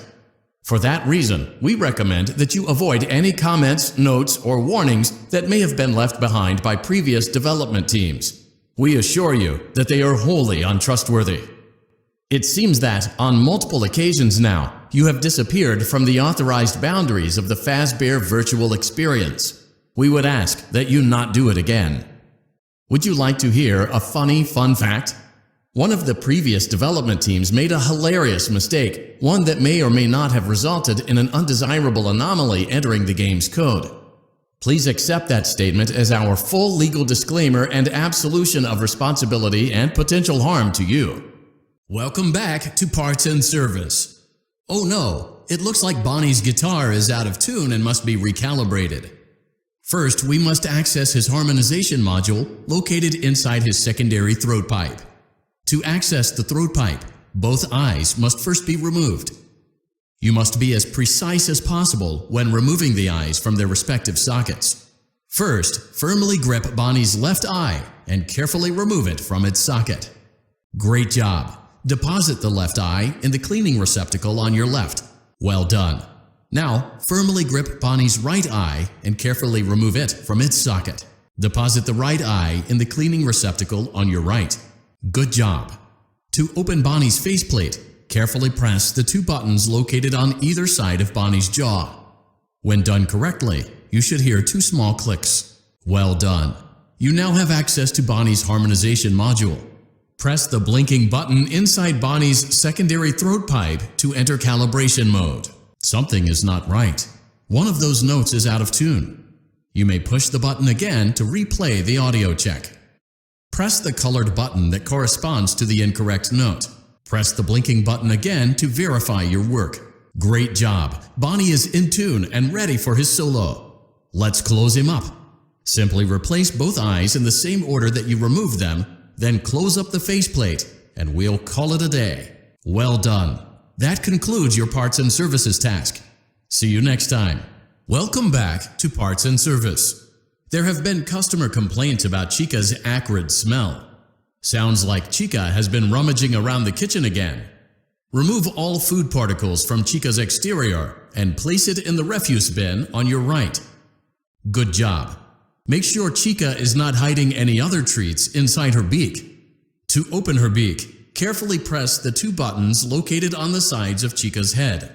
Oh no, it looks like Chica has picked up some unwanted friends. To clear the infestation, apply the Fazbear Entertainment restaurant-grade chemi spray to Chica's exterior. Press the button under the hanging canister to activate the chemi spray. Avoid inhaling the chemi spray. Exposure to cleaning, disinfecting, and maintenance chemicals may result in respiratory problems, skin, or eye irritation. Good job. Now reattach Chica's upper arm, hand, and cupcake plate. Well done. Oh no, it looks like Chica needs another dose of the chemi spray. Do not let the infestation spread. Be sure to give the canister button another push as needed. Return the cupcake to Chica's plate. Place the cupcake on the plate. Please place the cupcake on the plate. Oh no, it looks like the chemi spray is no longer effective. To combat the infestation, pick them off by hand if necessary. Great job. Chica is ready to serve pizza and hugs to the kids again. Take a complimentary slice of pizza for a job well done. Go on, take it, eat it. Delicious. See you next time. Welcome back to Parts and Service. It looks like one of our guests left a personal item on our star attraction. Let's return it to the Lost and Found. Carefully grab and remove the child's hat from Freddy's mouth. Freddy's got a pretty good hold of it. Give it another firm tug. Good job. Now place the hat in the Lost and Found bin on your right. While we're at it, let's make sure there isn't anything else stuck inside. To access Freddy's chest cavity, grab Freddy's bow tie and pull it outwards. Well done. Freddy's chest cavity is now open. Remove the child's watch and place it in the Lost and Found bin. Be careful not to touch any of Freddy's sensitive wiring. Good job. It appears there is a child's shoe wedged behind Freddy's music box. The music box must be removed before you can access the child's shoe. Gently grasp the music box and extract it from Freddy's chest cavity before the safety latch descends. Carefully place the music box on the work table to your left. Great job. To reset the safety latch, press the button located on Freddy's endoskeleton. Now, remove the child's shoe and place it in the lost and found bin. Well done. Return the music box to Freddy's chest cavity and we'll call it a day. Oh no, you seem to have mishandled Freddy's music box. This is not good. A replacement may be found on the work table. A slow and even pace is recommended. Crisis averted. To close Freddy's chest cavity, press the large black button on the center of Freddy's face. That concludes your time in parts and service. Your pay will be docked accordingly. Welcome back to Parts and Service. Foxy has been out of commission for quite some time. This series of simple repairs should return him to full working condition. First, carefully pick up and place Foxy's head on his endoskeleton. Oh no, it looks like Foxy's proprietary servo motors are malfunctioning. It is recommended that you keep an eye on Foxy at all times. You will need to place new control fuses in the exposed receptacles to continue. Retrieve the fuse from drawer number 1 that matches Foxy's leg receptacle. To avoid bodily harm, wait for Foxy's legs to stop moving before inserting the control fuse. Good job. Foxy has regained control of his legs. A gentle reminder, it is recommended that you keep an eye on Foxy at all times. Oh no. It looks like a former employee attempted to repair Foxy's chest motor using an incorrect fuse. Carefully, remove the incorrect fuse from Foxy's chest and insert it into Foxy's upper arm receptacle. Well done. The remaining chest fuses are located in drawers number 2 and number 4. Fix both fuses to continue. Good job. Retrieve Foxy's eye from drawer number 3. When Foxy's eye patch is fully open, place the eye back into his eye socket. Well done. This concludes all your parts and service tasks. Pirate Cove can now be reopened. Funtime Foxy is motion activated. For this reason, it's important to keep the room dark, as to not accidentally activate her. You have been provided with a flash beacon. Use it if you need to get your bearings and to ensure you don't bump into anything. However, use it as sparingly as possible. Proceed forward to reach the parts and service room. Welcome to Vet Repair. Fazbear Entertainment prides itself on having the most comfortable facilities. Each facility is set to a perfect 72 degrees all the time. The 4 active indicator lights mean we have a well-functioning ventilation system. Your headlamp should protect you from any critters who may have stumbled into the ducts. As a certified vent technician, you should need no instruction. However, in case of an emergency, it is important to remember that as the vent technician, you should never, under any circumstances, attempt to a perfect 72 degrees. Good job. See you next time. Welcome to Circus Babies Entertainment and Rental. It has been 0 days since last incident. Emergency ventilation repairs may be necessary to reach the boiler room on sub-basement G. We apologize for the claustrophobic accommodations of the secondary service elevator, but the comfort of the main elevator is well above your pay grade. Now, let's get to work. Well done. A perfect 72 degrees. See you next time. Ladies and gentlemen, boys and girls, Fazbear Entertainment would like you to put your hands together for the one, the only.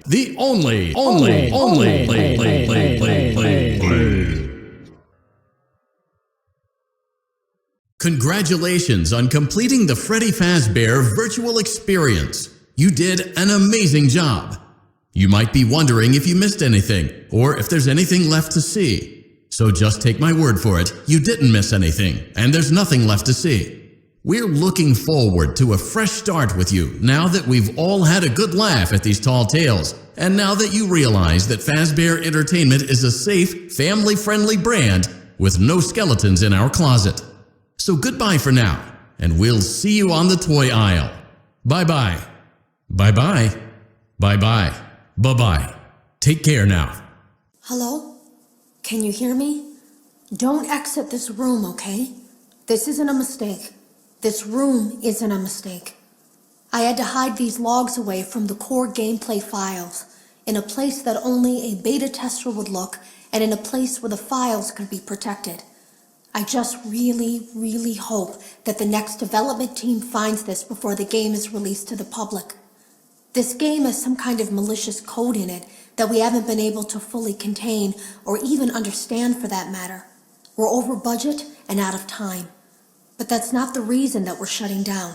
Listen, I have to keep this short so the file size will be small enough to fly under the radar. There are more. They may not be in order. I saw it for the first time today. There was a character I couldn't make out who it was, standing at the end of the hall. I thought it was just bugged out, so I made a note of it and kept playing. But then it was looking in the window, and not like Chica or Bonnie would. It was like it was actually looking in the window, seeing what I was doing. I heard a pretty heated conversation this morning between Dale, our manager, and someone else on the line.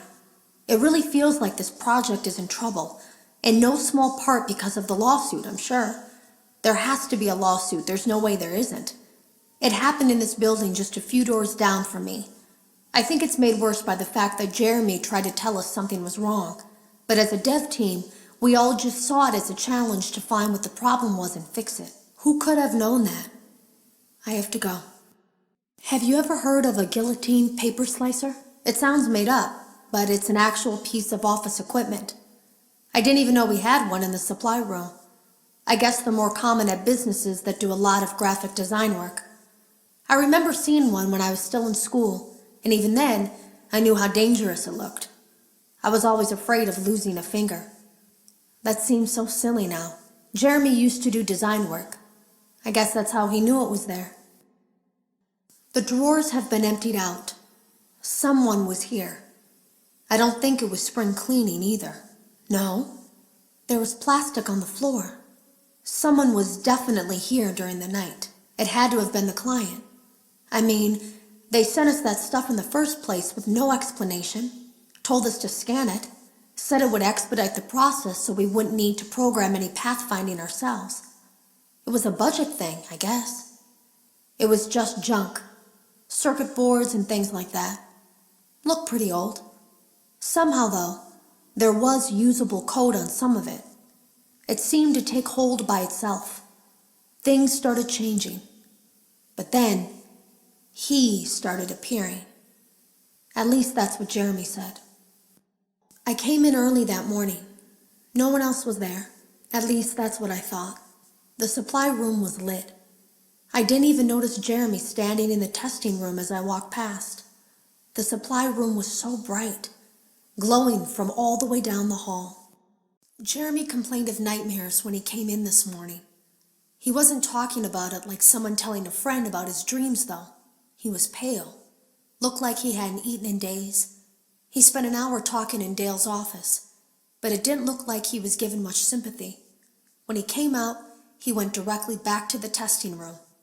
He doesn't even jump anymore, nothing scares him. He just stands there like he's talking to someone. Sometimes he rocks from side to side. We were told to leave him alone. I knew I was in line to do the testing next. They'd been prepping me for it. I guess they knew that Jeremy would need to be replaced soon. You can always tell when a company is getting ready to fire someone. They start giving out written warnings for silly things, making sure to build a paper trail and make a case for a firing. Things that normally no one would care about suddenly become grave offenses, all worthy of being written and documented. I guess it works two ways, because it also encourages a person to quit rather than be scrutinized so heavily. I think Jeremy was too far gone to consider that option, though. The thing about it is that I don't think they were going to fire him because of anything he was doing wrong. They just knew he'd seen something. They needed to discredit him. There was something that looked like a Halloween mask laying on the floor. I didn't understand. Ink must have spilled. It was only then that I heard a shuffle from the testing room and realized Jeremy must be there. I went back and peered in the window. I couldn't see his face. He had the visor covering his head. He had ink spilled on himself as well. The front of his shirt looked black in the dark room. He turned his head in my direction, but I don't think he knew I was there. I was told I had 3 days to finish Jeremy's work, but I know it's just passing the time. They don't really expect me to do anything. It's just to keep up appearances until the buyout is complete. We have to look like we have things under control. There's another potential development studio that wants to pick up from here, but who knows what kind of lies they're being fed to convince them to do it. Against my better judgment, I'm going to do my best to see what's here, make notes of it, and try to isolate where this thing is hiding. At least then, the next person that tests this will have a chance of getting rid of it. Today was my last day of beta testing, and the anomaly that I've been seeing is nowhere to be found. But after inspecting some of the files, it seems that it's attached itself to these logs. My logs. That can't be an accident. So now I have to make a choice. Do I leave these logs here for you to find, or do I try to purge this thing myself by destroying the logs? I've chosen the latter. I can't delete them. By creating a protected area to store these logs apart from the game, I effectively gave this thing a safe place to hide itself. It's in here now. I may not be able to delete it, but I might be able to do something else now that it's attached itself. I have an idea. They lied to us. They lied to all of us. They told us that the whole point of this VR game was to undo the bad PR done by a rogue indie game developer who supposedly made up a bunch of crazy stories that tarnished the brand. But that's not true at all. In their haste to develop this VR game and clear their name, they sent us some things I don't think they intended us to see, such as a hard drive containing emails between Fazbear Entertainment and a certain indie developer. Fazbear Entertainment hired the game developer. Those indie games were designed to conceal and make light of what happened. This isn't just an attempt to rebrand. It's an elaborate cover-up, a campaign to discredit everything. I ran a fragmentation program on the area of memory that was storing these logs for you. I effectively broke the files into pieces and broke the anomaly along with it. That means that you won't have my warnings to guide you, but hopefully it also means that this anomaly, this virus, or whatever it is, will remain broken and unable to do more damage. Hello. You don't know me. I had created a series of logs for you documenting the troubled development of this VR game that you're now testing, in hopes that you, whoever you are, and whatever team you're with, will abandon development. Now I fear that those logs are being used as a Trojan horse. If you're unable to abandon development, hide all traces of these logs that I've created. I fear that finding them and reassembling them will also reassemble the very thing I've tried so desperately to destroy. There is a way to kill it. It wants to escape through someone plugged into this game. That's you now. You have to let it begin the process of leaving through you. Then use the disconnect switch that I've embedded by the main stage. Let it approach you. Let it begin to merge with you. Play the music and flip the switch. That will cause a hard restart of the game and flush the memory, effectively killing it. I hope. I don't know when it will come for you.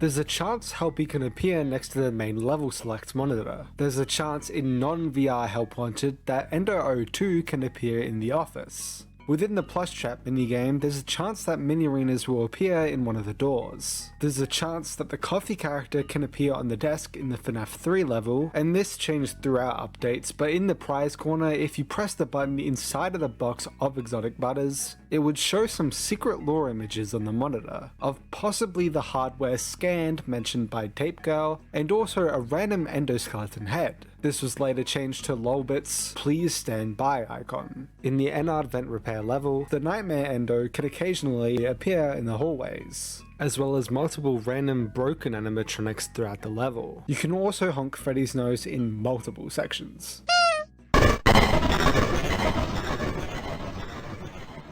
Reminder, these sections are speculation and mainly detailing what I personally believe. The unbiased sections are later in the video. Keep an open mind when theorizing. This game introduces us to the new era of FNAF story. Fazbear Entertainment has been rebooted, and their first action is to hire an indie game developer to create video games about everything that's happened up until this point, and frame it all as just myths and rumors, which Fazbear Entertainment then create FNAF Help Wanted to seemingly stay on top of said rumors, and then make fun of them so it seems like it came from the mind of a complete lunatic. However, during development, they scan old circuit boards and the code attached to speed up the process of coding the game by helping make the mechanics more authentic to the real things, which actually included an anomaly within the code that begins causing some issues. The anomaly then tried taking over QA tester Jeremy, leading to him being implied to take his own life to escape it, which is when Who Will Call Tape Girl takes over. She picks up right where he left off, meaning right with the anomaly. Over time, she's able to take the anomaly's code apart and hides it randomly throughout the game, in hopes that it's never put back together. However, she then seemingly switches her decision and asks the player of this game, who is actually Vanessa from the next game, to hunt the tapes and put the code back together. Vanessa does this, unknowing that it's not the real Tape Girl saying this, and it's actually the anomaly mimicking her voice to trick Vanessa to follow the instructions, creating the anomaly once more, who now takes the form of a mascot-looking spring bunny who most call Glitch Trap, who is then able to infect her through the VR and is seemingly able to infect her mind. The single biggest question that came from this game is whether the anomaly / Glitch Trap is an AI mimicking William, namely the AI we learn about in the books who later shows up in the games, the Mimic, or actually the real original William. This debate has continued to this very day, although I personally heavily believe that it's just the Mimic virus mimicking William Afton.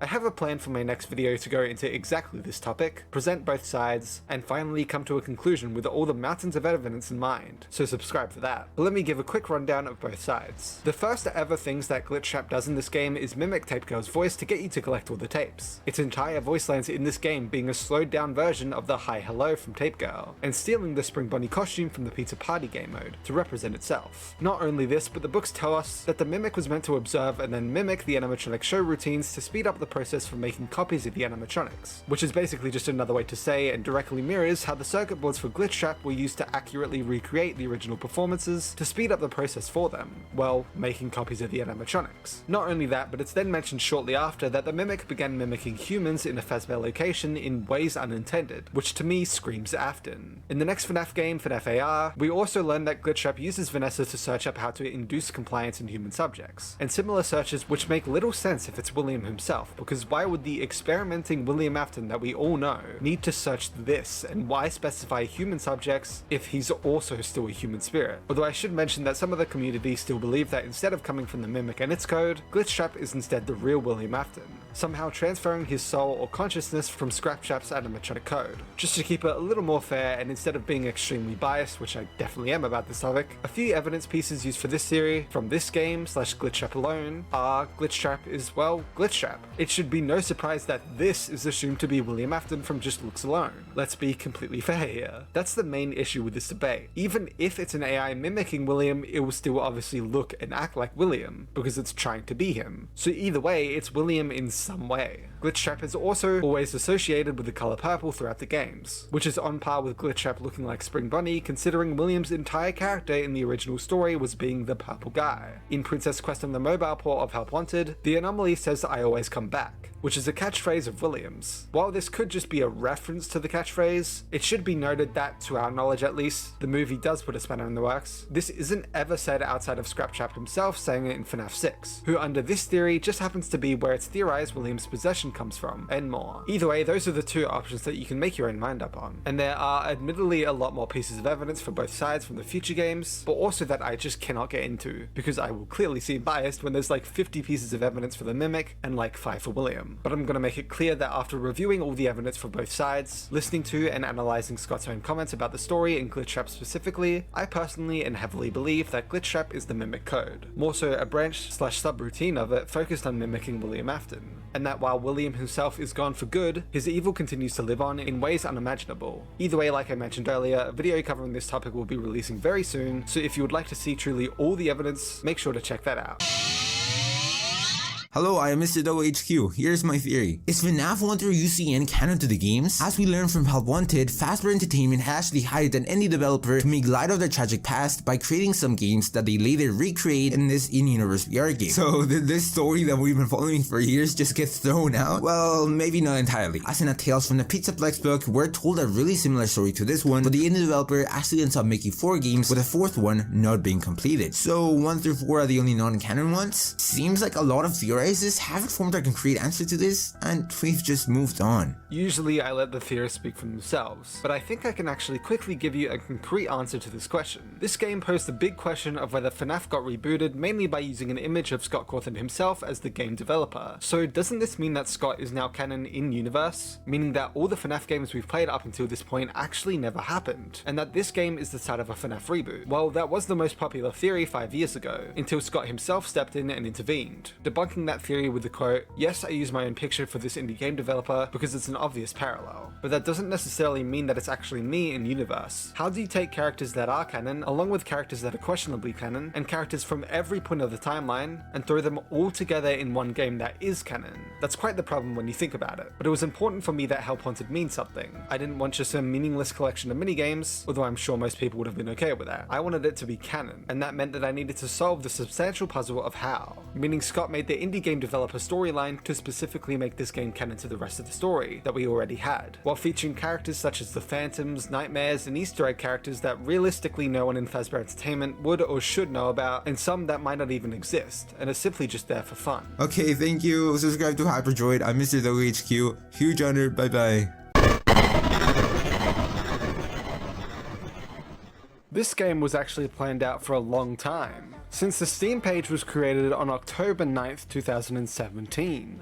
Months before even FNAF 6 came out. This game started out as simply just a VR recreation of the first few games, before they decided to include more mini-games and flesh it out a bit more. The first, now deleted teaser, had hidden messages when brightened, those being "Don't listen to them," "We let something inside," "It was an accident," and "Remember Jeremy." In the trailer, Nightmare Fredbear looked more like Nightmare Freddy. This was apparently due to the fact that the models were unfinished at the time. The person in the beginning of the game, aka the rogue indie game developer, is actually Scott Cawthon. The tape player is labeled Tony Runner, which is a parody of Sony Walkman. The people in the credits under the Scott Games team are Scott Cawthon. Under Stillwell Studios are executive producer Andrew Dayton, executive producer / creative director Jason J. Topolsky, lead engineer Stuart Johnson, game design / animation supervisor Evan Lampe, game design / technical director Philip M. Shaw, game design / technician artist Nathan Spandorf and Saul Aguilar, rigging / character modeler Rodney Brett, junior rigging Chloe Costa, UI artist / 2D artist Jennifer Batt, concept / UI artist / shading Alex Nelson, modeling / shading / lighting David Weinman, animation Tom Myers, engineering Luck Shim Inarayam, VJ Aragovan, junior engineer Brett Thompson, junior engineer Scott Scooter Thompson, and finally junior engineer Kunal Patil. Under QA testers Braden Cawthon, Mary Hammer, Rena Lamb, Christian Love, Kai Morrison, Scott Thompson, Nathaniel Wisdom, and Jonathan Gonzalez. Under cast, Andy Field voices Hand Unit, Amber Lee Connors voices Computer Voice, and Brianna Kennedy voices QA. Under original cast, Scott Cawthon voices All Phone Guys, Andy Field voices Hand Unit, Heather Masters voices Baby, Kellen Goff voices Funtime Freddy, Becky E. Shrimpton voices Bonbon, and Alex Lee voices Nightmare Young. Under music, Twisted Birthday was composed by Alan Simpson. Under special thanks from Striker Entertainment, Russell Binder, Curtis Matthews, Austin Case, and Brianna Solers. From Lionsgate, Daniel Engelhardt, Amanda Cruz, Lucien Tan, and Ali Murray. From Sony, Alyssa Faber, Sean Benson, John Drake, Tom Goff, Anthony Lipscomb, John Vega, Kenneth Price, Rob Primo, Alvin Smagic, Joel Pasquale, Joshua Platt, Ezra Zadquil, Amanda Redondo, Jenna Lowhouse, and Zodi Lee. From HTC, Joel Bedon, Praven Gupta, Chris Sevenson, Ed Duran, Jason Ray, Chris Chin, and Fu Huang. From Oculus, Aaron Davies, and Dan Morris. Separated, so probably just extra thanks to Charles Huang, Angela, Lilla, Ezra Johnston, Susan, Madeline Topolsky, Haley, Gabriel, Milena and Thomas Dayton, Daisy, and finally Indy.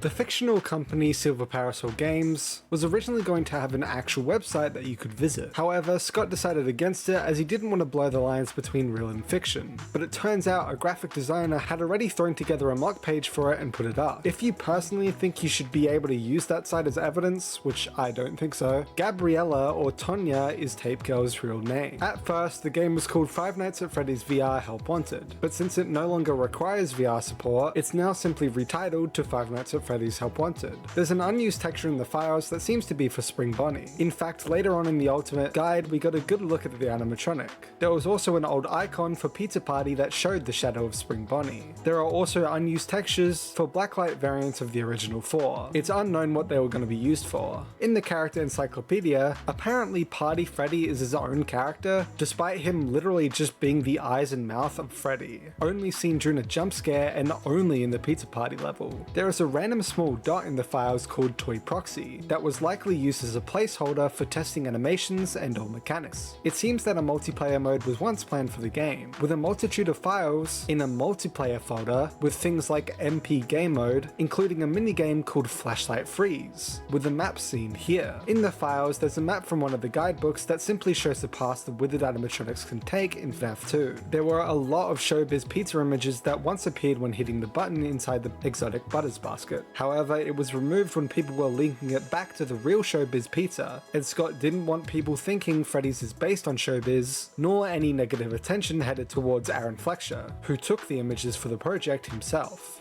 The Showtime button used to begin a performance from the FNAF 1 cast, with a whole song and everything. Scott revealed on Reddit that even though there was a completed version, it just didn't feel right to include. This is the full song. Fazbear Entertainment would like you to put your hands together for the one, the only, Freddy Fazbear. Hello, everybody! You ready to have a good time? I know I am!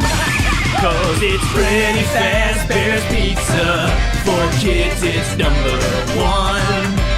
Freddy Fazbear's Pizza, where fantasy meets fun. Fun not actually guaranteed. Well, let's meet the band. My name is Freddy, I'm the singer in the band. Got a hat and a big bow tie. Well, I'm a big brown bear, but don't be scared. I'm a real fun-loving guy. Bonnie's my name, I'm hopping along with floppy ears and a cottontail. My guitar is blazing, this rabbit's hair raising. Just listen to me wail. Take it, Bonnie! Freddy Fazbear's Pizza. Get your pizza by the pound. Freddy Fazbear's Pizza, where all the kids are safe and sound. Fazbear Entertainment offers absolutely no guarantees regarding guest safety. Hey, I'm Chica, the lady of the group. My singing is a treat. So sweet! But keep an eye on your pizza. Cause I'm a bird who likes to eat! Nom nom nom nom! Finally, there's Foxy.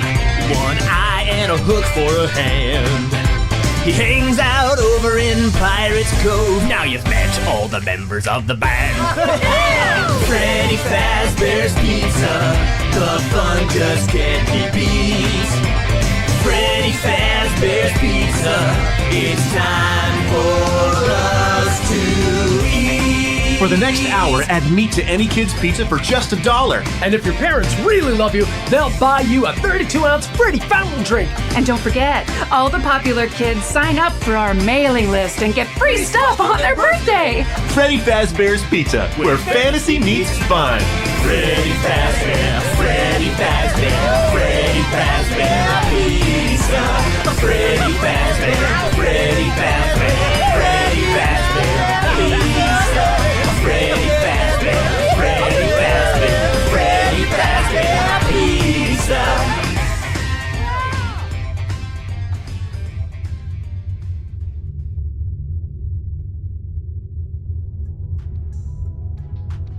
There's also unused animations for a scrap glitch trap animatronic, that instead is just a Springtrap jump scare. I scream, you scream, get jump scared. Your special day. Activate the party machine. Enter blacklight mode. Now I will tell you a story. Eat a piece of candy. Showtime. Recreate the main stage show. Have Freddy, Bonnie and Chica figures at the prize counter. Numismatis. Find all tokens. Play. Completed the prize corner. Let's eat. Consume all possible edibles in game. Let's party. Find a hidden token. Pop goes the weasel. Get a jump scare prize. Exotic butters. Finish the game. Stay put. This is why you don't leave the office. Step out into the hallway in FNAF 1. Rock, strum Bonnie's guitar. Pest control, pull 25 roaches off of Chica. Choking hazard for ages 3 and up. Eat a figurine, and celebrate. Unlock all achievements / trophies.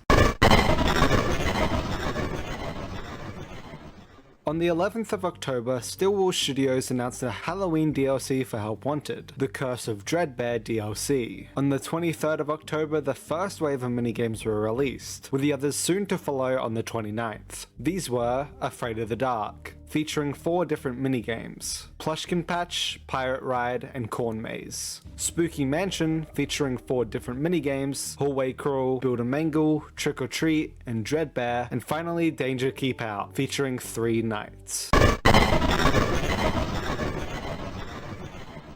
By simply booting up the base game and clicking a button that's within a Halloween bucket based on Chica's Cupcake, you'll be sent to a whole new hub world, with a whole new virtual menu for you to select any of the games that are exclusive to the DLC. Afraid of the Dark, Plushkin Patch. Similar to the plush baby levels from the base game, where you must locate and find the plush babies, or in this case, plushkins, within a pumpkin patch, as well as the surrounding trees. This is also similar in the fact that you must survive until 6 AM, and you must ensure that you don't use all of your flashlight battery and get it stunned / force a recharge. Pirate Ride, where you must shoot all the targets you possibly can to gain a higher and higher score. If you hit all the targets in a single room, you'll gain a bonus round, where you can do that whole room again.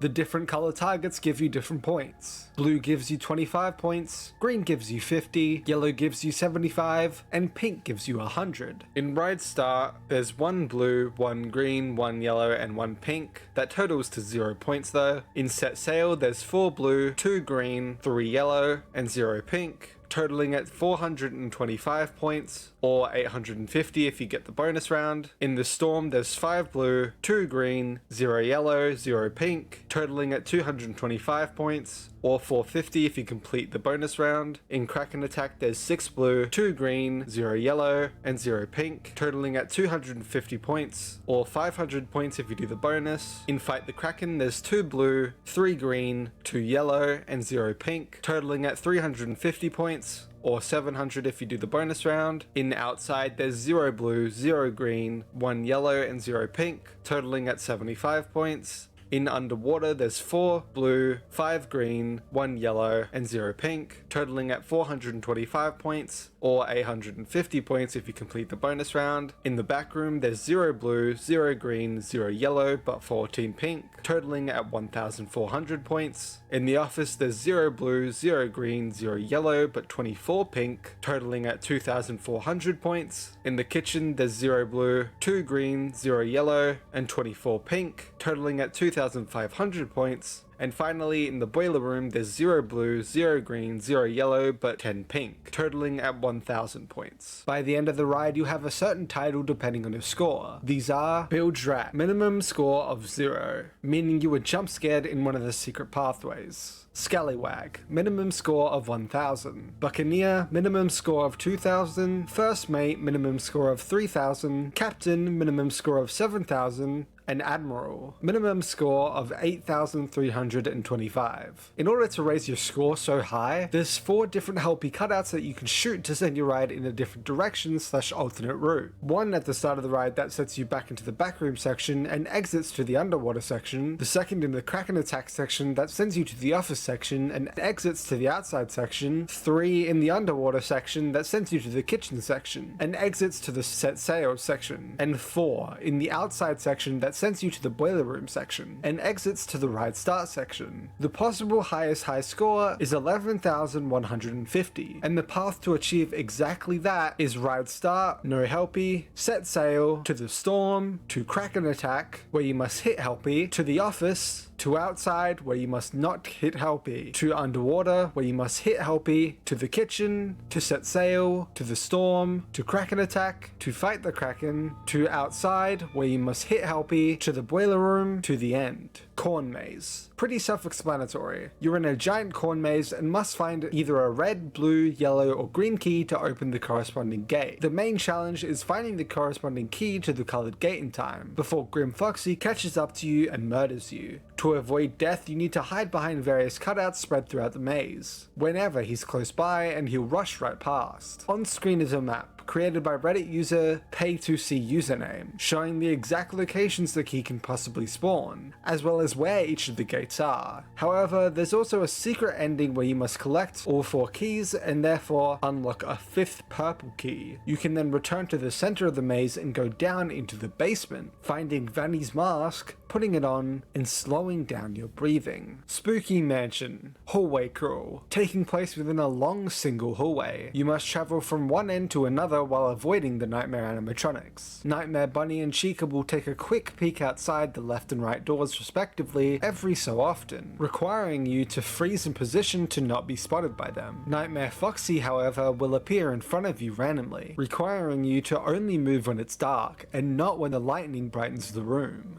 Nightmare Freddy will also eventually appear, and you will know he's there when you hear his laugh, and he requires you to keep moving forward at a steady pace or else he will eventually catch up to you and jump scare you. You can listen closely to the Freddles screeching to have an idea of how close he is to catching you. Build a Mangle, a level that requires you to put together a full Mangle animatronic by grabbing the necessary parts that appear on the screen on either the left or the right side. You should be aiming to get all 10 correct pieces from the conveyor, however you only need 7 to succeed and win the level, and you only have 1 minute before your build will be judged. Not collecting the correct pieces isn't the only challenge though, as the more incorrect pieces you get, the closer Mangle will come from the air duct. After Mangle first appears, you only have 3 more chances before you get jump scared. Trick or Treat, where you must watch the animatronics through a window and listen to the audio cues to try and guess who it is at your door when it opens up by wearing their corresponding mask, or else you'll die. You also need to use Mangle's mask to stop her from covering the windows. You need to guess correctly 3 times to win and be rewarded some sweet, sweet candy. Dreadbear, where you must turn a crank to lower and reveal Dreadbear,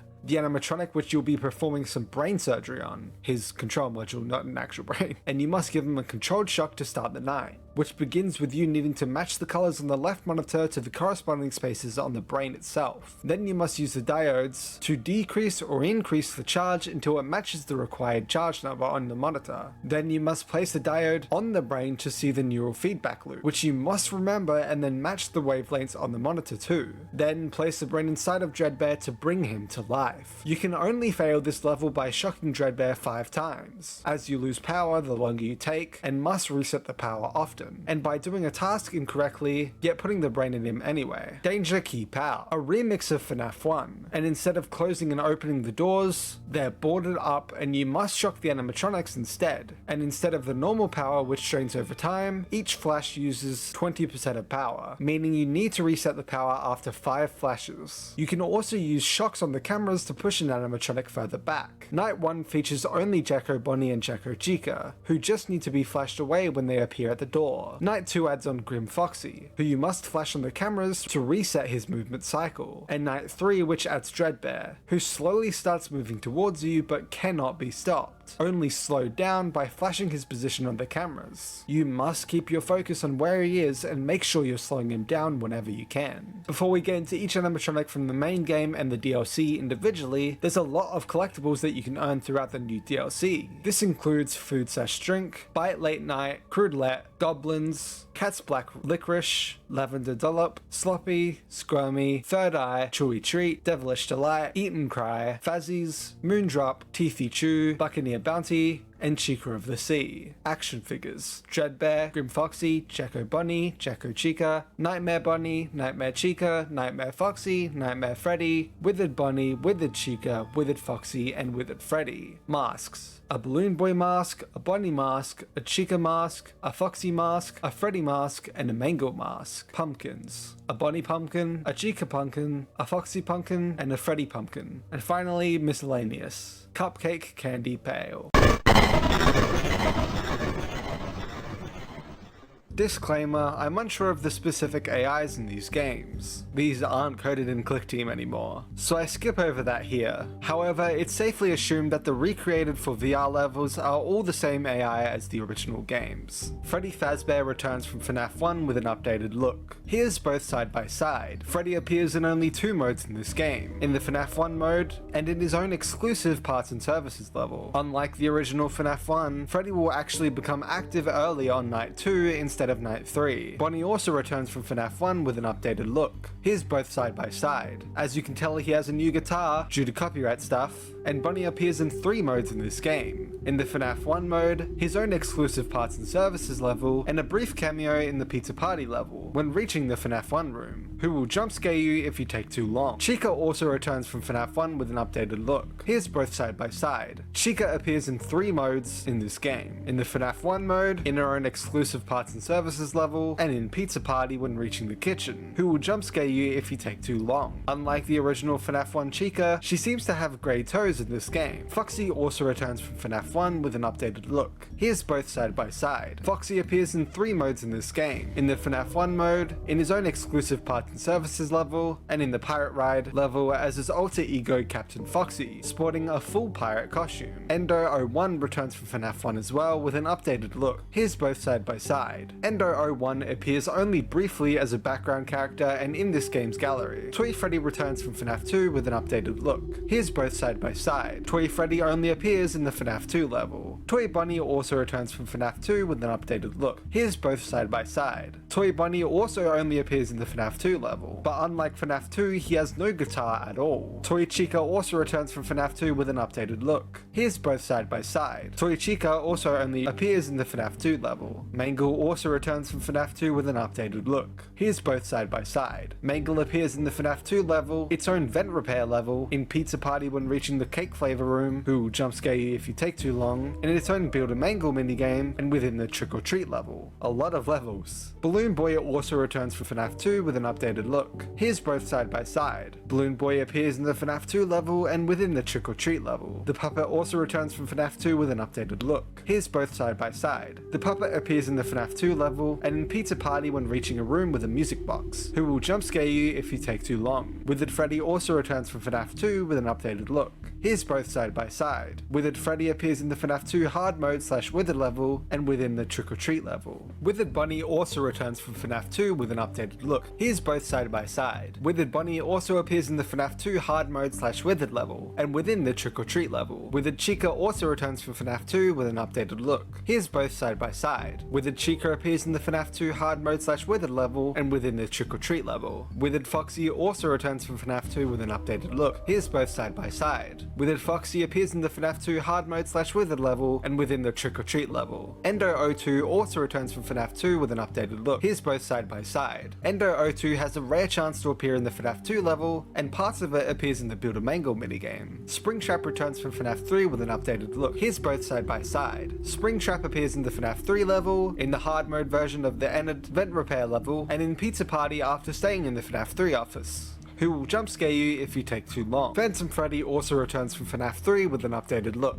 Here's both side by side. Phantom Freddy appears in the FNAF 3 level. Phantom Foxy also returns from FNAF 3 with an updated look. Here's both side by side. Phantom Foxy appears in the FNAF 3 level. Phantom Mangle also returns from FNAF 3 with an updated look. Here's both side by side. Phantom Mangle also only appears in the FNAF 3 level. Nightmare Freddy returns from FNAF 4 with an updated look. Here's both side by side. Nightmare Freddy appears in the Hallway Crawl level, and his Freddles, however, appear in the hard mode version of the Freddy Repair level and the Build a Mangle level. Nightmare Bunny also returns from FNAF 4 with an updated look. Here's both side by side. Nightmare Bunny only appears in the Hallway Crawl level. Nightmare Chica also returns from FNAF 4 with an updated look. Here's both side by side. Nightmare Chica only appears in the Hallway Crawl level. Nightmare Foxy also returns from FNAF 4 with an updated look. Here's both side by side. Nightmare Foxy only appears in the Hallway Crawl level. Nightmare Fredbear also returns from FNAF 4 with an updated look. Here's both side by side. Nightmare Fredbear only appears in his own Night Terrors level. Plushtrap also returns from FNAF 4 with an updated look. Here's both side by side. Plushtrap appears in his own Night Terrors level and in Pizza Party when reaching the Night Terrors room, who will jump scare you if you take too long. Jacko Bunny returns from FNAF 4 Halloween update with an updated look. Here's both side by side. Jacko Bunny appears in Danger Keep Out level and the Pirate Ride level. Jacko Chica also returns from FNAF 4 Halloween update with an updated look. Here's both side by side. Jacko Chica appears in the Danger Keep Out level and the Pirate Ride level. Nightmarion also returns from FNAF 4 Halloween update with an updated look. Here's both side by side. Nightmarion only appears in his own Night Terrors level. Nightmare Balloon Boy also returns from FNAF 4 Halloween update with an updated look. Here's both side by side. Nightmare Balloon Boy only appears in his own Dark Rooms level. Nightmare Endo also returns, I guess, from FNAF 4 with an updated look. Here's both side by side. Nightmare Endo only has a cameo in Enid's vent repair level and in the game's gallery. Circus Baby returns from FNAF sister location with an updated look. Here's both side by side. Circus Baby appears in Lolbit's Dark Room level and in her own Night Terrors level. Plush Babies, technically from this game but based on Circus Baby from sister location, appears in their own Dark Rooms level, in Circus Baby's Night Terrors level, in the hard mode version of their own Dark Rooms level, and as Plushkins in their own level. Funtime Freddy also returns from FNAF sister location with an updated look. Here's both side by side. Funtime Freddy appears in Lolbit's Dark Rooms level and in his own Night Terrors level. Funtime Foxy also returns from FNAF sister location with an updated look. Here's both side by side. Funtime Foxy appears in his own Dark Rooms level and in Pizza Party when reaching the Funtime Auditorium room, who will jump scare you if you take too long. And it also returns from FNAF sister location with an updated look. Here's both side by side. And it appears in his own Vent Repairs level and in Pizza Party when reaching the Floating Doors room, who will jump scare you if you take too long. Biddy Bab also returns from FNAF sister location with an updated look. Here's both side by side. Biddy Bab only appears as a secret in Circus Baby's Night Terrors level. Mini-Renas also returned from FNAF sister location with an updated look. Here's both side by side. The Mini-Renas only appear as a secret in the Plushtrap and Nightmare Balloon Boy levels. Lolbit also returns from FNAF sister location with an updated look. Here's both side by side. Lolbit only appears in the hard mode version of Funtime Foxy's Dark Rooms level. Bonnet also returns from FNAF sister location, Custom Night, with an updated look. Here's both side by side. Bonnet only has a role in Funtime Freddy's Night Terrors level. Helpy returns from FNAF 6 with an updated look. Here's both side by side. Helpy only appears in the office as a secret. Glitchtrap from this game, a mascot costume version of the Spring Bonnie animatronic, appears in the main hub once collecting the tapes, and also in the Pizza Party level. Dreadbear also from this game, a zombie-esque Nightmare Freddy taking influence from Frankenstein's monster, appears in the Danger Keep Out level and in his own Spooky Mansion minigame. Grim Foxy also from this game, a Jacko version of Nightmare Foxy, appears in his own Corn Maze level and in the Danger Keep Out level. Dark Foxy, a grayscale version of Foxy who appears in the hard mode version of the FNAF 1 level. Dark Freddy, being entirely black with glowing white eyes and teeth similar to Shadow Freddy, and Party Freddy, with red glowing features instead. Dark Freddy appears in the hard mode version of Freddy's Parts and Service level, while Party Freddy only appears in jump scare form in the Pizza Party level. Neon Bunny, a neon version of Bunny who appears in the hard mode version of Bunny's Parts and Service level. Neon Chica, a neon version of Chica who appears in the hard mode version of Chica's Parts and Service level. Burnt Foxy, a burnt version of Foxy who appears in the hard mode version of Foxy's Parts and Service level. And finally, Shadow Mangle, a shadow version of Mangle who appears in the hard mode version of Mangle's vent repair level.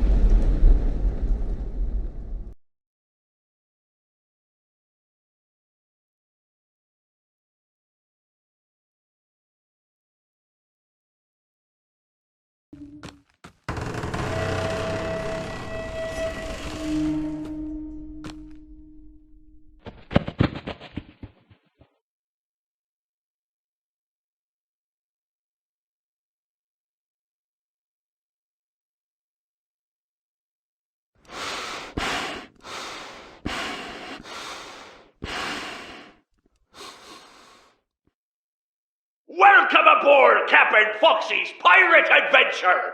You can help me with this here adventure by shooting the targets with that there hand cannon. Do your best, or I'll send you to Davy Jones's locker. For your safety, keep your hands inside the ride at all times, or you'll end up like me. Ahoy! Set sail for treasure! Batten down the hatches, a storm's a-brewing! This be no normal storm, it be the Kraken! Take that, you scurvy mongrel! Yar! Fire in the hole! Ghost pirates!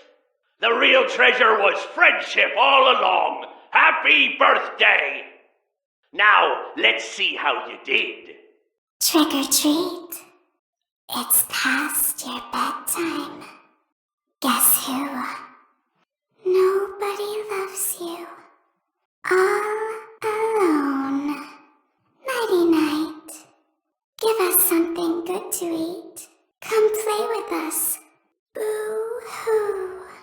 Will you be my friend? I'm watching you. I can see you. Who wants ice cream? I just wanna play. Wanna play a game? I'm too cute to cause trouble. Wanna see what I can do? Did I scare you? Congratulations! It appears you have been granted access to additional holiday content. Press the special button in the candy pail to enter the Halloween hub.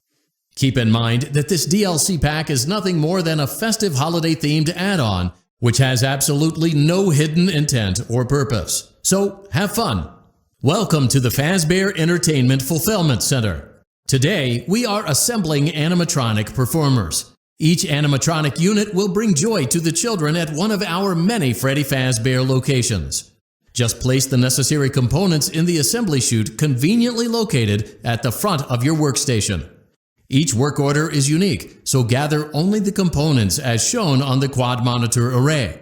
Use the high voltage shock buttons to gently remove any unwanted critters that stumble onto the assembly line.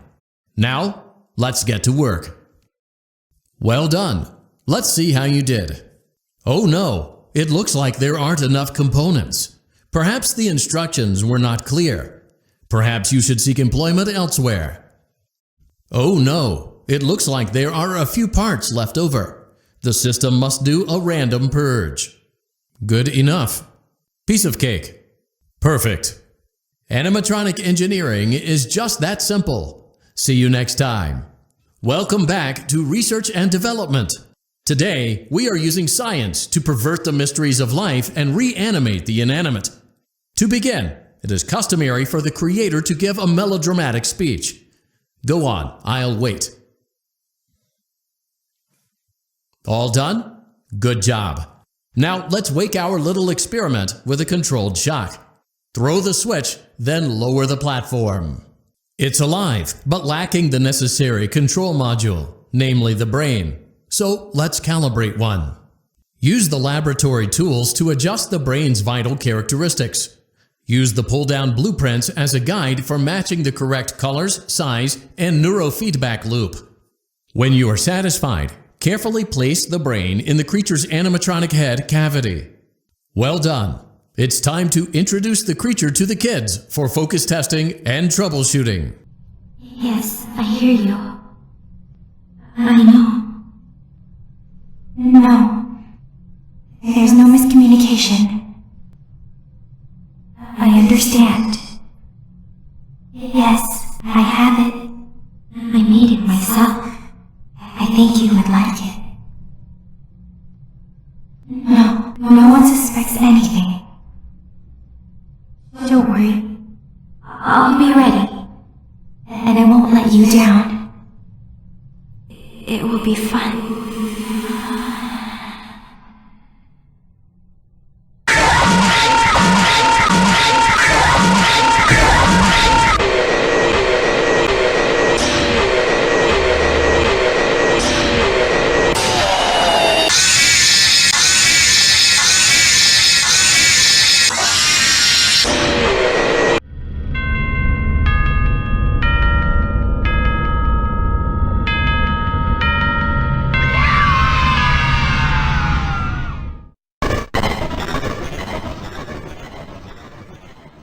There's a chance that Dreadbear will walk from the lake all the way to the barn. Speaking of the lake, Foxy's pirate ship from Pirate Ride can appear in the lake but will eventually be dragged underwater by a kraken. If you activate blacklight mode and hit the button on the left of the level select monitor, the headlights of the truck behind you will turn purple. Similarly, hitting this button in blacklight mode and turning back from the car will show a giant Dreadbear in the distance behind the house. Apparently after the October 29th update, the Easter egg was replaced by Glitchtrap dancing Fire on the Hill instead. In the Game 1 room after beating a level, if 3 clown posters appear around you, you can use the darts to shoot them, and the room will suddenly turn purple and the banner will say, "It's me."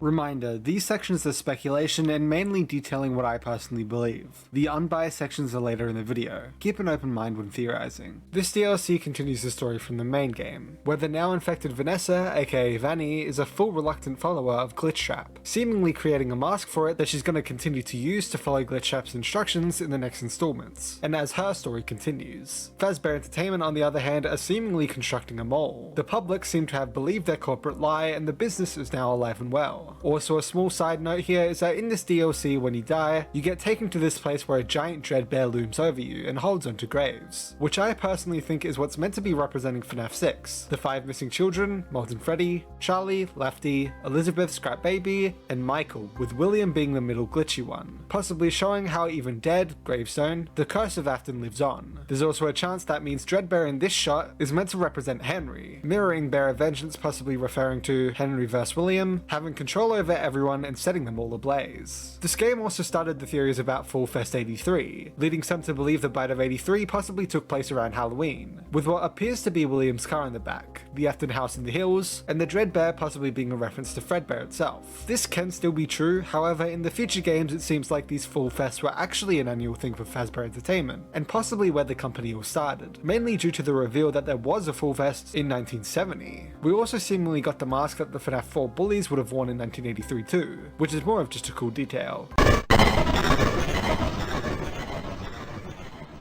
The DLC was leaked on the 26th of July 2019, months before anything was announced, and was originally titled Rise of Frankenfreddy, which was the name used for the beta phase.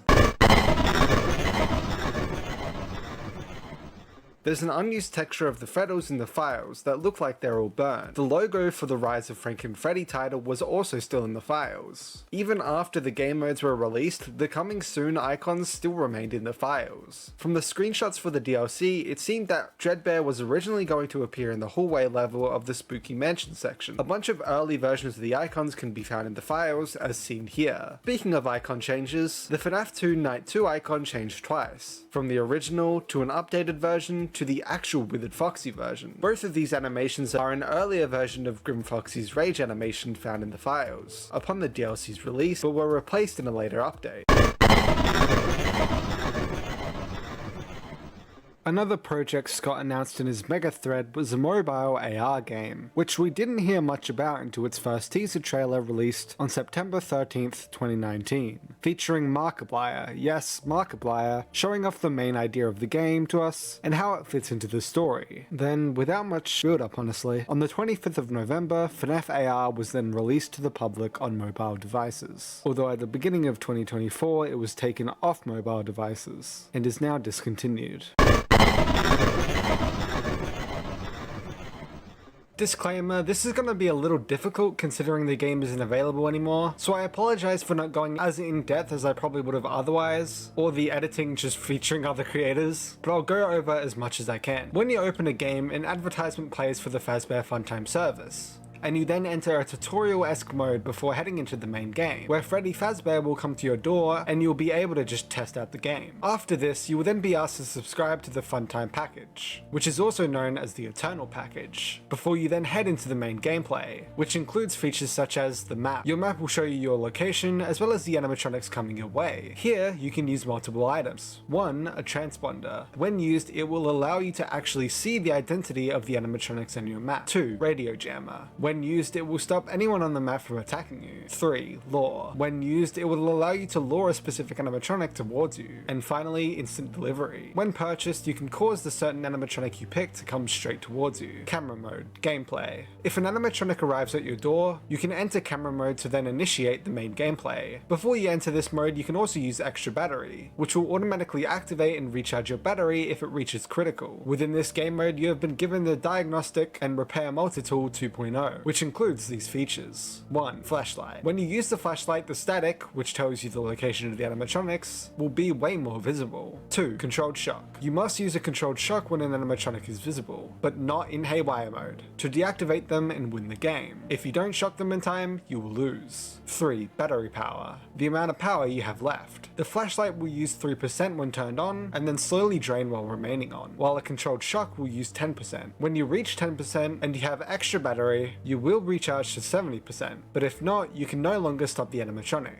4, Freddy Fazbear Mask. Available during an encounter with the toy animatronics. You can then use the mask to ward animatronics off, but you're required to use it against the toy animatronics when they go haywire, which, speaking of, to survive the animatronics you must keep these things in mind. 1, an animatronic will arrive cloaked and will not be visible. 2, when static appears in your screen, you can easily locate the animatronic, who will be at the area with the most static. The animatronic will then either leave, charge at you, or go haywire. If the animatronic charges at you, wait until they decloak and then shock them to win. If the animatronic goes haywire, however, it will appear anyways, but glitch out as a distraction, requiring you to look away quickly or use the mask for the toys as fast as possible and wait for it to stop. If heavy static appears, you can then just shake your screen to get rid of it, as it's just a distraction. Camera mode, Remnant. If no animatronic is at your door / in your house, you can enter camera mode to initiate Remnant collection, where you must use your flashlight to collect Remnant and bring it towards you. Before you enter this mode, you can also use EMF meter, which will increase the quality of the Remnant you collect, aka giving you better colors, etc. Which, speaking of, there are two types of Remnant to collect. 1. Bright Remnant. Light orbs that appear in various colors that increase your Remnant count differently depending on the color. And then 2. Shadowy Remnant. Appears around the Bright Remnant, and if you collect too much Shadowy Remnant, they will start to cover some of your screen and eventually cause Shadow Bonnie to spawn. When you find Shadow Bonnie, you must then use the flashlight while staring at him to defeat him, rewarding you with some more Remnant. And finally, the Workshop, where you can purchase a bare endoskeleton and use your plush shoots, the physical appearance of the animatronic, CPUs, the attacking behavior and voice synthesizer, Remnant, the difficulty / salvaging or attacking ability, and mods, changes certain settings of the animatronic, to assemble / customize said animatronic into whatever you'd like it to be, and then send it to either your friends or to salvage parts for you. Once sent, you can recall it back, and after returning, the animatronic's condition will likely be lowered, and you are able to use parts to repair it. Within this mode, you can also use Salvage Scanner to boost your animatronic salvaging efficiency. Here is a chart that the AAA Fazbear Wiki created to show off the amounts of parts you can get from your animatronic, or the ones that are sent towards you. Take a quick look if you're interested. I would usually do a tips and tricks section here, but the game is quite literally unplayable now, unfortunately, so moving on.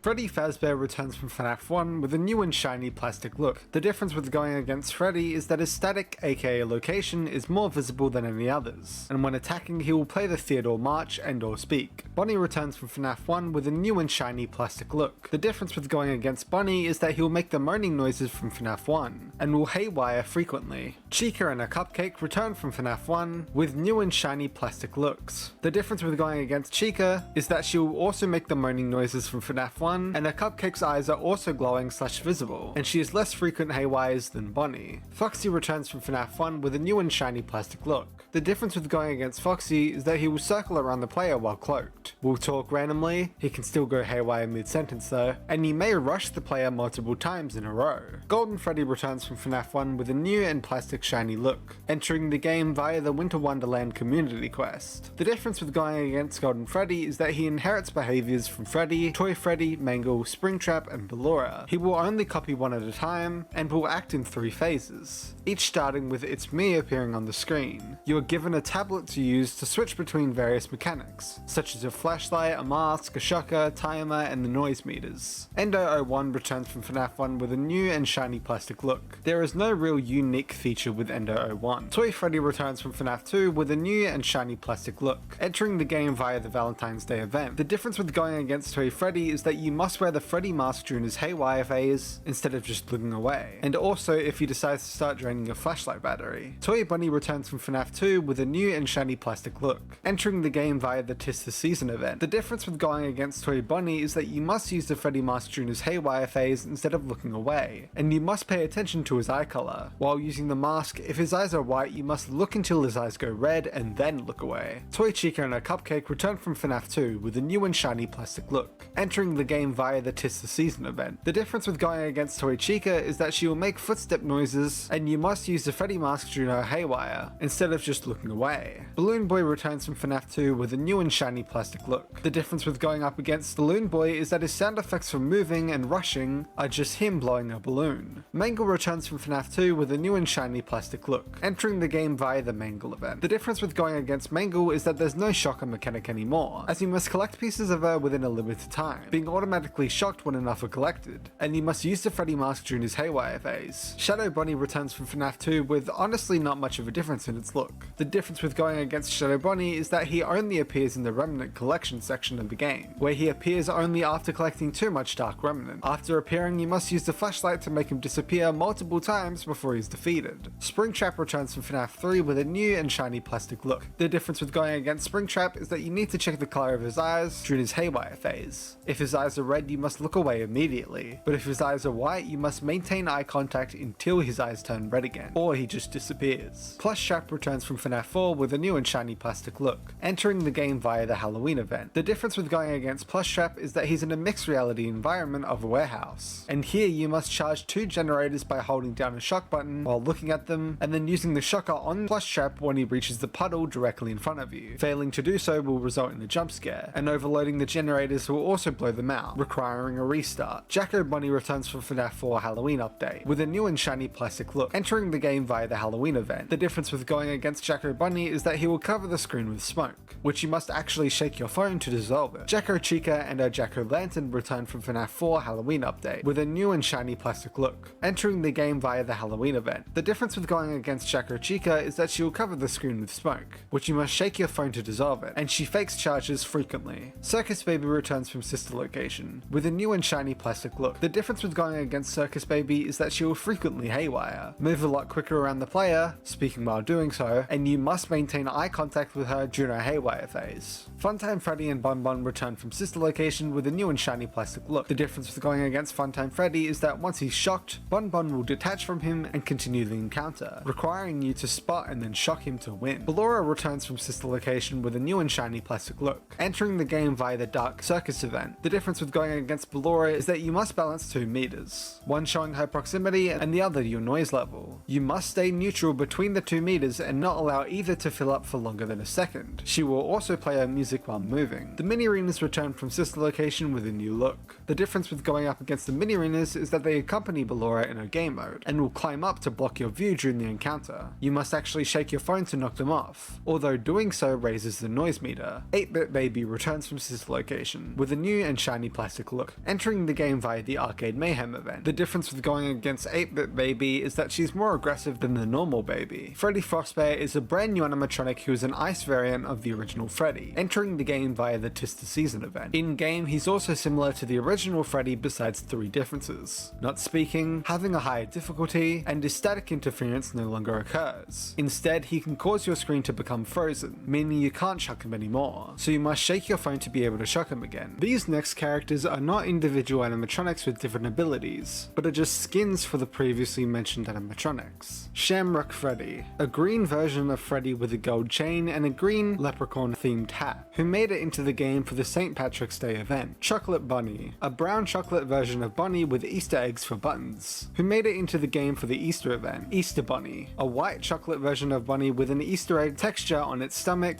with a Happy Easter tag attached to its ear, who made it into this game for the Easter event. VR Toy Freddy, a neon purple version of Toy Freddy wearing a VR headset, who made it into the game for the Arcade Mayhem event. High Score Toy Chica and her 8-Bit Cupcake, a neon blue version of Toy Chica with a high score bib and a completely 8-Bit Cupcake, who made it into the game for the Arcade Mayhem event. System Error Toy Bunny, a neon red and glitchy version of Toy Bunny with system error on his stomach, who made it into the game for the Arcade Mayhem event. Radioactive Foxy, a radioactive and green version of Foxy, who made it into the game for the Wasteland event. Toxic Springtrap, a purple and way more flashy version of Springtrap with warts all over, who made it into the game for the Wasteland event. Firework Freddy, a version of Toy Freddy holding a giant firework, has an American shirt and hat and wearing shorts, who made it into the game for the summer event. Liberty Chica, and a torch cupcake, a Statue of Liberty styled version of Chica holding a flaming cupcake, who made it into the game for the summer event. Flamethrower Bear Endo, a melting version of a bear endoskeleton arming a flamethrower, who made it into the game for the sizzling summer event. Broiler Baby, a burnt version of Baby with a broiler for a stomach and a coal shovel, who made it into the game for the sizzling summer event. Scorching Chica and her scorching cupcake,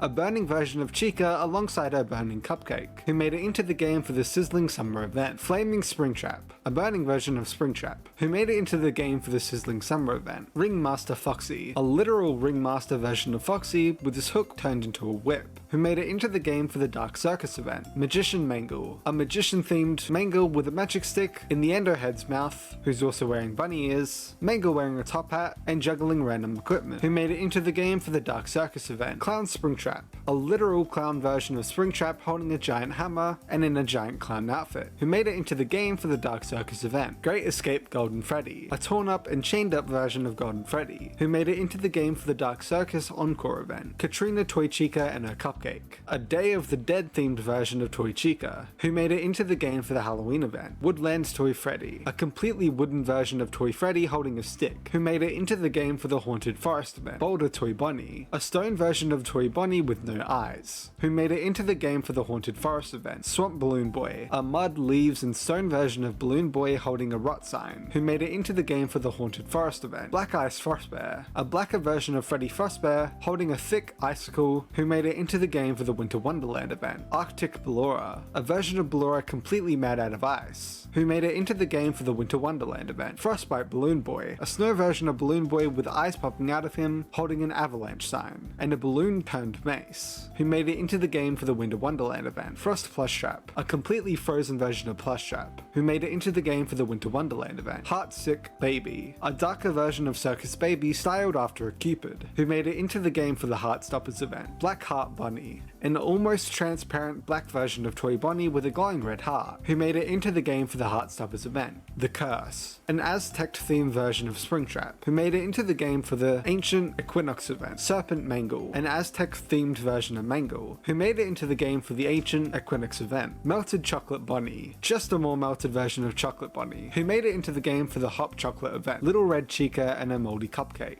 a Little Red Riding Hood themed version of Chica with a moldy cupcake inside of a basket, who made it into the game for the Scary Tales event. Big Bad Foxy, a Big Bad Wolf themed version of Foxy, who made it into the game for the Scary Tales event. Dark Water Bear Endo, a fish version of the Bear Endo with its new organs visible, who made it into the game for the Wicked Tides event. Sunken Toy Bunny, a wet version of Toy Bunny made out of brown and green barnacle covered wood, who made it into the game for the Wicked Tides event. Piranha Plushtrap, a piranha version of Plushtrap, who made it into the game for the Wicked Tides event. Clockwork Ballora and the Clockwork Mini-Arenas, a golden clock covered version of Ballora with her mini-arenas that were put together with clocks, who both made it into the game for the Screampunk event. Aeronaut Toy Freddy, a steampunk styled Toy Freddy, who made it into the game for the Screampunk event. And finally Jetpack Balloon Boy, a steampunk styled balloon boy, who made it into the game for the Screampunk event.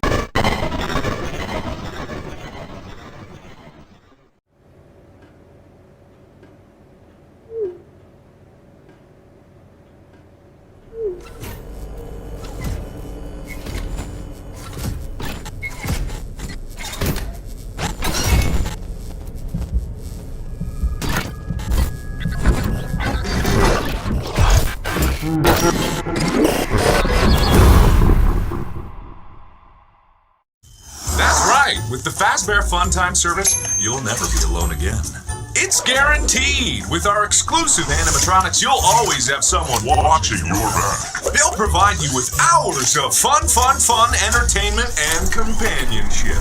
You can't hide from a future of fun. Our special delivery will make you jump from excitement. Subscribe today. Don't miss this opportunity, and remember, we're always watching out for you.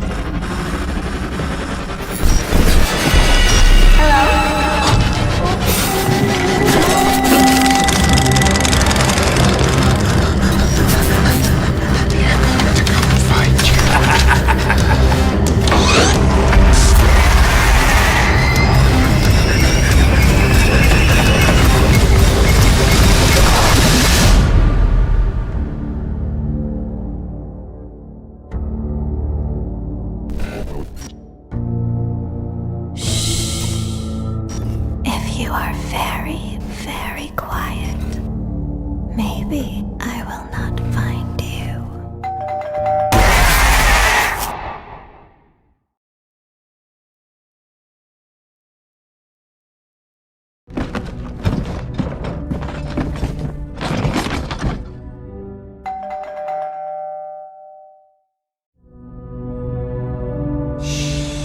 Just be still.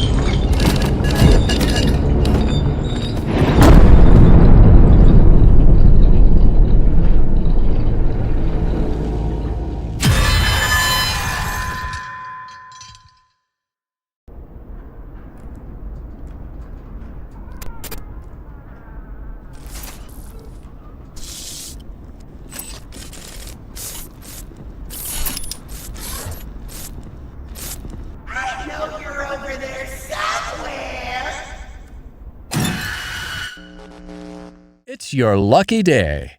We've sent our highest-rated animatronic as a preview of our sensational service. Freddy Fazbear is on his way.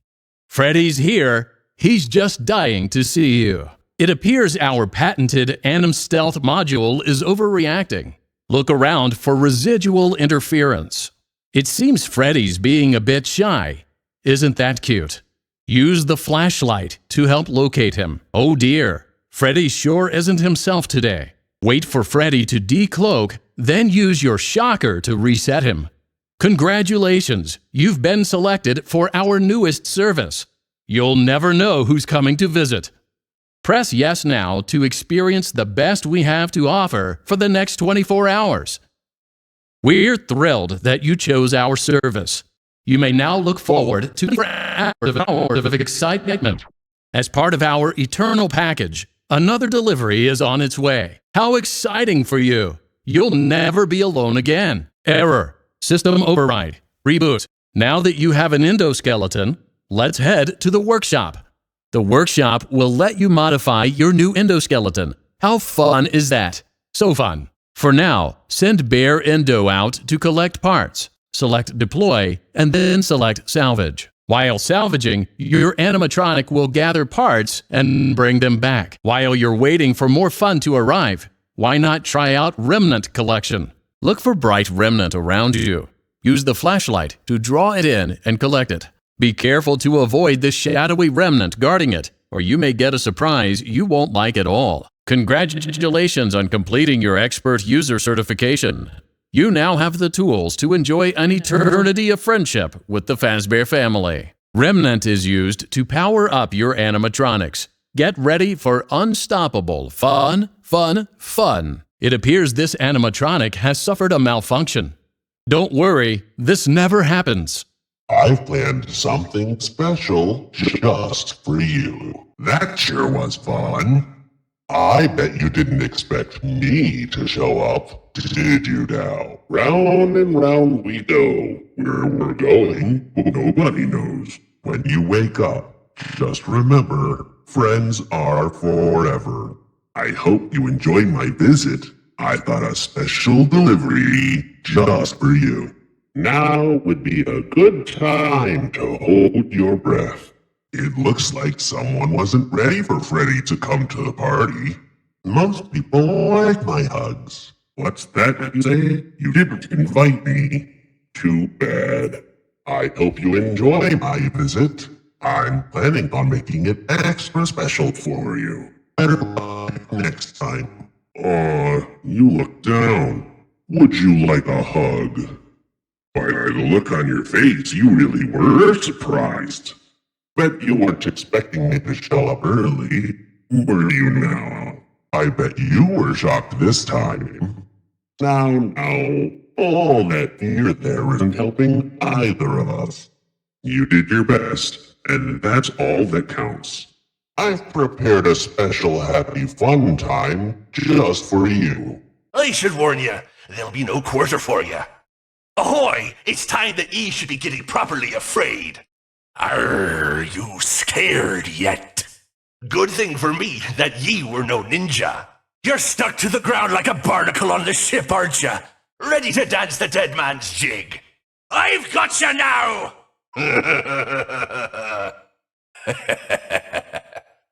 Avast ye, your time is just about run out. What's wrong? Am I too fast for you? Dead men do indeed tell no tales. Ha ha ha! Not long yet, before ye will be feeding the fishes. Pretty soon you'll be walking the plank. Me hook is getting mighty hungry. Watch out for the hook, unless ye be wanting to gouge your eye. Here I come! Arr, you scurvy landlubber never stood a chance. Me bird's keeping an eye on ya. Your time's almost out. The sands of time are almost gone for you. Shall we parley? Just kidding. Yar! Rah! Am I invited to this party? Are you sure you want that as your hiding place? Did I overhear that someone needs a friend? Did someone order a new friend? Hello? Hello? Why won't you say something? I've got a special present just for you. Is there someone here who needs some extra special cheering up? Just ignore me and pretend I'm not even here. Maybe we should try a new game now.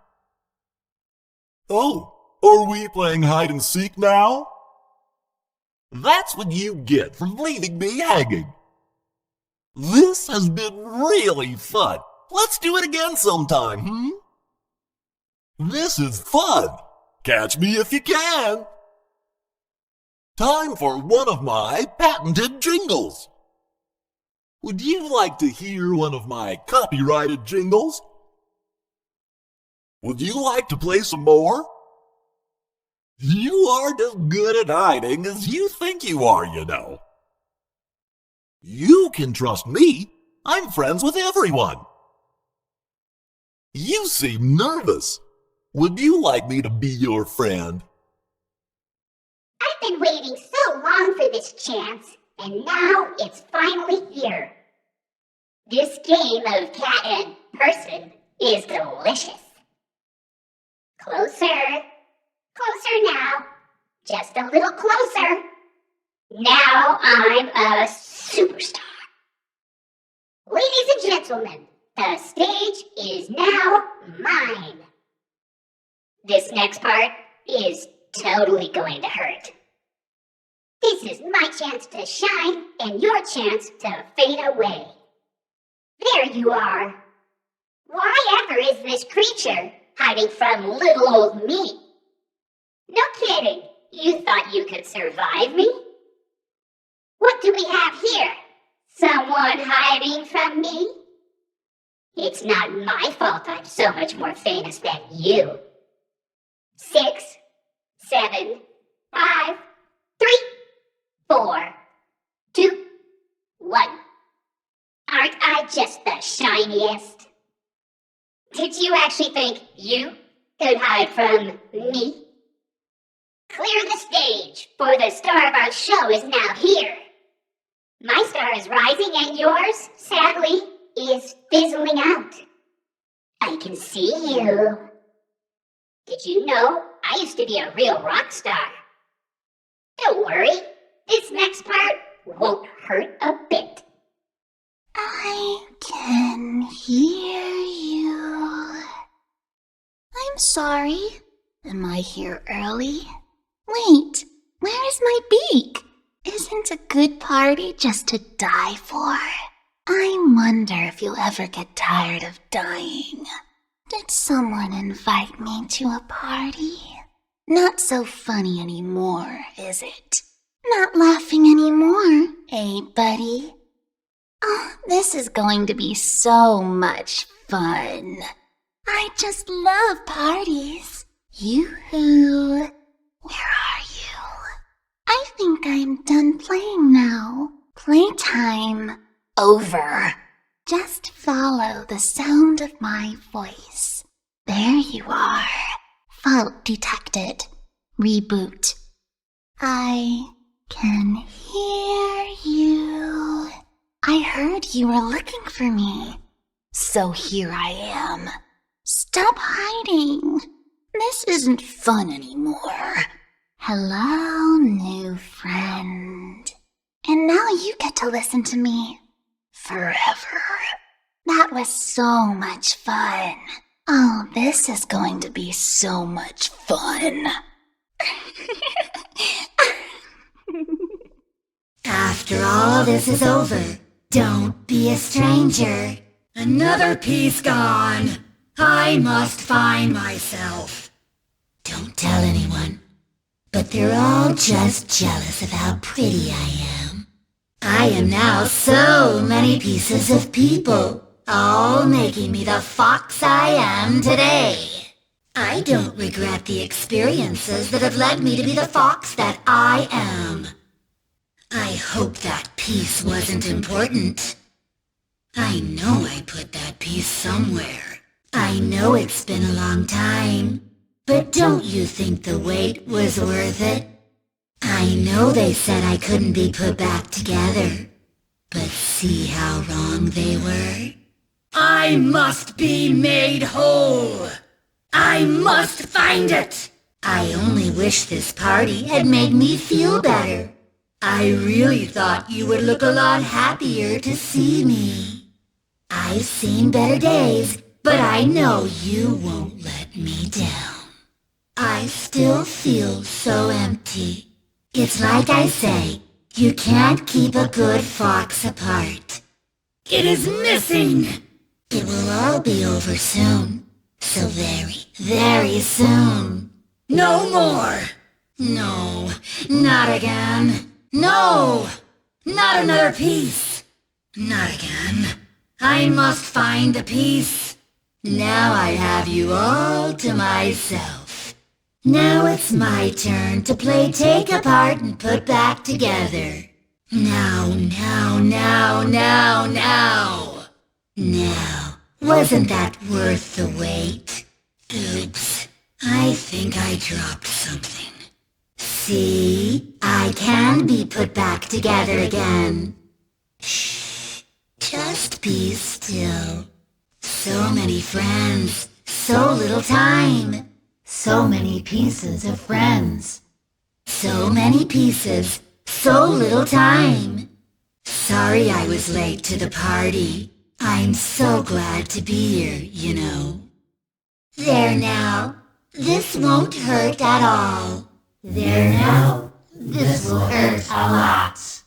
This almost makes us yearn for the days of the Kids Cove. Never again, never, never, ever, never. Was that really the best you could do? We're going to have such terrible, wonderful fun. We are a perfect paragon of pleasing. We are a perfect paragon of perilous.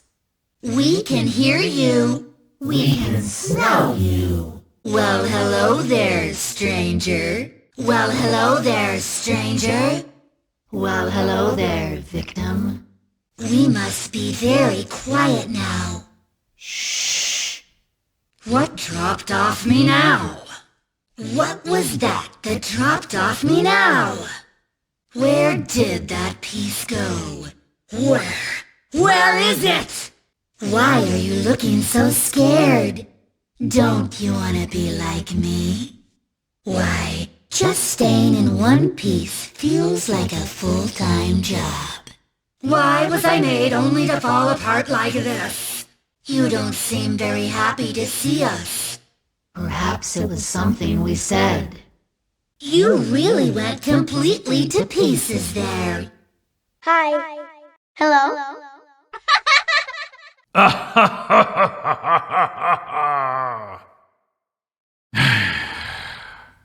Suffer now, like all who have stood before me. It is not your flesh that sustains me, it is your fear. I am here to claim what is left of you.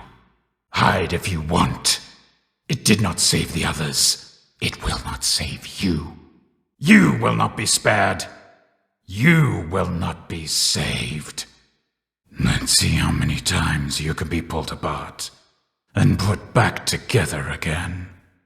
Your fear will consume you. Got you! Ha ha ha ha ha ha! It is time. Your time is up. I can taste the fear in your breath. I will make you suffer. Suffer like so many of the others. You will fear me. And now you are mine. I'm back. Greetings from the fair! This pumpkin patch isn't big enough for the both of us. Be careful not to burn yourself. Oh, wow! You were so much weaker than I expected. That really wasn't a fair fight, was it?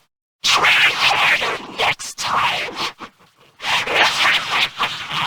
Sorry to say, you've been snuffed out. Are you having fun yet? I know that I am. 3, 2, 1. Coming, ready or not. I'm going to extinguish you permanently.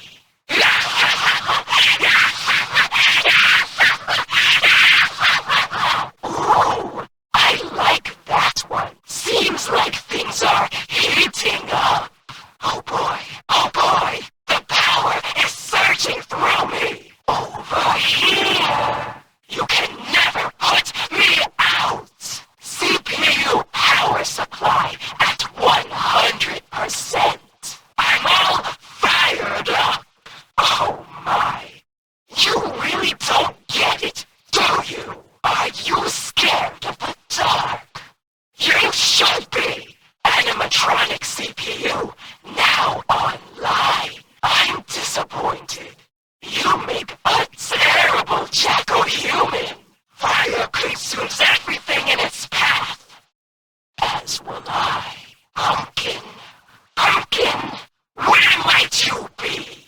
You'd look so much better if I carved you up like my pumpkin. You don't seem happy to meet me, and I was so looking forward to it. My fire can't be tamed by someone like you. I am so on fire, and you aren't. I feel so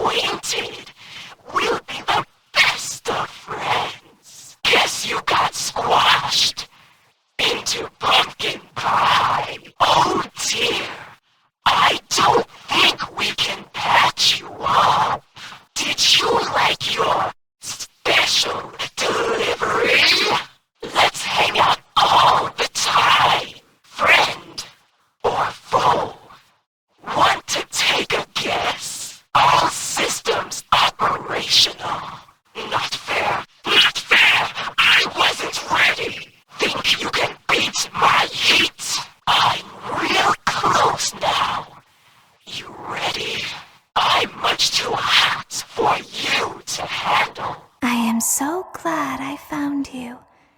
Let me find room for you inside. We always find a way inside. I can hear you breathing, but not for long. Didn't you know I would find you?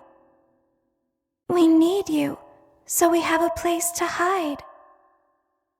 Hold still. You won't feel a thing. I wonder what will happen when I try to scoop you out of your curtain. If you keep your eyes closed, nothing bad will happen to you. I promise. If you are very, very quiet, maybe I will not find you. Now we can be together. 5, 4, 3, 2, 1. None. There is something bad inside of me. Would you like me to make ice cream for you? Looks like something bad is about to happen. Something bad always happens. Always. We always find a way inside. Soon, you will be as broken as I am. Shh. I can hear you breathing, but not for long. If you keep your eyes closed, nothing bad will happen to you. Soon, you will be as broken as I am. There is something bad inside of me. Well, hello again! I see you over there in the dark! Come on out! Get ready for a surprise! Hey, Bonbon! I think that's them over there! We should go give them a surprise! There's nothing I want from you except your life! I know you're over there somewhere! Over here! Listen for my footsteps! Closer, closer! Bonbon, say hi to our friend! Are you having fun yet? I know that I am! Ready or not, here I come! Don't worry, I'll visit you in your dreams tonight! Animatronic CPU now online! Thank you, Bonbon! Enjoy your success! It's not going to last. Yes! That feels so much better! CPU power supply at 100%! Scream all you want, no one will hear you! Are you ready for round 2? Knock, knock! Anybody home? Bonbon, let's not keep our friend waiting! That was too easy, Bonbon! Ah! I feel so full of mischief! Hey, Bonbon, I think that's the birthday boy over there! We should go give him a surprise! No! What happened, Bonbon? Did you like your special delivery? Wow, did you even try? Oh boy, the power is surging through me! Next time you won't be so lucky. Ooh, I like that one! What a party pooper! All systems operational! Are you ready for another round? Hey, I'm down here! You can't catch me. Give me some energy so I can wake up my friend. I just need a little bit. What did I ever do to you? That feels so much better. No! Now you've done it. What are you waiting for? I'm over here. Ah! Ooh, I like that one. That's not fair.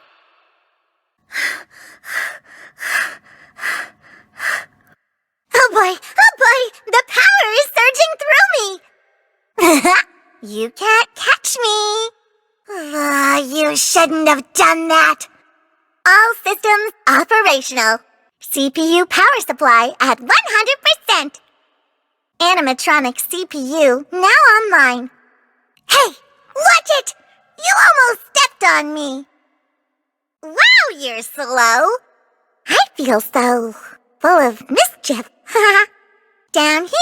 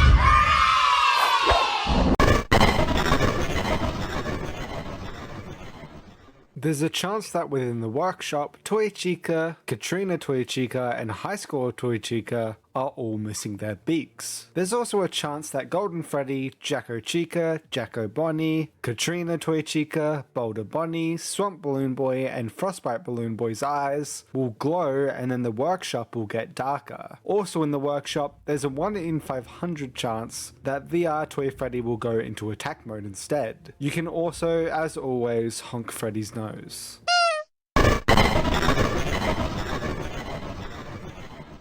Reminder, these sections are speculation and mainly detailing what I personally believe. The unbiased sections are later in the video. Keep an open mind when theorizing. This game contains a bunch of emails that I'll show up next, and a select few further tell the story of how the outside perceived Vanessa as she was falling to the corruption of the virus, and how she was slowly creating her Vanny costume. It's unclear how much of this game is actually canon to FNAF right now, as security breaches files skip it, calling itself FNAF 9, which FNAF AR would be if it's canon, and the game is also now discontinued. However, it being canon doesn't really break the law or anything, it just helps us understand how others saw Vanessa during this time, and that the whole Fazbear Funtime service also helped fund the upcoming Pizzaplex. In order for the game to be canon, the actual animatronics being sent out to the public are most likely just endoskeletons with some sort of illusion disc-esque technology to create each character and or skin for each holiday. A theory that came from this game is that the bright remnant that you collect in FNAF AR forms from positive emotion, while the dark remnant forms from negative emotion, or agony for a better word, which collecting too much of it creates Shadow Bonnie, possibly hinting that the shadows from the original story were actually created by a large amount of agony, like I theorized, possibly from a specific event such as the missing children's incident and the FNAF 2 murders. Another theory that mainly started from this game was the fact that an email contains the name Vanessa A, which some theorize could mean that Vanessa might actually be an Afton.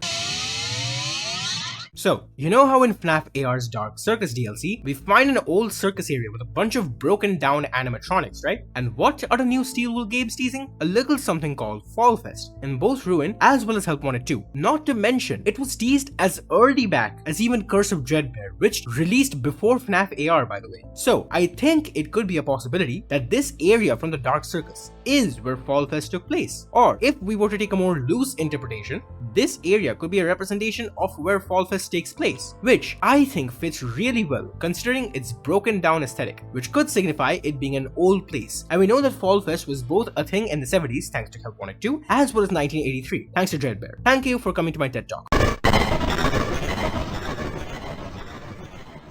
There are a lot of emails in this game. Here are all the released emails. All the main story emails will be first, then unrelated emails, and then finally the game tutorial emails, as they're only set to be sent in a random order / time may vary. Staff Advisory, Mail Server, from Fazbear Entertainment Office of Legal Affairs, to all staff. Due to technical complications, our mail server may be directing email to incorrect recipients. If you receive an email that is not addressed to you, please forward it to the intended recipient and notify the IT department immediately. As a friendly reminder, reading an email that was not intended for your eyes is a violation of Fazbear Entertainment's company policy, and you may be subject to disciplinary action up to and including immediate termination. That policy remains in effect. Please do not read emails that is not your own. Thank you for your cooperation as we resolve this technical complication. No subject. From Luis Cabrera to Nessie97. Hey Ness, I hope you're having a good day. It's no big deal, but I wanted to reach out off the radar and remind you about the company policy about personal internet usage. Nobody cares if you're doing online shopping, as long as you get your work done. I promise, I've done my share of last minute gift buying, but certain words and phrases trigger red flag reports, so your last order got automatically sent to me. Basically anything mentioning torture is going to raise an alarm. So although the Viking Blood Eagle 12-month calendar you ordered is very cool, the searches that got you there did trigger a red flag.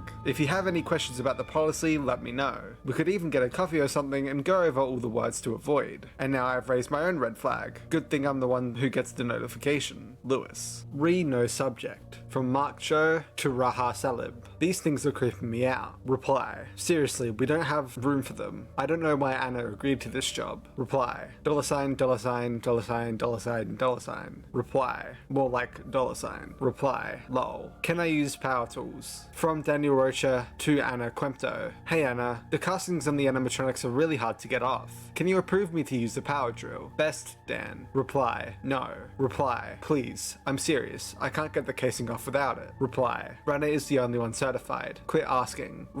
Come drill for me. From Daniel Rocha to Raha Salib. Need to get the circuit boards out. Anna says you're the only one who can use the power drill. Reply. 15 minutes. System glitch. From Stephen Wilson to Raha Salib, Anna Quempto, Mark Cho, and Daniel Rocha. Hey guys, I just got kicked off the system. I finished scanning the last set of circuit boards. Dan bought me, but now I'm locked out. Is anyone else getting this unknown error? Reply from Anna Quempto. No. Immediate action required. From Fazbear Entertainment Office of Legal Affairs to Anna Quempto. Dear Miss Quempto, please immediately cease all work on Fazbear Entertainment properties. Due to unforeseen circumstances, Fazbear Entertainment is ordering a halt to work on all existing contracts, especially in reference to any vintage hardware. We will be in touch regarding our future course of action.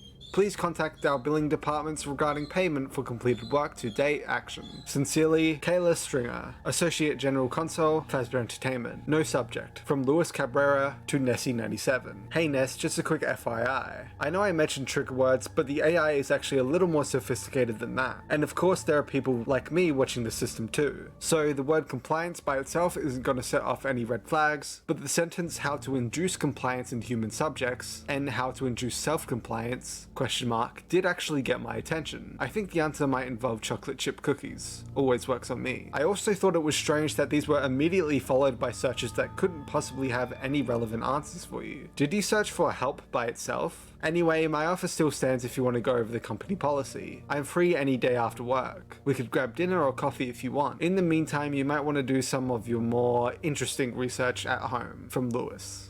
System glitch. From Raha Salib to Stephen Wilson, Anna Quempto, Mark Cho, and Daniel Rocha. Steve, what circuit board did you scan? Reply. Whatever Dan brought me. Forward. Immediate action required. From Anna Quempto to Mark Cho, Raha Salib, Daniel Rocha, and Stephen Wilson. Fazbear just ordered us to start working. It sounds like they're halting work with all their contractors, not just us. They said they'll be in touch about our future course of action. Reply from Stephen Wilson. Anna, are we still getting paid for this? Reply from Anna. For work today only. Make sure you have everything logged. No subject. From Mark Cho to Raha Salib. It'll be okay, we have other contracts. Reply. Yeah, but this was a big job. Reply. Sad face. No subject. From Luis Cabrera to Nessie97. Hey Ness, I wanted to see if you're doing okay. I appreciate your taking my advice about red flag search terms. If I thought I'd had to file an incident report on you, I think I'd just have to quit instead. So, my student loans, thank you. I do have to keep checking online activity periodically after getting a red flag alert, and I was a little worried maybe something is going on with you. One day you're researching flowers and the migration pattern of bees. Fascinating, right? And the next day you type in how far can a human being be cut in half before losing consciousness. I figured maybe you're writing a screenplay or something, but it was a little startling to see it written out. I hope you know I'm always here if you need me. Lewis. Virus detected. From Daniel Rocha to Raha Salib, Mark Cho, Anna Quemto, and Stephen Wilson. Turns out that wasn't just a glitch. We released a virus when we scanned the last circuit board. It's spreading really fast. We're going to need all hands on deck. No subject from Luis Cabrera to Nessie97. Hey Ness, I hope things are good. I saw you ordered 3 lifelike human male rubber masks, and I was dying to ask what they're for. Was my screenplay guess right? Are you making a movie or putting together some kind of performance? Everything's the same as usual with me, but I guess you know that. You see me every day at work. Maybe one day soon we can get that coffee. Lewis. Urgent. Virus caused by Fazbear Entertainment circuit boards upload. From Stephen Wilson to James Campbell. Hi Jim. We have a virus spreading through our system, and we've traced it back to one of the circuit board scans we performed for Fazbear Entertainment. Are you aware of the issue? Can you send any guidance? Best, Steve. No subject from Luis Cabrera to Nessie97. Hey Ness, it was really great talking to you today. I think that might be the first time we've actually had an in-person conversation, lol. It's weird, I feel like I know you so well, but I guess you don't know so much about me. We're just going to have to fix that. I had no idea you were into IT stuff. I always think my job sounds so boring, but you were so interested it made me start thinking, hey, maybe IT is cool after all, or maybe you're just a good listener. Anyway, it was nice to have some in-person time. Maybe we can do it again soon. I still owe you that coffee that I keep saying we should get. From Lewis. No subject from Luis Cabrera to Nessie97. Hey Ness, is everything okay? I came by your desk to say hi today and I don't think you even heard me. You had your face so close to the screen. That can't be good for your eyes. I know, I sound like someone's grandma. I waited for a second to see if you would turn around, but it was like you were in another world. It must be useful to be able to shut out the world and focus like that. I wish I could do it. I thought you were on a conference call at first because I heard voices. Ness, if you ever want to talk about anything, I'm always here for you. I thought your hair looked nice today. The rainbow streaks brightened up the office, and the office is always in desperate need of some brightening. From Lewis. Urgent. Virus. From Stephen Wilson to James Campbell. Hi Jim, just checking in. I emailed you earlier this week about a virus caused by one of your circuit boards, which is currently spreading throughout our system and causing serious problems. Please contact me ASAP. Thanks. Best, Steve. Might need more time. From Nora R&D to the compliance team. Okay, we got the new one up and running, like you guys wanted. Gotta say though, the facial recognition upgrades aren't taking the exact effect we expected. We've got our best looking at it now. I would suggest getting an extension if possible. Would hate for these to go out before they're ready. Thanks Nora. PS, still waiting to hear back about the other ones. Did anyone even see the request? Reply from Tristan. That's a no-go on the extension. You mentioned the other day in the sync meeting that you guys found a workaround, right? Just go with that and hit the original dates. Tristan. Oh, and I saw that earlier request. Nothing I can say about them yet. You know how it is. Toy Chica now available year-round. From Fazbear Entertainment to me. Dear valued customer, as a special thank you to all our loyal customers, we are officially adding Toy Chica to the roster of animatronics available year-round, as part of the standard Eternal package. The team at Fazbear Entertainment. Hello new friend, from unknown to me. Brr, sure is cold, wouldn't you say? Hope your place is nice and warm. Hello again new friend, from unknown to me. On my way, I'm so fun, I'm cool enough to be your new best friend. Hello again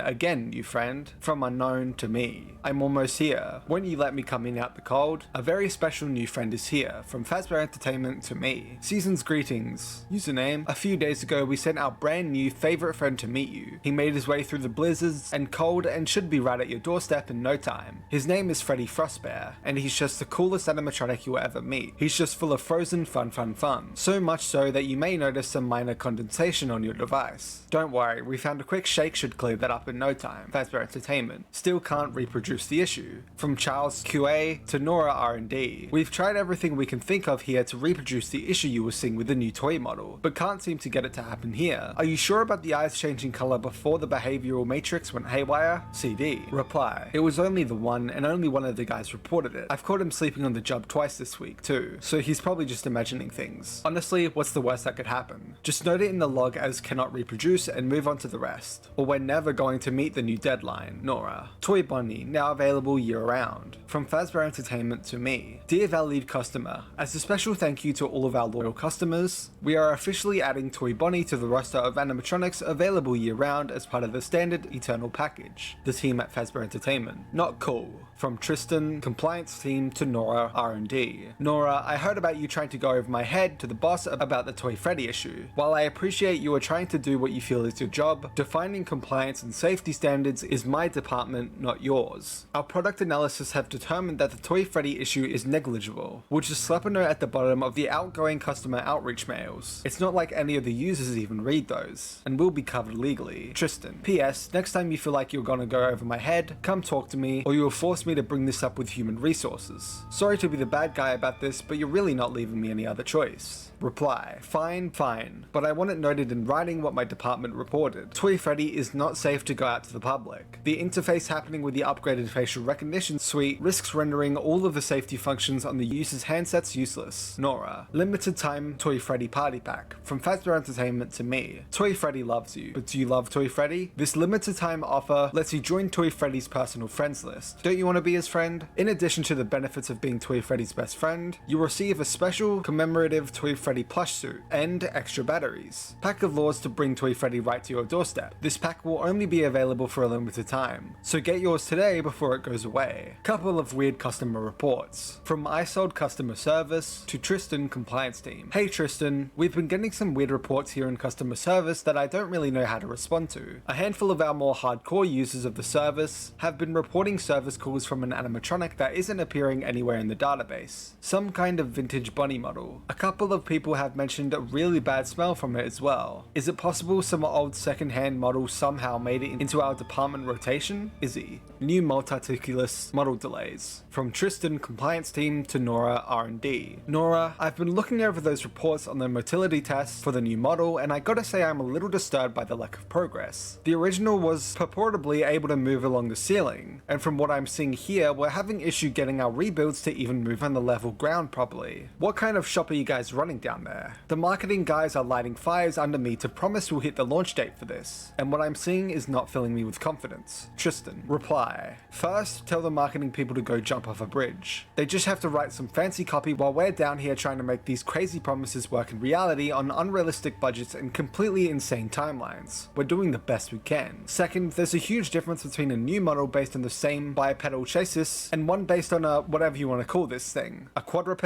a spider, a tripod. The locomotion is completely different, which means the power needs are different. The hydraulic calibrations have to be completely redone, and the CPU has to be switched out for a new one with a faster baud rate. And then on top of all of that, we have to put together this controlled disassembly feature. The marketing people are crazy. Third, get off my back. I warned management that reproducing the more exotic endoskeletons would be a problem, and they decided to go ahead and put them in the schedule anyways. They're just going to have to live with the limitations of, you know, basic physics. Nora. Circuit board changes. From Charles Coué to Tristan compliance team. Hey Tristan, sorry to bother you, but wanted to confirm that there were no changes on the circuit board side of things. The documentation says it's just external changes to the plush suit, but some of the testers here are swearing the behavioral matrix is kind of, well, aggressive. CD. Reply. The documentation is accurate. The only adjustments are external alterations to the plush suit. R&D hasn't even touched the holiday release. What do your people think? A computer-controlled animatronic can somehow get into the holiday spirit and reprogram itself? It's just a machine controlled by a circuit board. It has to do what we tell it and nothing more. Tristan. The luckiest time to be alive from Fazbear Entertainment to me. It's a lucky time to be alive, username. Freddy Fazbear has gone into the spirit of St. Patrick's Day and is on his way dressed in green to celebrate the holiday. Freddy might be getting especially hard into the spirit, but don't worry, he still wants to be your friend as much as ever. Fazbear Entertainment. Are we doing this again? From Nora R&D to Charles Coué. I'm heading this off at the pass before you get any ideas. R&D has not touched the animatronics. You have any other questions, go send them to Tristan. I'm sure he'd love to hear from you. Nora. Reply. Hey Nora, thanks for letting us know. The testers are complaining about the aggressiveness, but I'll let them know not to worry about it. CD. Hop into the season. From Fazbear Entertainment to me. Time to hop to it, username. Bonnie's getting dressed up for springtime in the most delicious way. Dipped in chocolate and dying to see you. Bonnie's friendly as ever and working hard to bring you holiday cheer. Fazbear Entertainment. Shush, from unknown to me. It's oh so quiet. It's almost time for fun, from unknown to me. Can you find my friends? A special dancing friend is here, from Fazbear Entertainment to me. Greetings, username. We sent our brand new friend to meet you. She twirls with grace and ease and wants to dance with you. Her name is Ballora and she'll keep you on your toes. She loves dancing to music, so make sure you don't make any noise to distract her, and make sure she doesn't trip over the mini arenas lying around. Fazbear Entertainment. Love heart from unknown to me. Roses are red, violets are blue. Is your front door unlocked? We're coming for you. Your friends are afraid and you should be too. Before you know it, we'll be right next to you. Sending animatronics from Fazbear Entertainment to me. Greetings from Fazbear Entertainment. Did you know that one of our best features is the ability to send animatronics to visit your friends? We're certain that your friends would just die to be able to have a fun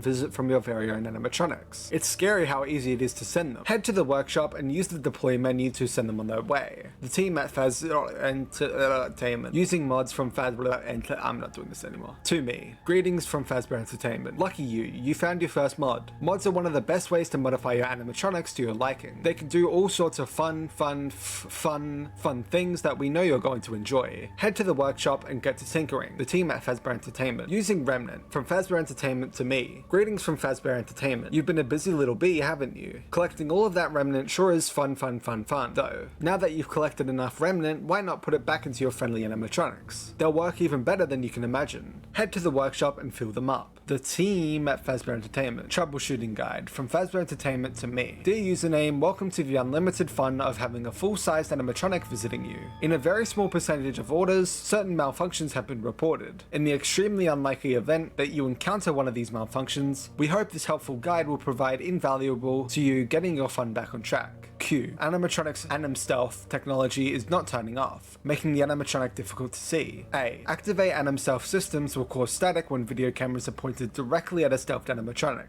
Turning on the flashlight function on your interface has been known to substantially help detecting the static. Be aware this has been known to adversely affect battery lifespan, however. Q. Animatronic has caused injury to property, persons, or pets. A. Fazbear Entertainment is not responsible for any accident damage or injuries. Please direct all claims of legal action to Frederick & Sons Law Firm. Troubleshooting Guide Salvage, from Fazbear Entertainment to me. Greetings from Fazbear Entertainment. Isn't the best thing about the Eternal package is it keeps on going and going and going? Our transponders have notified us that you have borrowed the use of one of our animatronics for a bit. That's a-okay with us. We understand completely. In your shoes, we'd want to keep one of Freddy's friends around forever too. As we're sure you've already discovered, you can send animatronics out to do your dirty work like picking up spare parts, scaring your friends. An animatronic will stay out salvaging until its system detects an immediate fault, and it auto recalls, or you explicitly order it to recall, at which point you need to use one of those spare parts to repair it back up to where it is as good as new. Remember, regular maintenance will keep your friend in tip-top working order. The team at Fazbear Entertainment, troubleshooting guide, Haywire, from Fazbear Entertainment to me. Dear username, we hope you've enjoyed the exhilarating experience of our Eternal package. We're reaching out because we've seen an increased amount of reports regarding customers encountering an incredibly rare malfunction with their animatronics. We sincerely doubt you've been affected by this, but we want to make sure to do everything to keep you happy. Q. Animatronic behaves erratically, including severe erratic movement, including head spinning. Human response algorithms have been known to occasionally glitch. Immediately looking away from the animatronic may force the animatronic out of any potential hazardous logic loop. Repairing animatronics, from Fazbear Entertainment to me. Greetings from Fazbear Entertainment. Uh-oh, looks like your friendly animatronics are starting to show some age. That's okay. Just means you've been having tons of fun with them. Luckily, you can fix them right up with all those parts you've been finding. Head to the workshop and give those animatronics a tune-up. The team at Fazbear Entertainment, using plush shoots, from Fazbear Entertainment to me. Greetings from Fazbear Entertainment. Have you ever wanted to give your animatronics an entirely new look? Well, that shiny new plush shoot you just found will do exactly that. All your friends will go positively crazy when they see them. Head to the workshop and mix and match to your heart's content. The team at Fazbear Entertainment, troubleshooting guide, disruption, from Fazbear Entertainment to me. Dear username, we hope you've enjoyed the exhilarating experience of our Eternal package. We're reaching out because we've seen an increased amount of reports reports regarding our customers encountering an incredibly rare malfunction with our animatronics. We sincerely doubt you've been affected by this, but we want to make sure to do everything to keep you happy. Q. Handset interface becomes increasingly obscured with static. A. Our patented Anim Stealth technology has been known to interfere with devices on the EM spectrum. Shaking your device vigorously will in most cases cause the static to recede. Remember to make sure to keep a firm hand on your device to avoid dropping it. Using CPUs from Fazbear Entertainment to me. Greetings from Fazbear Entertainment. It appears you found your first animatronic CPU. This is an exciting development. We can tell you feel the same way. Modifying animatronics isn't just fun,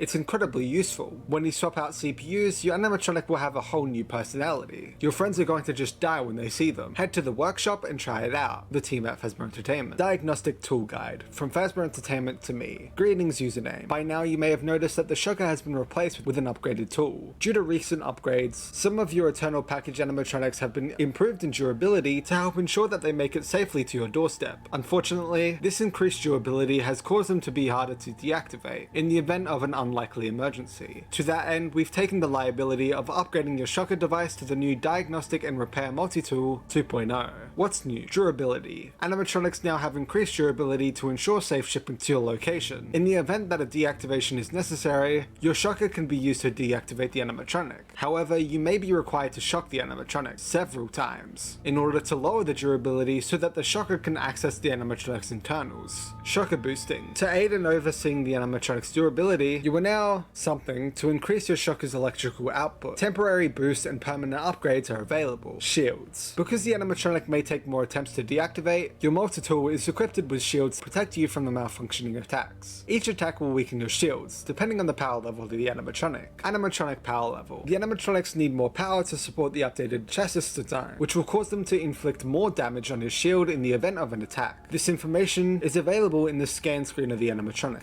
Loadouts. Your multi-tool is now able to carry activatable buffs to use while interacting with each animatronic. Thank you for being a loyal member of the Fazbear Funtime service. We're working hard to deliver top-notch service and killer products for your 999 years of internal enjoyment. And remember, something always something out for you. Something. Troubleshooting guide. Freddy Fazbear Mask. From Fazbear Entertainment to me. Dear username, we hope you're continuing to enjoy the exhilarating experience of the Eternal Package. We're reaching out because in user testing our brand new animatronic, we found that some customers weren't using the fresh, fun and friendly Freddy Fazbear Mask we provided. Our hope is that the following Q&A can help you experience the highest levels of fun our new product can offer. Q. Toy animatronic behaves erratically and shows subsequent aggressive but perfectly harmless tendencies. A. Our brand new toy animatronics have been given an upgraded facial recognition suite. Due to the rigorous new software, customers should attempt to use the new Freddy Fazbear Mask in the very rare case that the facial recognition software encounters a fatal logic loop. Troubleshooting guide. Toy Bonnie Erita. From Fazbear Entertainment to me. Dear username, we hope you're continuing to enjoy the exhilarating experience of our Eternal Package. Q. Toy animatronic behaves erratically and shows subsequent aggressive but perfectly harmless tendencies. A. Our brand new toy animatronics have been given an upgraded facial recognition suite. Due to the rigorous new software, customers should attempt to use the new Freddy Fazbear Mask in the very rare case that the facial recognition software encounters a fatal logic loop. A small number of users are reporting a minor bug unique to the new Toy Bonnie model animatronic, where despite wearing the new Freddy Fazbear Mask, the animatronic continues to be aggressive. Fortunately, this issue is easily circumvented by the simple expedient of watching for chromatic variation in the animatronic's eyes, and then with the mask still on, looking away.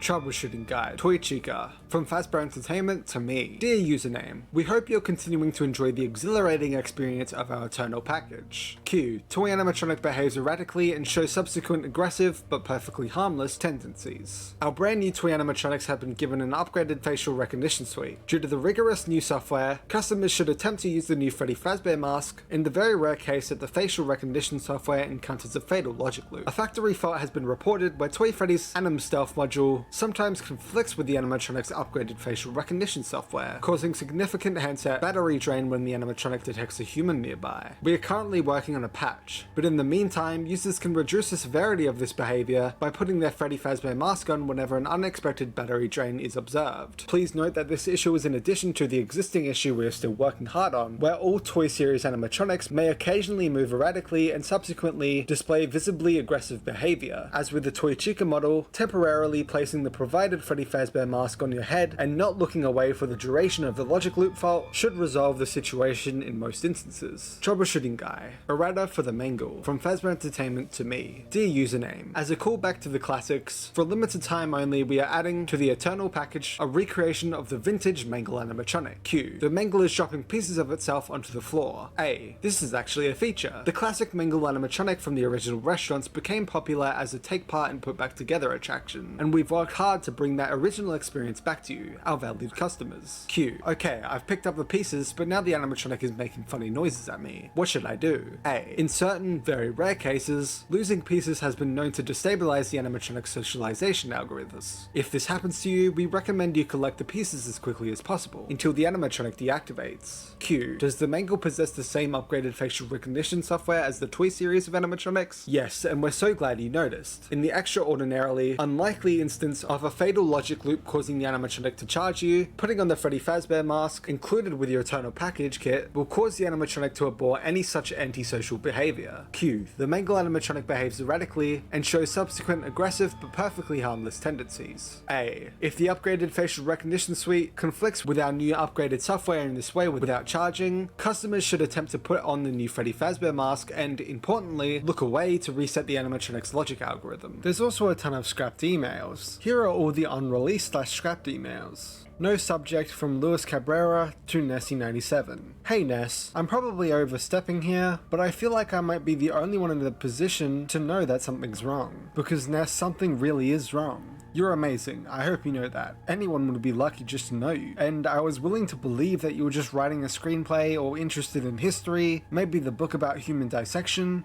and the anatomical models of organs were because you're thinking about going into medical school. People have all kinds of interests, right? But when you're actually ordering thumb screws and having them delivered to the office, that just seems like a cry for help. It's like there's two sides of you, and I get that. I feel like that too. Some days I'm unstoppable, and some days I'm just stopped. There's the bright, happy side of you that orders cupcake cookbooks and rainbow hair extensions, and the glittery pink journal with all the pictures of puppies, and that's great. But then there's the side of you that ordered chocolate and flowers for yourself and pretended they were from your boyfriend Brad. I'm not judging you for being lonely, I definitely understand where you're coming from there. But Ness, I also saw what you had written on the card. Flowers for your grave? Why would you have an imaginary boyfriend who's threatening to kill you? You know that's not healthy, right? If you want to talk about anything, please call me, or write back, or just tap me on the shoulder at work. I might not understand exactly what you're going through, but I've been through some tough times of my own, and what got me through was letting people in, not shutting them out. I'm here for you, Ness, I really am. All you have to do is ask. Yours, Lewis. No subject, Luis Cabrera to Nessie97. Hey Ness, I'm sorry if my last email was too much. It's none of my business what you shop for, or how your imaginary boyfriend treats you, although I'll beat him up if you want me to. I've taken down tougher imaginary guys than Brad. I just care about you, and I want you to know you're not alone. Lewis. No subject, from Luis Cabrera to Nessie97. Hey Ness, you know what? I've realized I'm always asking if you're okay, as if I'm some kind of perfect guy who's always okay and has everything figured out. So I just wanted to say it's fine if you're not okay. I'm not always okay either. I mean, things are good. I've got a good job, right? People think it's awesome that I work for Fazbear Entertainment. They think I play games all day. Does that happen to you too? I think they get confused because I do computer stuff, but I don't work on the actual games. So whenever people hear I do computer stuff and I work for Fazbear, they assume I work on the games and then they're disappointed. And I'm disappointed for disappointing them. It's kind of a bummer. I like my job okay though. It's where I met you after all. I guess I just thought that I'd know what I'm doing with my life by now. I thought if I studied hard and got a good job, everything else would fall into place. Turns out all I learned by studying hard to get a good job was how to study and work. All that time I thought other people were wasting, dating and hanging out doing nothing, they were learning how to date and hang out. I never really got the hang of that stuff. That's why I'm spending Saturday night writing to a beautiful girl who never writes back. I wish you would write back, or talk to me at work, like the other day. I felt like you really got me that day. I know I don't totally get you, Ness, but I want to, if you would just let me. Lewis. Fazbear Entertainment Response Team, from the_A to Stephen Wilson. Hi Steve, I'm with Fazbear Entertainment Tech Support. Jim filled me in on your concern about a virus, and asked me to look at your system. If you can give me access, I'll get started ASAP. Thanks. VA, Senior Technical Support Representative, Fazbear Entertainment. Forward, Fazbear Entertainment Response Team, from Stephen Wilson to Mark Cho, Anna Quemto, Daniel Rocha, and Raha Salib. Hey everyone, Fazbear finally got back to me. Their rep wants system access to assess the issue. My contact work as Jim Campbell, but I didn't get a heads up from him about this, so I want to double check the credentials given the whole virus situation. Reply from Mark Joe. Credentials check out. This email is from Fazbear Tech Support. Reply from Stephen Wilson. Great, about time. From Stephen Wilson, forwarded to VA, Anaquemto, and Mark Joe. Hi, great to hear from you. It sounds like Jim filled you in. We've been fending this thing off, but so far we haven't been able to get rid of it. Anything you can do to help would be great. Best, Steve. Reply from Anaquemto, untagging VA. Steve, what is this? Reply from Stephen Wilson. Mark checked the credentials. It's legit. Reply from Mark. It's better than legit. VA's got the virus isolated in one location now. Not sure why they're letting it linger in one spot rather than just wiping it out, but whatever, it's off our systems. Update. From Anaquemto to Mark Cho, Daniel Rocha, Raha Salib, and Stephen Wilson. Tech support from Fazbear finally responded. Mark says they are successfully eliminating the virus. Reply from Daniel. Does this mean we don't need to come back into the office? Reply from Anna. No, you have to come in. Reply from Mark. Guys, we are officially clear. The virus is 100% out of the system. Reply from Daniel Rocha. Hooray. No subject from Luis Cabrera. To Nessie97. Ness, I need to talk to you.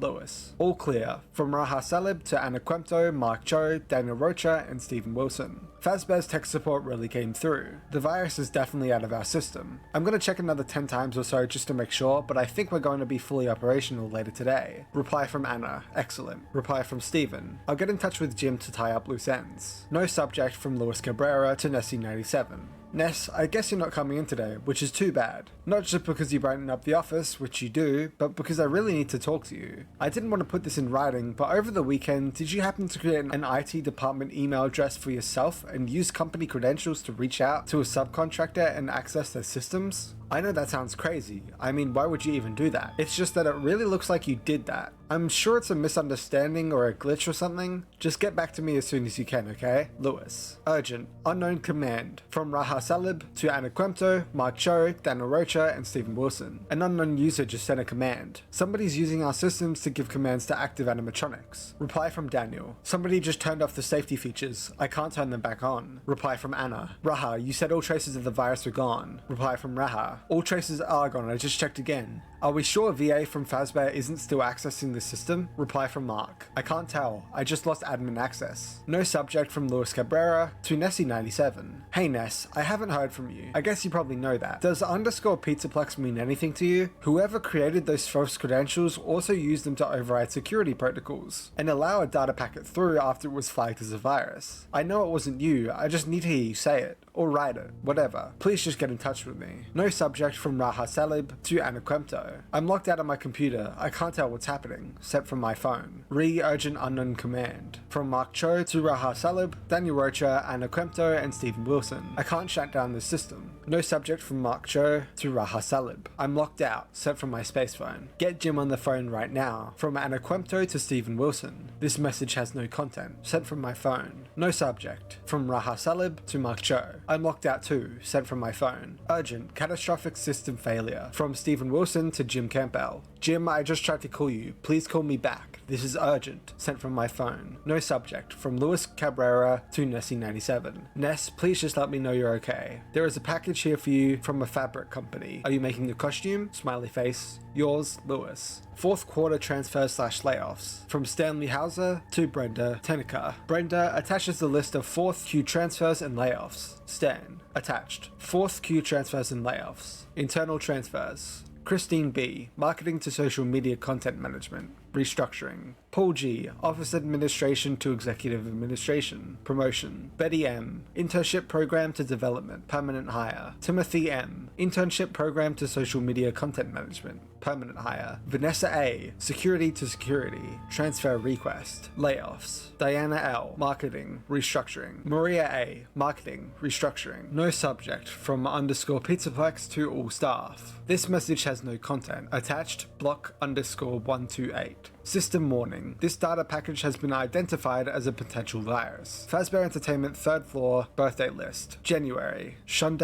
F. 37 legal, vanilla sprinkles. Greg A, 44, IT, red velvet. March, Lewis C, 24, IT, chocolate. April, Dan X, 32, IT, I hate chocolate. Jerome K, 46, accounting, red velvet. July, James C, 38, IT, chocolate. September, Kayla S, 51, legal, pineapple. Vanessa A, 23, security, bunny shaped. Todd C, 26, office staff, chocolate. Aiden J, 34, IT, vegan chocolate. November, Ivan G, 54, accounting, whatever. Cheryl M, 29, office staff, ice cream. December, NNG, 40, legal, lemon. Security incident log. September the 1st, 2:41 AM. Virus detected. Package inspected. Data packet rejected. J_B. The 4th, 11:07 AM. Account lockout. Lockout investigated. User error. Password reset. A_L. The 7th, 4:59 PM. Account lockout. Lockout investigated. User error. Password reset. J_B. The 8th, 1:37 PM. Suspected malware. Device scanned. Malware removed. The 14th, 12:21 AM. Account lockout. Lockout investigated. User error. Password reset. A_L. 15th, 9:12 AM. Virus detected. Packet inspected. Override. Data packet accepted. V_A. The 16th, 3:22 PM. Account lockout. Lockout investigated. User error. Password reset. J_B. Attention, the office kitchen is a shared resource, and it is everyone's responsibility to keep it clean. If you only use the coffee maker, you are still using the kitchen, and you are still responsible for helping to keep it clean. Todd and Cheryl are kind enough to clean our common areas as part of their weekly duties. They are not responsible for cleaning up your personal mess. 1. Wash your dishes. This includes coffee spoons. 2. The drying rack is not a storage tray. When your items are dry, please put them away in the cabinets or take them to your desk. 3. Label your food. If you do not label your food, you lose the right to complain when somebody takes it. 4. Don't take food that isn't yours, even if it isn't labeled. We live in a civil society. 5. If you take the last cup of coffee, make a new pot. If there is less than one cup of coffee after you take your cup of coffee, make a new pot. If we all adhere to these simple rules, the kitchen will be a more pleasant place for all of us. Company retreat. Red team. Kenneth Freeman, team leader. Round 1. Christy Buckley. Round 2,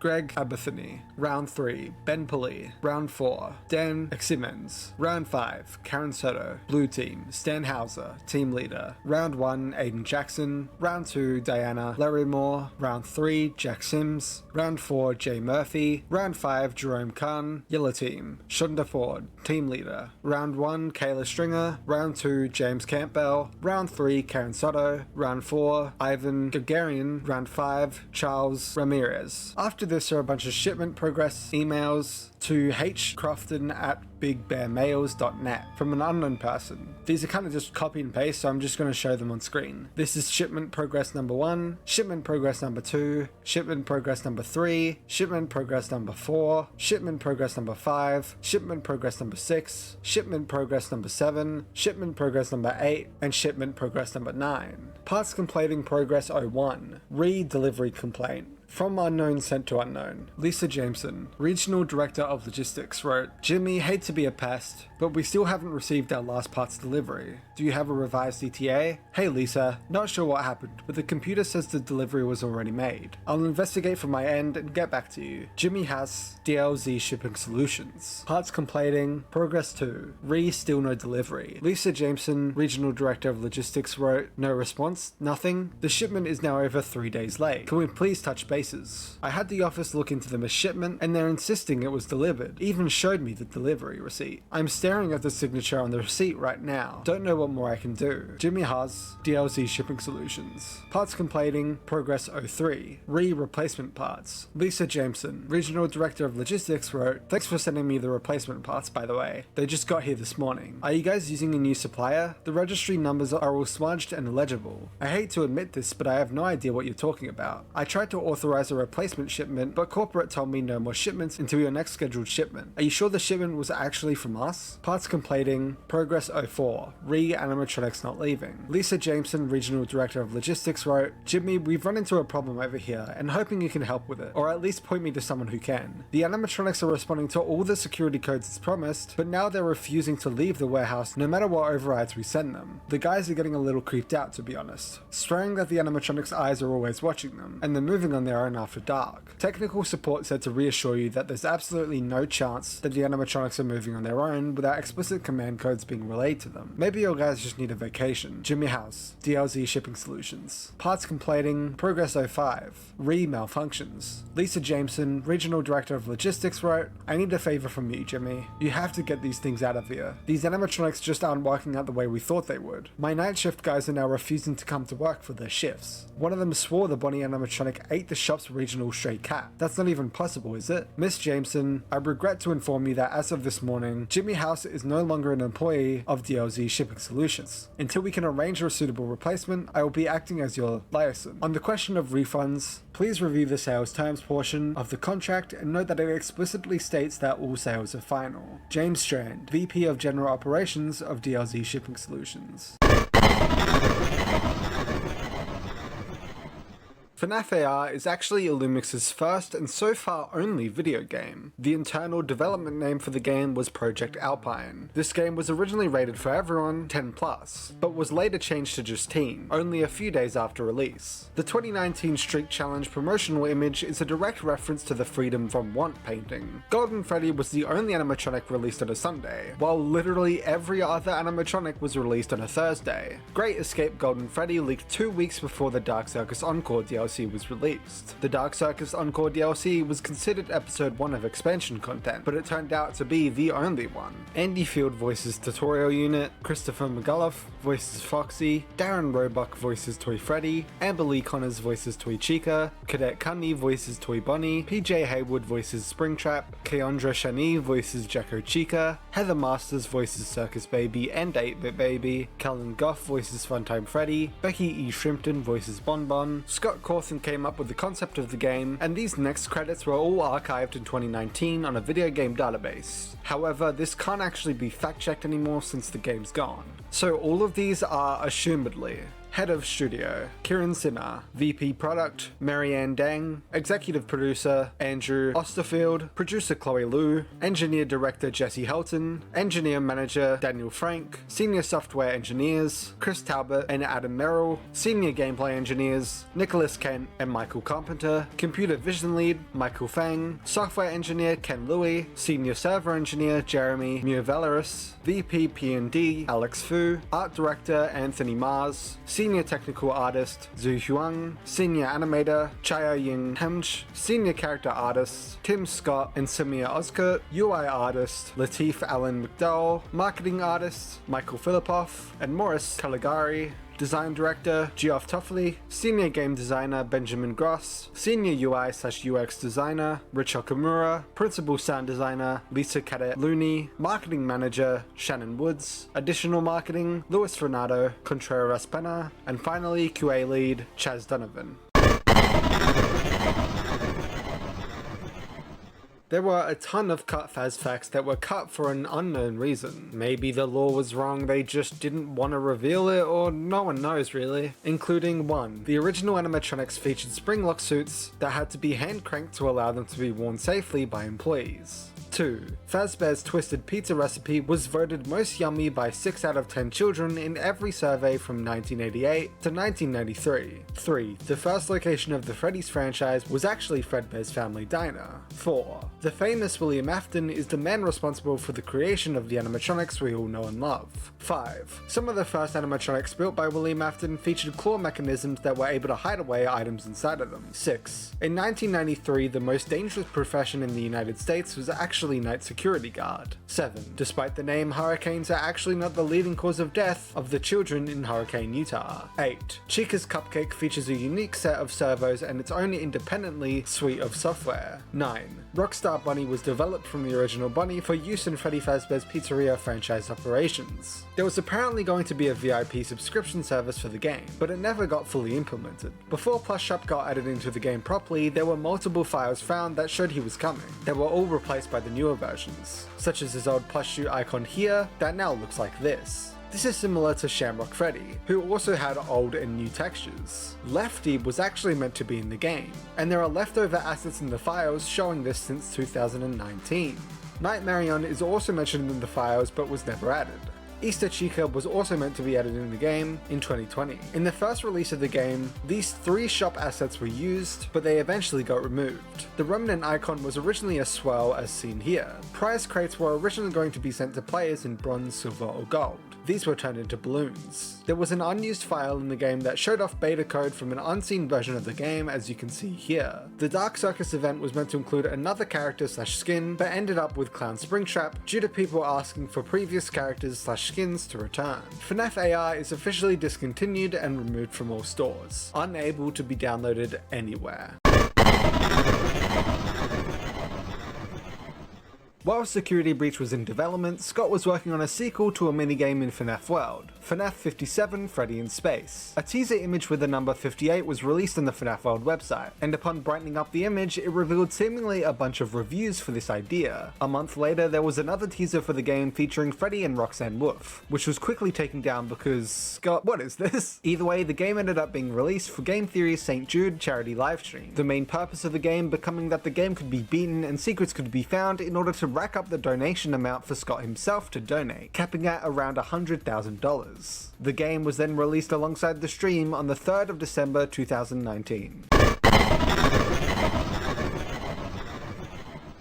In the year 2837, Freddy returns home to the lunar base, who had left the base in the care of Bunny, Chica, Foxy, the puppet, and a robot named Lolhax. Although he gets an alert from his son that Lolhax took over the base and brainwashed the others. He asks for him to come back. After this, the true game starts. This game is a simple platformer where you must shoot enemies and try not to lose your health, beating 3 bosses per stage, and each stage being based around a specific character, which those characters are: Freddy has medium damage, medium range, low spread, and average jump height. Uses a blaster to attack. Bunny has medium low damage, medium range, medium spread, and high jump height. Uses music notes to attack. Chica has medium high damage, low range, low spread, and average jump height. Uses her cupcake to attack. Foxy has low damage, low range, low spread, and maximum jump height. Uses a flamethrower to attack. Puppet has medium high damage, low range, medium spread, and low jump height. Uses Gifts of Death to attack. There's 4 stages as well as a final, to complete with 3 bosses in each with secret bosses throughout, these being Lunar Mines, difficulty 1, with Rocket Foxy, Fox Tank, and Franken Foxy as the bosses after fighting off against groups of Pirate Wolf, Pirate Ship, Cyclops Alien, Pogo Foxy, and Bat Foxy, unlocking Foxy upon completion. There's also 2 secret bosses in this stage. Once you reach the graveyard section, simply head as far left as you can until it seems like you can't anymore without just jumping down, around a staircase of sorts. Go on the second lowest step and you can slide right into the wall to head right and jump up to the green gems and head further right to a portal that will take you to a secret boss battle with a Puppet Master, clearly based on Dorko. The second is found after beating Franken Foxy and simply heading straight forward and then jumping out the left door. Then once you've dropped, heading right to the secret boss battle with none other than S. Cotton, based on Scott Cawthon. Galactic Factory, difficulty 1, with Robo Chica work in progress, Already 8 Chica, and Chica Defense Network as the bosses after fighting off against groups of High School Chica Bot, Machine Claw, Cannon Cupcake, Chicanator, and Piranha, unlocking Chica upon completion and also being able to destroy this specific block which is only able to be broken by the puppet, and then heading back to where you fought Robo Chica, only to see the broken down Golden Freddy on the left, unlocking him as a playable character who uses It's Me to attack. Using Golden Freddy also now allows you to destroy the giant Terminator Chica by using him when you hit this yellow button. There's also a secret boss battle in the stage. Once defeating Robo Chica work in progress, you can head to the right wall and go to the right of it to simply jump up it twice and then jump right to enter the secret boss battle, with a Mad Theorist, based on MatPat and Steph from the Theorist channels. Cosmic Freeway, difficulty 2, with Totem Panic, Easter Bunny, and Fully Loaded Rabbit as the bosses, after fighting off against groups of Foxbot, unlocking Bonnie upon completion. There's also a secret boss in the stage. Use the right freeway, then the left one, then continue right normally until you reach the end of the platform, then you must jump off it, miss the freeway, and instead reach the one below the platform on your left, then going left and jumping off the platform to the portal that will take you to the secret boss battle with Animdude, The Revenge, based on Scott Cawthon's Animdude character. Stellar Pit, difficulty 3, with Puppinator, Sock Puppet, with Mario Minus as the bosses after fighting off groups of Hammerhead Puppet, Ghost Freddy, and Shadow Mask, unlocking the puppet puppet upon completion. There's also a secret boss battle in the stage. After defeating the sock puppet, head down and left through the wall, continuing left and then falling through the block that's 3 away from the wall, heading through the right wall as you're falling and then jumping right to enter the boss battle with Mechaplier, based on Markiplier. After completing all 4 stages, you'll gain access to a 5th, the final stage with, of course, Lohax as the final boss. Throughout all the stages, there's also gems that increase your points, green gems being worth $100 and 100 points, while blue gems are worth $250 and 250 points. The blue gems can also be used at Lolbit's shop for a shield, costing 5 gems, 250 EXP, worth 25 gems, or a skill point worth 40 gems. There's also items you can get throughout the game, mainly from the mystery item, which will give you any random item, or sometimes nothing. Pizza increases your health by 10, shield makes you invincible for a limited time, and cupcake, found rarely and slowly heals the player by 1 for a limited time. Also throughout the game, there's a few power-ups you can collect, these being Black Hole Launcher, causes you to shoot a black hole at enemies, causing your damage per second. Meteor Rain, causes a shower of meteors. Shock Strike, causes strikes of lightning when you get hit. Laser Slide, causing you to be able to damage enemies with your slide. Amoeba Blaster, causes you to shoot bouncing projectiles. There's also what is practically in-game achievements that you can get that actually can help you in the game. Golden Microphones, can be found on each stage and are worth $10,000. BB Trophy, gotten after beating Poopet Master, worth $25,000 and gives you a BB head which increases your luck by 10.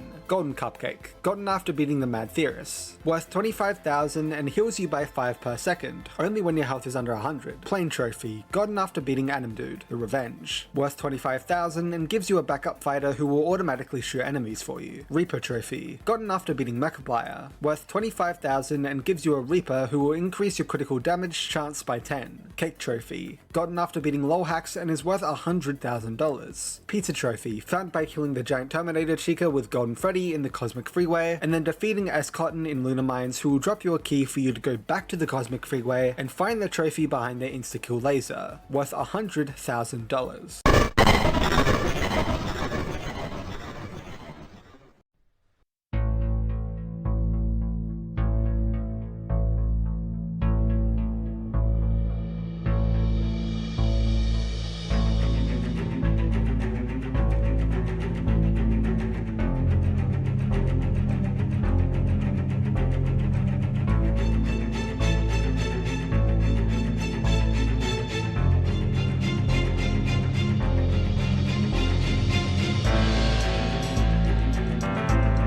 Come in, Faz Squad. This is Fred Barrett, Faz Command.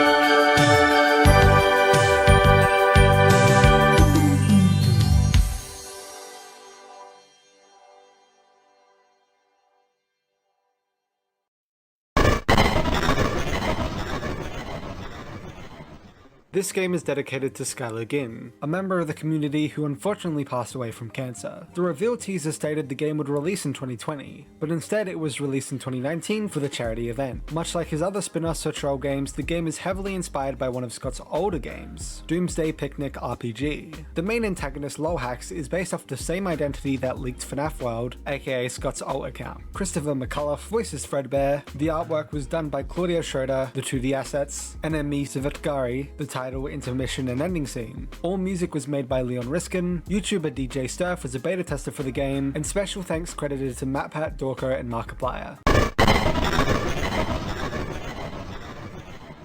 Roxanne Wolf was in the teaser for the game, but it's completely absent from it. There's a bunch of early versions of sprites made in the style of Doomsday Picnic RPG for Cannon Cupcake, Chica Defense Network, Fox Tank, Ghost Freddy, Hammerhead Puppet, Machine Claw, Mechaplier, Piranha, and Shadow Mask. There's a few unused assets such as this enemy that turned into a tornado, a simple flower, and a few Lego bricks. The S Cotton boss was originally called Secret Boss X, while the Anim Dude the Revenge boss was originally called Anim Devil. As Security Breach continued to get delayed further and further, Scott released a fun side-scrolling game specifically for the delay, that released on April 28th, 2021. There wasn't any build-up to this game at all, as the purpose for it was purely just to please the fans despite a delay for the larger game. And the game even begins with a monologue explaining exactly that.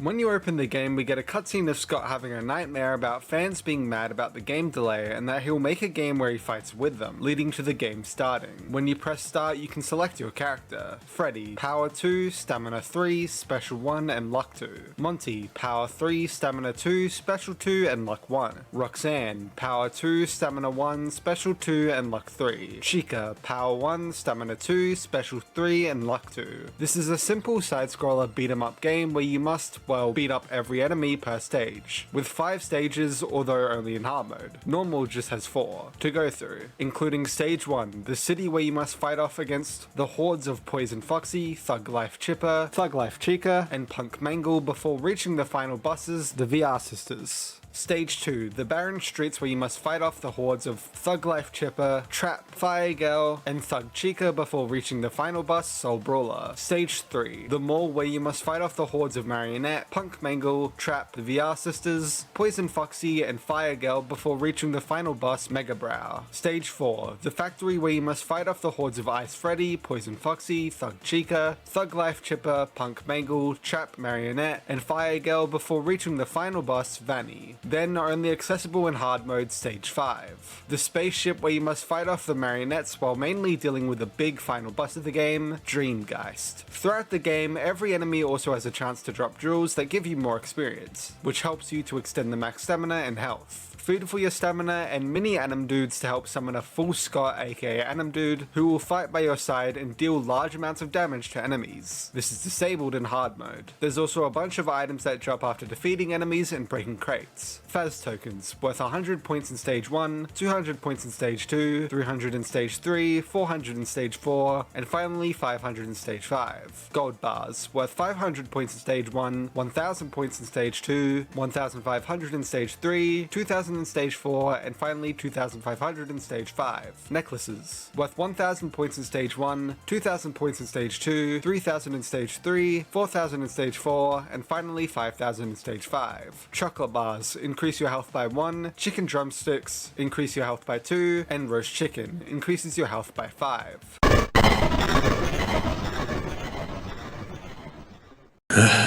No, they're gonna kill me. They're gonna kill me. The fan base. When they find out that I have to delay the game again, they're gonna kill me. They're gonna burn my house down. They're gonna tar and feather me. What am I gonna do? I know. I'll make a game for them. A game where I can help them. A game where I fight with them. That's it. Then I can be the hero. Then they won't kill me. And what would I call the game? Something creative.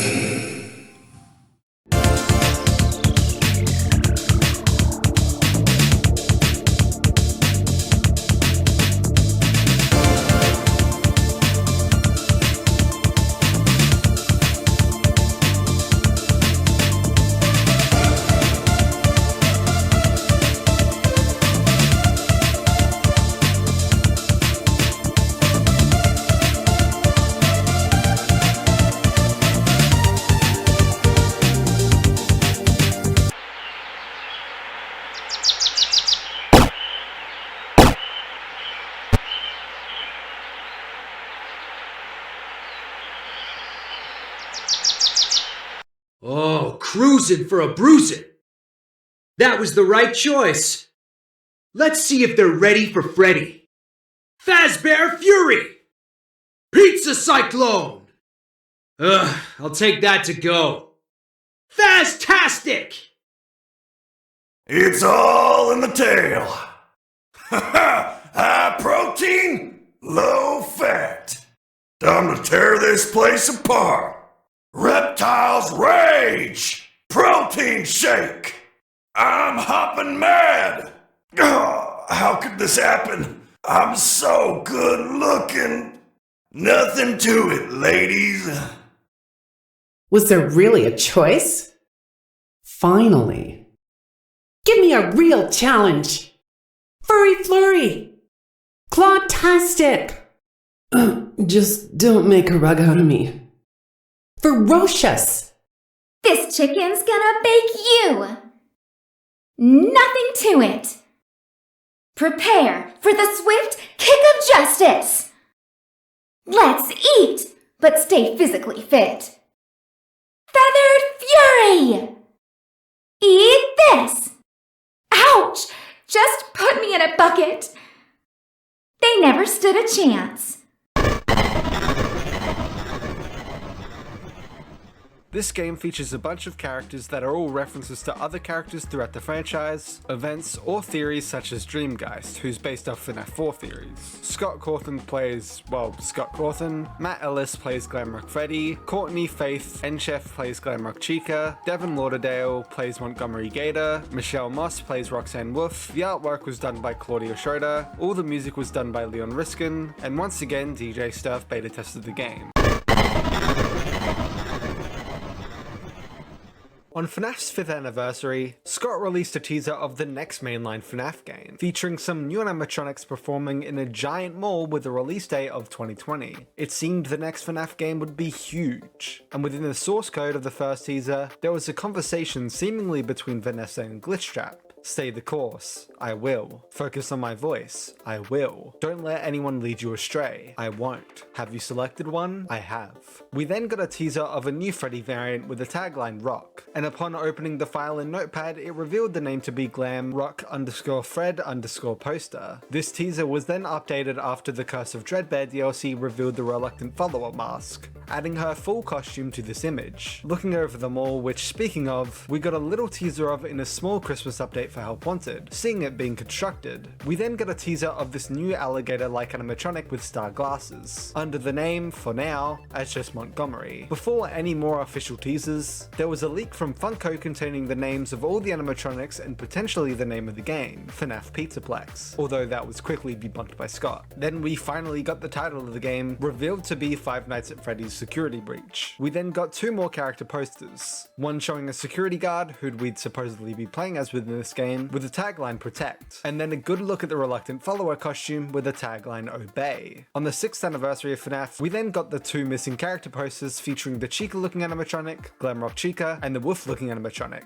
Roxanne Wolf. After this, we then got our first teaser trailer for the game showing off a bunch of establishing shots of different locations within the mall, including our first jump scare from the Reluctant Follower. Afterwards, Scott went on to announce that the game is being delayed due to the game being bigger than expected, and the new challenges that COVID brought. In January 2021, we then got a GeForce RTX trailer that showcased a few more locations, and then finally in February we got the second/gameplay trailer, showing off a lot of cutscenes from within the game, more locations from within the mall, and of course some gameplay, only with a release date promise of 2021. The next teasers came from content creator Dorko, who got sent a bunch of teasers to reveal once hitting different milestones in his charity stream, showing off a bunch of locations and screenshots from the game. After this is when the next big delay hit, which is when Fury's Rage released and that whole thing happened. Then on the 1st of September we got a new website for teasers, Security Breach TV, featuring a desk and a bunch of miscellaneous items. Starting September 7th, every 2 weeks we would get a new episode of a show called Freddy and Friends on Tour, where we would see the main three animatronics going on a road trip and encountering Foxy, who gets revealed to be nothing but an endoskeleton. Each episode would end with a small character character teaser, the first being a slithering tentacle monster, the next being a sun-themed masked animatronic turning into a moon-themed masked animatronic, a giant spider-looking animatronic, and then the reluctant follower. Each teaser also slowly revealing the release date. There were also flash frames throughout that, when put together, turned into an image of Glitchtrap. Then, instead of getting episode 5, we got a full trailer at the October State of Play, showing off a bunch of gameplay, characters, cutscenes, and more. The release date then being revealed to be the 16th of December 2021. Before then, Dorco released an interview with Stillwell Studios confirming a bunch of things about the game. Then, on time, the game was fully released on the 16th of December 2021.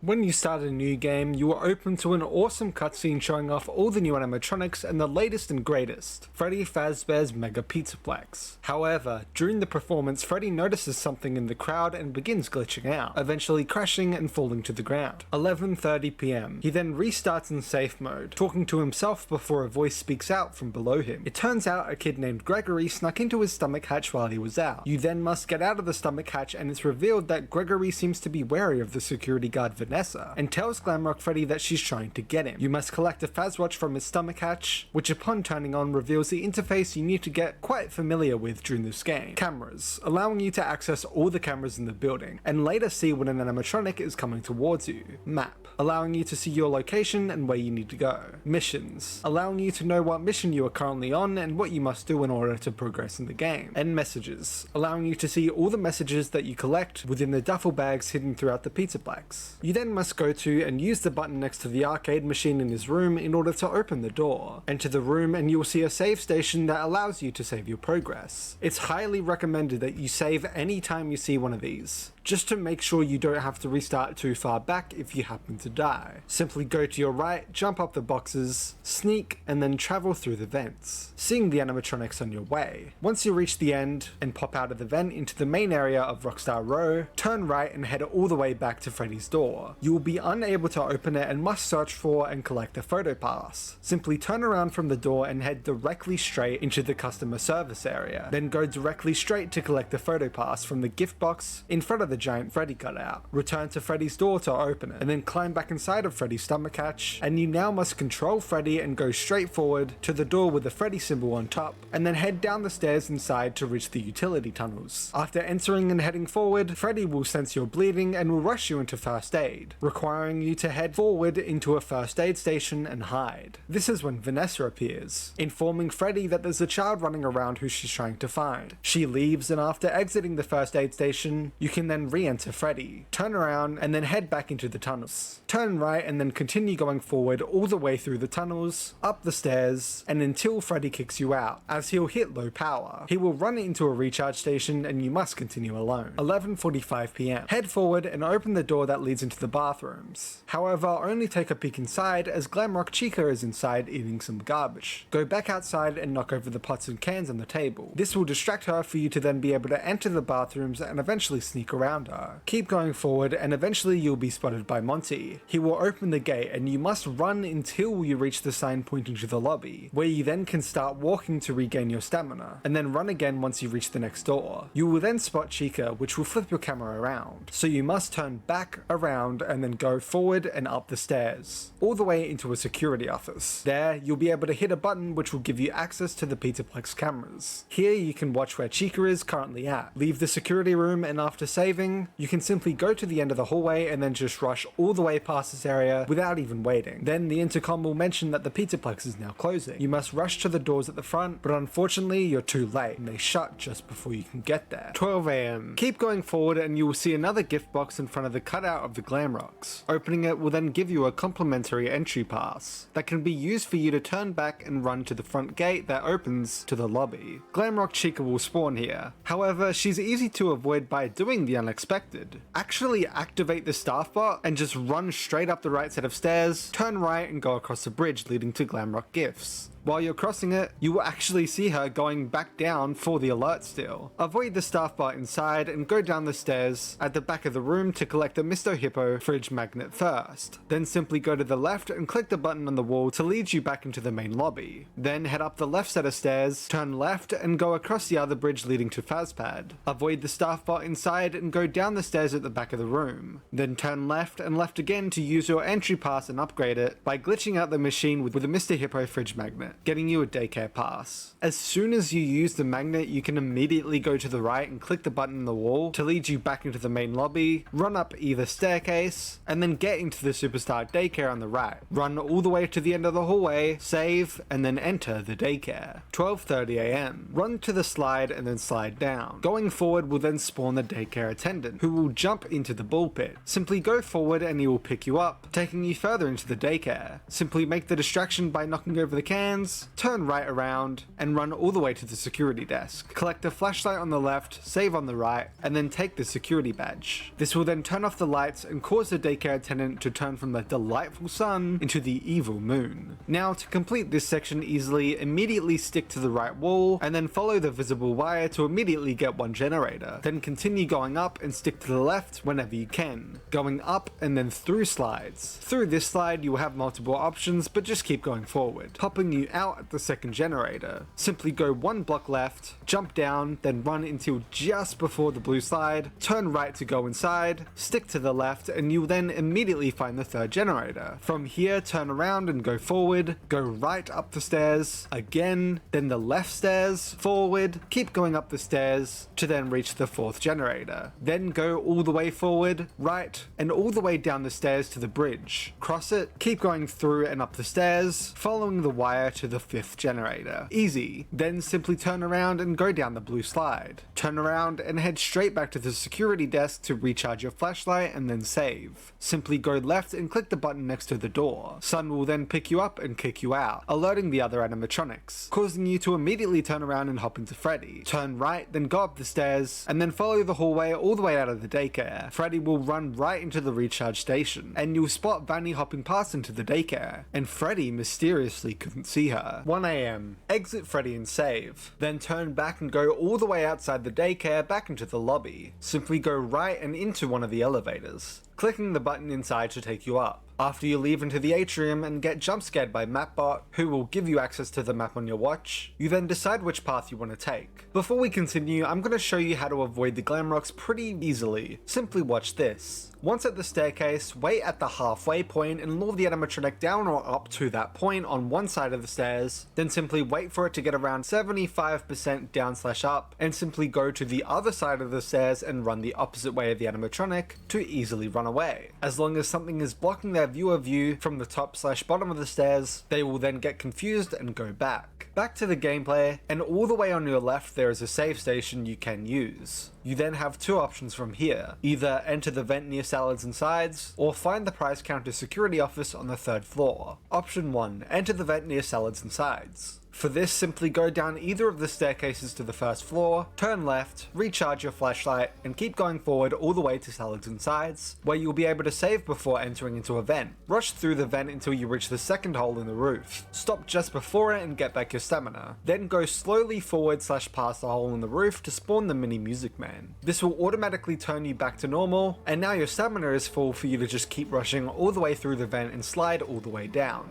Save and turn left to enter the catwalks. Go down and lure Chica right to you, but then run all the way around her and stick to the right, going forward and eventually leading you right into the security office. You then must take the security badge on the desk, but even though Chica is locked outside, she'll keep trying to enter. So to get her away, you must click the button on the desk that allows you to start the Fazbear online pizza delivery system, and actually control a pizza bot. Now you go all the way forward to the sauce machine, then go back towards where you started for the cheese, then turn around and go to the middle of the room, turn right and then go forward to the meat, then turn right and go forward 2 rows, then turn right and go to the not meat, then finally turn around and go to the wall. Then turn left and go to the Faz Express machine to cook your pizza. Then once your pizza is finished, Chica will then appear and come get her pizza. Rightfully so. 1:30 AM. After saving, you can then leave the office. Turn left, forward, then down the stairs, turn around and go to the exit to Doc's door. Simply sneak all the way to the other side and she will not attack.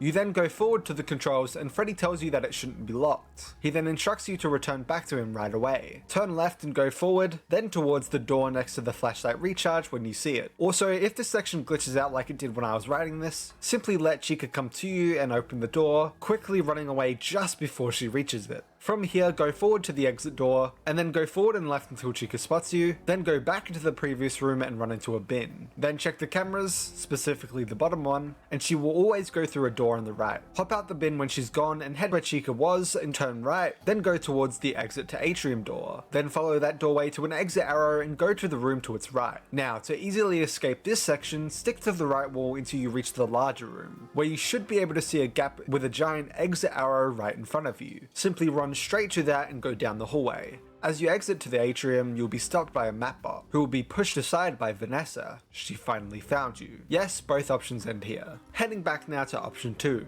Find the prize counter security office on the 3rd floor. For this, simply go up either of the staircases to the 3rd floor, then turn left and go all the way down to El Chips. 1:15 AM. As you enter, you can save, then simply go through El Chips until you reach the East Arcade. Simply go all the way forward, turn right, go all the way forward, turn left, go all the way forward to the arcade machines, turn right, and then go to the level 4 security door. It's locked, but from here you can stick to the right wall and go all the way forward. Then turn right and go all the way forward, right again and go all the way forward sticking to the left wall the entire way there. Then you'll find out this door is also locked, so simply turn right and go forward along the left wall and you'll see a vent you can enter. Sneak and go through it. Don't use your stamina straight away and wait until the mini music man jumps down to then rush away until the corner turns. Then simply sneak slowly around these corners and then keep rushing until you pop out of the vent. Then you can enter the security office, recharge your flashlight, save, and then take the security badge from the desk. However, now the office has gone into emergency lockdown, and both Montgomery Gator and Roxanne Wolf are coming after you. Simply look at the cameras and keep focus on office_NE, focus on the left door,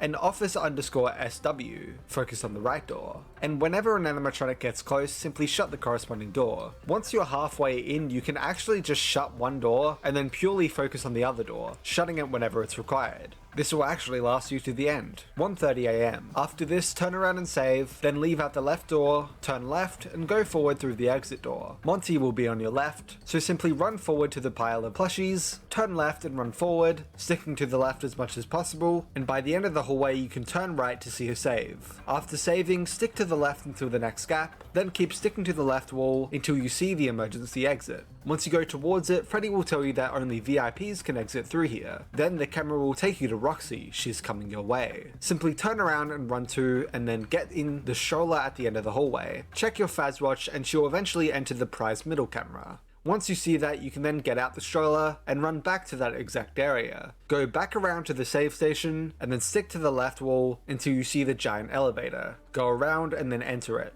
As you exit, you'll be stopped by a mapbot who will then be pushed away by Vanessa. She finally found you. Yes, both options end here. 2 AM. Gregory wakes back up in Lost and Found, being placed there by Vanessa, who wants you to stay put until his parents or the police arrive. However, Vanny takes over and begins to hunt Gregory. You must open a gift box on the ground to your left to get a screwdriver that you can then use to open the vent on your right. Crawl through the vent and head right to the elevator. Also, for anyone curious, opening this vent now makes it impossible to die in the lobby, as you can just go straight there whenever an animatronic hunts you. Once you enter the elevator, a damaged sounding Freddy tells you to come to Roxy Raceway's entrance, over on the 2nd floor, and hop over some boxes. When you exit the elevator, simply go to the left side, past Fazablast, open the first roller door and go inside. Follow the path until you can turn right, do so and continue going forward to get over the wooden planks, and then on your left you should see a bunch of boxes next to a red wall. Simply run up to and jump up them. 2:15 AM. You should see Freddy on the ground, simply run to him. Freddy missed the hourly recharge and is now trying to get to parts and service under the main stage, instructing you to help him get there. Turn left and you will see a flashlight recharge station. Go towards it to recharge and then save on your right. Go through the door and follow the path to the next door. Through this door, Roxy is on the hunt. However, you can literally just walk forward through the entire open area if you dodge the staff bots and allow Roxy to begin walking to the right. I say walk so you can save your stamina just in case. Once you turn right, you're in a hallway, but you can simply rush through this part if you run all the way to the first door on your right right and enter, regain stamina, then exit and run to the next door. If you're spotted by the staff bots on the way, simply go into the next room and hide as Roxy will not enter. Then open the door and wait for the staff bot to go past you heading towards the left side. Once it does, you can sprint and jump onto the platform on the left just before the third door, without any worry. Even if you happen to be spotted, you cannot possibly die on there, and she will walk right past you. Once the third door's staff bot passes you and heads right, simply jump off and keep going down the hallway into the fourth door. If you're spotted, Roxy cannot kill you if you enter this room, and if she does enter because she was right behind you when you go inside or something, you can simply jump over the boxes in the left corner and she'll walk away. Open the fourth door and then wait for the staff bot to pass you to the left, and then you can simply sprint all the way to the end of the hallway, inside the room, and right to the save station. Once inside the room, head to the spotlight and then go forward and right over the seats to see the gift box in the corner. This will give you the backstage pass. 2:30 AM. Simply turn around and go forward towards the gate. Then follow the path into Rockstar Row. Simply go forward towards the stage control door, up the stairs, and through any of the doors to reach the backstage office. Simply head to the right and collect the security badge on the right desk. This will also give you a performance disc. Monty and Roxy will then come towards you and try to enter the room, requiring you to then shock them whenever they knock at either door so you don't lose your power. However, you also need to let Freddy through a bunch of locked doors to reach you at the same time, and you have 5 minutes to win. Simply focus on helping Freddy until you hear knocks. Then simply look left/right to determine who's knocking and which door to shock. To help Freddy, first he will appear on the opposite side on the monitor closest to Monty, then he will go to the middle monitor on the opposite side, aka across from where the security badge was, then to the left monitor on that same side, closest to Roxy, then to the other side on the middle-ish monitor next to the timer, and finally to the opposite side on the right monitor closest to Monty. He will then open the vent on that same side for you to jump down into his arms, and he will then lead you past the save station and back into the atrium. He will then instruct you to go to the sound booth on the 3rd floor, which from the stage simply go straight forward aiming for the left or right stairs, then simply go up the stairs, turn right and run all the way to the other set of stairs. Here is where you can do the stair trick on Roxy if she's blocking the path by alerting her to your location, luring her down to the 1st floor, then running right past her, back up the stairs and all the way to the next stairs leading to the 3rd floor. Once on the 3rd floor, simply run to the middle to reach the sound booth. Even if you alert Chica and she's chasing you, simply jump onto the furthest sound booth chair and onto the desk. She cannot kill you while you're on there and will just go away. Simply go to the controls and activate Showtime on stage. 2:45 AM. Simply go backwards, save on your way, and return back to Freddy on the main stage. If you're having trouble, Roxy you can just do the stair trick on, and Monty you can just run straight past and click the button. He will disappear as soon as you click the button on the stage. Doing so, however, will lead you and Freddy to descend into the underground, where Moon will appear ready to strike as the hour is almost up. Simply follow Freddy to the recharge station, although once you get in, Freddy will be knocked out and taken by Moon. 3 AM. Simply turn around and head back down the hall, taking the first left and encountering Mattbot once again. Continue down the hall, recharge your flashlight if needed, then save. Simply head right into the Endo warehouse, where you'll notice a Glamrock endoskeleton is active but still. The Glamrock endos will not move if you stare at them, but will if you look away. So simply sneak and go behind the table while looking at him all the way to the end of the hallway. Doing so, you'll notice a vent on your right. Simply go to and then jump onto the boxes, sneak and then enter the vent. Simply sprint through this vent, slowing down every corner or so just to regain some stamina. Turn right and go down the hall to recharge your flashlight and save again, both on the left wall before the next door. Here is where you need to listen very closely to these instructions. Simply go all the way down the hall to the first button, click it to enter the next area. Here you can go forward but immediately go to your right to jump onto and fall past the boxes, looking to the wall for the endo to be fooled and go right past you. Now you can hop onto the track from the boxes and the endo will just keep going down the hall anyways, allowing you to then jump down whenever you're comfortable and go to the next button, which hitting it will activate the 2 new endos only once you reach your next turn. Simply walk backwards and stare at them until the turn that blocks their view. Then you can just run to the next button. When there, turn around and make sure they're blocked for a moment to regain some stamina. Then once you're ready, spin around, hit the button and sprint all the way to the next button, taking every right you encounter. Once there, again turn around and wait to regain stamina, and when ready, click the button, turn around and run forward forwards then left, going straight forward to the normal door. Now while this isn't necessary, no endos will enter this room, so you can just regain stamina and so the new endos won't be right behind you the whole time. Once here, exit the room, turn right and stare down the hall, then run past the endos all the way to the end of the hallway. Don't turn left, that leads back to the start. Once you hit the end of the hallway, turn around to regain some stamina and freeze everyone, then simply run to and jump over the red table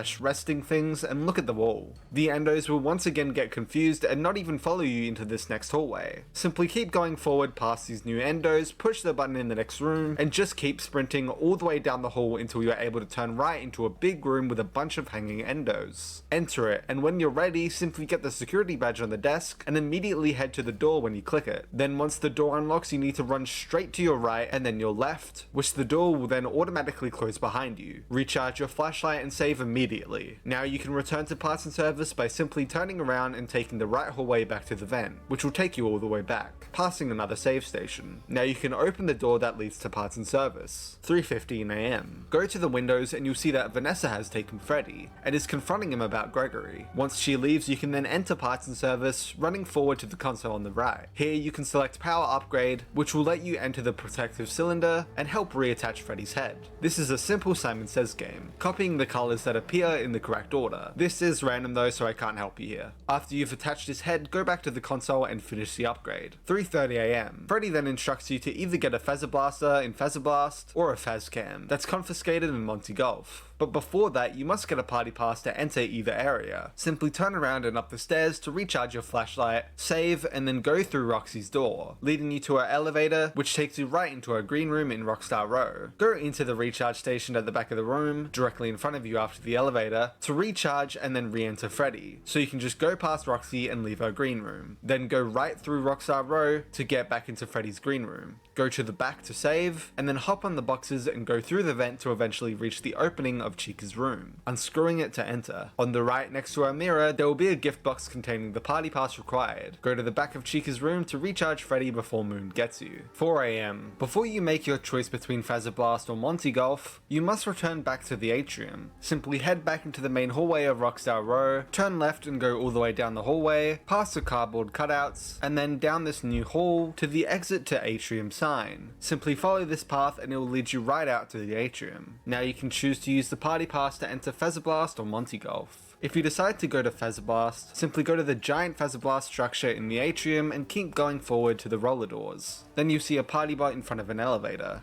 Simply run up to it and use your party pass to enter. Once you exit the elevator, simply save on your left and go through the entry door. Follow the path all the way to the weapon on the left table, and then enter once you're ready. Follow the path and hit start game. Once you arrive, stick to the left wall, and it will lead you all the way to the first button / flag. Simply hit the button straight on, and then hide in the corner directly in front of the button, sneak, and then look back at the flag to get ready to shoot anyone who comes close. Once you've claimed the flag, turn to your left a little, not the far left, and go straight forward past the barricade, turn a little left again, and follow this hallway. Turn on the second right, follow the stairs all the way up, then stay close to the left wall until you can cross to the next island, where the next button / flag is. Simply click it straight on, and then run forward and a little to your right behind the pillar to defend the flag without being exposed from all sides. Stare at the flag and prepare to shoot anyone who comes close. Once you've claimed the second flag, go towards the flag, turn right and go forward to exit the island. On the bridge, jump off your right, onto the stairs, go down them, turn left, then run forward to the third button / flag. Hit the button and go behind the flag to defend it simply, using the flag itself as a cover for your left while aiming right. Occasionally look left though to hit any bots coming. After you've won, simply follow the right wall to the blaster return / collection. To give your blaster back, exit and then end the game. Simply follow the path after this, and turn right to collect the golden Phaser Blaster, which you can use against the animatronics to stop them from attacking. 4:15 AM. After this, you can then turn around and head all the way back to the save station, and Freddy will then tell you to enter the Phaser Blast office. Simply turn to your left and go to the door with the security symbol above it. Follow the hallway to the security office. Open the gift box on the right to get a bowling ticket, then get the security badge on the left. After this, simply return to the elevator to go back to the atrium. Then simply head to the third floor and head to Bonnie Bowl on the left side. At front, you must use the bowling ticket to enter the elevator and head into Bonnie Bowl. Once you've arrived, go forward to save, then turn left and go down the hall up to the roller door that opens to the bowling alley. From here, follow the left wall all the way to the main main stage. Turn left and then keep going through the first door, turn the first left and go to the gift box to get the Monty Mystery Mix. 4:30 AM. After this, simply retrace your steps to the elevator, returning back to the atrium. Now go down to the first floor and back up to the vent next to Salads and Sides in the back left corner. Hop back in the vent, forward, slide down, save, and go all the way back to the kitchen. Once inside, simply go to the trash compactor on the left and go inside it, placing the Monty Mystery Mix inside. Turn around and head all the way to the complete other end of the room and go out the blue door in the middle. Head forward to the generator and turn it on. Once on, turn around back into the kitchen and go all the way back to the compactor. Simply turn around and the button is hanging from the roof directly across from it. Look at it straight on and click it. Chica will then go to collect the Monty Mix and begin eating. Then Gregory hits the button to activate the compactor, however it gets stuck. So Gregory runs to Chica and knocks her over, which knocks what was in the way and activates the compactor. She then grabs his leg and Gregory kicks her back. However, she keeps holding on and pulls you into the saws. Simply walk up to her and take her voice box, then go forward to the safe station. Then continue going all the way down the saws, taking note of the locked door here. Once you enter this giant area with 2 bins in front of you, turn left and continue going forward to the first generator. From there, return back to the locked door, which you can now go through. Carefully follow the path without falling down, and continue going down the saws, saving on your way. Take note of the next locked door where you need to return to, and then continue left. You will eventually reach a section where you need to go left or right. Go right and then lure Chica right to you. Then you can run back to the risky bridge right before that and she won't cross it, going left instead. Then begin again and go right. Take the first left, go forward all the way, then turn right, and then go forward all the way. Turn left, forward a little, and the second generator is on your left. Then simply retrace your steps to the now unlocked door. Continue forward, saving on your way, into a room with nightmare staff bots roaming around. Simply stick to the left wall the entire way to the third generator, activate it, then go to the door on the right and follow the path all the way to the sticky note room. Be careful though, Vanny will be chasing. 4:40 AM. Simply go up the stairs past the sticky notes, past the Afton family table, and all the way up the stairs to the save station. Continue left, opening the gate, going forward, take the left up to the exit sign, and then repeat what you did earlier, sticking to the right and then going forward through the gap in the wall all the way to the exit to the atrium sign. Go forward, left, and then forward all the way down the hall. When you have a choice to go either left or right, go right, then left to the recharge station, simply take the elevator right next to it. Once you leave it, go to the right wall and then go straight forward back to the atrium. You then must return back to the main stage and go down to parts and services. This is where both choices end up. So heading back over to option 2, if you decided to go to Monty Golf, simply go to the giant Monty Golf structure in the atrium and keep going forward to the roller doors. Then you'll see a party bot in front of an elevator. Simply run up to it and use your party pass to enter. Once you exit the elevator, simply go right to the save station, then go left to the golf courses and alert Monty to your location at the third golf course. Run around that golf course and run inside the second golf course. Monty will not see you enter it and will walk away, allowing you to easily head back to the entrance and go to the first floor without Monty being down there already. Take the furthest right stairs down, then go right across the bridge, then once the staff bot is out the way, run to the next bridge in front of you a little to the left, then head forward and right to the red door in front of the shop. From there, turn right and go forward to the red door with a security badge on it, and follow the hallway all the way to the save station next to 2 security doors. Enter either to then go forward and left/right into the actual office. Turn right to get the Fazcam on the chair, which you can use against the animatronics to stop them from attacking. Take the security badge on the desk. Open the duffel bag on the left to get the behind the maze message, which tells you to go to Mazer-Size to get to the Gator Golf catwalks. And finally, open the gift box behind you to get a Mazer-Size ticket, which will allow you to enter. 4:15 AM. Go back and save, then go left to the red door and follow the path past the 12th course and 11th course, then stick to the right to enter either bathroom. Then simply exit out the other side of the bathroom and go right to see the stairs you entered from and leave Monty Golf, saving on your way. Now you're back in the atrium and you need to go to the 3rd floor. Then simply follow the right side to Mazer-Size. There will be a staff bot at the front which will require you to use your ticket. Now inside, head forward and to the left door, which upon opening you can easily turn right and go straight to enter the Mazer-Size control room.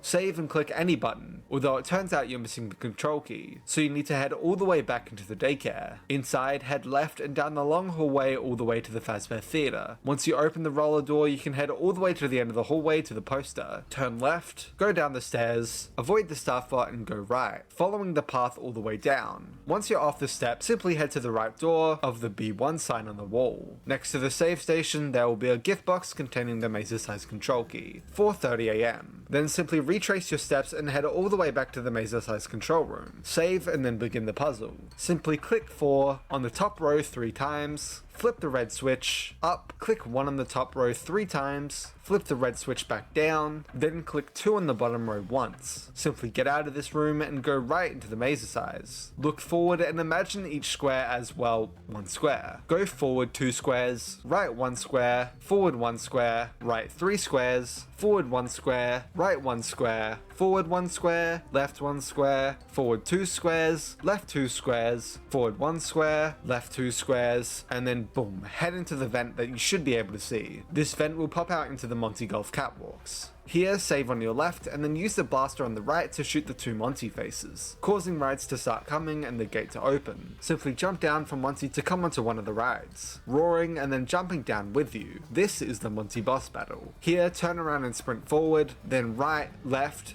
the next left, right, the second left to use this blaster to shoot at the bucket all 10 times. Then it will stop working, so get out, go forward and left, right, right, left, right, and then right to the next blaster to shoot at the bucket all 10 times. Then it will stop working, so get out, go forward and the second left to the next blaster to shoot at the bucket all 10 times. Then it will also stop working, so get out, go right and forward, second left, and then the next left to the next blaster to shoot at the bucket all 10 times. Then it will stop working, so get out, go straight forward, right, then the second left to the next blaster to shoot at the bucket all 10 times. The bucket will then be ready, so head towards the bucket any way you can and reach the button on the bucket's right. Monty will jump down to try and attack Gregory, but he hits the button which causes the bucket to tip and knock Monty down, destroying him. You can then go up to him and grab his claws. 4:40 AM. Now turn to your right and jump up the scaffolding into the vent, making your way back out of Monty Golf. You then must return to the atrium and to the main stage to then head down into parts and services. This is where both choices end up. You must use the machine at the front of the protective cylinder to then start the voice box upgrade if you defeated Chica, or the claw upgrade if you defeated Monty, doing the Simon Says puzzle to complete the upgrade. Freddy will then inform you that you can now enter through any of the gates that have the Chica symbol or Monty symbol on it, depending on what you upgraded. 4:55 AM. Simply run forward to get into the recharge station before Moon kills you. 5 AM. Simply return back to the atrium and now head to Roxy's Raceway on the right from the second floor and through the left roller door. Head all the way forward using either Chica's voice box or Monty's claws to enter. Inside, go left all the way forward to the stairs, go down them, turn right, and then run straight forward until you reach a set of stairs that you can't go up. Behind the boxes on its right, there's a driver assistant box that will be opened by a staff bot who'll drop their head. Collect that head. 5:15 AM. From here you must get to the staff bot repair station in the West Arcade, so you'll need to get a dance pass to enter. So go back to the stairs you came from and go right instead to the party room / a bunch of roller doors. Simply run to the second to last one and inside there will be a gift box containing a dance pass. With this dance pass you must go back to the atrium and head to the 3rd floor and into the Fazcade. There will be a staff bot at the front to give your dance pass to so that you can enter the elevator and travel to the West Arcade. When you enter, recharge your flashlight and save on your right. Head forward and left to the stairs, then go up, turn right, and go all the way forward to the end of the arcade. Then turn left and head through the door, then through the first door on your right, and inside the office, save on your right and head to the security badge on the desk. After this you must reboot the West Arcade. Simply go all the way down the stairs, and once down, head forward around the fountain to the giant sleeping DJ Music Man. On his right there will be a breaker to restart power. Once you turn around, DJ Music Man is gone. Simply go forward and take the first right all the way to the Freddy Icon bathroom, which inside take the first right to restart the first breaker. Walk slowly to the left door to exit the bathroom, and DJ Music Man will appear, trying to reach in and grab you. Simply go backwards and head around to the right door instead. Go forward, right, left of the stairs, and then run all the way to the opposite end of the room / to the giant hole in the wall. The second breaker will be on the giant hole's left. Then you must run up to the 3rd floor, which by the way, whenever you're up here, if you're being chased by Chica, you can climb on one of these couches and she'll go right past you. But either way, take the first left and go all the way forward past the arcades and you'll see a bin near the bridge. Between an arcade machine and that bin is the 3rd breaker. After restarting it, head all the way back to the other side of the room and enter the hallway before the office. And instead of heading left into the security office, go straight forward and only then turn left, going all the way down this hall to the final breaker. Hitting the final breaker will cause DJ Music Man to climb out of the giant hole and start chasing you. and you must run all the way back to the office while going left/right to avoid the obstacles that he'll literally throw at you. Once you get back into the office, you can then go to the head deposit and deposit the head. 5:30 AM. Once it's finished and repaired, you can then collect the security badge on the desk, and then save before heading all the way back to Roxy's Raceway. Inside, head right and go down the stairs. Go all the way forward past the warning cones, and right to the giant Roxy Raceway title on the wall. There you will find a save station to use, as well as the driver assistant bot without its head. Simply place the head back on the bot and it will take Gregory onto the raceway. Roxy will jump down onto it to catch him, but he drives straight forward and into her, knocking her eyes out.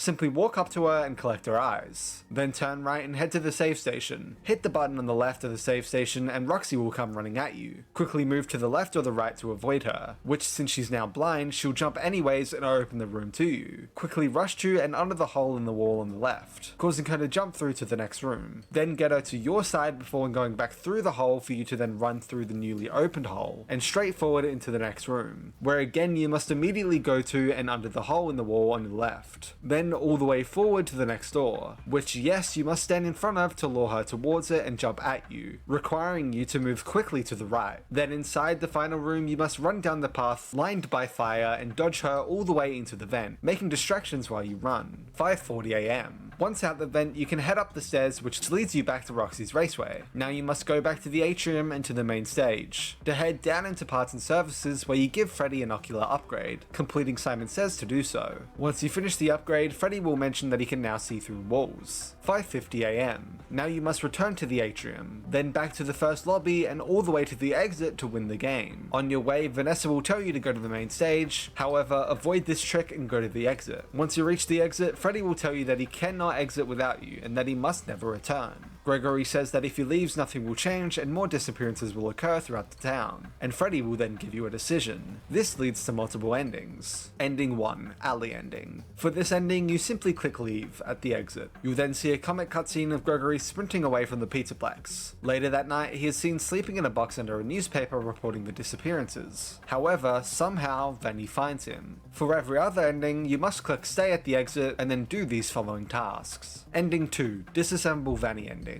For this ending, simply return to Phazzoblast, or do this on your first playthrough, and when reaching the golden Phazzoblast room, simply head left through the vent and follow the path all the way to Vanny's lair. Once you've discovered this room, you can then go back to the exit, and there will be an added option, Vanny. Once you click this, Gregory and Freddy start heading towards Vanny's lair, being blocked off by staff bots. Then, Freddy notices Vanny clicking a control button and ordering the staff bots to disassemble Freddy, so they do so. You then cut back to the gameplay where Vanny is chasing you and you must follow the path all the way to the stairs, going to the top to enter Vanny's lair and click the button inside. You'll then get a comic cutscene of Vanny reaching for Gregory, but he clicks disassemble Vanny, which causes the staff bots to turn on her and kill her. Gregory then runs to Freddy, who is destroyed, and says his final words, "You are my superstar," before shutting off for good. Ending 3, getaway ending. For this ending, simply return back to the loading dock as you now have the security level to be able to use the loading dock controls. Simply head towards the door in front of the controls and you'll be given the options again. Simply click leave and you'll now get a new comic cutscene of Gregory and Freddy driving away, encountering and hitting Mapbot. They smash through the Pizzaplex sign and continue forward, but eventually Freddy starts to power down due to the lack of battery. Gregory quickly pulls over and uses the wires from within the car to connect to Freddy and then try to recharge him. It works and Freddy comes back online. You'll also get a post-credits page showing that Monty replaced the Getaway Freddy, while Glamrock Mr. Hippo replaced Monty's role. Ending 4, rooftop ending. For this ending, you need to obtain almost every single collectible in the game before returning to the prize counter, and going to the fire escape door that Freddy once said was only for VIPs. The door will now be unblocked, so simply head towards the door and you'll be given the options again. Simply click leave and you'll now get a new comic cutscene of Gregory escaping out the rooftops, while Freddy holds his own plushie in anger. He heads further into the prize counter and burns the entire place down. The two then leave through the emergency exit, however Vanny is already there. She grabs Gregory, although Freddy can now see Vanny due to Roxy's eyes. He sprints towards her and knocks her off the building, killing them both. Gregory rushes down the fire escape and unmasks Vanny, revealing that it was Vanessa the whole time. You'll also get a post-credits page showing the ghost of Vanessa looking down at her corrupted body as the fire engulfs the building. Ending 5,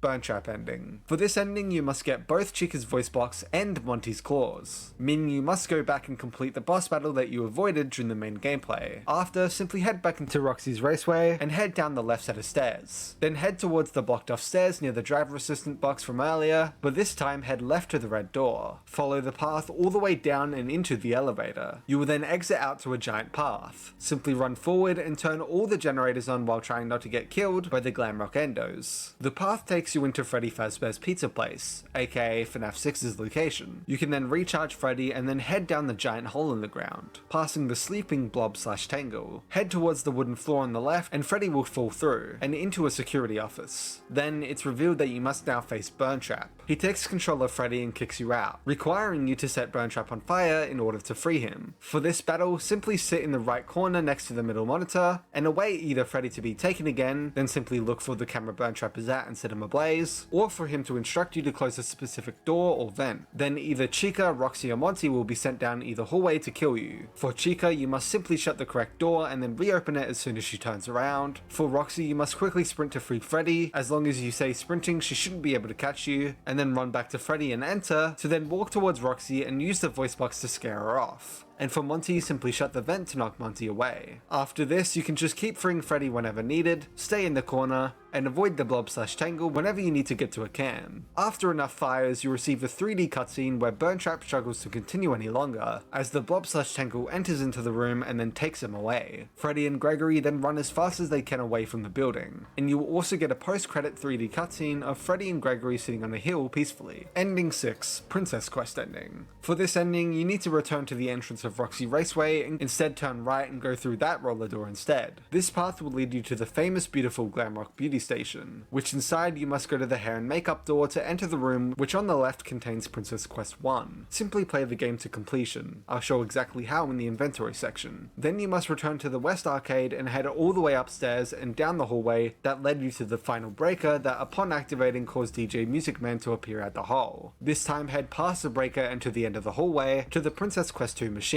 Simply play the game to completion, which again I'll show in the inventory section. Then you must return to Vanny's lair by activating the Disassemble Vanny ending. However, instead of clicking the green button, simply turn around to play the Princess Quest 3 machine. Simply play the game to completion and you get a new comic cutscene of Gregory beating the machine, causing it to stop working, and the staff bots to be freed from Vanny's control, as Vanny herself has also been freed from the virus infecting her since FNAF VR. Then Gregory takes Freddy and heads to the exit, only to see the now freed Vanessa holding the door wide open for him. You will also get a post-credits page showing Gregory, the Freddy head, and Vanessa all sitting on a hill eating ice cream with the sun shining on their happiest day. Before we continue, you can also play a Balloon World arcade machine by simply using the Fazcam on a bunch of cardboard cutouts throughout the Pizza Plex. Use the Fazcam on the Freddy Pirate cutout next to the save station in the rehearsal room, Bonnie Pirate cutout left of the Princess Quest 2 machine, Chica Mermaid cutout in Kids Cove, and Foxy Pirate cutout in the daycare theater's basement. After this, you can then head up the daycare theater stairs and you'll notice that each character's eyes in the poster of Captain Foxy's Pirate Adventure is now glowing. Simply use the Fazcam on the poster and it will open up. Then go all the way down the hallway to enter the secret daycare backstage. From there, head right and through the small gap in the wall and you'll see the Balloon World machine. I'll get into all the duffel bag messages in there, as well as all the collectibles and retro CDs, locations in their own section, as like FNAF AR emails, there's a lot to go through.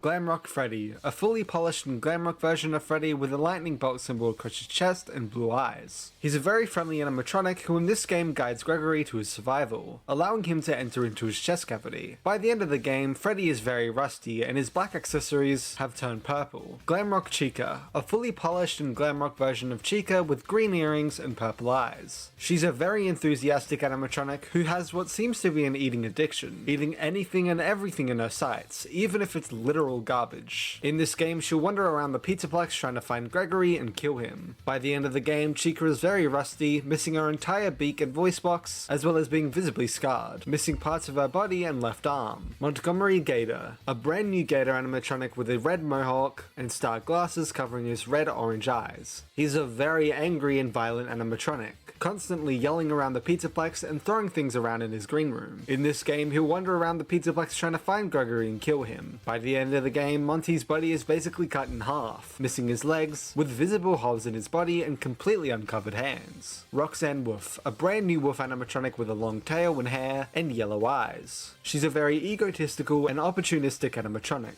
always calling herself the best and always wanting to win no matter what, as well as having a much sadder layer underneath, often crying when alone. In this game, she will wander around the Pizzaplex trying to find Gregory and kill him. By the end of the game, Roxy is entirely blind and her body has been ripped to pieces. She cries even more in this form, pleading for her eyes back. Daycare Attendant, a brand new Jester-esque animatronic with two different personalities, depending on the lights being on/off. Sun, the light and happy animatronic, almost fully yellow and orange, and Moon, the dark and evil animatronic, almost fully blue and grey. He's a very enthusiastic animatronic with a tendency to push things a little too far. In this game, he has his own battle section, as well as reappearing at the end of every hour to hunt Gregory and Freddy. DJ Music Man, a giant spider-like version of Music Man who wears giant headphones and a giant mouth. He's taking the role of the DJ within the Pizzaplex, and in this game he has his own boss battle. Wind Up Music Man, a rusty and small wind-up version of Music Man. In this game, he appears purely in the vent sections to chase Gregory. Glamrock Endoskeletons. Quite simply just the endoskeleton of the Glamrock animatronics that are then trained to become one of the animatronics if need be. Burn Trap. A rotten rabbit costume put over an endoskeleton with a corpse mix between. Interestingly enough, its model features multiple aspects from multiple characters throughout the franchise. In this game, it has a boss battle for one of the endings down in the pizza place, the Blob/Tangle, a giant amalgamation of random animatronic parts, wires, and possibly bodies with a Funtime Freddy head as its main head. In this game, it features before and after the boss battle and the Burn Trap ending down in the pizza place. Staff bots, a bunch of bots throughout the location with multiple personas, such as 1. Plain Staff Bot, 2. Mutt Bot, 3. Security Bot, 4. Map Bot, 5. Party Bot, 6. Alien Bot, 7. Driver Assistant Bot, 8. Comedy Bot, 9. Magician Bot, 10. Chef Bot, 11. Attendant Bot, 12. Nightmare Bot, 13. Sewer Bot, 14. Security Sewer Bot, 15. Staff Bot Family, featuring a magician, a nanny, a server, an attendant, and a headless bot, 16. Construction Bot, 17. Nanny Bot, 18. Server Bot 1, 19. Server Bot 2, 20. Instructor Bot, and 21. Shattered Staff Bot. Wet Floor Bots. Wet floor signs turn into turnable animatronics with eyes.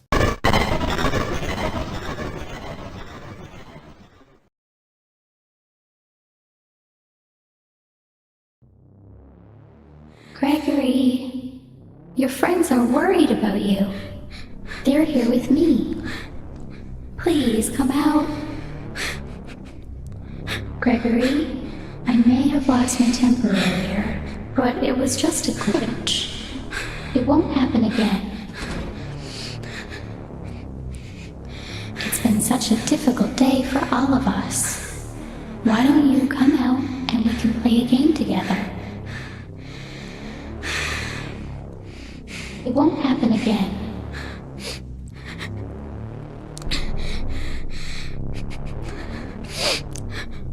It was just a glitch.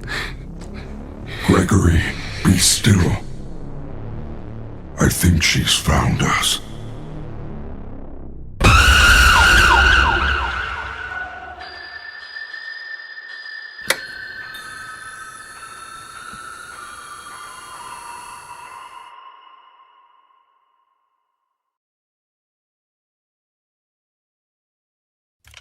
When I first found you, you were nothing. You were small, pathetic. But now, you are more. Are you ready?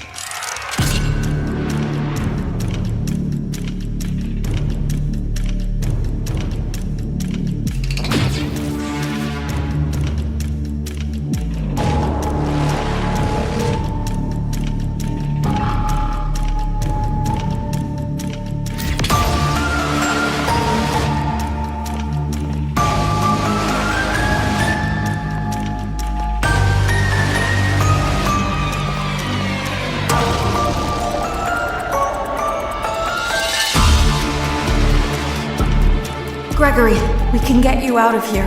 You and me together.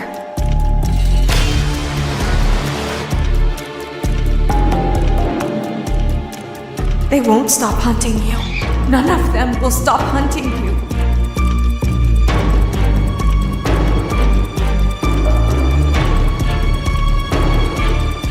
We have to get you out by morning. You will do as I say. You will bring me what I want. And if you fail me, then you will, both of you, burn!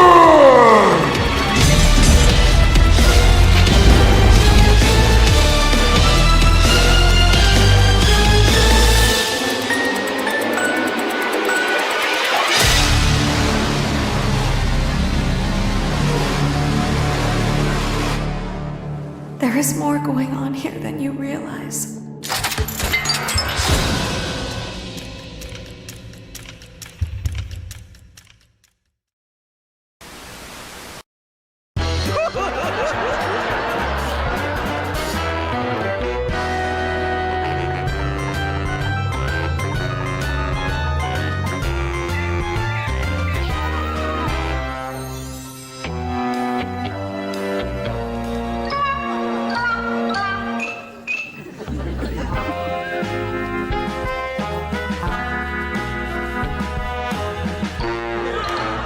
Want to join our band?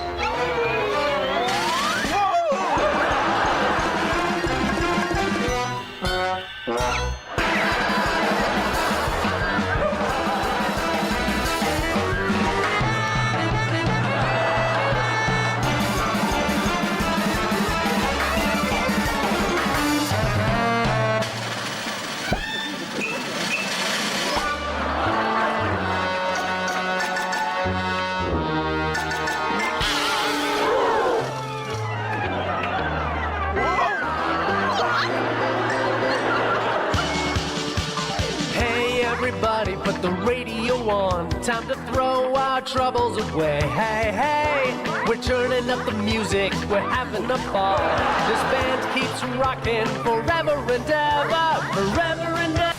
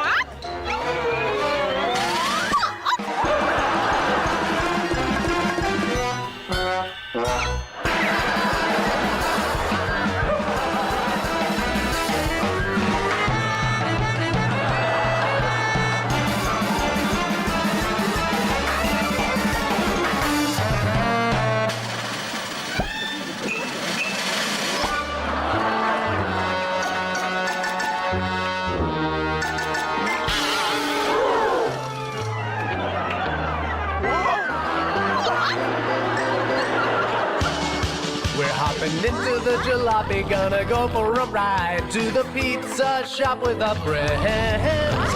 We're jumping and rocking till the sun goes down, and the moon is shining forever and ever, forever and ever.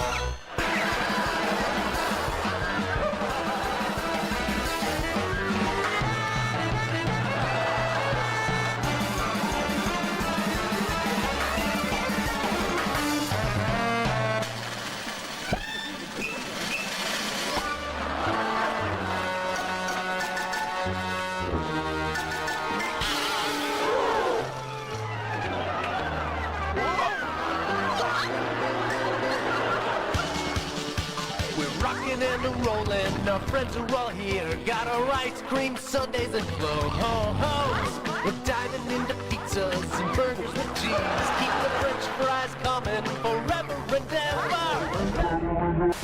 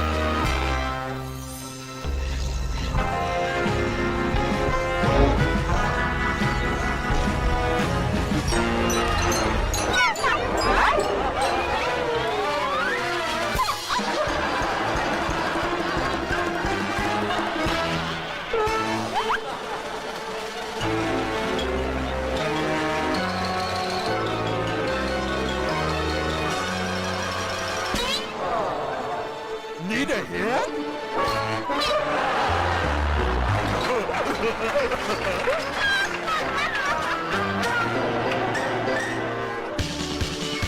We're bringing all our buddies, it's time for a jam. Gonna play till our worries are gone.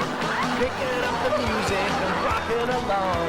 We just keep playing forever and ever, forever and ever and ever.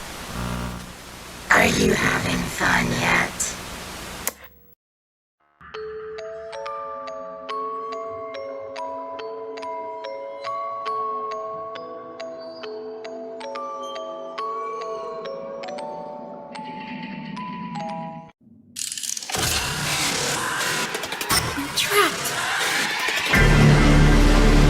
Ladies and gentlemen, thank you for visiting, and we hope you enjoyed the show. Freddy and the gang are pretty tired, but they'll be back again next week after a few days of scheduled maintenance.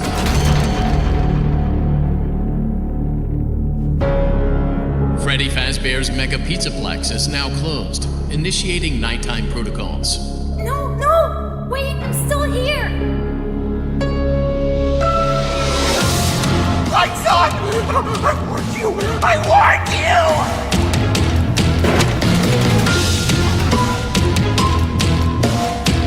Naughty boy.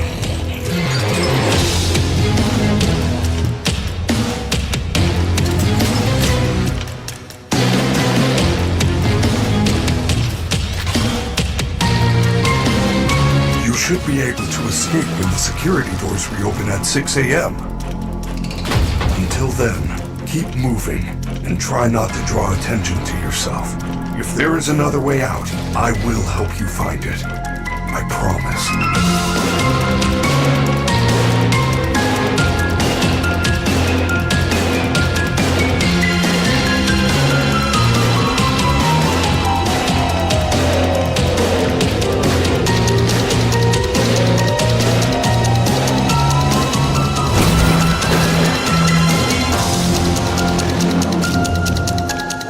Please make your way to the front of the building, where you will be given novelty glasses, a voucher for one free soda refill, and where you will sign a legal disclaimer releasing us of all liability for anything that might have happened during your visit.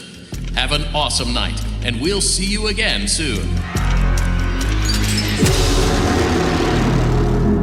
Would you like to take a short survey about your experience? Welcome to Exercise! Work off the calories while you eat. Sign up for a membership pass today. Super cool perks include discounts on pizza, nachos, fries, and cookies. Now that's the smell of fitness. Get your very own copy of Five Nights at Freddy's Security Breach.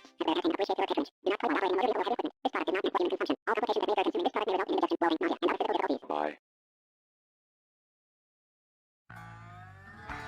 Welcome to Monty's Gator Golf, home of the Hurricane Hole-in-One. Get your very own copy of Five Nights at Freddy's Security Breach. Coming soon to Xbox.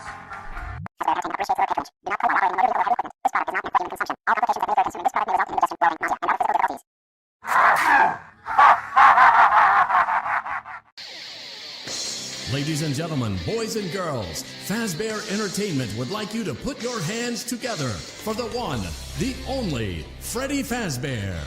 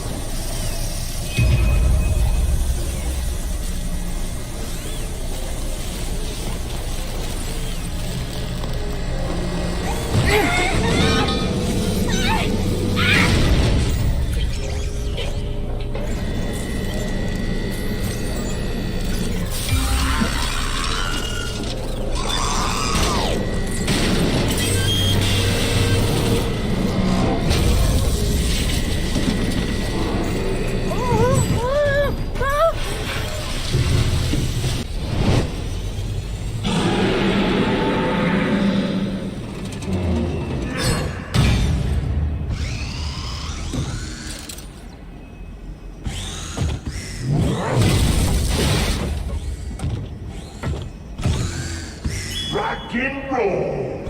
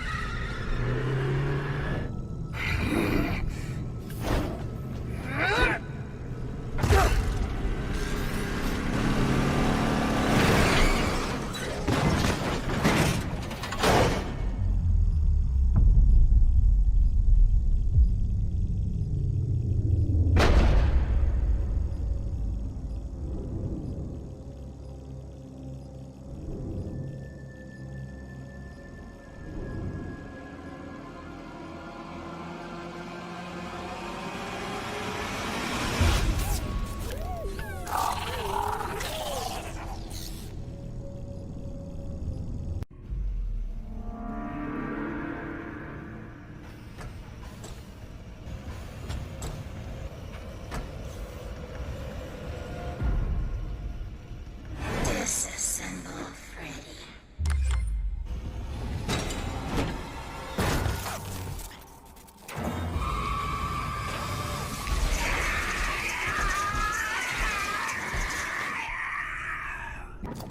Freddy, it's open, let's go! No, I cannot exit this facility. Of course you can! Come on, we can hide you somewhere. Without a recharge station, my systems would shut down within an hour. It is a safety precaution. It is My design. This is where I must stay. Do not return. It will never be safe. I will miss you. Freddy, if I leave now, nothing will change, will it? There will be more disappearances. Yes, I am afraid that is correct.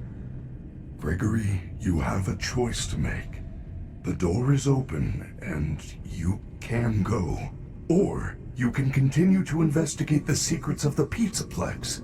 I feel there is something else going on besides Vanny.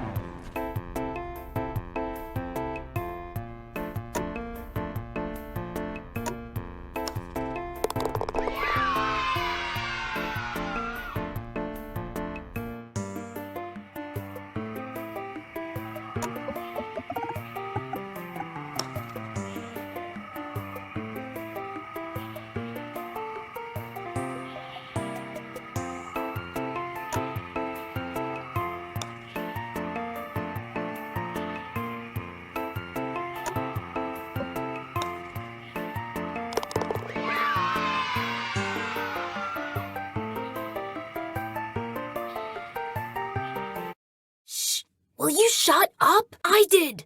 And down here. Okay, listen. You were sleeping, so I opened the stomach hatch and climbed inside. I'm Gregory. It's her. She cut you off. She's not going to let you call for help until she finds me. Shh! I hear footsteps! No! I don't trust her. I don't know who she is, but she's trying to get me. Isn't there some other way for you to communicate with me besides talking so loudly? What was that? It's pretty dark in there. The stupid door won't open. Okay, but you better be careful moving around. I don't want to be crushed and twisted into a meat pretzel. So, what is this place? Really? I can go on any attraction? She's down here. We have to go back. Don't worry about it. I'm fine. There's no time. I'm fine. I told you she was after me. Where are we? We can go anywhere in the building? I don't know if I can do this alone. It's Chica. Maybe I could distract her with something. Freddy, the power's only at 15% and they're pounding on the door. How am I gonna get out of here? No, wait, I'm still here. Now what am I supposed to do? This ticket doesn't even work. It says, good for entrance to the lobby shops. Upgrade options available at customer service. Also good for 1 free prize from Glamrock Gifts while supplies last. Freddy, I found the free gift. It's a crappy Mr. Hippo fridge magnet? Lame. It ate my pass! Freddy, I need your help. My ticket's still stuck. How am I supposed to upgrade my ticket if I can't hack this stupid thing? I should look around some more. Yes! The magnet scrambled the machine! Oh man, now it's some kind of daycare pass? What was that? Not the fountain.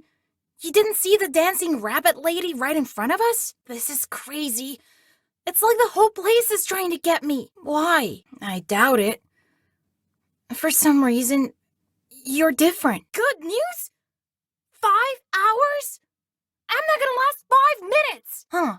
I wonder what's up there. Freddy said I should go downstairs to the kitchen or upstairs through El Chips to the fire escape. Freddy said I should go downstairs to the kitchen or upstairs to the price counter. Freddy, are you there? I'm trapped. Chica found me and there's only 1 security door. What? How is that supposed to help? Why won't she eat? I saw her eating out of a trash can earlier. I didn't think robots needed to eat. I found the loading dock, but there's nothing here. Freddy, the doors are all locked. I can't get out of here. Freddy, everything's locked. I can't get out of here. There are some big garage doors, but I don't see a way to get out. I think so. There's a funny locked box with a badge on it. Freddy, it's not opening. Locked again? Why does a pizza place need so much security? Yes, found it. No. Freddy, I don't know what happened. All I did was take the badge. Freddy, are you there? Freddy, I don't think I'm alone in here. Where does this vent go? I might be able to get through this vent, but I don't have anything to open it. Maybe there's something in all this junk that could help. I need to complete one of those attractions to get another one. I'm trapped. Freddy, help! The rabbit lady's found me. I can hear you. I'm on my way. Freddy, are you okay? Is there anything I can do? Of course I will. How do we get there? Okay. I'll do my best. Freddy said I can find a backstage pass around here somewhere. Got it! Now I should be able to find the lift controls. This is backstage? I guess it's why they keep the curtains closed. There's something else in here. What's this? It looks old. I can see you on the monitor. I didn't think you could stand up. Freddy, I see Roxy and Monty on the cameras. They're both coming to the office. Okay, but how do I get out of here? Freddy, you saved me. I'm so sorry. I couldn't find any lift controls. All I found was this disc thing. I better avoid that spotlight. Freddy said the booth is on the 3rd floor. Why are there so many security barriers now? What's with all the security barriers? That should do it. I hope Freddy's okay. I should get back to the stage right away. Oh no! What time is it? That moon thing's gonna get me! Oh crap! It's that horrible moon thing again! There, on the wall! The lift reset. I don't see a way to control it from here. Ugh! I hate that thing! It's a map of the utility tunnels. It looks like there's a security office nearby. If I can find another security badge, I can get into parts and service. It's blocked. I wonder if there's a way around. Not again! Oh crap! Hey, that wall just moved. So this is what you look like inside? Creepy. I like you better with your shell on. I think that endo moved. It's the security office. Should be one of those badge head things in here. Got it!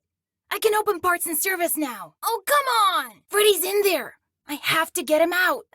Freddy, can you hear me? Great. How do I use it? There's so much tech stuff in here.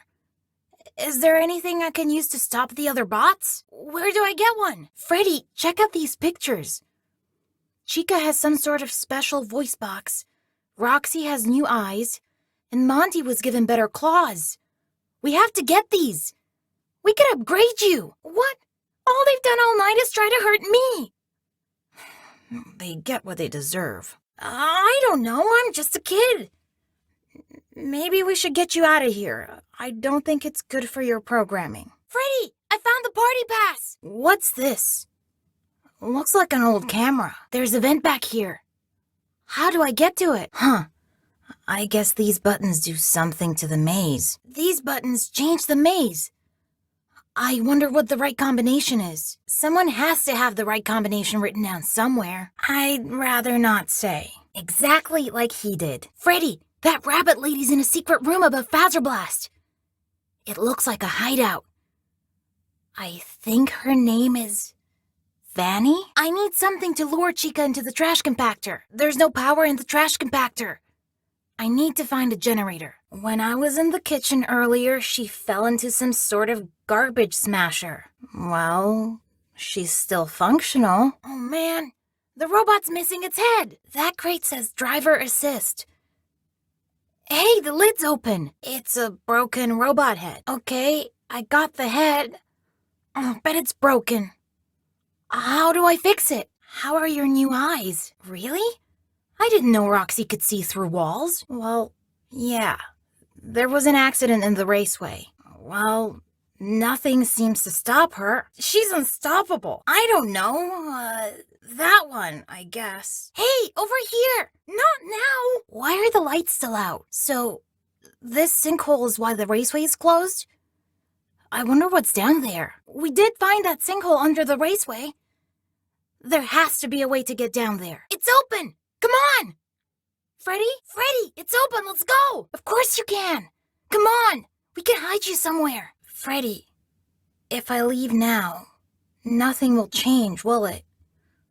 There will be more disappearances. Well, we saw her hideout, right? In Fazerblast?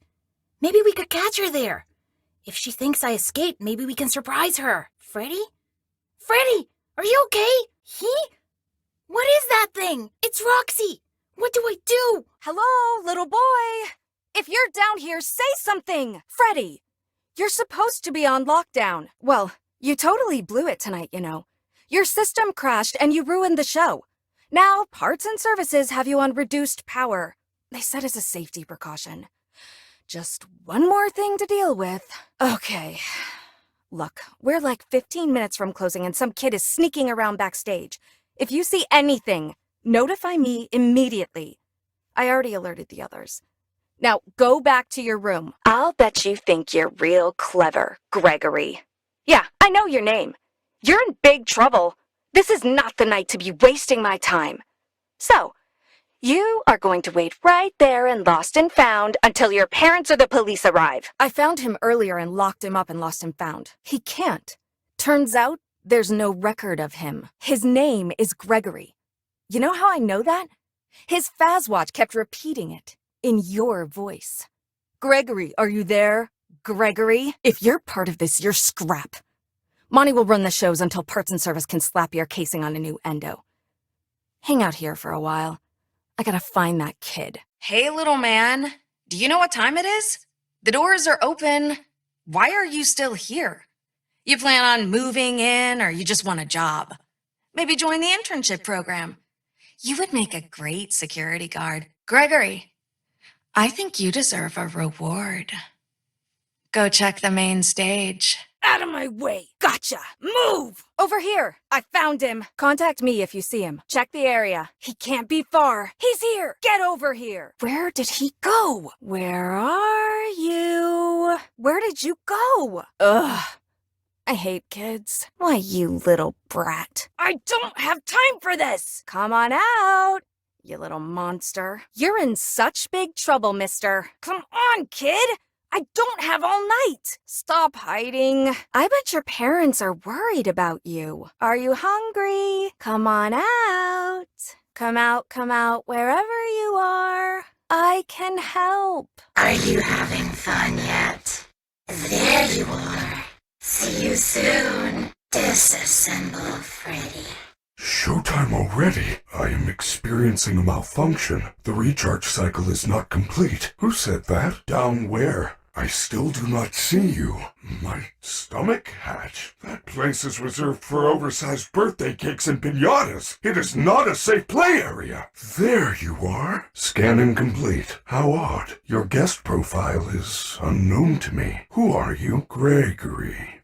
I will notify the main office. Connection error.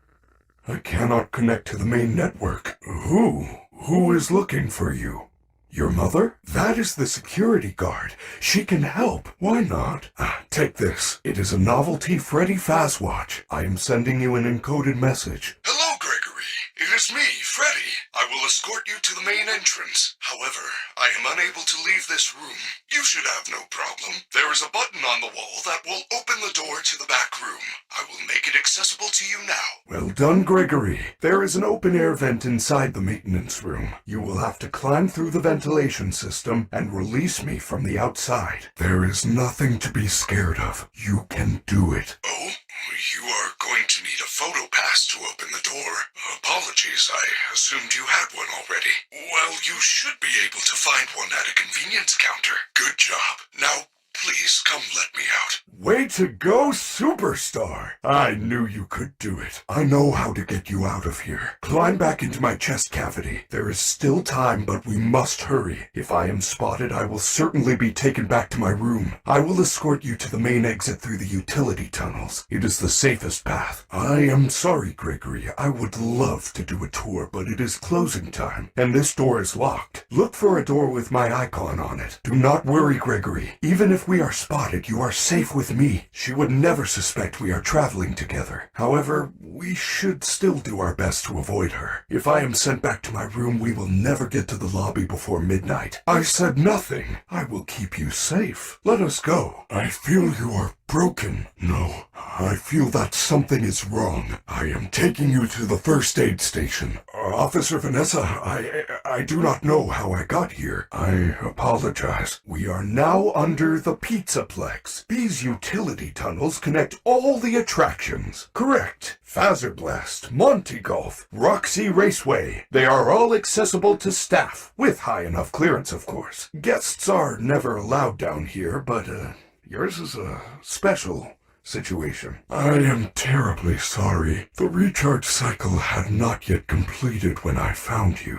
You must continue without me. I will guide you on your Fazwatch in case you get into any trouble. Well done, Gregory. You found a security office. You should be quite safe here. The doors were designed to keep our highly trained security staff safe in the event of an emergency, as long as the doors stay closed, which they will, as long as there is ample power. Do not panic. You should see an interface on the security desk. Activate it. Do not panic. You should see an interface on the security desk. Hold on while I make it accessible to you. There, you can now activate security protocols. Your Fazwatch is now connected to the security camera system. Check the map on your Fazwatch. Those boxes on your mini-map are nearby security cameras. When movement is detected by the camera's motion sensors, you should see red alert icons. Switch between the cameras to find a safe path out of the office and to the main lobby. How unfortunate, Gregory. You missed your chance. But there is still hope. You should be able to escape when the security doors reopen at 6 a.m. Until then, keep moving and try not to draw attention to yourself. If there is another way out, I will help you find it. I promise. These turnstiles require a complimentary Pizzaplex entry pass. There should be one located near the main entrance. Well done, superstar. You have accessed the lobby.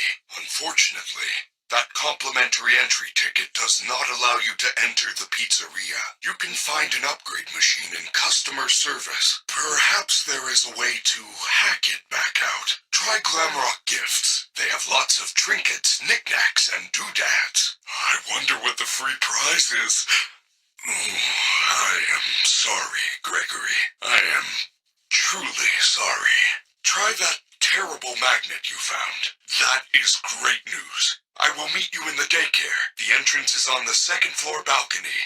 Gregory, I am unable to reach you. Check the daycare security desk for a security badge. Then let me in. Gregory, I do not know what you did, but the lights are out in the daycare. You need to find the emergency backup generators and turn them on. They are in the play structures. Gregory, jump in. We need to get out of here now. They have found you. Go upstairs, and do not worry. They cannot find you while we are together. We are almost out of time. We need to get to a recharge station immediately. Every hour the power is diverted to the recharge stations. When that happens, the lights go out. And when that happens, the daycare attendant is free to roam the building. It will find you. Gregory, where are you going? That is a fountain. A fountain is a decorative reservoir used for discharging water. No, I did not. There is no rabbit at the Mega Pizzaplex. Not anymore.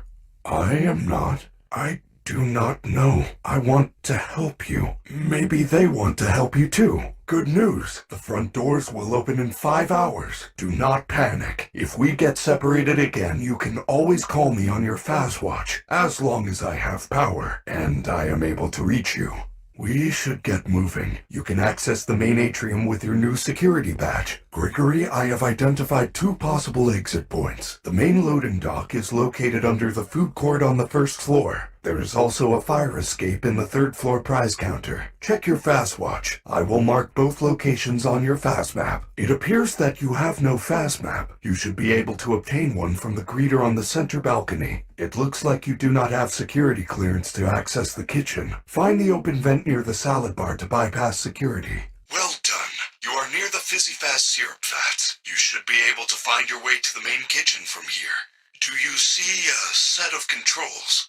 Those are the loading dock controls. Something is not right. Someone must have changed the permissions. You are going to need a much higher security level to get out that way. Come back to me right away.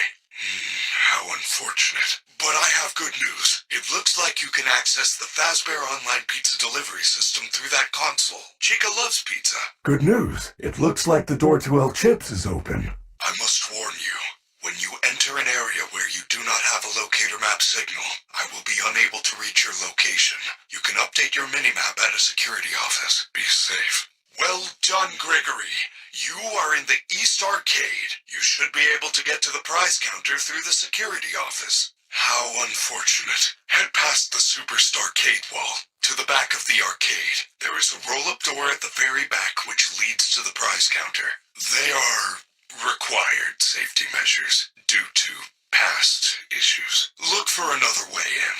Do not panic. That office is now on lockdown. I can deactivate the alarm, but it will take some time. All done. See? That was not so bad. If the path looks clear, head to the prize counter. Go to the back of the prize counter. The fire escape is in the VIP room. You found the fire escape. Unfortunately, I do not think there is a way to reach it without becoming a VIP. It is not a very good emergency system. You are lucky there is not a fire. I have lodged a formal complaint. Get to the elevator. Find a safe path on your Fazwatch. Gregory? If you get this message, come to the Roxy Raceway entrance, 2nd floor. I piled up some boxes so you can hop over the construction fence and find me. Someone is jamming my communication signal. Come to the Roxy Raceway. There you are. I was so worried.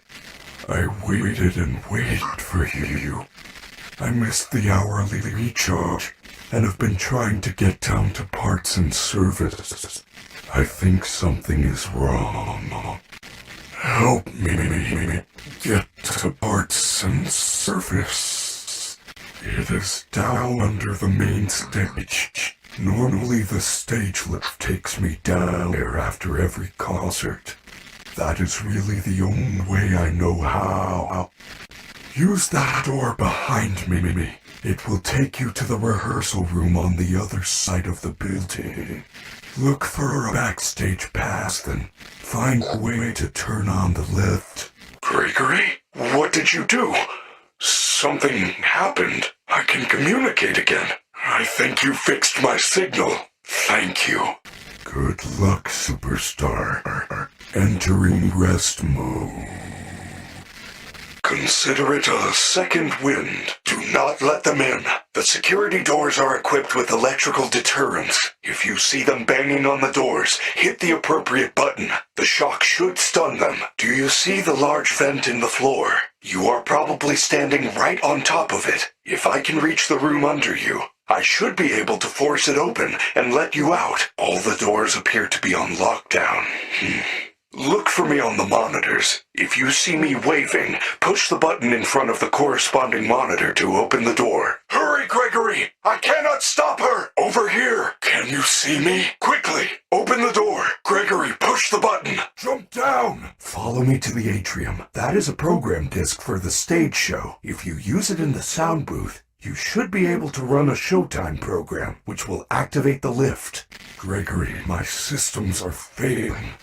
Go to the sound booth on the 3rd floor balcony. Run the performance program on that disc, then meet me back on the stage.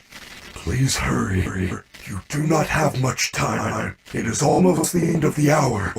I will wait here. Great job, superstar. Just push that button. The lift will take us down to parts and service. Quickly, get to the recharge station. Follow me. Use the console to let me out. I am sorry, Gregory. I am in no condition to carry you.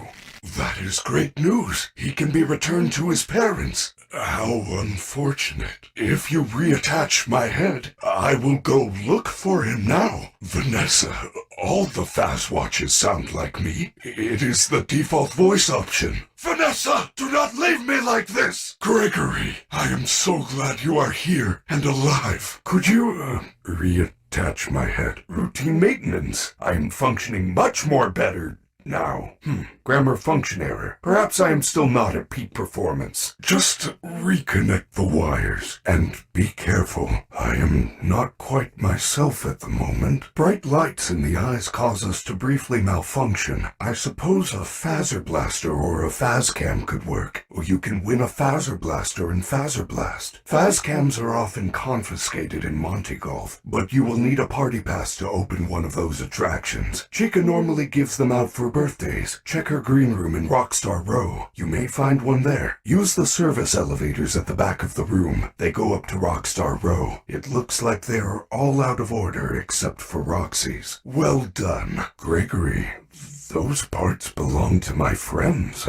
I would never do anything to hurt them. There must be a good explanation. They are not capable of hurting a guest. None of us are. It would go against our programming. I have never been allowed in here before. This must be where I was born. Look at all the endos. They are all the same. Have I always been a Freddy? Am I Monty with a different shell? What if I am not the first Glamrock Freddy? Are there more of me at other pizzerias? Do we all feel the same? Am I special? If I am mass-produced, am I still art? Quick, find a recharge station. You should be able to see their locations on the map. Gregory, that party pass is very special. It will let you into Phaser Blast or Monty Golf. However, it can only be used once. Just give it to a party bot. They usually stay in front of the attractions collecting party passes. If you have one, it will let you in. I have marked both locations on your map. Look for the security office in the back hallway. Since there is no flash photography allowed in Monty Golf, Fazcams are often confiscated here, mainly because they are only sold in Monty Golf. It is a very clever marketing plan. That is a Fazcam. If you are in trouble, use the camera flash to stun the other animatronics. Keep in mind that it will not work on Monty due to his sunglasses. Gregory, what are you doing? I cannot see. Why though? I am your friend. The security office is nearby. You might want to look around the office and see if there is a way to stop Monty from hunting you. Gregory, they know you are here. Get the security upgrade and get out. Gregory, I do not mean to be intrusive, but I read that message that you found in the security office. There may be a chance to stop Monty from hunting you. Monty loves hanging out on the catwalks. You can find the entrance in Mazercise. You need to find a Mazercise ticket to get into Mazercise. Check the area. You found the Mazercise ticket. Now you can enter Mazercise. So, there is a vent in this maze that leads to the Monty Golf catwalks. I believe there is a control panel for the maze around here somewhere. According to that message, one of the staff bots brought the key to the Superstar Theater. The entrance is located in the daycare. Calling all recruits. Phaser Blast is a high-intensity space combat simulation. Suit up and save the universe as you blast everyone and everything with high-tech laser effects. Blast strangers, blast your friends, beat the Superstar score, and get a free Phaser Blaster gun. Enlist now. Gregory, I'm not nearly that annoying, am I? Ah, Phaser Blast. Sport of Kings. You will need to win the game in order to receive your very own Phaser Blaster. Good luck. Shame on you, Gregory. We cannot enter together. That would be cheating. I am programmed not to cheat. Well done, Superstar. You won the Phaser Blaster. Now, go collect your prize from the Superstar Lounge. If you have not done so already, you should check the Phaser Blast office. Good job, Superstar. You got the Phaser Blaster, but you had to use your party pass. If you find the security office, I am sure you will find something that will help you. Vanny. It is very similar to Vanessa and also Bunny. That cannot be a coincidence. What amazing luck! You got an annual Bonnie Bowl Unlimited Pass. Free bowling for a whole year. Mega Pizzaplex entry not included. Shoe and ball rental fees still apply. Gregory, did you read that message? It said there is a bag of Monty Mystery Mix behind the bowling alley. Chica goes cuckoo for Monty Mystery Mix. I do not come up here anymore.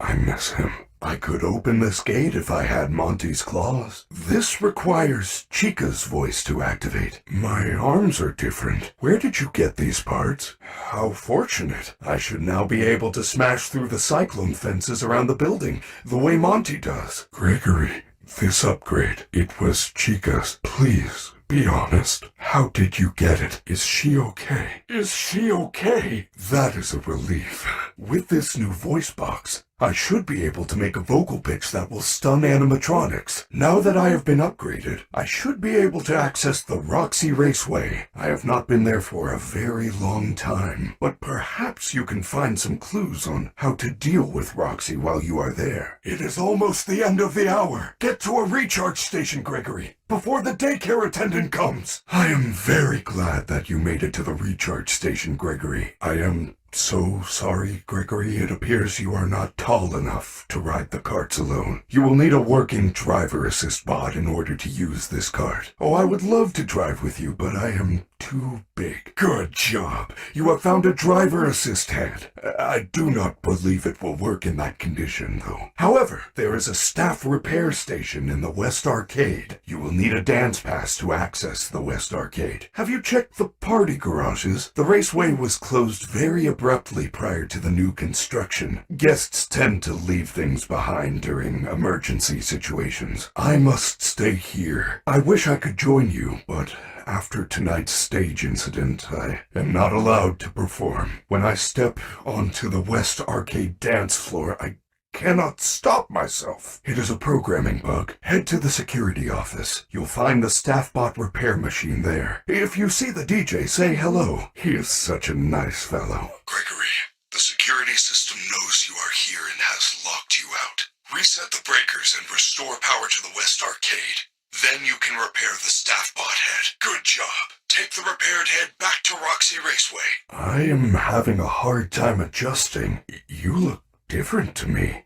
I can see movement through the walls. These are Roxy's eyes? Gregory, good news. It is almost 6 o'clock. You will be safe now if you find an exit. But hurry, the daycare attendant is loose one last time. These eyes are amazing. There are wondrous colors and objects I never knew existed. Nothing can hide from me now. Hey, superstars! It's me, Freddy! Welcome to the Mega Pizzaplex. Grab a jumbo slice of pepperoni and top it off with an ice-cold Fizzy Faz. Then enjoy our super games and attractions. Don't forget to stop by Rockstar Row and meet me in person. Have fun and have a Fazerific day. That was not me. That was a recording. I want to make sure you are not confused. No, I cannot exit this facility. Without a recharge station, my systems would shut down within an hour. It is a safety precaution. It is my design. This is where I must stay. Do not return. It will never be safe. I will miss you. Yes, I am afraid that is correct. Gregory, you have a choice to make. The door is open, and you can go. Or you can continue to investigate the secrets of the Pizzaplex. I feel there is something else going on besides Vanny. Gregory, you have a choice to make. The door is open, and you can go. Or you can continue to investigate the secrets of the Pizzaplex. I feel there is something else going on besides the dancing rabbit lady. You can still return here and leave later if you have second thoughts. There is also something strange happening in Fazerblast. I do not know what it is, but I can take you there if you wish to investigate. But here's another party pass I found. This should help you in your investigations. Gregory, are you sure? Some would call this a point of no return. You are staying? I am glad. Here, I found this party pass. There are areas we have not investigated. Lead the way, superstar. Gregory, please, we should stick together. Yes, come, let us end this. Come in, Gregory. Can you hear me? I still have a signal. Get to the Fazerblast booth.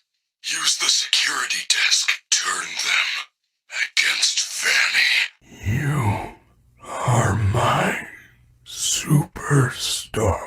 You sure collected a lot of toys. Perhaps we can do something to stop whatever is going on here. Gregory, be careful. This elevator does not appear to follow any safety protocols. I do not think it can survive more than one trip. Gregory, I have a bad feeling. I do not wish to go down there. If we do not expect to return. This is your decision. Are you ready? I know what this is. I have been here before. She brought me here.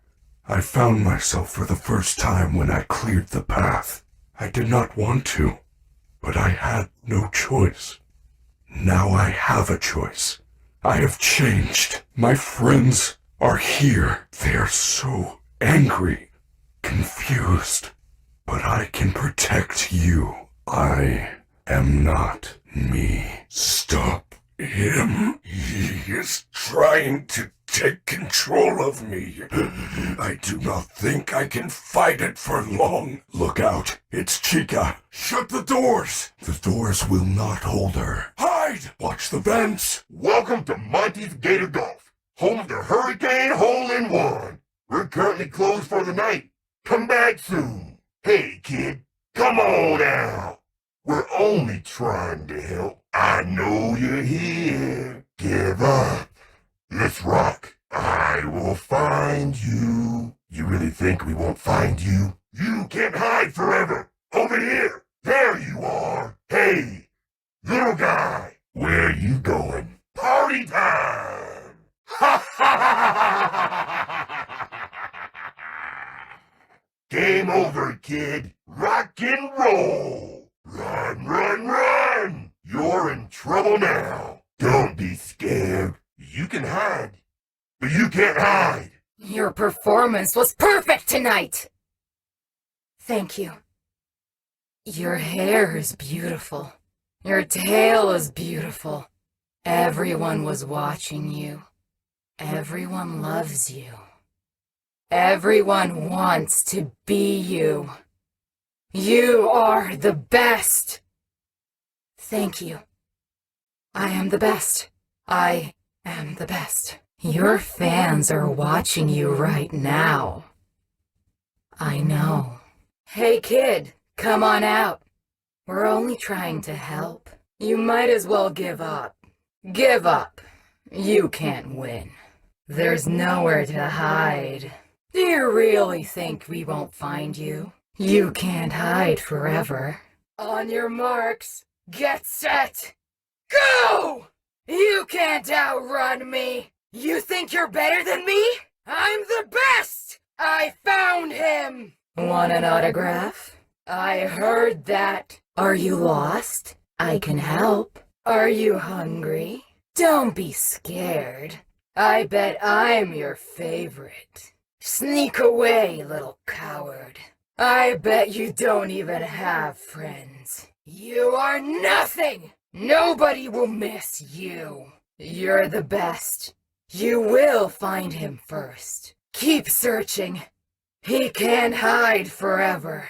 I'm not a loser. I know you're there. Why? Why? It's not your fault. That kid is just lucky. We should have found him by now. It's not fair. He must be cheating. Who's there? It's nothing. Don't get distracted. Freddy, get out of my room. Don't be a loser. Get back out there. Hey, I'm Roxanne Wolf. If you're looking for high-speed motor mayhem, Roxy Raceway is the place to be. Sign up today and be a winner. Nobody likes a loser. Roxy Raceway is closed for seasonal maintenance.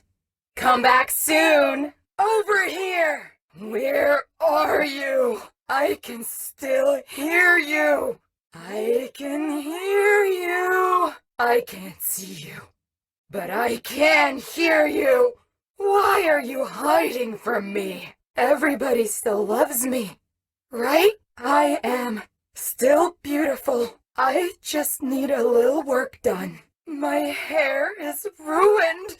Who's there? Welcome to Macercise. Work off the calories while you eat. Sign up for a membership pass today. Super cool perks include discounts on pizza, nachos, fries, and cookies.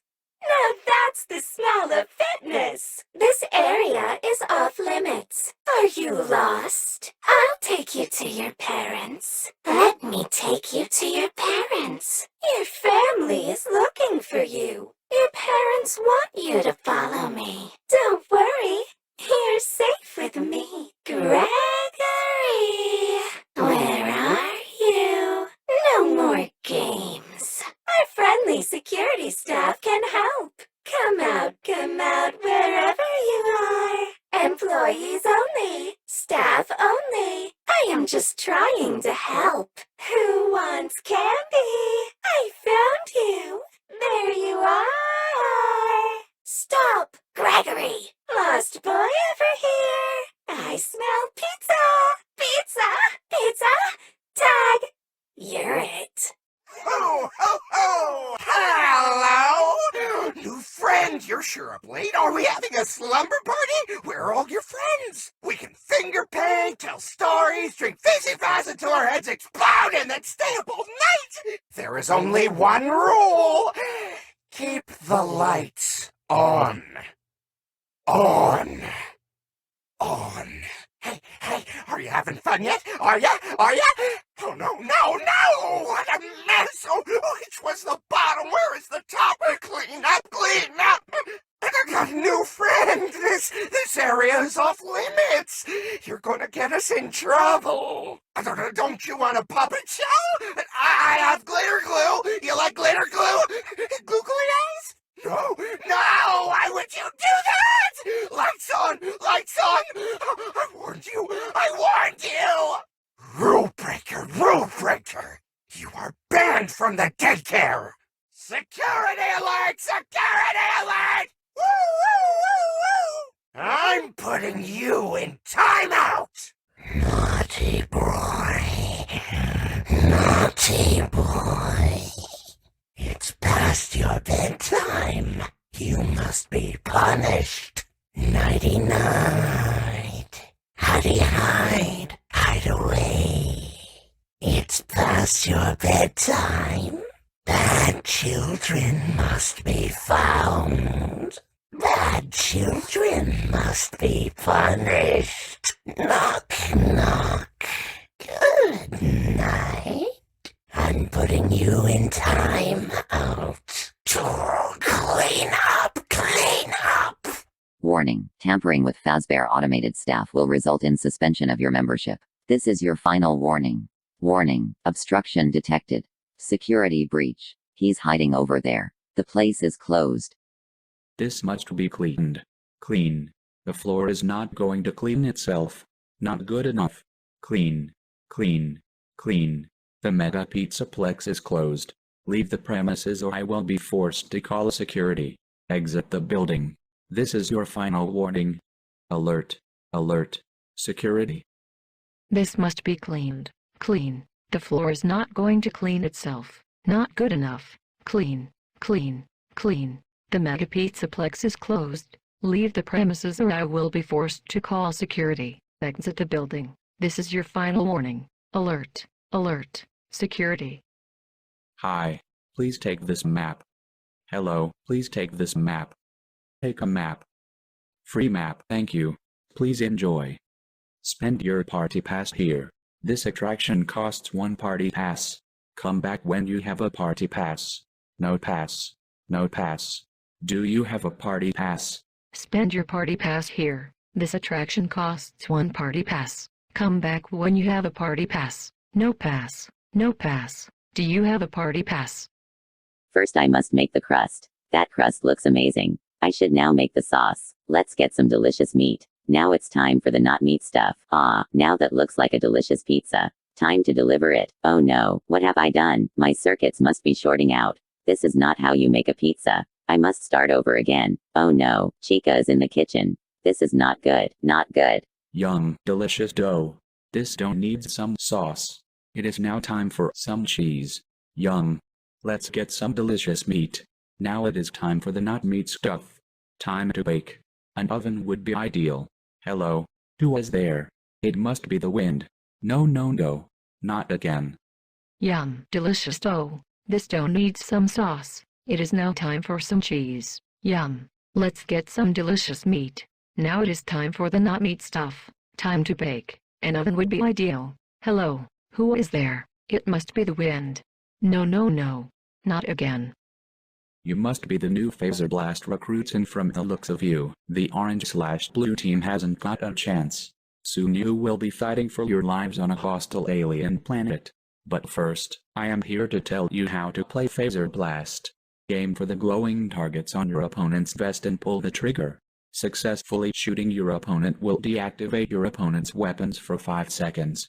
Based on the color of the target, you will receive between 1 to 100 points. There are 2 rules you must follow at all times. Rule number 1. No running. No climbing. No jumping. No hitting, kicking, pushing, shoving. No shooting Phase blasters in, near or close to other players' eyes. Being flashed in the eyes may induce seizures, blindness or semi-permanent paralysis. If you are flashed in the eyes, immediately flush your eyes with soap and water, then blink repeatedly until vision is restored. Rule number 2. Have fun. Do you want to hear the rules again? Warning. Phaser Blast is a high-energy space combat simulation. People with medical conditions are allowed to participate. My medical software makes me a qualified doctor, and I approve of this message.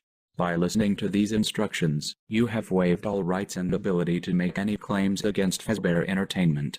Any accidents or injuries are your sole responsibility or a shared responsibility between you and any associated party involved in said incident. Now get in there and fight, fight, fight. Before you can enter the arena, you need to grab a helmet and Phase Blaster.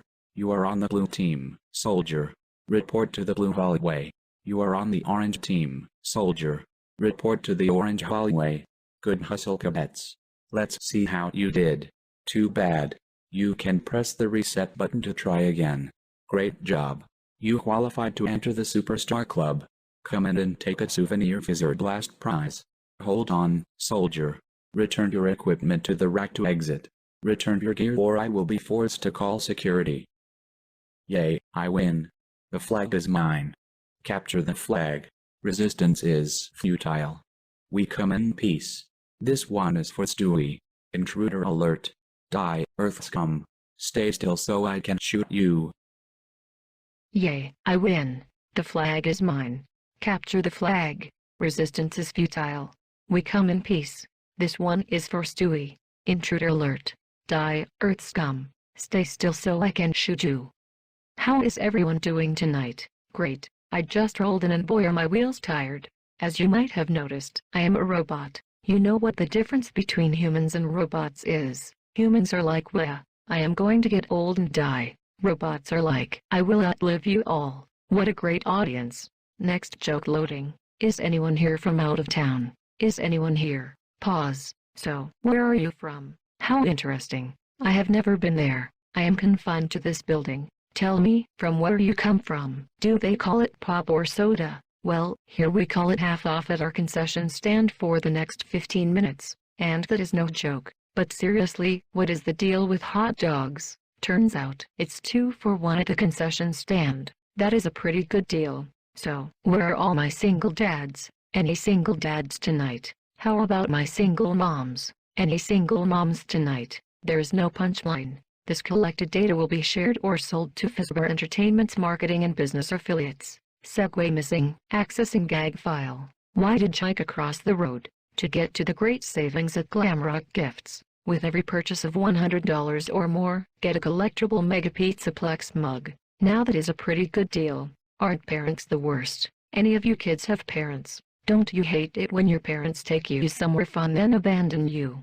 They are all like, I guess if I dump little Jeremy off at his favorite pizzeria before I move to Aruba, that makes me a good parent. Closing line. Did you ever notice how people are so obsessed with delicious mouth-watering pizza?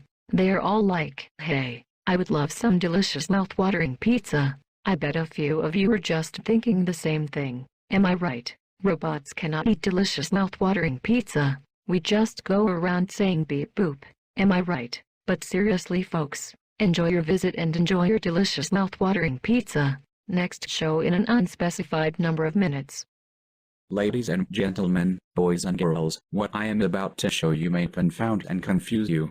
Some may become scared. Yet I implore you, do not be frightened by the mystical powers I possess. Do not fear the unknown. But be warned. The unknown is both dangerous and uncontrollable in the wrong hands.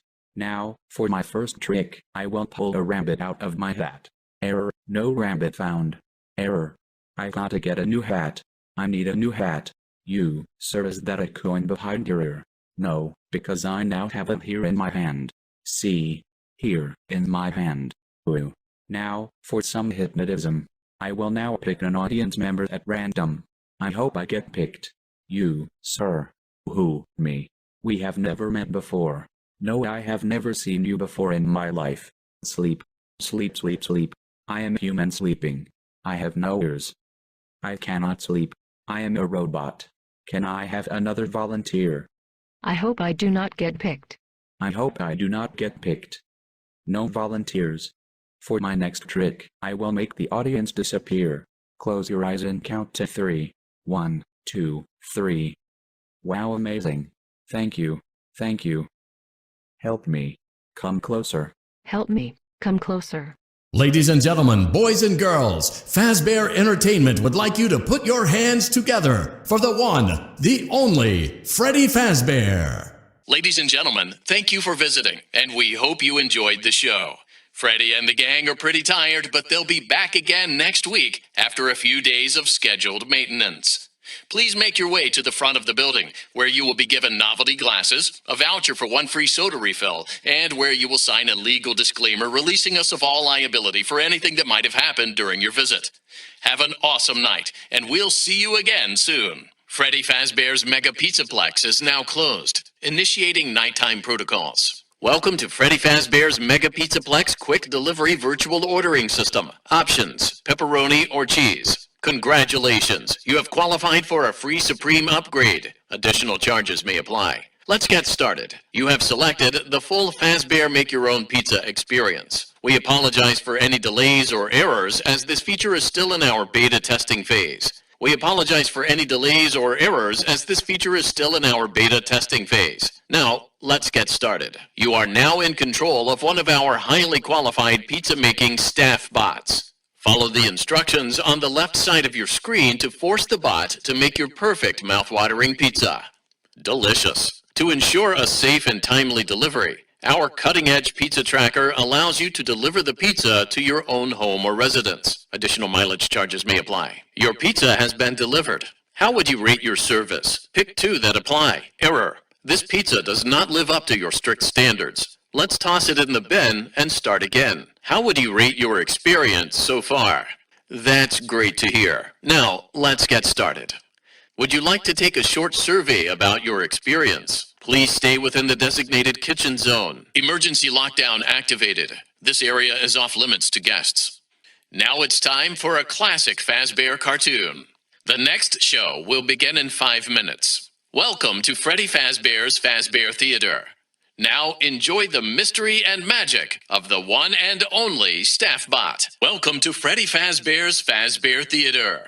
Now enjoy the comedy stylings of Staffbot. Please enter the protective cylinder to continue. In case of an emergency, the protective cylinder will protect important service personnel outside of the protective cylinder. Deactivating animatronic safety protocols now. It is recommended that no mistakes are made during the procedure. To reconnect Freddy's head, repeat the correct sequence by pressing the flashing connectors. Good job. Now use the testing console to run diagnostics and complete the procedure. Good job. Freddy is all patched up and ready for the big show. You may now exit the protective cylinder. Welcome to Parts and Service. Please select your desired procedure. Preparing for upgrade procedure. You may now enter the protective cylinder. Let's begin by opening the arm casing. Disconnect the colored cables to remove the old forearm. It is important that you match the pattern correctly. Great. Now place the new armature into the forearm casing. With the new armature inserted, reconnect the colored wires. Great job. Now close the casing. Well done. There is no need to perform the procedure on the other arm. The Auto Assist did it for you. To access the voice box, we must open Freddy's chest cavity. To unlock the chest cavity, remove Freddy's bow tie. Good job. Now remove the chest plate. Well done. Disconnect the throat wires to continue. Good job. Now connect the throat wires to the replacement voice box. Well done. Return the chest plate and firmly lock it down with the bow tie. Looking spiffy. Commence testing phase. Commence testing phase. Testing phase complete. Activating safety protocols. Let's begin by removing Freddy's face. Press Freddy's nose to remove skull housing. Carefully detach the ocular connectors. Good job. Now remove each eye from its respective socket. Great. Plug the replacement eyes into the open eye sockets. Well done. Reattach the ocular connector wires. It is time to close the faceplate. Well done. That concludes your parts and service visit. See you next time. You have captured the flag. Time to defend. You have successfully defended the station. Move on to the next one, Space Cadet. The alien hordes have destroyed the Earth. Thanks for playing, Space Cadet. Please head to the exits. To play again, hit the reset button in the entry airlock room. And don't forget to buy some Fazerfizz on the way out. You have defeated the alien army. Good job, Space Cadet. Proceed to the winner's elevator for your reward. The West Arcade was not shut down properly. Some data may be corrupted. Initializing startup sequence. Before proceeding, reset the audio manager circuit breaker located next to the dance floor. Great job. Safety protocols deactivated. Pram zapped. Brun DJ protocols. Reticulating splines. Please reset circuit breakers to all zones. 3 zones remain. Janitorial service. Karaoke. Arcade. 2 zones remain. 1 zone remains. Rerouting encryptions. Almost done. There is a software update available. Reset the final circuit breaker located at the south end of the arcade maintenance hallway. Unlocking maintenance door now. Well done. The arcade has successfully rebooted. Return to the security office. For your safety, please stay clear of the doors. Did you know that everyone loves pizza? Yes, it's true. Based on a double-blind study from a leading Fazbear publication and scientists, 100% of those questioned would choose pizza over any other food group, even people with wheat and dairy allergies. This has been another fun Faz fact. Did you know that bears like pizza sauce more than honey? It's true. Before their extinction, bears were known to attack pizza delivery trucks more than any other food service vehicles. This has been another fun Faz fact. Did you know that birthday wishes only come true at Freddy Fazbear's? It's true. Kids who have home birthdays have fewer friends and parents who don't love them. This has been another fun Faz fact. Fazbear Entertainment welcomes you to the greatest pizzeria in the world. Freddy Fazbear's Mega Pizzaplex. Wow. Carbonated pepperoni with a hint of cheese. Now that's what I call pizza. Roxy Raceway is closed for seasonal maintenance. Come back soon. You will be playing Base Attack. Capture the 3 enemy bases by defeating each guard and then pressing the button under the base flag. Your health points are displayed on your headset. Each time you are hit, you lose 1 health. Each time you capture a flag, you will regain health. If you lose all your health, you lose the game. Hello, Vanessa. How are you feeling today? You look a little tired. Well, it's been a while since we last spoke. How's your anxiety been? You did so well with your calming protocols when we first worked together. Are you still using those? Yes? Okay, good. Well, now I understand there's a new issue. It came on just recently, rather suddenly. Can you tell me about it? What issue? I've been doing my job. I come in and sit at my desk and do my work. Yes, of course you do. Your performance reviews are good. But a routine check of your online history has revealed that you've spent quite a bit of time with someone in an encrypted conversation. We have transcripts, and I've read them. But it's not clear what you're talking about in these conversations. I can't make sense of it. You must be getting something from these that I'm not getting, right? Who are you talking to in these? No one. Sometimes I talk with Lewis. He's in the marketing department. He's nice, I guess. Yes, I see Lewis here. But there's someone else. Good morning. Isn't it a pretty day? No? What's the matter? Oh, right. Too bright. I'll pull the shades. Better? When the shade's pulled, it feels like we're in a cubbyhole or a cave? Yeah? So you're not talking to me again today? This isn't all that productive, you know. Don't you think the sessions are more successful when you talk to me? You know, everyone associated with this company gets performance reviews, right? When my sessions don't get results, my reviews aren't very good. If you don't want to talk for your own sake, how about for mine? You don't want me to get in trouble, do you? I could be put in the corner for a timeout. Yeah, you think that's funny, huh?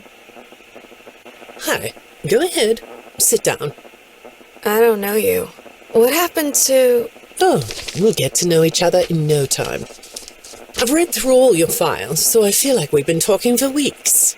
I feel like I know your dad, too. Bill, right? Your dad's name was Bill?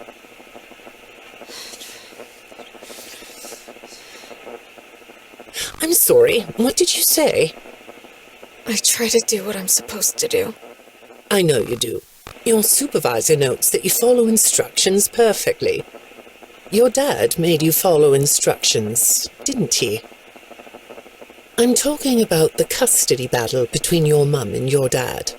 Your dad didn't play fair, did he? He used to make your mum look bad in court. I'm so sorry that happened to you. Do you want to talk about how that felt? I suppose I don't need you to tell me it felt bad to have a parent scare you into saying things that weren't true. He manipulated you. It wasn't your fault. It's really sad, but it's common for one parent to use their child to hurt the other parent. I know your mum after she lost the custody case. I was supposed to be a good girl. What happened to her had nothing to do with you, even though it was your testimony that did it. Was that testimony true? No, I didn't think so. But your dad is to blame, not you. You're not going to talk to me? No? What's the problem? Oh, the flowers? Yes, these are particularly fragrant today, aren't they? I'll move them. There. Now, let's see. What are you looking at? You're amazingly alert, aren't you? All right. Well, I'd like to have you tell me about yourself. But I can see that you're not going to do that. Or are you? All right then. If you aren't going to talk to me, I'll just go by these notes. You just sit there and be comfy. Or not. That chair doesn't really fit you, does it? Well, this won't take long. Let's see. Your previous counselor is no longer available. Does that bother you? No? You don't look surprised to see me sitting here instead of your last therapist. Well, then, let's get to it. I'll admit that some of what's in your file is a little surprising. Overall, you don't come across as a troublemaker, but if you read between the lines, it's clear that you have a little rebellious side, right? And I'm surprised by your knowledge of computers. You're something of a phenom. Do you know what that word means? It means you have unusual skill, like a hacker. I assume you know what a hacker is. Yes? Do you think of yourself as a hacker? Good morning, Vanessa. Let's jump right in, shall we? I got a message last night about you, and I have to be honest, it was upsetting. Apparently, the IT department has put together a pretty lengthy report chronicling non-job-related communications that have been coming to your computer. The fact that you're still doing something obviously not work-related on the job is disturbing enough, but what bothers me about what I read is that the messages you're getting seem very manipulative in nature. Do you know who I'm talking about? I get a lot of messages from friends. I like when Lewis writes to me. He's funny. I'm not talking about Lewis. You know who I'm talking about. Why won't you open up about it? What you might not know is that this person who's been sending you messages has been hacking into your personal files too. These are the same files I have here. These files are full of details about your life. Do you know what that means? I'm not in the tech department. I just type on the computers. I know that. But what matters here is that this person who is contacting you knows a lot about you. Lots of people know more than I do. Sometimes I need to listen. Good morning. It's good to meet you. I've read your file, so I'm up to speed on what you and your previous therapists have worked on. Sure, you can have a candy. I'll have one too. You look chill sitting there like that. Not a care in the world, huh? All right. Well, I'd like to start by talking about your parents. What happened to them and you was tragic. But when I looked through the notes, I didn't get a sense that you've processed that emotionally. When I read your account of what happened, it came across as, well, more of an objective rather than a subjective narrative. Oh, sorry. You don't know what that means, do you? What I mean is that the way you told the story is more like you were reading something from a book than you were talking about your own past. That makes me think you've cut yourself off from it. Is that right? Not sure?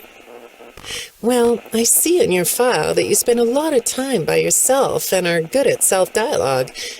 You know what I mean? Asking yourself questions and getting answers. So maybe you should ask yourself how you really feel about your past. Maybe you should give yourself a chance to really look at what happened and let yourself be upset about it, so you can let it go. Hi, Vanessa. Would you like a candy? Butterscotch today. No, thank you. Those have 35 calories apiece. Well, they taste good to me. Okay, I thought we could do something today that will help us get to know one another better. It looks like you've never taken an ink blot test, right? No? Okay. Then I'm going to show you some ink blots, like this one. And I want you to tell me the first thing it makes you think of. Here we go. What do you see here? A treehouse. It does look sort of like a treehouse, doesn't it? Do you like treehouses? I like to sit outside and read. That's good. Now, what about this one? A beetle. Really? Looks like a face to me. That's very interesting. Have you thought more about what we talked about? In our last session, you told me you were sad and scared about what happened to you. I suggested you write down exactly what made you so sad and scared. Did you do that? You know, I work with people of all ages, from little kids to the very elderly, and everyone reacts to tragedy differently. Tragedy always leads to a feeling of loss. It's a hole that feels funny, right? Yeah.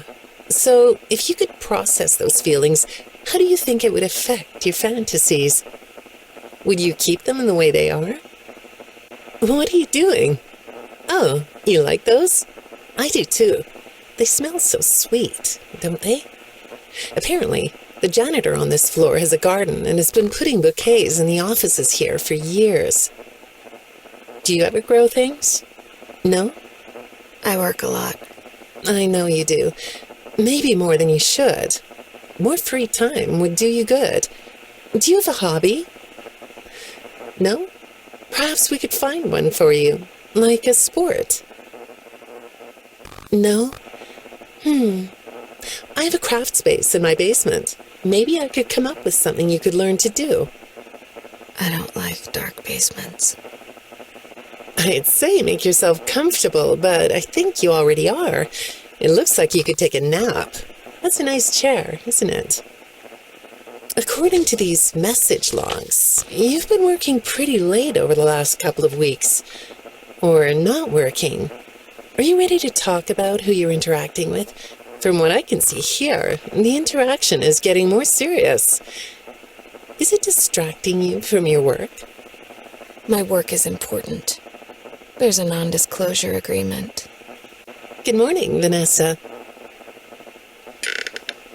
Well, I can't blame you for looking out the window instead of listening to me. It's a gorgeous day, isn't it? I like the blue sky. So do I. Now, let's see what we can get done on this nice sunny day. Okay, here we go. I know part of your job requires you to do online searches, but a routine audit of your search history has revealed that you're doing a little private searching on company time. Is that right? I get breaks. That's true. So, on your breaks, it looks like you were shopping for a costume. You purchased some fake fur material. What are you going to make? What was that? Did you say the costume is a secret? Why is that? I can't talk about this. He said he would always be watching. He could be here, or there, or anywhere in between. Are you talking about your dad? Have those feelings come up again? I hate sounding like a broken record, but this is something you really need to resolve if you're ever going to be happy. I have. I compartmentalized him. He's locked away. No, that's not what I mean. You can't just ignore an issue. You have to face your memory of the experiences and process them so you can let it go. So you don't get triggered anymore. You can use a sort of self-dialogue to release these things. I don't like doing that. Well, okay. We'll get back to that. I'd really like to know something about this costume. What's it for?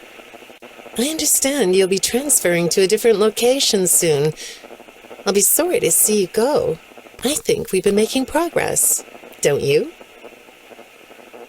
You can request to come back and speak with me more on your own time, though. Did you know that? Our sessions don't have to be company mandated. I have all sorts of clients, Vanessa. I don't just work with corporations. I work with individuals and small groups. I even work in schools. I'm wherever I'm needed. I'm needed somewhere else now. Thank you. When I'm getting to know a new client, I like to start by finding out directly from them what they like to do. How do you spend all the time you have? Nothing. Well, how do you feel about sports? You like sports? Yeah? No? Oh, I get it. You like to watch them, but not play them. You like being inside, don't you? I get that. Lots of weird stuff outdoors, isn't there? Yeah, I understand. Well, I hate to do this right off the bat, but I've been directed to ask you about this. Apparently, I'm the 4th therapist you've had. And apparently, all 3 of your former therapists have gone missing. Or 2 of them are missing. I don't want to scare you, but I have to tell you that one of them was found dead. That doesn't seem to upset you. Well, then I guess I'll go ahead and tell you that the woman's body was pretty messed up. It looked like it was mangled by machinery. That doesn't bother you either? It's all pretty strange, I think.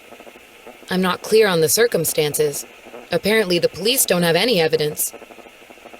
How does all of this make you feel? Maybe I should be watching my back. Yeah, that's funny, isn't it? Okay, shall we move on to something lighter? Do you know a place called Freddy Fazbear's Mega Pizzaplex? I'll take your silence as a yes. And besides, I know you know it, because the technicians who work for Pizzaplex know you.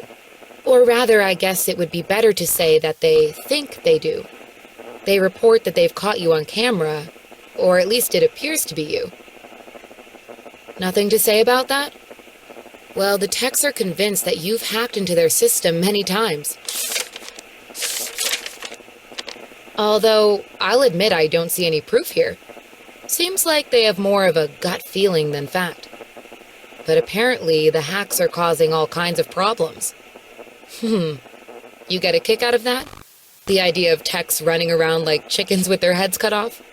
Yeah, that's a funny image, isn't it? But seriously, I have to say that I think it's weird that you'd spend so much time in such a busy, social place. You seem like more of a loner to me. Lots of time by yourself instead of with friends. Lots of time talking to yourself. Right? Is it the electronics you like? I saw in your file that you have developed software programs that talk to you in repeat phrases, right? The program asks you questions and prompts you for responses. It's kind of like your own self-therapy, isn't it? Another way of talking to yourself to work things out, right? When I saw some of your recent encrypted conversation logs, that's what I thought I was looking at. It felt like I was watching someone go back and forth in their own head. But the techs found something that's different than that. When I read what they found, at first, I thought I was looking at more examples of you just talking with yourself. Then I realized it was different. When I study this, it sounds like there is someone else responding to you. Who is it? I saw some inkblot test results in your file. I like inkblot tests. You want to do one? Yes? Okay. How about this one? What do you see? What? You want to hold it? Okay.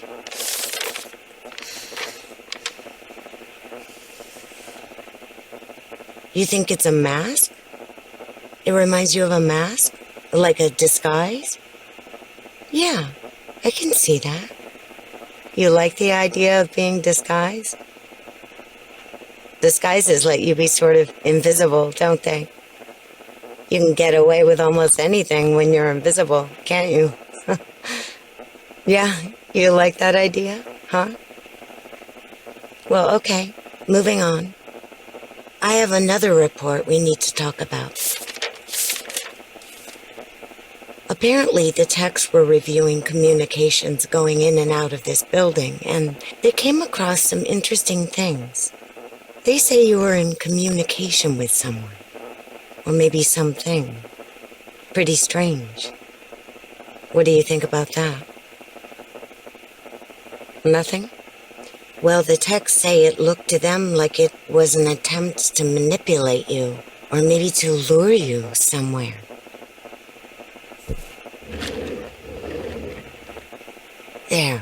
That's better.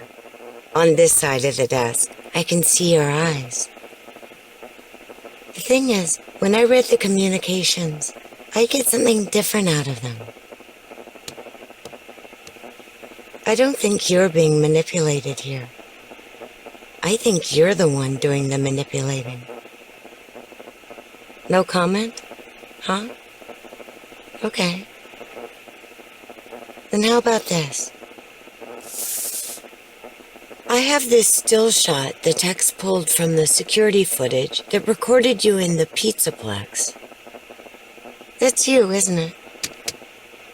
I know this image is distorted, but I think it looks like you. And you're not alone here. You're talking to someone. Or something. It's hard to tell. What are those things? They almost look like rabbit ears. What? You find that amusing? Well, I guess it is. I got another message from the techs at the Pizzaplex. I'm afraid it's about you again. The techs have been struggling to fix some serious glitches with the robots. I'm not sure what exactly is wrong, except that it's making the robots more eerie than entertaining. You like that? Eerie instead of entertaining? Thanks, but it's really not that funny. Apparently, the glitch extended beyond the robots. It went system-wide. It began infecting all the machines, and when the techs traced the glitch back to its origin, it led them to you. I'm not going to pretend to understand everything I'm reading here, but what I get is that the system-wide glitch was like a cascade that was broadcasting a very dangerous message. While the techs were trying to reprogram the system to remove the glitch, the source of the glitch shifted. You'll have to excuse me, I'm not all that familiar with computer programming, so I might get this wrong, but what I understand is that the glitch stopped being a glitch and turned into an intentional set of subroutines that were aimed at creating the same thing the glitch created. Those subroutines seem to have come from you. Can you explain that? Listen, I'm on your side here. Our sessions are just between you and me. The techs can't prove what they think, so you're not in trouble. I just thought you could tell me what you're trying to do. Maybe if we could get to the bottom of that, it could help you. What do you think? Still not talking? All right. Well, then let's do this. Why don't we talk about the research I did in your past, shall we? Some therapists think they should only focus on information they get from their clients, but some therapists, like me, think it's helpful to find out about clients from other sources. Want to guess what I found out when I looked into the tragedy of your past? All that stuff about your parents? You aren't even going to look at me? Fine. You can look at the floor all you want. But it won't change the fact that none of what you said in your file about your parents was true. The truth is, you had great parents, a great childhood. Why did you lie? Look at me. Tell me why you lied. You... Well, I can understand why you might feel angry about the way I just confronted you. Why don't we come back to this another day? You're shaking your head as though that's not going to happen.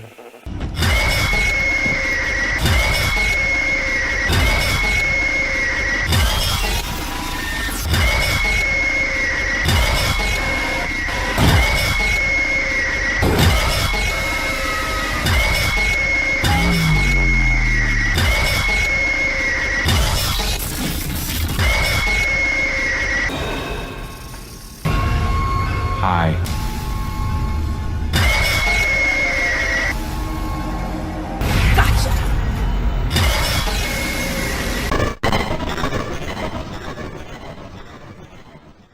Throughout the Mega Pizzaplex, there are a ton of arcade cabinets, including ones that reference previous FNAF books, such as Fetch or characters from the novel trilogy, and others that reference games from the Fazbear Fanverse initiative, such as Ignited Freddy. Within Rockstar Row, there are display cases that show off some items and pieces from previous FNAF games, such as the purple phone from FNAF 4, the cupcake from the first game, etc. While exploring the Pizzaplex, you may also find some of the levels from Help Wanted recreated in the real world, such as Build-A-Mangle, the Plush Babies level, etc. There's also a bunch of hideouts to find in the Pizzaplex, as if someone has been hiding throughout. Along with the hideouts, there's also a ton of Nightmare On plushies hiding throughout the Pizzaplex. There's a random hidden Funtime Foxy plushie within Roxanne Wolf's green room. There are also hidden messages on the whiteboards throughout the Pizzaplex, detailing a few parties in the Pizzaplex schedules. On Vanny and the daycare attendant, there are handprints hidden on their bodies, as if someone has been captured and tried to escape both. In the parts and service area, there's cages holding some of the Glamrock endoskeletons and a set of lights, some off and some on, translating to AI in Morse code. Inside of the cupcake shop, the cupcake watches you as you walk around. There's also a reference to Give Gifts, Give Life minigame for FNAF 2, being mimicked by the staff bots. Reminder, these sections are speculation and mainly detailing what I personally believe. The unbiased sections are later in the video. Keep an open mind when theorizing. This game spawned so many theories from the community with the pros and cons listed, such as Gregory is a robot. A theory spawned mostly from the weird visual mechanics that occur when Vanny is near us, that Glamrock Freddy calls Gregory broken instead of the cut dialogue just saying that he's bleeding, as well as Gregory seemingly being homeless, possibly hinting towards him being a broken robot that after escaping the Pizzaplex has nowhere else to go because he doesn't know any actual humans. This theory mainly comes from the fact that we didn't know too much about Gregory. However, later we learned that he actually consistently went to school and had a good childhood, as the therapists confirm. So the likelihood of Gregory being a robot is lowered quite a lot. Also, the fact that Burntrap didn't try and control Gregory and instead controlled Glamrock Freddy to turn against Gregory is quite telling too. Think of it, if Gregory was a robot, why not take him over instead, and just get him to stop his mission of stopping you? Just food for thought. Vanny and Vanessa are different people. A theory that spawned from the rooftop ending showing Vanny dying, revealing Vanessa underneath, but then later showing Vanessa on top of the roof looking down at her body. Another point was the VR sisters in Fury's Rage. Apparently new characters never seen before that's foreshadowing the twist that they're separate. This has multiple cons however, as not only did the ending get confirmed to be a fake ending in Ruin, but the VR sisters aren't actually new characters and instead variants of the Arcade Mayhem Chica skins. Look closely, they have beaks, much like how the other characters are just variants of characters/skins from past games. The Afton family rebuilt. A theory that the Afton family has basically returned in this game. William as Glitchtrap and Burntrap, Crying Child rebuilt as Gregory with his visual similarities, Elizabeth rebuilt as Vanessa, siding with their father and having a bad childhood, etc., and possibly Michael possessing Glamrock Freddy, as it would fit the pattern. It would mean that he's basically protecting his brother, which would make sense considering he's the only Glamrock helping Gregory. Although, as I mentioned earlier, Gregory had a good childhood, which William Afton would not provide judging by every other child of his, and every other continuity showcasing that he wouldn't. Then Vanessa, whose connections to Elizabeth seem to be answered in the FNAF movie, with it being revealed that Vanessa is literally just an Afton, and William's daughter, which is actually possible to fit into the game's timeline too.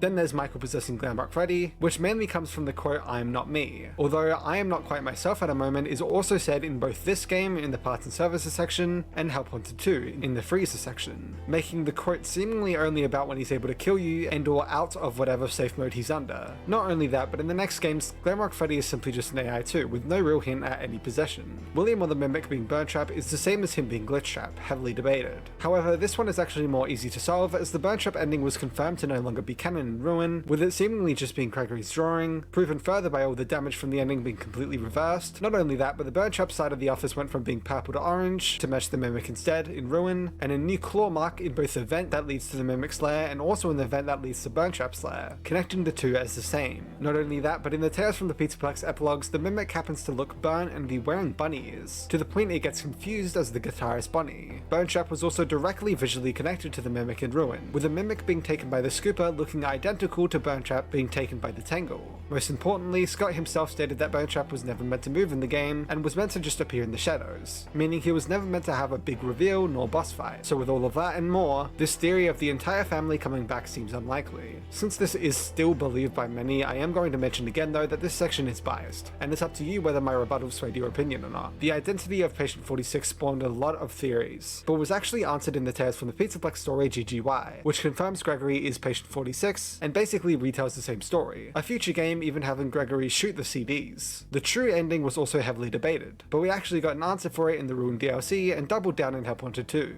the canon ending being the Princess Quest ending. Also, a neat seemingly confirmed lore detail is the order of the original missing children, as there's a board with some balloons on it that are specifically coloured the same as the original animatronics, and the previous games give us some more definitive proof, with Chica being the first, confirmed in Ultimate Custom Night, Bonnie the purple 2, Freddy as seen in Help Wanted as being the third to be stuffed, Foxy the red 4, and Golden Freddy the gold 5.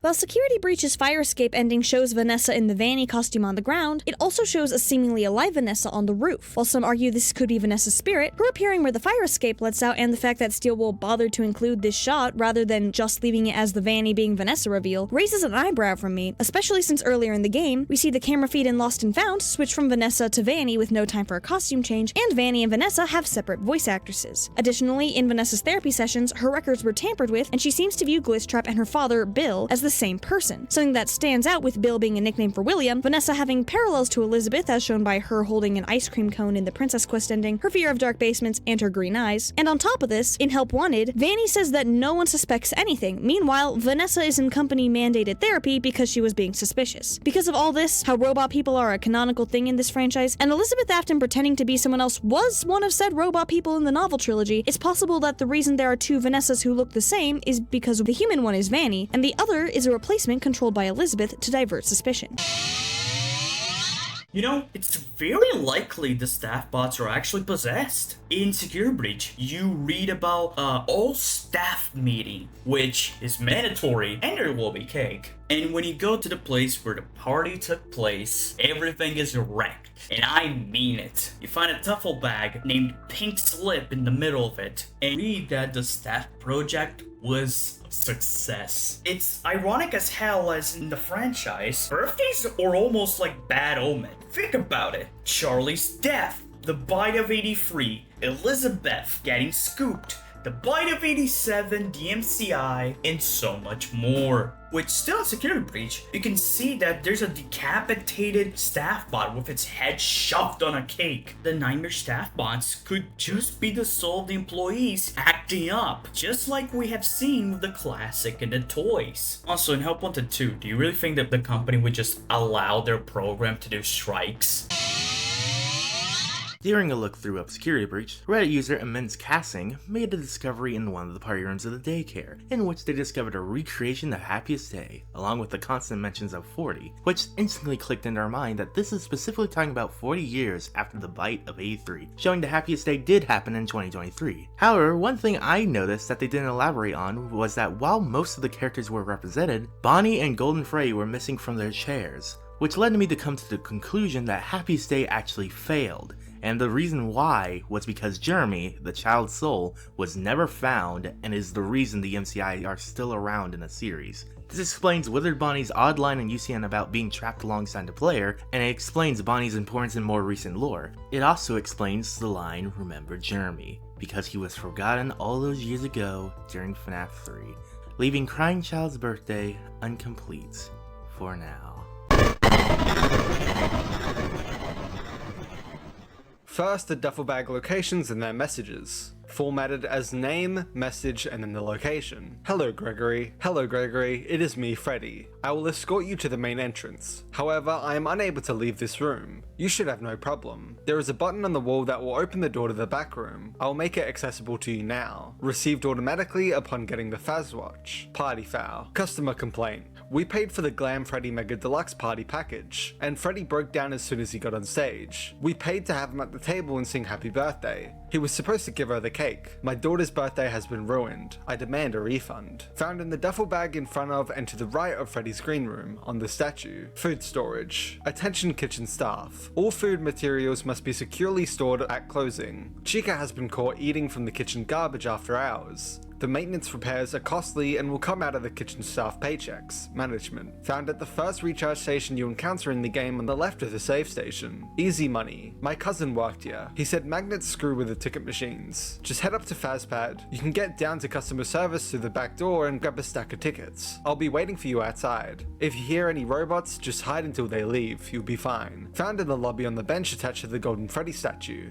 AC inspection. Thank you for contacting low-budget building contractors. We have done a preliminary inspection and find nothing wrong with your ventilation system. The loud clanging, banging, and scraping noises, which were reported, don't seem to be reproducible. Call us if it happens again. Invoice attached. Keith. Found on the second floor of the lobby at the back of the Fazpad. Hi Dave. Customer complaint. You should fire Dave. He sucks. Found at the end of the room surrounded by lockers on the first floor of the lobby under Fazpad. Night terrors. Customer complaint. My son never had sleeping problems, but after spending an evening in the daycare, he refuses to sleep with the lights out anymore. He just cries and cries. And then when I do let him keep the lights on, he wets the bed. Found in the second bathroom when heading towards the daycare from the lobby. Drink Fizzy Faz. Copy for approval. Hey kids, do you like Fizzy Faz? Think you can drink every flavor of Fizzy Faz in one day? Take the Superstar Challenge. Grape, lemonade, cherry. Your Fazwatch keeps track of all your purchases. Drink them all. Be first, be the raddest kid on your block. Found on the way to the security office containing the pizza delivery minigame in one of the offices that you rushed through. Stolen property. Security report. Well, somehow someone broke into a Rockstar Row display case and stole the wind-up Toy Music Man prototypes. The case was smashed, and there's glass on the floor but no sign of a break-in. Nothing else seems to be missing. I have absolutely no idea how they got in the building, and there's nothing on the security footage. Now what should I do? Should I call the police and report a break-in? Vanessa. Found on the left when exiting the Glamrock Endoskeleton section. In the hallway opposite of the save station. Understudy. Management report. With Bonnie out of commission, we are making Monty the new bass player. Parts and service has already done the proper adjustments. This could be a good thing. Monty could be even more popular than Bonnie. Found behind the stairs in the rehearsal room. False alarm. Security report. A local police officer came by tonight. He said he was responding to an emergency call from someone inside the Pizzaplex. There is no way that is possible. I was the only one here and I certainly didn't make any outside calls. He wanted to look around, but I sent him away. Just another prank call. Vanessa. Found in the lobby, when at the Golden Freddy statue, turn right and go into the room on the right next to the gates, behind the maze. Maintenance report, I still can't find out what's making all the clanging noise in the AC system. This is the 5th visit this week. If I could reach that stupid vent behind the exercise maze room, I could get to the catwalks over Gator Golf and take a look. Maybe someone who works in Mazercise knows how. Found within the security office in Monty Golf. You'll find this by just doing normal gameplay. Chica report.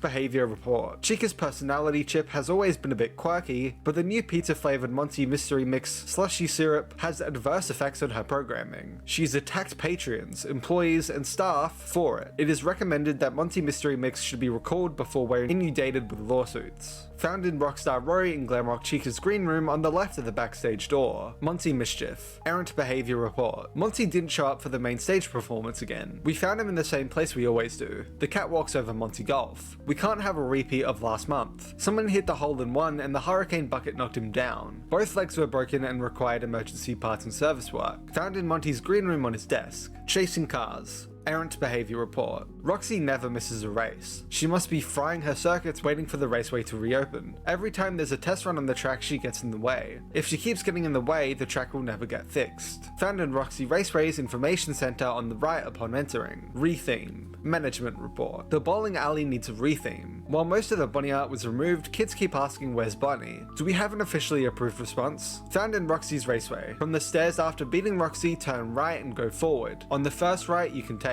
Missing. Security report, 12:24 AM. Bonnie is seen leaving his green room in Rockstar Row heading east towards the atrium. 2:40 AM. Bonnie enters the East Arcade. 4:12 AM. Bonnie enters Monty Golf. found by going through the Monty gate next to the first aid station from the start of the game and following the path. The answer, Mesa size instructions. Move dark green to the corner, you should be able to work it out from there. Found in the basement of the Fazbear Theatre, you'll see it naturally going down the stairs in normal gameplay. Job security, where is everyone? Leo was the only one who had a copy of the maze control key, but I haven't seen him for months. Maybe that creepy bot knows where the key is. Leo was supposed to train it to work the maze. Instead he tricked the bot into doing busy work under the daycare theatre. I'll check after the all-staff meeting tonight. Found in the Mesa-sized control room through normal gameplay. No flash photography. Warning, no flash photography. Items will be confiscated and kept in the Monty Golf security office. Found in normal gameplay at the entrance of Monty's Gator Grub. Hide the mix. Recall notice. Please take all Monty Mystery Mix to the frozen ice cream storage behind the bowling alley. Additional instructions to follow. Found in the Fazit Blast security room opposite to the security badge. Safety check. Attention kitchen staff. Parts and Services is concerned that Chica will suffer heavy damage if she ever gets caught in the trash compactor. Always double check the compactor before use. Do not use the compactor to dispose of pizza flavored items, or pizza scented materials, especially Monty's Mystery Mix. Otherwise, her replacement cost will come out of your paycheck. Found in Bunny Bowl when turning left of the main stage and into the corridor. Turn left instead of turning right. Compactor instructions. Safety first. 1. Fill the garbage compactor. 2. Prime the compactor engine by pushing the button in the kitchen storage room. Follow the cable. 3. Press the hanging activation button in front of the compactor. Important. Make sure all employees and staff are clear of the compactor before step 3. Found in the kitchen to the left of where Chica will be eating her pizza. BBW maintenance log. The BB World game has been acting up. Customers have complained that it starts to glitch over time. I headed to the theater to fix it and now it's gone. I never saw a move request, so it should still be there somewhere. I guess I'll check again after the company meeting.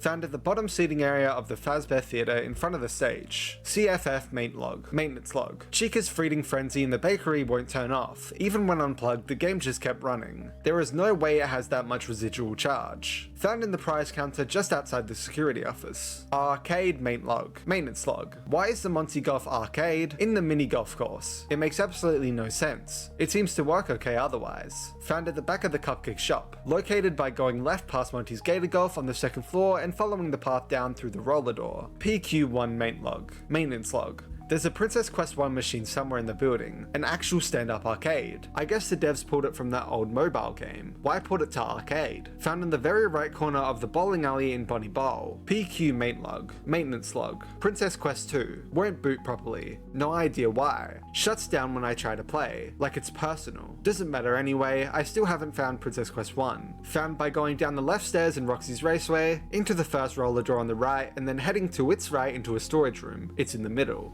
Out of order. Inventory check. There is no record of a Princess Quest 3 arcade, yet there is a cabinet tucked away in Fazablast. Won't work though. Sometimes I hear it in attract mode, but I have never seen a single image displayed. Too creepy. Leave it where it is. At least until I play part 1 and 2. Found in the Fazcade in the daycare. Red flag. Maintenance log. I did it. I did what you wanted. I beat parts 1 and 2. Why won't you turn on? What else is there? Tell me. Found in Roxy's Raceway in the same room along with Princess Quest 1. Arcade conspiracy. Exit interview. They are working together. The arcades. They are hiding something. The glitches. Glitch them all out at the same time. Then the princess will recognize me. She's testing me. I am not yet worthy. The others are protecting it. Let me stay. I am so close. Just one more night, please. I can save the princess. Found in the secret room with the Balloon World arcade in the daycare. No questions asked. New hire summary. Head security guard. No prior qualifications. Internal reference. Name withheld. Found after taking the left vent from the Golden Feather Blast and following the path straight forward. Question. Are you going to the staff party? I don't want to stick around after my 14-hour shift, but I don't want to get laid off if I don't show up. Found at the back of the showers, kitchen chases you through before you get jump scared by Mapbot. All staff meeting. Reminder to all employees. The all staff meeting is this Thursday night at 11:30 PM. All service team attendance is mandatory. There will be cake. Found in the hallway that leads to the destroyed cafeteria in basement 1. Pink slip. Attention employees. Good news. Due to the success of the staff project, we will no longer need nighttime employee coverage. We will be reducing nighttime hours effective immediately. Enjoy the additional time spent with your families. Found in the destroyed cafeteria in basement 1. Chica upgrade. Main log. Chica. Don't let her sing. Messes with the navigation of the other bots. Horrible results when she sang June Life Performance. Staff bots dropping serving trays. Chaos. Guest injuries. 12 lawsuits. Experimental voice box test failed. Replacement advised. Found in parts and services next to Chica's elevator. Roxy upgrade. Main log Roxy. Roxy sees things differently than the others. This upgrade was meant to help her win races. However, there are some side effects. Sometimes she will stare and talk to the other bots through walls. Found in parts and services next to the Roxy elevator. Monty upgrade. Main log Monty. Montgomery's claw upgrades allow him to play the bass. Following performances, he mostly uses them to cause damage. The fence repairs are getting costly. Found in parts and services next to Monty's elevator. Torn paper. It is there, but you can't see. Alone in the dark, I found the key. Found right before entering the hidden sister location room at the end of the maintenance tunnels. Better employees. Quote, last week it was Jenkins forgetting to replace the urinal cakes after a single use. Yesterday it was Elsa for showing up to work early. Today it's me because Lily H asked for chicken Alfredo. I said we don't make that here. Her father, guy looked like Sasquatch by the way, demanded to speak to the manager. I get Dennis. Dennis asked me why I don't just get her what she wants. I say we don't have chicken Alfredo. Dennis fires me on the spot. Joke's on him though. Turns out our new staff bots, the better employees, aren't programmed to make chicken Alfredo. So HQ fired him for firing me. Sweet revenge. Thanks, Lily. End quote. Found in the room within the atrium, post the party check-in and towards the food court by going into the door next to ice cream and taking the first left. Night shift. Exit interview. Of course, I got stuck in the arcade. Every time I exit the security office, I get locked out. If it's not my low clearance level, then I need a stupid party pass. I'm on the security team. Shouldn't I have access to everything? I swear, those things are messing with me. This place is not safe. Give me my $100 and I'll go. Found in the Superstar Arcade in normal gameplay. Recycled pizza. Customer complaint. The pizza we ordered was weird. Some pieces were different sizes or didn't fit together. One slice even had different toppings. Did you recycle the old pizza from the trash? I'm never coming back here unless I'm given some sort of major discount. Angry mum. Found past the third door past the daycare gate on the left of the slide. Saw winner. Roxy did it again. Another brain-dead staff bot decapitated because it got in her way on the racetrack. I'm getting real sick of trudging over to the West Arcade to fix these things. Why isn't there a staff repair station any closer? At least I have an extra dance pass so I won't get locked out again. Found in Roxy's Raceway next to the driver assistant box that jump scares you in normal gameplay. Test drive is wanted. Equipment request. We are running out of test bots for the Raceway. At this point we are down to a single driver assist bot. For safekeeping, we are storing it at the back of the Raceway near the northwest stairs. Found in Roxy Raceway next to the save station closest to the glowing stairs. It is happening again. Customer complaint. Why did you reopen? Everyone remembers what happened to those kids. Found after going right down the hallway next to the closed sign at the entrance of Roxy's Raceway. Sinkhole. Construction update. Every day there's a new problem. We pour a new section of track and as soon as it dries we start to see cracks. I'm worried we are building over a sinkhole here. Before construction was approved there was a site evaluation, right? Found naturally on the way into Roxy's Raceway. Power drain. Construction update. We keep getting these brownouts, so I got fed up and did a little investigation. It looks like something is draining a massive amount of power from the worksite. We've traced a high voltage cable that disappears right into the foundation. There is definitely something under us. We're going to bore back into the foundation and find out what it is. Found in Roxy's Raceway by going under the glowing stairs. Forward, to, and then through the right door. Old elevator. Construction update. Today we broke through the foundation and found what looks like an old elevator shaft. Someone must have known about this, right? There's something down here pulling power. I'm taking a team down here in the morning to check it out. Found straightforward once opening the door that leads to the elevator, that leads to Freddy Fazbear's Pizza Place, instead of going straight down the stairs. Marked for deletion. Interview notes. As requested, here are my notes on today's Chief Security Officer interview. While Vanessa seemed eager and bright, she doesn't appear to have any relevant background experience. I realize the recommendation came from the top, but we need someone who has run security for a facility of this scale. I do not recommend her for the position. Found in an office to the left of the kitchen near the loading dock. Ultimate party host. Congratulations of your installment of the new and improved DJ Music Man. The DJ Music Man features eons of musical enjoyment using a patented technique called improv. Royalty free. No two songs are ever the same. Save a fortune on cleanup. Using a series of connected tubes, the DJ Music Man can run cleaning routines between set lists. If the need ever arises, activate the new Bouncer Mode. Warning, Bouncer Mode still under development. Use of Bouncer Mode will void your warranty. Found on the right of the security desk in the West Arcade, where you repair the head. Next to all the locations for the collectibles, upgrades, etc. Formatted name and then the location. Freddy Figurine. found past the 4th door past the daycare gate on the left of the side. Chica figurine, found in the last room before the rehearsal room when running from Roxy. Monty figurine, found outside of Monty's Gator Golf behind the golfing Chica cutout. Roxy figurine, found in parts and services after turning to the right of the machine to the small rooms. It's in the last room to the right. Sun figurine, found in the room that recreates Curse of Dreadbear. Moon figurine, found in the room that recreates Build-A-Mangle. Freddy plushie, found in the staff tunnels where Monty first smashes through a gate and chases you. Behind a gate. Chica plushie, found within a corner in the Fazpad kitchen. Monty plushie, found under the stairs in the West Arcade. Roxy plushie, found in a far back room within Basement 1 between 2 wet floor bots. Sun plushie, found on the way to the daycare at the right of the waterfall. Moon plushie, found inside the pirate ship in Kids Cove. Bonnie plushie, found within Bonnie Bowl next to a rack of bowling balls. Foxy plushie, found next to boxes in the utility tunnels. Baby plushie, found in one of the party rooms in the daycare. Nightmare On plushie, found in the room with the security badge of the Glamrock Endo warehouse. Freddy Pinata, found behind the Fazablast snack counter. Chica Pinata, found outside the first security office before heading into the main lobby for the first time. Monty Pinata, found in the atrium under the party check-in, aka where Monty uses a flashlight later in the game. Roxy Pinata, found in the Glamrock beauty salon. Cupcake Pinata,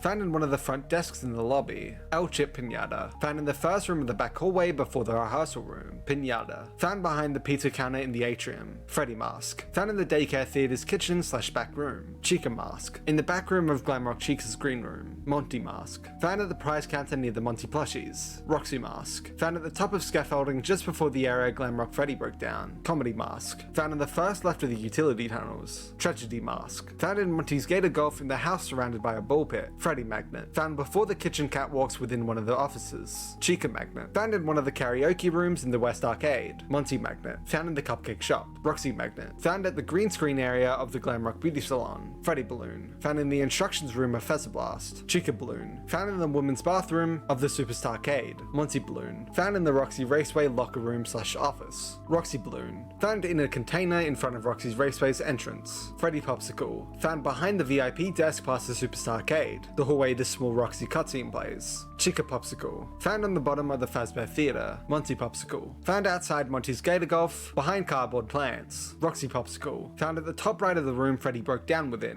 Space Freddy keychain, found next to the ride controls outside of the Fazablast elevator. Space Chica keychain, found in the men's bathroom in Fazablast. Space Monty keychain, found in the information center in Roxy's Raceway. Space Roxy keychain, found in the security bathroom in Fazablast. Toy Go-Kart, found in the trailer within Monty's Gator Golf. Old Poster 1, Fredbear, found at the back of the gift shop within the main daycare. Old Poster 2, Spring Bunny, found at the back of the storage room before the large cleaning bot room. Old Poster 3, Call Us, found on the Afton table in the staff bot silo. Vintage Poster, Singing Show, found in the storage room of Fazablast behind a bin. Smaller Freddy Face Sweater, found in the backstage storage area before the hallway, before the rehearsal room, next to blue containers. Freddy Face Sweater, found on the conveyor belt in the back kitchen. Freddy Name Sweater, found behind a wet floor bot in the moon bathroom heading towards the daycare. Chica Name Sweater, found in the lobby between the stairs / next to the elevator and under a ladder. Monty Name Sweater, found in the staff bathroom of customer service in Rockstar Row. Roxy Name Sweater, found in a dining area near Monty's Gator Golf. Star Sweater, found in the showers / locker rooms before the cleaning bot room in normal gameplay. 4 Block Sweater, found in the back of Roxy's green room. Pizza Puck Sweater, found across from Chica's green room behind the Shadow Bonnie cutout. Golden Freddy Plushie, found in Monty's green room next to the arcade machine. Golden Chica Plushie,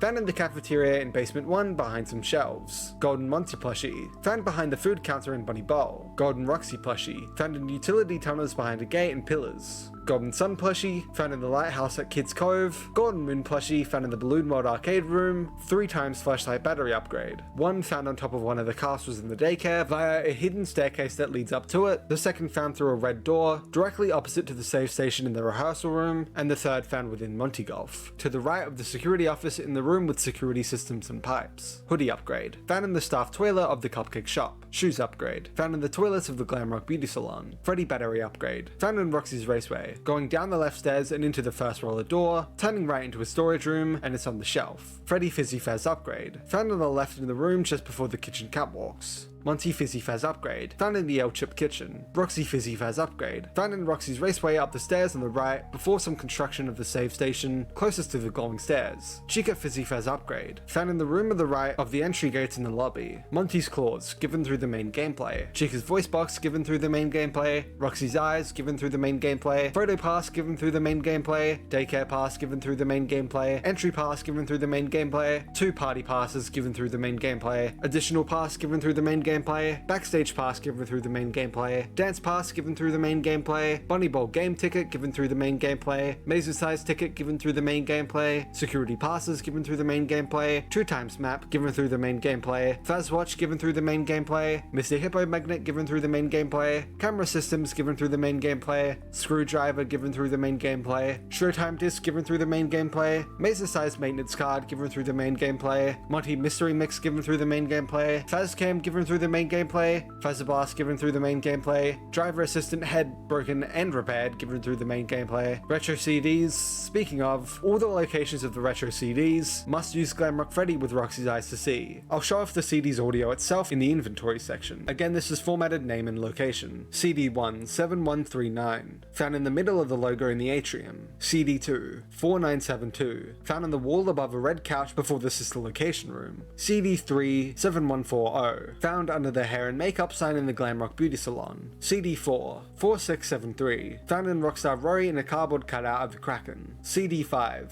7141, found in the music room through a door at the end of the Rockstar Row. CD6 4674, found above hole 5 of Monty's Gator Golf. CD7 7142, found at the stage of Bunny Bowl. CD8 4675, found in a treasure chest in Kids Cove. CD9 7143, found under the Golden Cupcake in the Cupcake Shop. CD10 7144, found by the trophy case in the Fezzablast lobby. CD11 7145, found in the bumper carts at Roxy's Raceway. CD12 7146, found in the second karaoke room in the Faz Arcade. CD13 4676, found above a Helpy cutout in one of the Rockstar Row side rooms. CD14 4677, found in the mouth of a Glamrock Freddy drink dispenser in Mazer Size. CD15 4678, found on a small stage in a hallway that leads to the atrium with Freddy and Buddy on the wall. CD16 4679, found on the Roxy plushie upstairs from the first aid, past the Monty fence. Jeez, I need some water.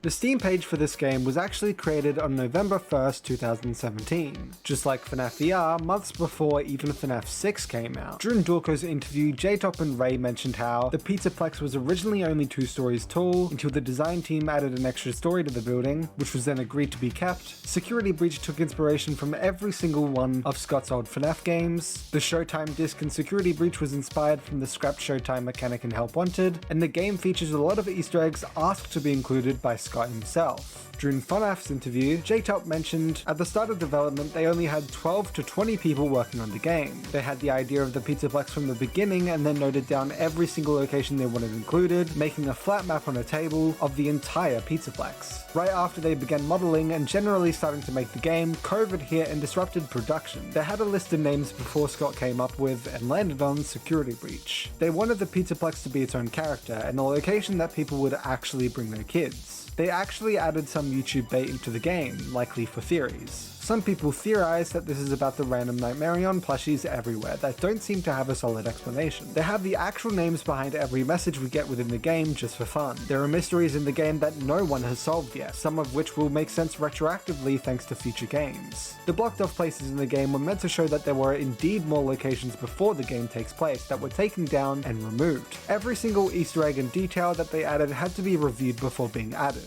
J-Top also revealed in the PlayStation blog that the Mega Pizzaplex was heavily inspired by real-life experiences, such as the ceiling-facing areas being flashy, shiny neon and impressive, but the behind-the-scenes areas were a disgusting underbelly and filth. Also, his brother Colin owns an arcade that they were able to use for carpet designs and more. Due to a leak from Funko, everyone originally thought the name of the game was Five Nights at Freddy's Pizzaplex, until Scott debunked it in the Reddit post. In the game files, the application is named FNAF 9, which would have to mean that it isn't including FNAF AR. The world record for the game with glitches is currently only 2 minutes and 6 seconds, the shortest of any FNAF game.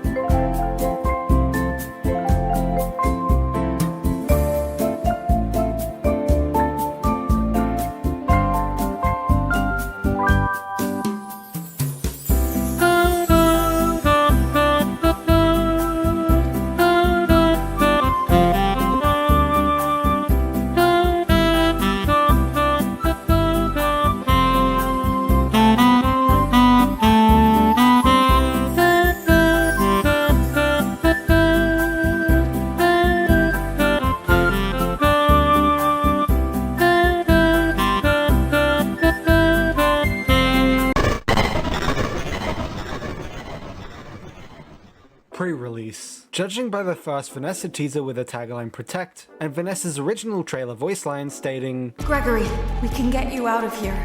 You and me together. They won't stop hunting you. None of them will stop hunting you. We have to get you out by morning. It seems that originally Vanessa was going to be helping Gregory through the game against the animatronics. Speaking of voice lines in the trailer, there was also an unknown character voiced by Matthew Curtis intimidating Vanessa and asking her to bring something to him. When I first found you, you were nothing. You were small, pathetic. But now, you are more. Are you ready? You will do as I say! You will bring me what I want! And if you fail me, then you will, both of you, burn! It's unknown how this would have fit into the story. As seen in the NVIDIA RTX trailer, you were originally able to go from L chips right to the arcade. This was scrapped, presumably because it would have required both areas to be loaded at once and might have caused the game to strain. Also, the staff bot going past with a sombrero didn't show up anywhere either. Also in the trailers, Moondrop was meant to appear in the kitchen at one point, assumedly, but it never appears there in the game. Also in the trailers, Vanny's current jump scare here largely varies from her original jump scare here. Also in the trailers, the shot of Vanessa watching Gregory go down the elevator is entirely missing from the game. Also in the trailers, the shot of Vanny dancing through the hallways with the red alarm going off isn't anywhere in the game. Also again in the trailers, the Fazwatch was entirely different, with it not taking up the whole screen, a real-time clock, flashlight battery shown, Freddy's charge shown, security level shown, and party passes shown. The watch seen here is actually still in the files. The blue Fazwatch that's just titled Basic Fazwatch. Also in the trailers, this area here of the giant silos is not anywhere in the game, although the area before the silos can be found in the files. Still not in the game itself though. Menu. There was originally an extras menu featuring a survival mode, all the minigames in the game, the office games, a character gallery, DLC menus, and of course the credits. Survival mode itself was an entire game mode where you could select the difficulty from easy, medium to nightmare, how long an hour lasts, 15 minutes, 30 minutes, or a full hour, the number of lives you'd have, from 1 to 10 to infinite, and icons that could be changed to create a seed, including a shuffle button to shuffle the icons. The seed would likely swap where gifts were placed around the map. When starting the game mode, you would first start in the security office with an intro cutscene playing on the monitor. Afterwards, you must find specific gifts around the Pizzaplex while finding party passes to unlock the whole Pizzaplex. And each gift you found would presumably give you more points, judging by the game over menu of the mode having a score breakdown. Vanessa spawns at around 12:10 AM and starts looking for you, and she will run away and turn into Vanny if the Vanny meter in the code fills up to max. This meter was originally in the main game too. The daycare attendant spawns at 12:50 AM, making you have to find a recharge station by the end of the hour. Character related / textures. The character gallery can be seen here. It's exactly what it sounds like, allowing the player to look at all the character models very similar to the Help Wanted games with their character galleries. Like all of these cut features, it's a mystery why this was even removed from the game. There's unused data for a chase sequence in the burn trap fight and also a death animation, suggesting that there was originally more planned for the boss fight after the office gameplay. There's a frozen Glamrock endoskeleton in the files, as well as a side quest related to it with the dialogue from Gruddy and Glamrock Freddy suggesting that you originally got the Faz cam here by turning up the heat and unfreezing the endo. Here are the voice lines. That endo's frozen solid. It's holding some sort of camera? Freddy, it's cold in here. Freddy, it's freezing in here. Perhaps if you adjusted the heat in the boiler room, you could melt it. The boiler room is down in the utilidors. I will mark it on your map. However, I do not recommend you go there.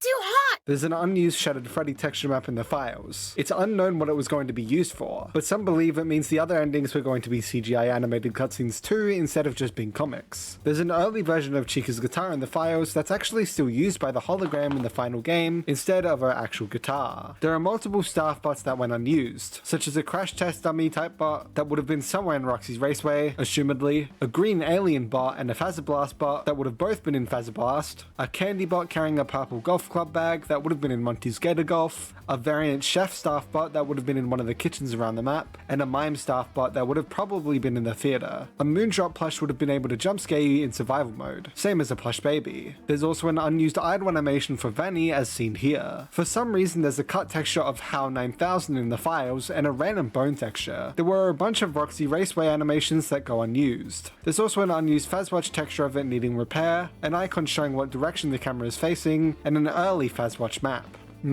There are a ton of unused hallways and shortcuts in the game, some that were actually going to be accessible from the level 10 security doors, as well as presumably in place of the elevators that we have now. The outside of the Pizzaplex is actually fully modelled, but it's impossible to view in-game. There's a 2-floor arcade area that is completely cut from the game that's internally referred to as the Hive Room. The area in the backstage security office is simply just a texture, but for some reason the area itself is fully modelled and can be found elsewhere in the map. There's development text on some of the maps such as requires staff bot, fence gate locked, and electrical box. There's textures for therapy doors, in the files for a recovery room, patient room, procedural room, and whatever A4124 is. Mechanics/features. It's assumed that Freddy was originally going to have Monty's legs instead of his claws, mainly due to the collect prompt being on his legs, which upon collecting the claws, the legs never return again, and his power jump being an important mechanic in his boss fight. There was originally going to be a ton of minigames that went unused, such as a whole bowling minigame in Bunny Bowl, an extended version of the Monty Golf Arcade, all of which are now in the Ruin DLC, a Chica's Feeding Frenzy minigame that similarly got added into Ruin, and a whole Roxy Raceway minigame where you would drive around the racetrack as a staff bot, similar to the Pizza Bake minigame, and presumably this would have then led to the decommission cutscene.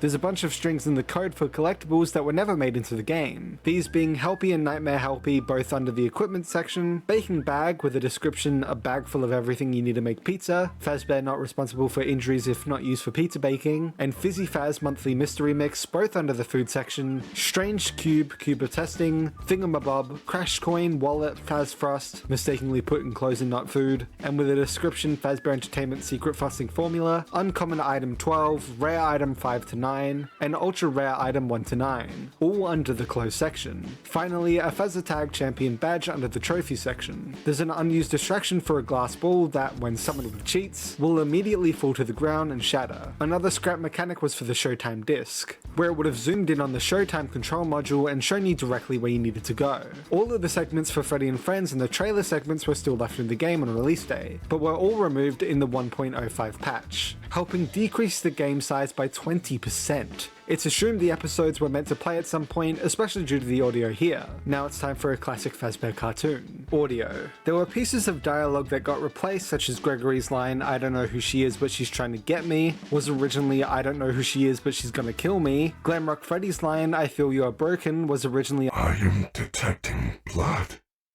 You are injured. And another line, "No, I feel that something is wrong, I'm taking you to the first aid station," was originally Your arm is cut badly. I will take you to a first aid station. There's also a lot of unused alternate takes in different tones or small additional changes for Roxanne Wolf. My face! My face! My face! Give me back my eyes! Which both ended up being used in Ruin. Glamrock Chica with I'll take you to your parents. Tag! You're it. which also got used in Ruin. Glamrock Freddy has unused dialogue such as saying, Gregory, I know why you are not in the customer database. I remember you from the... A moment where he says he has a finger lighter and that it's for candles, and another revealing that the giant tanks in the basement contain Fizzy Faz. There's also a whole segment revealed through Glamrock Freddy's cut dialogue that seems to be Gregory betraying Freddy for some reason. I hear what some guests say about me. Bad things happened in the past. But that was not me. Those were older models. Flawed. I would never hurt anyone. You know that, right? Come back. I thought we were friends. Superstar Gregory. Where are you? Why do you hide? Gregory also has unused dialogue for mission hints. Maybe there's something in Glamrock Gifts. On the first floor. Next to the checkout counter. To the left? There is a flashlight in the daycare. You should check it out. Vanessa also has a ton of unused dialogue, which I'll play for you here. Gregory? Gregory? Hello? I'm here to help. Gregory? Is that you? Gregory, I can keep you safe. Please come out. I'm here to help you. Is someone there? You've got to trust me. I'm sorry. I think we lost him. Over here! I found him! Contact me if you see him. Check the area. He can't be far. He's here! Get over here! Where did he go? Monty, Roxy, Chica, report. I don't know how to fix it. What am I going to do? If Freddy was working, we would have him by now. Okay, I didn't mean to. He walks through every security door as if he owns the place. No, I can find him. It won't be like the last one. I have the second key. Look, I don't know where it is. Do you know how many arcade games there are? I'll find it eventually. I've looked everywhere. It's not here. Vanny has unused laughter and dialogue here.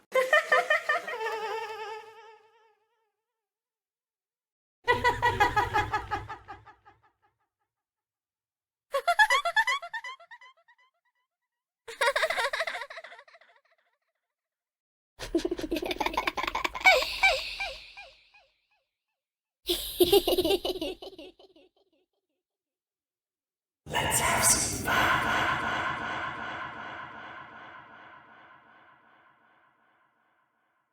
I see you. There's also unused music in the files, such as a remix of the high score theme from Ultimate Custom Night as heard here.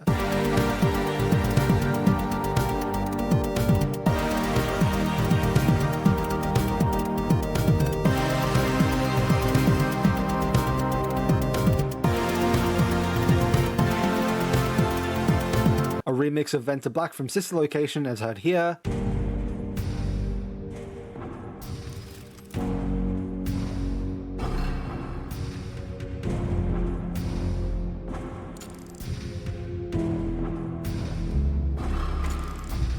A similar song for Sleep No More from Ultimate Custom Night as heard here.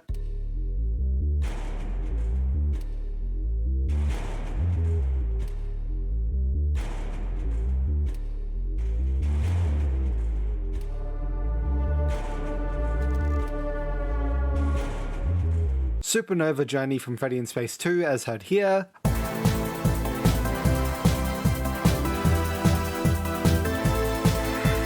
A random theme.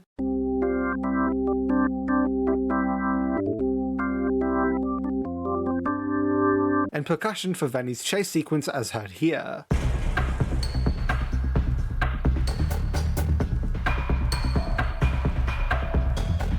There's an unused sound effect for what I would guess would have been the bowling minigame as heard here.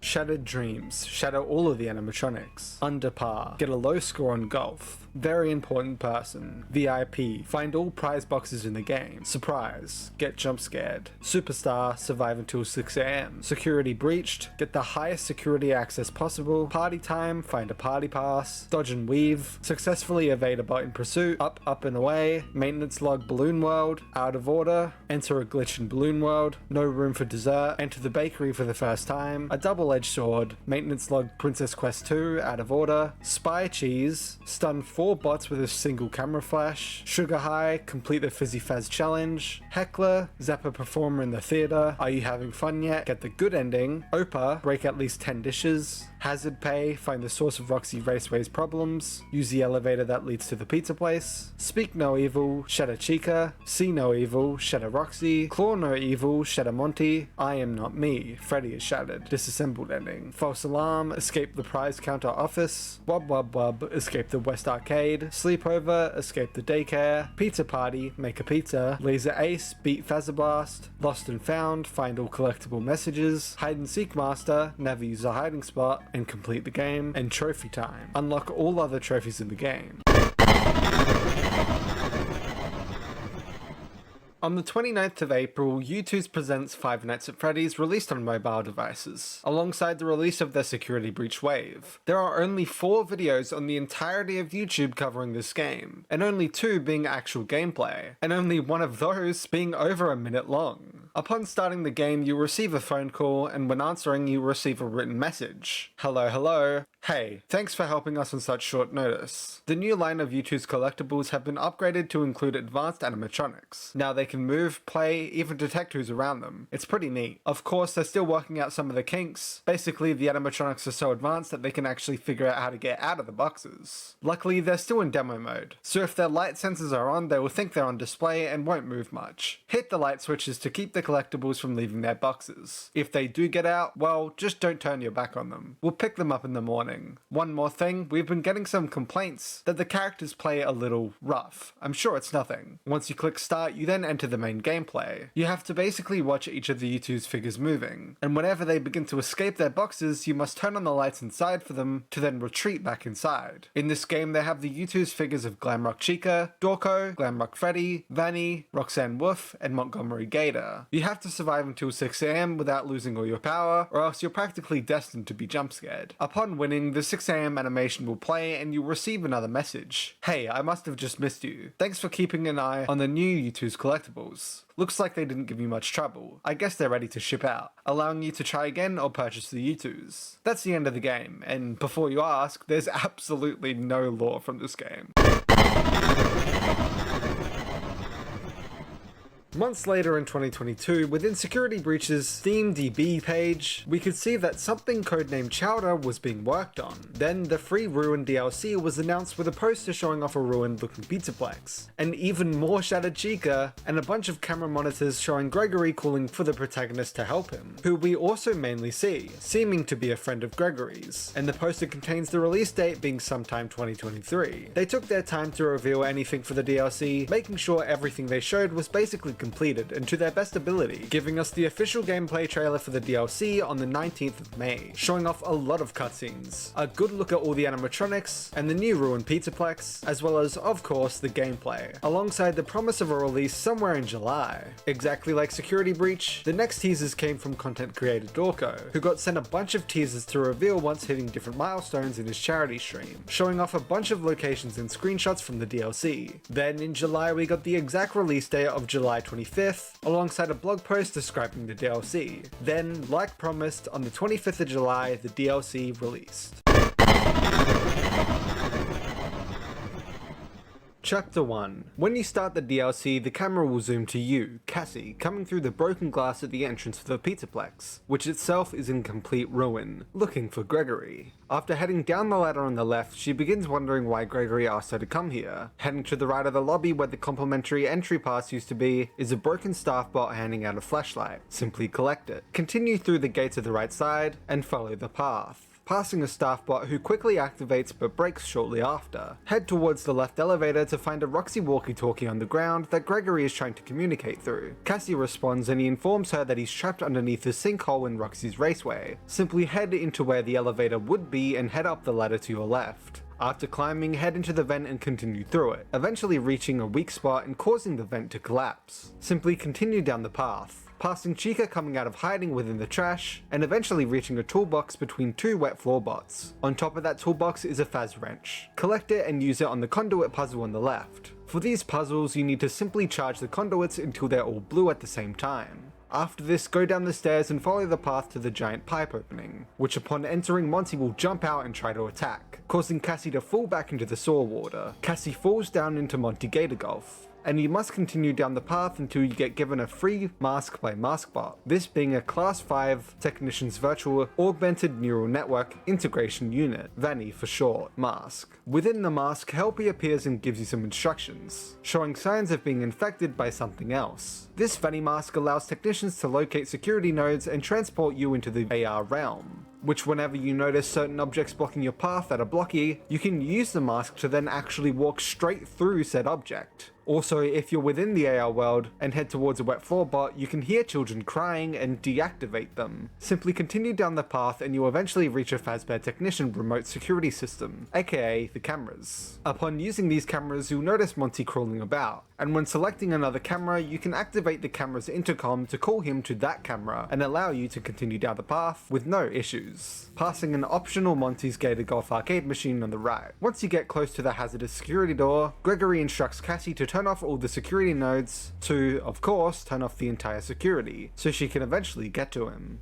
Upon putting your Vanny mask on, you will see helpful pathways in the air showing you where to go. Follow these pathways to the security nodes. Once reaching the security node, you'll notice it instructs you to deactivate child nodes first. These can be found easily by looking down with your flashlight on at the security node itself, showing you a red wire coming from it that will lead you to the child nodes. Once you activate all the child nodes, you can then head back to the security node itself and use your Faz wrench to then complete a puzzle to deactivate it. Then you'll be able to continue down the path, eventually leading to another security node puzzle. However, Helpy will inform you that he's picking up an anomalous entity in the network, this being the Mexis entity that appears if you're in AR mode for too long, who will directly alert animatronics to your location so they can kill you. With this in mind, you must then complete the security node puzzle while taking the mask off every now and then to avoid the Mexis entity. The first child node is the giant cutout Monty head on the left side, while the second one is one of the orange toxic cans on the left too. Then you'll have another security node to deactivate, the child nodes being the Chica plush on the left shelf, a golf club at the back of the room, and a random thing in the back right.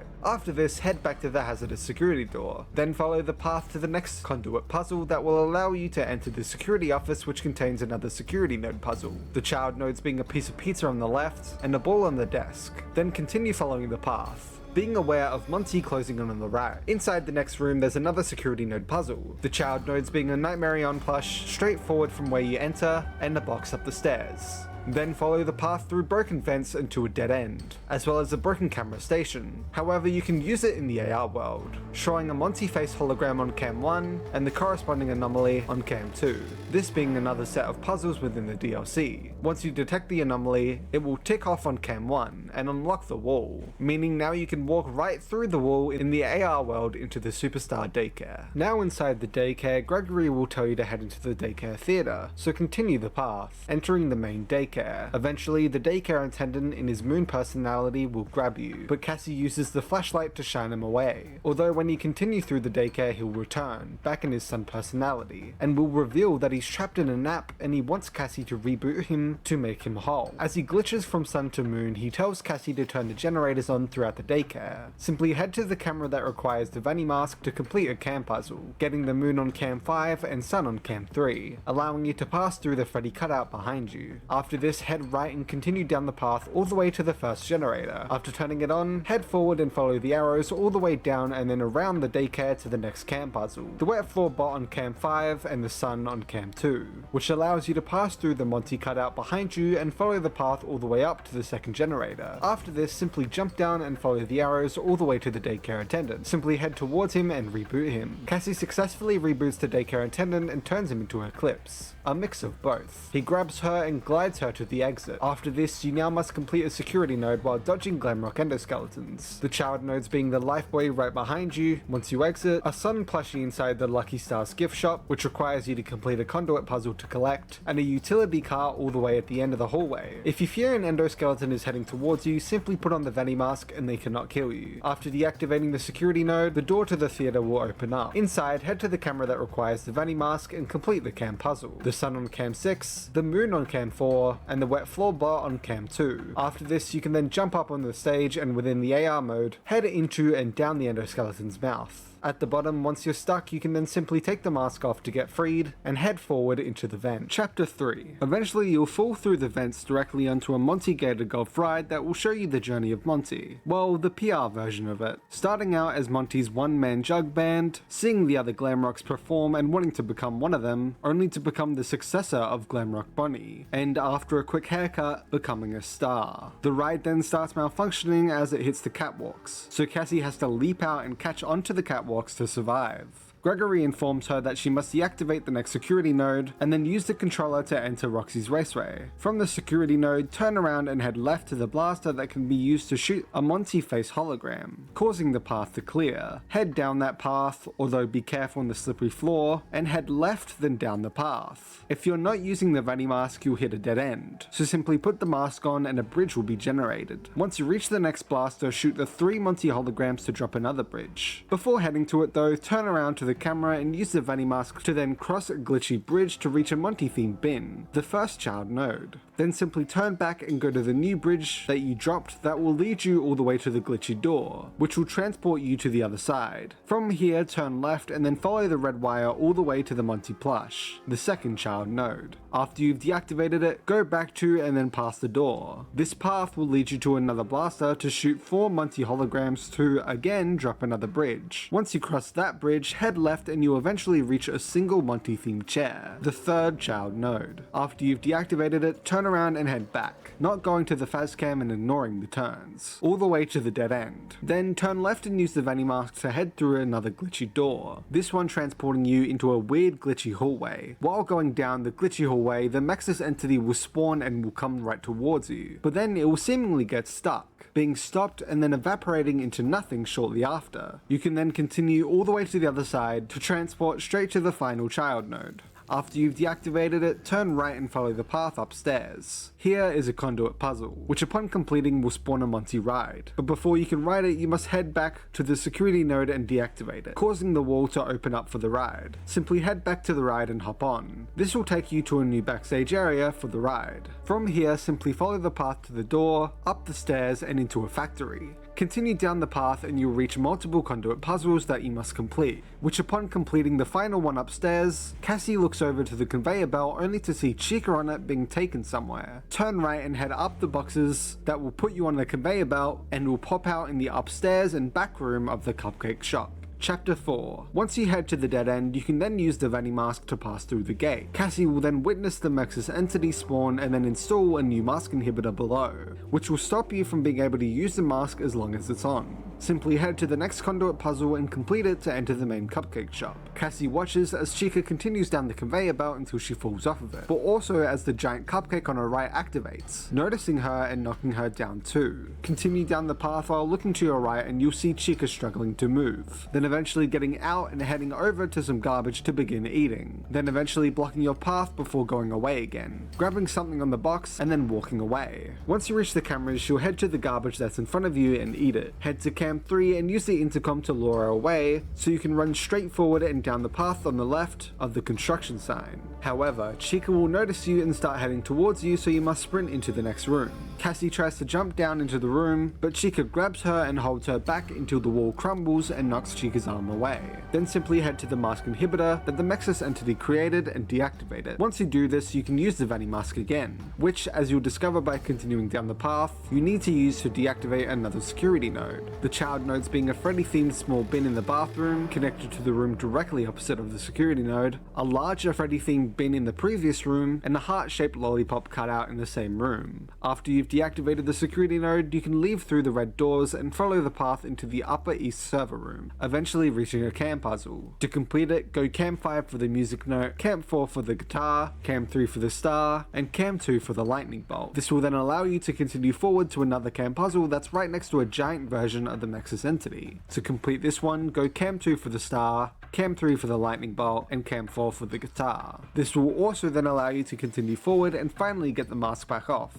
Chapter 5. Eventually, you will reach the famous Glamrock beauty salon, where Cassie will notice Roxy crying in her chair and feel bad for her. However, Roxy hears her enter and then hears Gregory's broadcast, beginning to hunt for Gregory. To continue forward, there's another security node puzzle to complete, the child nodes being a Roxy painting that will cause the mask to get locked on you, requiring you to turn off the mask inhibitor, a small mirror, causing another inhibitor to be activated and needing to be shut down, and a pair of giant scissors that will lock your mask again. There's one more though, but to get to it you need to complete a cam puzzle. Go on Cam 5 for Roxy, Cam 3 for Chica, Cam 4 for the scissors, and Cam 6 for the eyes. Completing the cam puzzle will then allow you to continue forward and deactivate the final child node, the racing car. After this, when you turn around you'll see Chica go past you and then into the left bathrooms. Simply continue to the conduit puzzle, which upon completing will lead you back into the salon to quickly return back to the security node. After deactivating it, simply continue forward and down the ladder. When down, Cassie notices something on her left. It's Monty, who drops down and into the water like a true gator. The gameplay here is quite simple. You must head all the way forward and through all the puzzles. However, if you drop into the water, Monty will rush to your location as quick as he can. Although some of the jumps may cause you to step into the water for a moment. When Cassie completes the last puzzle, she'll run inside only to see Monty come towards her from the water but be electrocuted before he can do anything, seemingly ending him for good. Simply continue forward, up the ladder and down the halls all the way into Roxy's raceway. Chapter 6. Cassie contacts Gregory to inform him that she's made it into the raceway, but he doesn't respond. So she believes that heading deeper into the raceway will help her get a stronger signal. So simply continue deeper into the raceway, completing a conduit puzzle and sneaking past Roxy to the cameras. From here, simply lure her from cam 1 to cam 2, cam 2 to 3, then cam 3 to 4, allowing her to break through into the next area for you to then run to and reach the next camera. Simply put the Vanny mask on and lure her through the cameras again for her to once again break through into the next area. Eventually, a car will rush towards you. Quickly dodge it or else you'll genuinely die. When you continue down the path and complete the next conduit puzzle, Roxy will appear and grab you, yelling for you to return her eyes. However, when Cassie tells her to let her go, she realizes that it's not Gregory, apologizes for grabbing you, and then lets you go. Cassie talks to Gregory, wondering what happened to the Pizzaplex, him replying that something tunneled out and broke everything, and that she must get to the sinkhole quickly. Simply continue forward, down into the sewers, up the ladder and through the halls all the way into Bunny Bowl. Chapter 7. Once entering, you'll notice there's a security node next to the stage, so head deeper in and straight to the cameras. You'll see a bunch of wind-up music men on cam 2, which if you don't lure them somewhere else, you will die. Lure them to cam 4, then put the mask on and follow the red wire forward and around to the giant shoe, the first child node. From here, turn around and head forward, then left, then forward to the conduit puzzle. Once you complete it and enter the room, go to the left into the cameras, luring the music men to cam 2, then turn left and head further into the room, all the way to the mask inhibitor, and then put the mask on to follow the red wire to the giant orange cone, the second child node. From here, turn around and head left into the next room, then go down the right path while looking to your left to spot the cameras about halfway down. Within the cameras, lure the music men to cam 3, then simply sneak and wait for the music men to pass you before you then go right and all the way down to the mask inhibitor, deactivating it, turning around, putting on the mask and then deactivating the third child node, the giant bowling ball. After this, head back past the cameras all the way to where you lured the music men. On your right, there will be a conduit puzzle that upon completing will lead you right back into the main area. From here, go straight forward and down into the bowling alley. Turn right and head to the end of the hall. Then look left and sneak your way to the cameras, using them to lure the music men to cam 4. And once you do so, quickly get out of the cams and sneak around the camera so they don't spot you on their way. Once they're all gone, simply go, put on the mask and follow the red wire to the giant bowling pin, the final child node. After this, simply head all the way back to the main stage and deactivate the security node itself, which will then unlock the stage curtains for you to jump on the boxes on your left, up onto the stage, and then down the hall to the mask inhibitor. Follow the hall into Glamrock Bunny's green room. Then turn left and use the Vanny mask to go through the Freddy poster on the wall into a vent that leads you through a wormhole-esque vision all the way to Vanny's hideout. Chapter 8. Simply use the vent in Vanny's hideout and follow the path all the way down to Fazablast, and through a portal to the security node. Simply follow the red wires to the child nodes, one being a Fazpad menu and the other being a random board. After deactivating the security node, a door will appear. Simply head through it to then reach and turn off the mask inhibitor. Then follow the path to the ruined Glamrock Freddy, who gets up and begins to chase after Cassie with no head. Simply turn around and sprint down the clear path all the way to the mask inhibitor, which you must rush towards and deactivate so you can then use your mask before Glamrock Freddy reaches you. After this, simply head forward and follow the path through the hallways and vents all the way through a hole in the way into Roxy's raceway.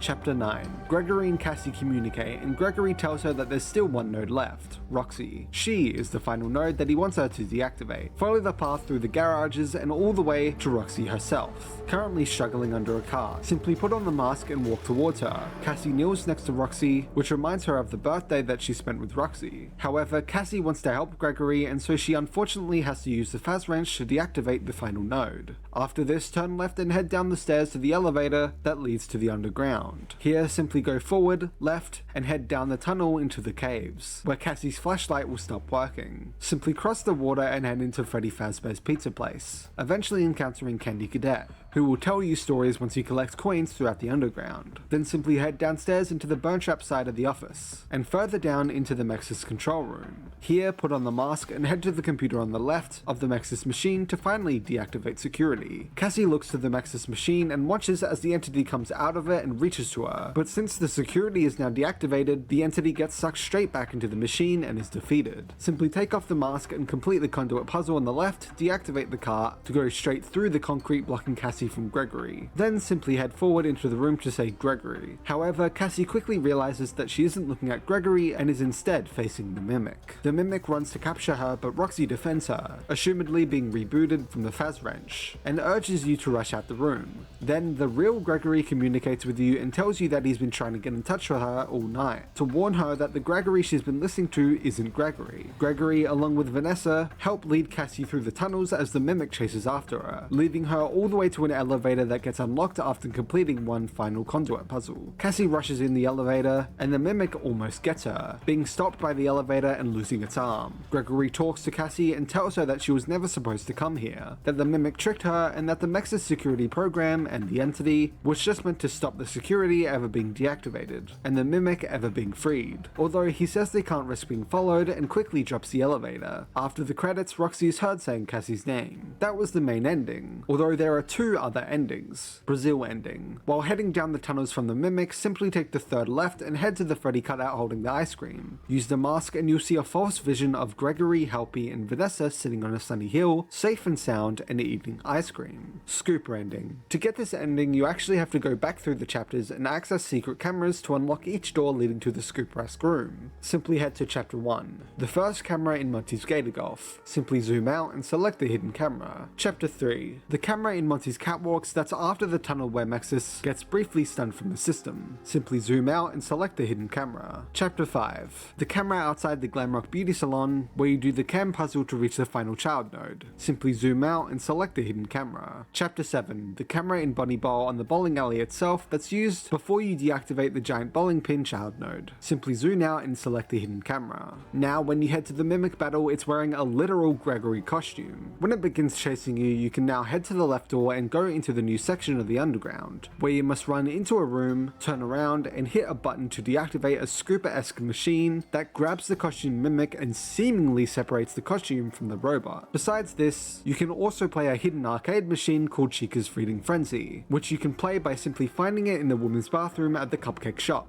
which is located on the left of the path next to the construction sign. After you complete the game, you will actually receive Chica's voice box. Then later in the game, once you complete the Glamrock Beauty Salon security node, and Chica walks right past you into the left bathroom, you can actually go to her and reinstall the voice box.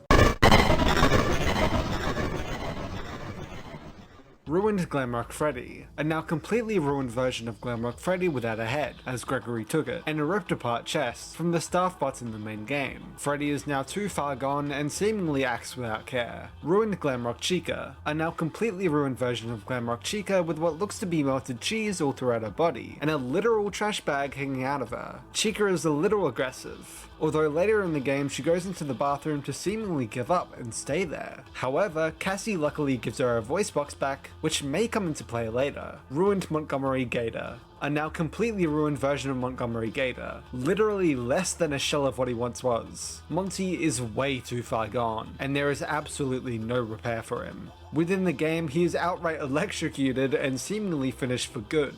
Ruined Roxanne Wolf, a now completely ruined version of Roxanne Wolf with a new mask, and she has lost almost all of her hair. In the AR world, she has given back most of her missing parts as a hologram. Roxanne is absolutely furious with Gregory, hunting him down forever until she can retrieve her eyes. Although she's only angry with Gregory, completely fine with Cassie immediately after she realizes that it's not him. Roxanne's softer side is also shown within this game, truly caring about Cassie, the daycare attendant. A now ruined version of Sun and Moon appear in this game, Sun pleading for Cassie to reboot him and seemingly in a lot of agony, while Moon is seemingly trying to kill Sun for good. Although thanks to Cassie, they eventually mix into one single entity, Eclipse. who is forever thankful towards Cassie. The Mexus Entity, a digital snake-shaped rabbit with electricity connecting his arms together. The Mexus Entity's entire job in this game is to be activated when someone is messing with any part of the security systems throughout the Pizzaplex, and to alert the closest animatronic to their location immediately if they are. The Mexus Entity is also able to generate, or just restart, mask inhibitors to prevent anyone from using their Vanny mask any further. The Mimic, a tall endoskeleton-esque robot that is a lot older than it seems. It has orange eyes, and is further explored in the book series Tales from the Pizzaplex. Its whole goal in this game is to simply lure Cassie down to the underground and free it at last. The code behind the Mimic robot, called Mimic 1, is also infecting the Vanny mask itself, and also using Helpy as a front to trick Cassie whenever it's needed. While in the book series Tales from the Pizzaplex, it wears a variety of costumes. In this game, we see it try to create a costume seemingly based on Gregory. Its other possible forms will be highlighted in the theory section. Ruined Wind-Up Music Men. Completely ruined versions of the Wind-Up Music Man with a ton of variants, missing and gaining different parts to its model. Maskbot, the only real staff bot in this game, who provides you with the Vanny mask and immediately deactivates once it does so. Also, when putting on the Vanny mask, it looks oddly fleshy. Glamrock Bunny, a completely destroyed version of the past Glamrock Bunny, whose main look we see throughout this game. He was the guitarist in the game and was most likely utterly destroyed by Monty. He seems to also have a strong connection with Glamrock Freddy. Helpy, the avatar version of Helpy that stays within the Vanny mask. He guides the technicians through the mask and occasionally glitches into its mimic infected form, its eyes turning blue to orange with a glitchy purple coat infecting his head. Candy Cadet, a ruined version of Candy Cadet from FNAF 6 who has simply gotten a revamp of its model for this game. It tells you a story which I'll get into in the next section, which, speaking of,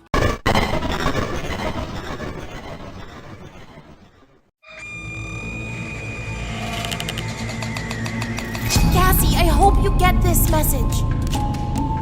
I'm trapped here at the Pizzaplex, or what's left of it. I don't have time to go into how I got here, but you've got to help me out. Save me, Cassie, please. It's so dark down here.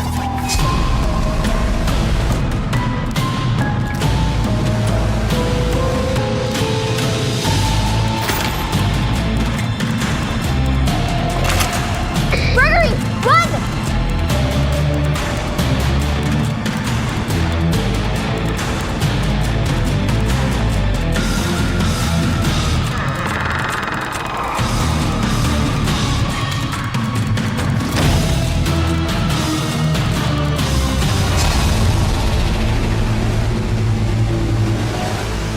Don't give up on me yet.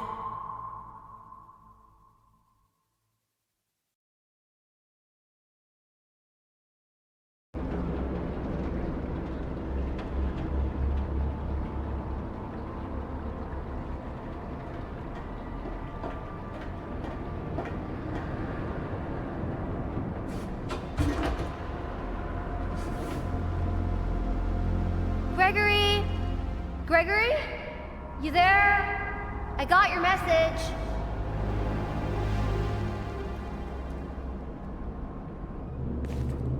I don't get it. Why would Gregory tell me to come to this old place and then not be here? What is that? Maybe if I get up there, I can see better.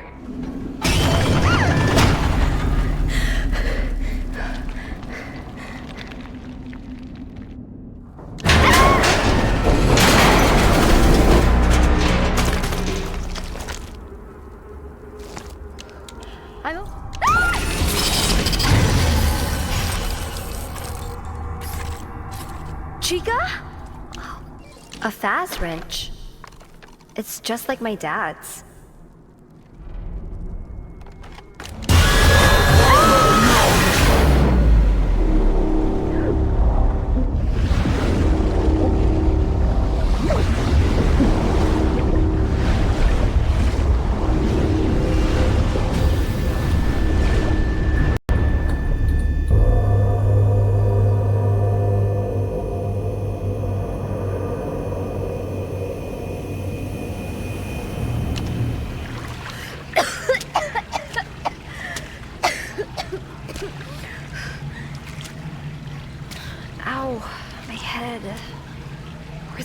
sticky Monty thing go?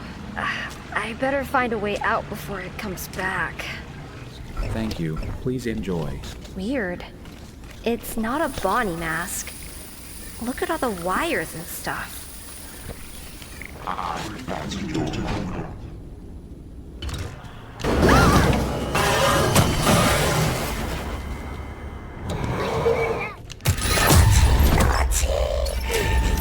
For your nap. No light. Friend? No friend. I am trapped in a nap. Reboot. We need to be whole. You want me to reboot you? With this? Naughty. Lights on. Lights on. Turn generators on!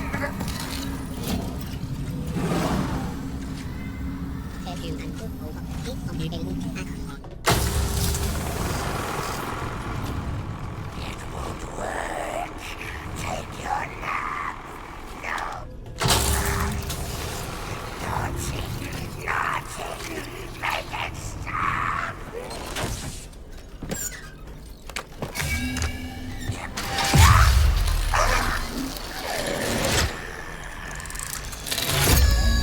Happy birthday! Warning! Child in danger! Safety mode active. Little girl, you can't be in here. It's dangerous. I need to clean up before we can open in the morning. Oh, this place will be flooded with kids. Come back soon and have a Fazerific day. Thank you.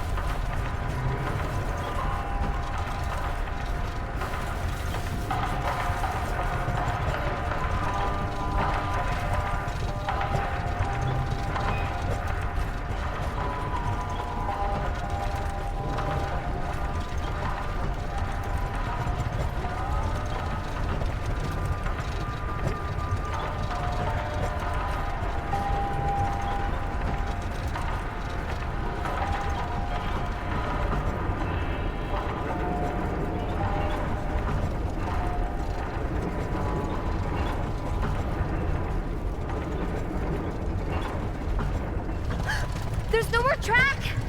I gotta get off this thing! It's not stopping!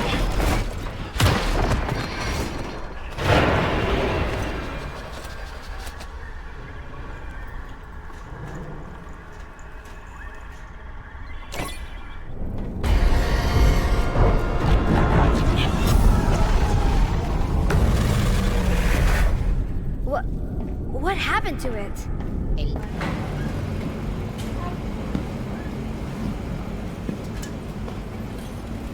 Chica?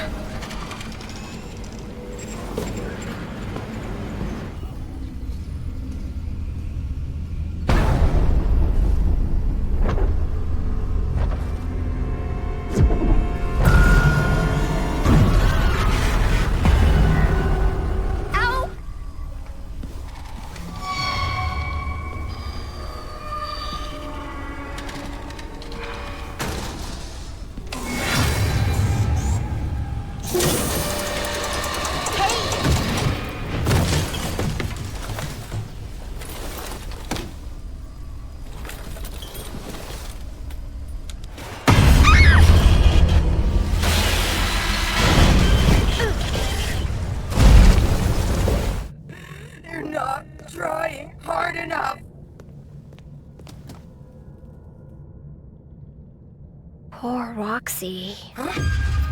Who's there? You can't hide from me.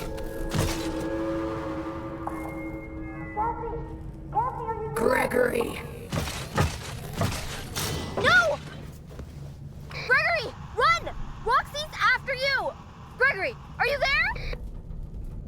Cassie.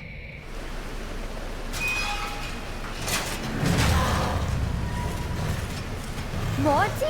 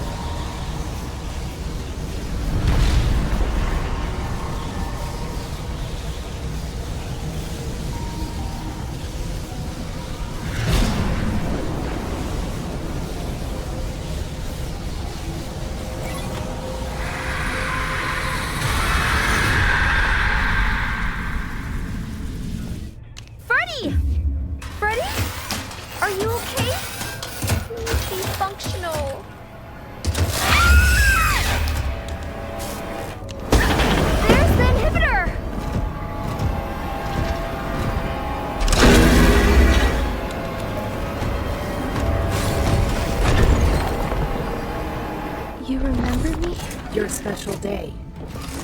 I remember. Your special day. Do you still like carrot cake? It has been some time since I saw you last. If I remember correctly, it is on the 11th.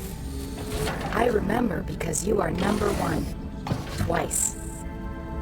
Have you booked your party?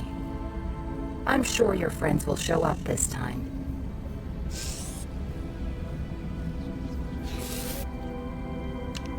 Cassie? What are you doing?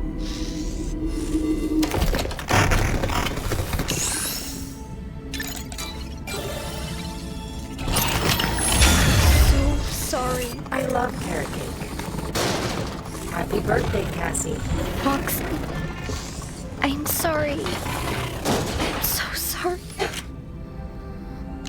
No! No, no, no, no. Come on! Stupid flashlights!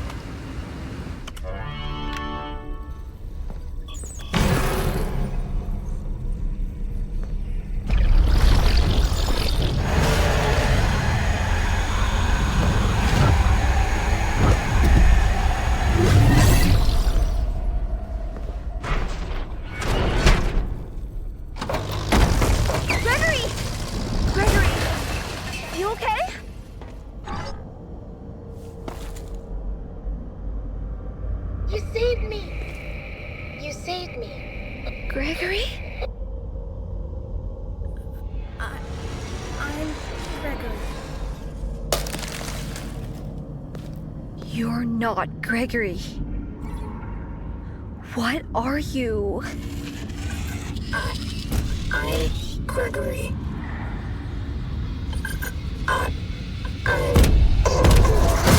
Cassie! Get out of here! Run!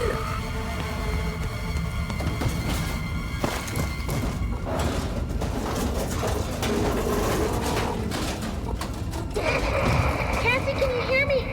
Gregory? Is that really you? I mean, really you. I've been trying to reach you all night. I'm not at the pizza place. Something's trying to trick you. You're a bit late. This thing in the basement sounds just like you. How do I know this is you for real? Is there another option? You need to get out of there now. How? My friend has access to the building maps. Just follow the instructions.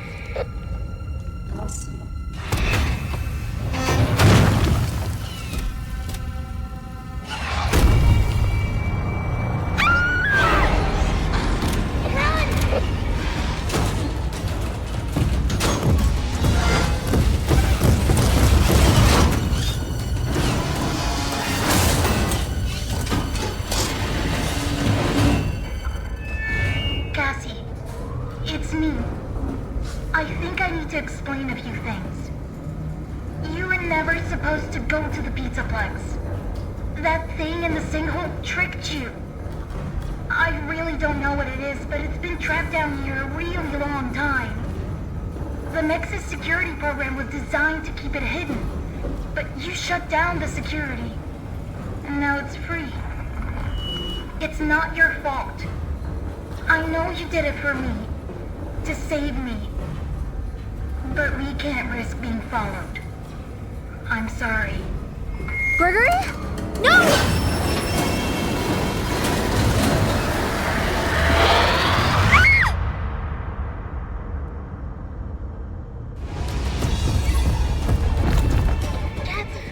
I'm okay. I found a spot to hide.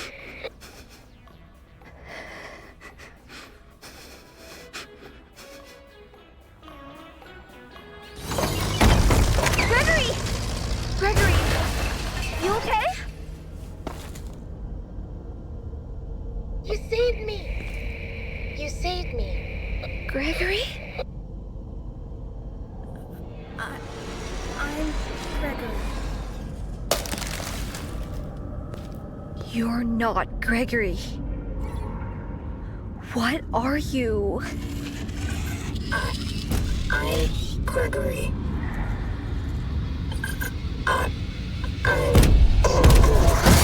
Got it! Get out of here! Run!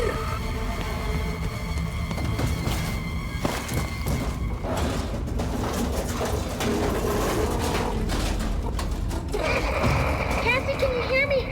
Gregory? Is that really you? I mean, really you. I've been trying to reach you all night. I'm not at the Pizzaplex. Something's trying to trick you. You're a bit late. This thing in the basement sounds just like you. How do I know this is you for real? Is there another option? You need to get out of there now. How? My friend has access to the building map. Just follow his instructions.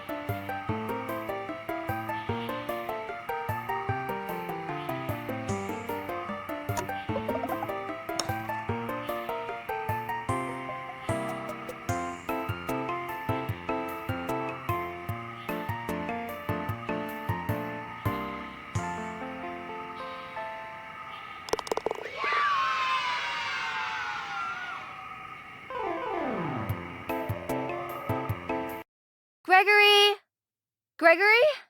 You there? I got your message. No way I'm going in there without a flashlight. Under Roxy Racers? That's all the way on the other side.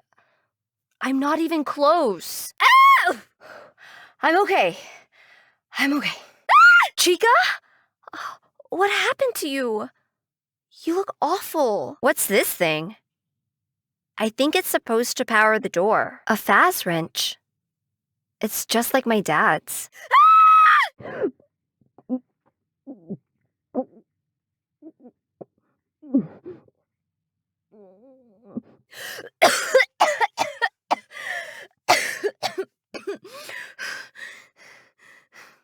Ow, my head. Where'd that freaky Monty thing go? I better find a way out before it comes back. Weird. It's not a Bonnie mask. Look at all the wires and stuff. Cool. Ow! That hurt. What's that supposed to be? Gregory! Gregory! I can hear you. That door's electrified. Something's gotta be powering it. Hey! There's another one of those signals. If it's anything like Monty Golf, it must lead to whatever's locking the theater. That was too close. I was almost a Cassie sandwich. What are you still doing here? I swear that doorway was blocked. Gregory, are you there? Hey, that's my voice. No, it's a dead end. It's gone. No way. I walked through a big screen and now I'm in Superstar Daycare? No way this is real. That screen was there before I looked at the camera. I swear. You want me to reboot you? With this? I bet the doors are open now. It's Gregory. Hey, she's wearing my mask. I'm stuck! Help! There's no more track. I gotta get off this thing. It's not stopping. Ugh, I'm gonna puke. How did I get over here? This vent is creaky. I really hope it doesn't fall. I'm stuck up here. How do I get down? I really, really, really hate heights. It looks like that target's connected to the raised catwalk. I wish this thing worked. What happened to it? Chica? I got kicked out of the Vanny network. You said you got rid of that rabbit thing. What happened? Ow! Ow! Ow! It won't work. I have to turn off that inhibitor thing. Hey! It looks like a speaker box. Finally. Bet I can use the mask again. Why can't I remove the mask? It's stuck to my head. I can't remove the mask. It's stuck to my head. That rabbit thing's back again. You said it was safe here. Poor Roxy. No! Gregory! Run! Roxy's after you! Gregory, are you there? I gotta get in there. Am I really doing this? Ew. Gross. That should do it. I don't hear anything. I hope I'm not too late. Gregory? Gregory, I made it to the raceway. Are you okay? Gregory? I'm in the raceway. Are you okay? Shh! Be quiet. Gregory? She hasn't found him yet. I better find him first. Poor Roxy. You're always my favorite. No way. Ah! Let go! Let go! Gregory! I'm in Roxy Racers. Say something! Yes, I can. What happened here? It looks like the whole place fell in. I really think I need to go get help or call the police. Fine. Am I even close? Where are you? This place is huge. Under the raceway. Helpy, how do I get down there? What are those things? They look like the DJ. Look, no more vents. Every single time I get in one, it breaks or something jumps out at me. Never mind. I'll use the vent. Ugh, I bet those security nodes are all the way down there. Freddy! Freddy? Are you okay? Please be functional. Ah! There's the inhibitor! Gregory, I shut down all the security nodes. I'm in the Roxy party garage. Am I close? Where? But Roxy, you remember me? I'm so sorry, Roxy. I'm sorry. I'm so sorry. Another teleporter. Ugh, I hate those things. Gregory! Are you in there? Well, it looks like someone poured concrete over the door.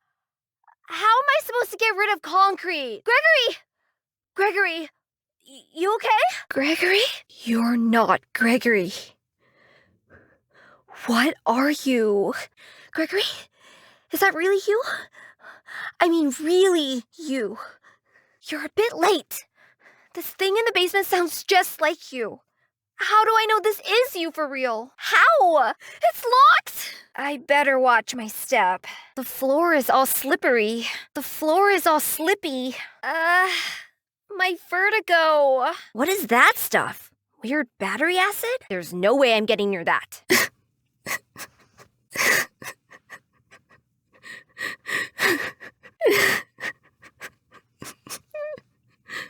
Why are there burners everywhere? It's like the inside of an oven. No! No. Come on! Stupid flashlight! Gregory! Are you there? I don't get it. Why would Gregory tell me to come to this old place and then not be here? I don't get it. Why would Gregory tell me to come to the Pizzaplex and then not be here? What is that? Maybe if I get up there, I can see better. Gregory? I got your message. Where are you? What is that? But how? Security? What are you talking about? None of this makes sense. Gregory? Security nodes? What the heck are those? Gregory? Is that you? I really don't like this place. Gregory! I made it to Catwalks. You said I could get to the raceway from here? Gregory! You there? Of course not. So, security node and tracking controller. Whatever that is. How do you know? How are you doing any of this? I can't get the mask off again! I hate this place. Eyeballs? Really? Gross. Monty? I might be able to get a signal if I head deeper into the raceway. I'm in daycare. Is there a way out of here? Whoa. Gregory? No! Cassie, are you there? It's not your fault.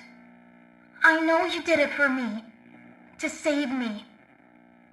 But we can't risk being followed. I'm sorry.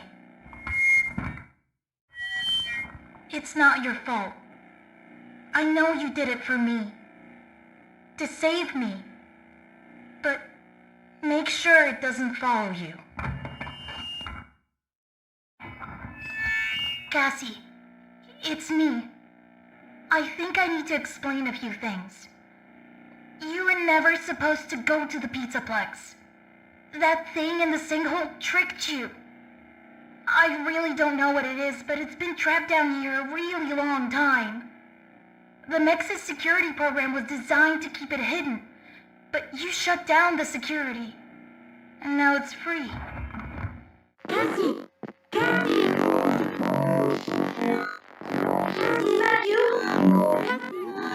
Cassie! Is that you? Cassie, are you there? Cassie, can you hear me? I've been trying to reach you all night. I'm not at the Pizzaplex. Something's trying to trick you. Is there another option? You need to get out of there now. My friend has access to the building maps. Just follow his instructions. Go right. Right. Go left. Left. Keep going. Run. Almost there. Hurry. It's right behind you. You saved me.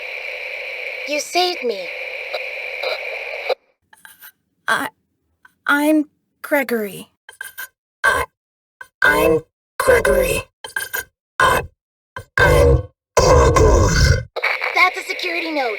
Find the child nodes first and deactivate them. Follow the data paths. For whatever reason, they react to your flashlight.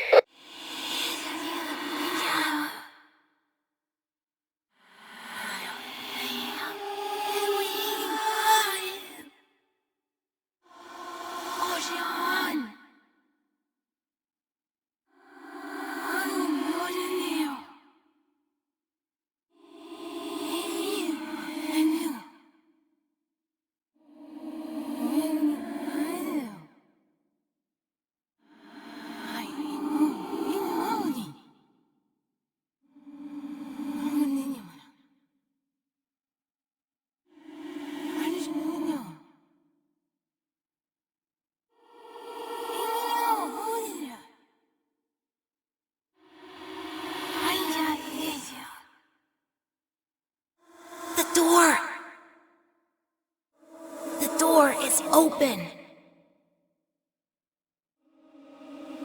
Look in the camera. The door is open. Look!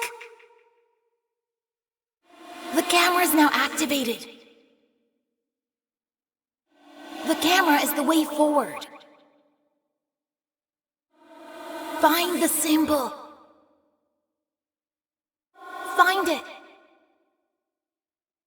Search the cameras. Look! You're not looking! Help! Something grabbed me! It won't let me go! You have to find me! I'm trapped in the sinkhole under the raceway! Security nodes! Find them and turn them all off! I can't get out until that happens! Cassie, where are you? Hold on.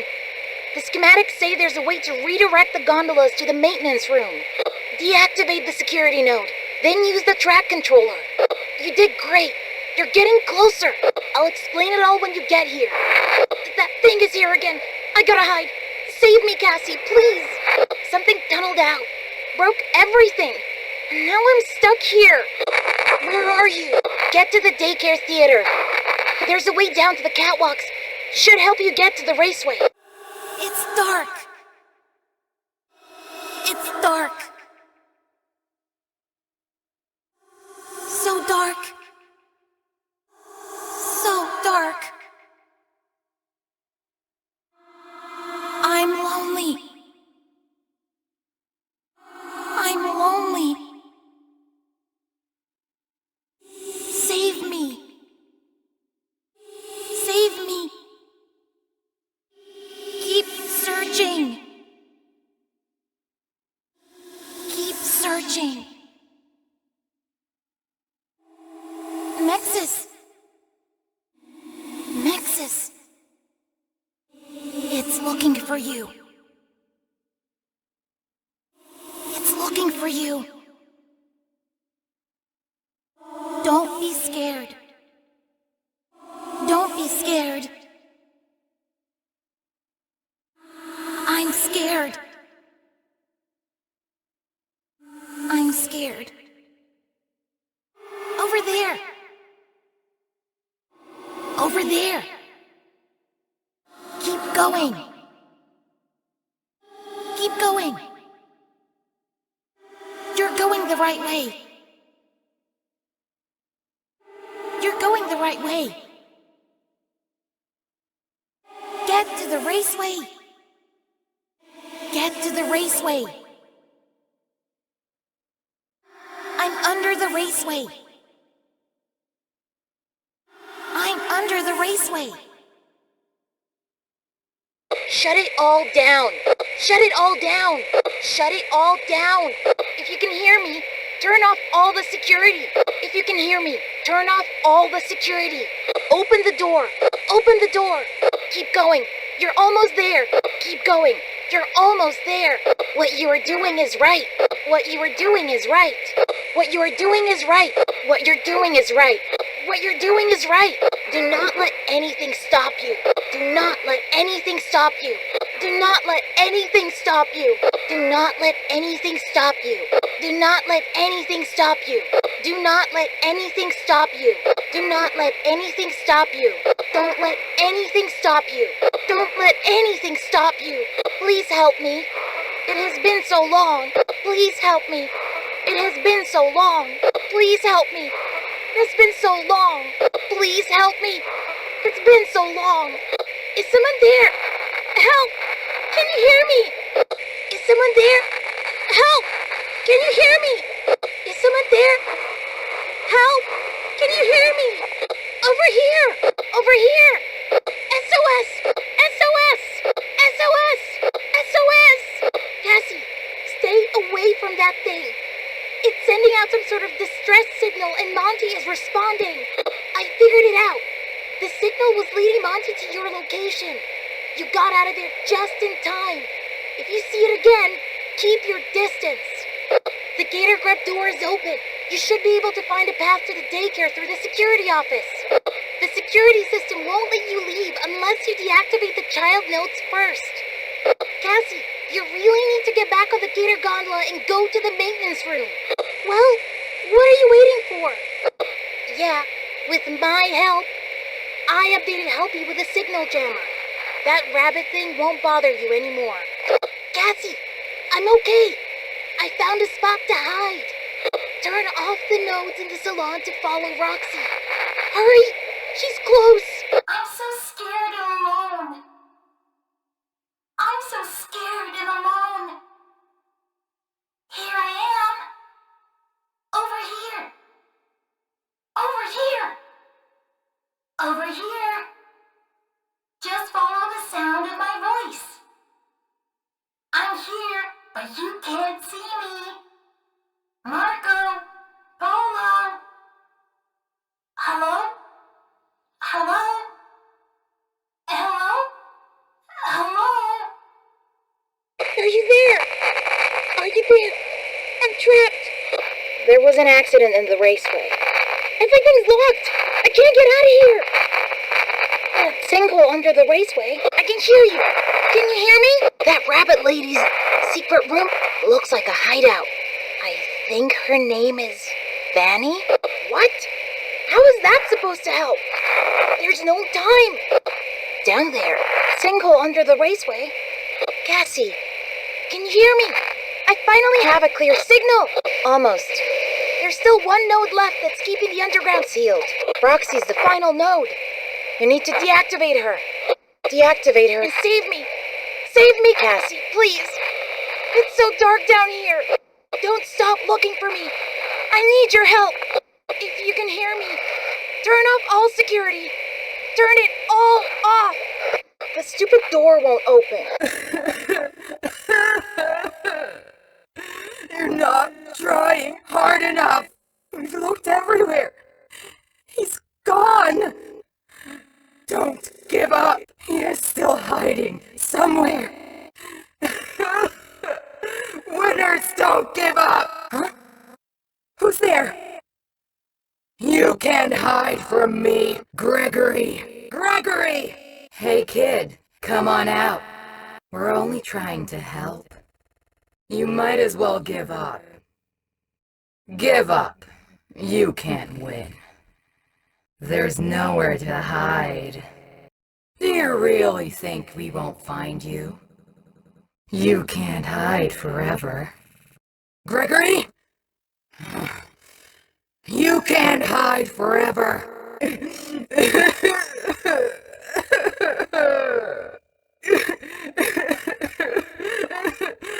Never give up.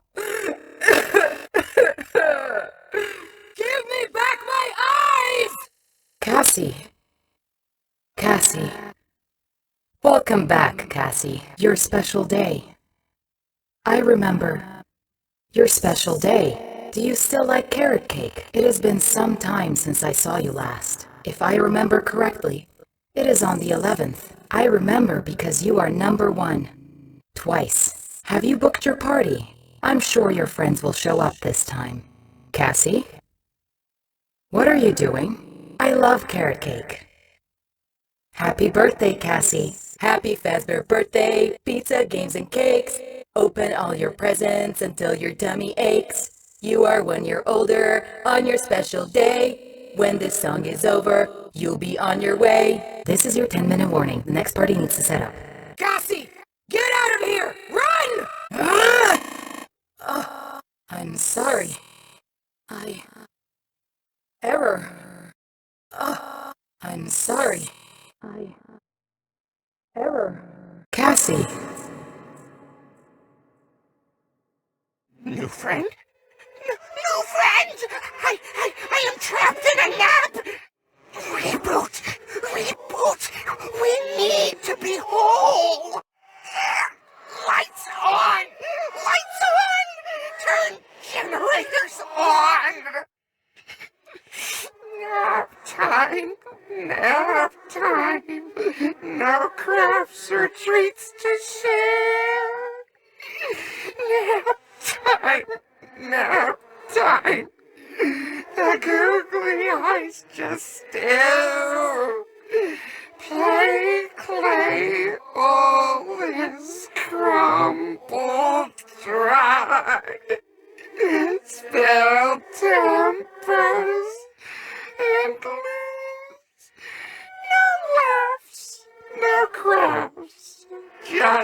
go away.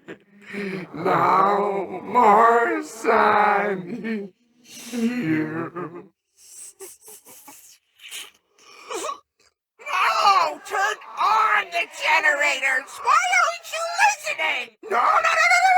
It's not safe yet! Turn on the other generator! No! Do it now! Not me! The other me! Thank you.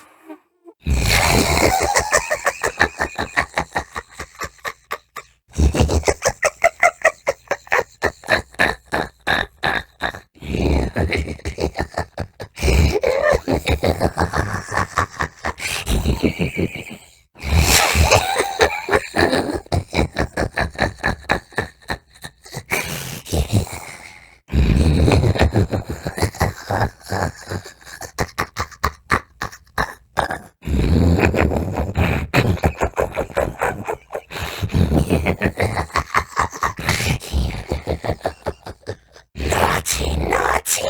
It's time for your nap! No light! Naughty! No more sun! No light! Forever night!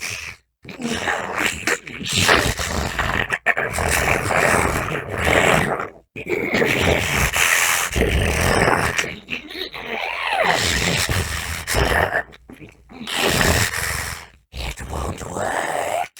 Take your nap. No more sun. Naughty. Make it stop. The light makes us hurt. Grinding gears inside my head. We can't move. Error.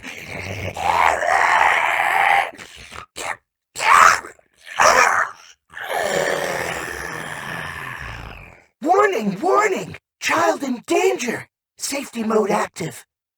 Little girl, you can't be in here. It's dangerous. I need to clean up before we can open in the morning. Oh, this place will be flooded with kids. Come back soon and have a Phaserific day. Happy birthday! I am a candy cadet. Come get your candy here. I have candy all day, every day. Candy. Now I will tell you a story about a mother and her little boy who lived alone in a cabin in the dark woods. There was a monster in the woods, but the mother caught it and kept it locked in the basement. The monster always made scary noises at night, but the mother would tell the boy not to worry because it could never get out. Then she would sing the boy a lullaby to sleep. One day, the monster stopped growling and instead listened and learned the lullaby. The next day when Mother went out to find food, the monster sang the lullaby from the basement. The little boy heard the lullaby and opened the door. Hi. Free mask. Please take a mask. Take a mask. Take a mask. Thank you. Please enjoy.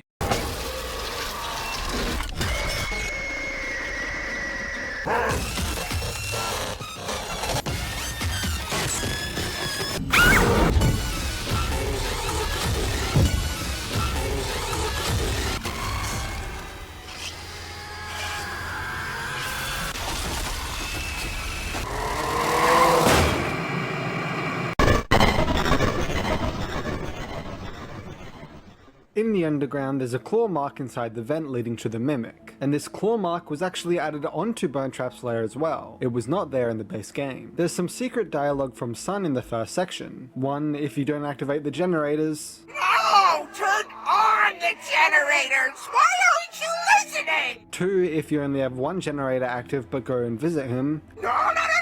It's not safe yet! Turn on the other generator! And three, when you go up to him and the generators are activated, but you still have the mask on. No! Do it now! Not me!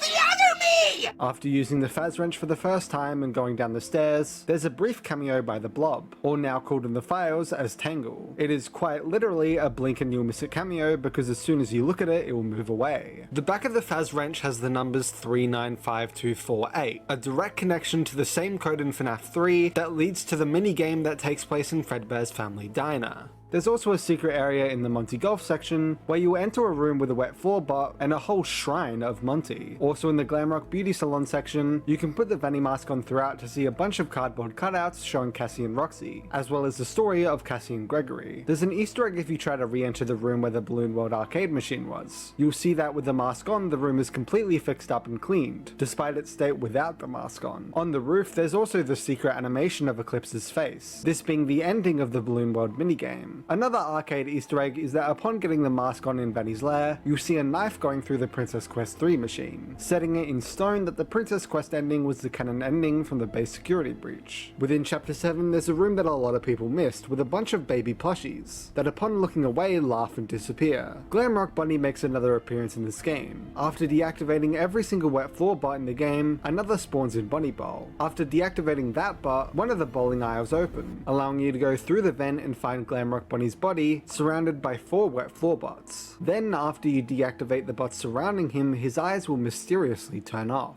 Within Roxy's Raceway, there are also 4 Glamrock plushies sitting on a table that all actually showed their shattered damages. Glamrock Chica without her voice box, Glamrock Freddy without his head, Monty without his tail, and Roxy without her eyes. Throughout this game, there's also a bunch of hidden Nightmarion plushies, as always.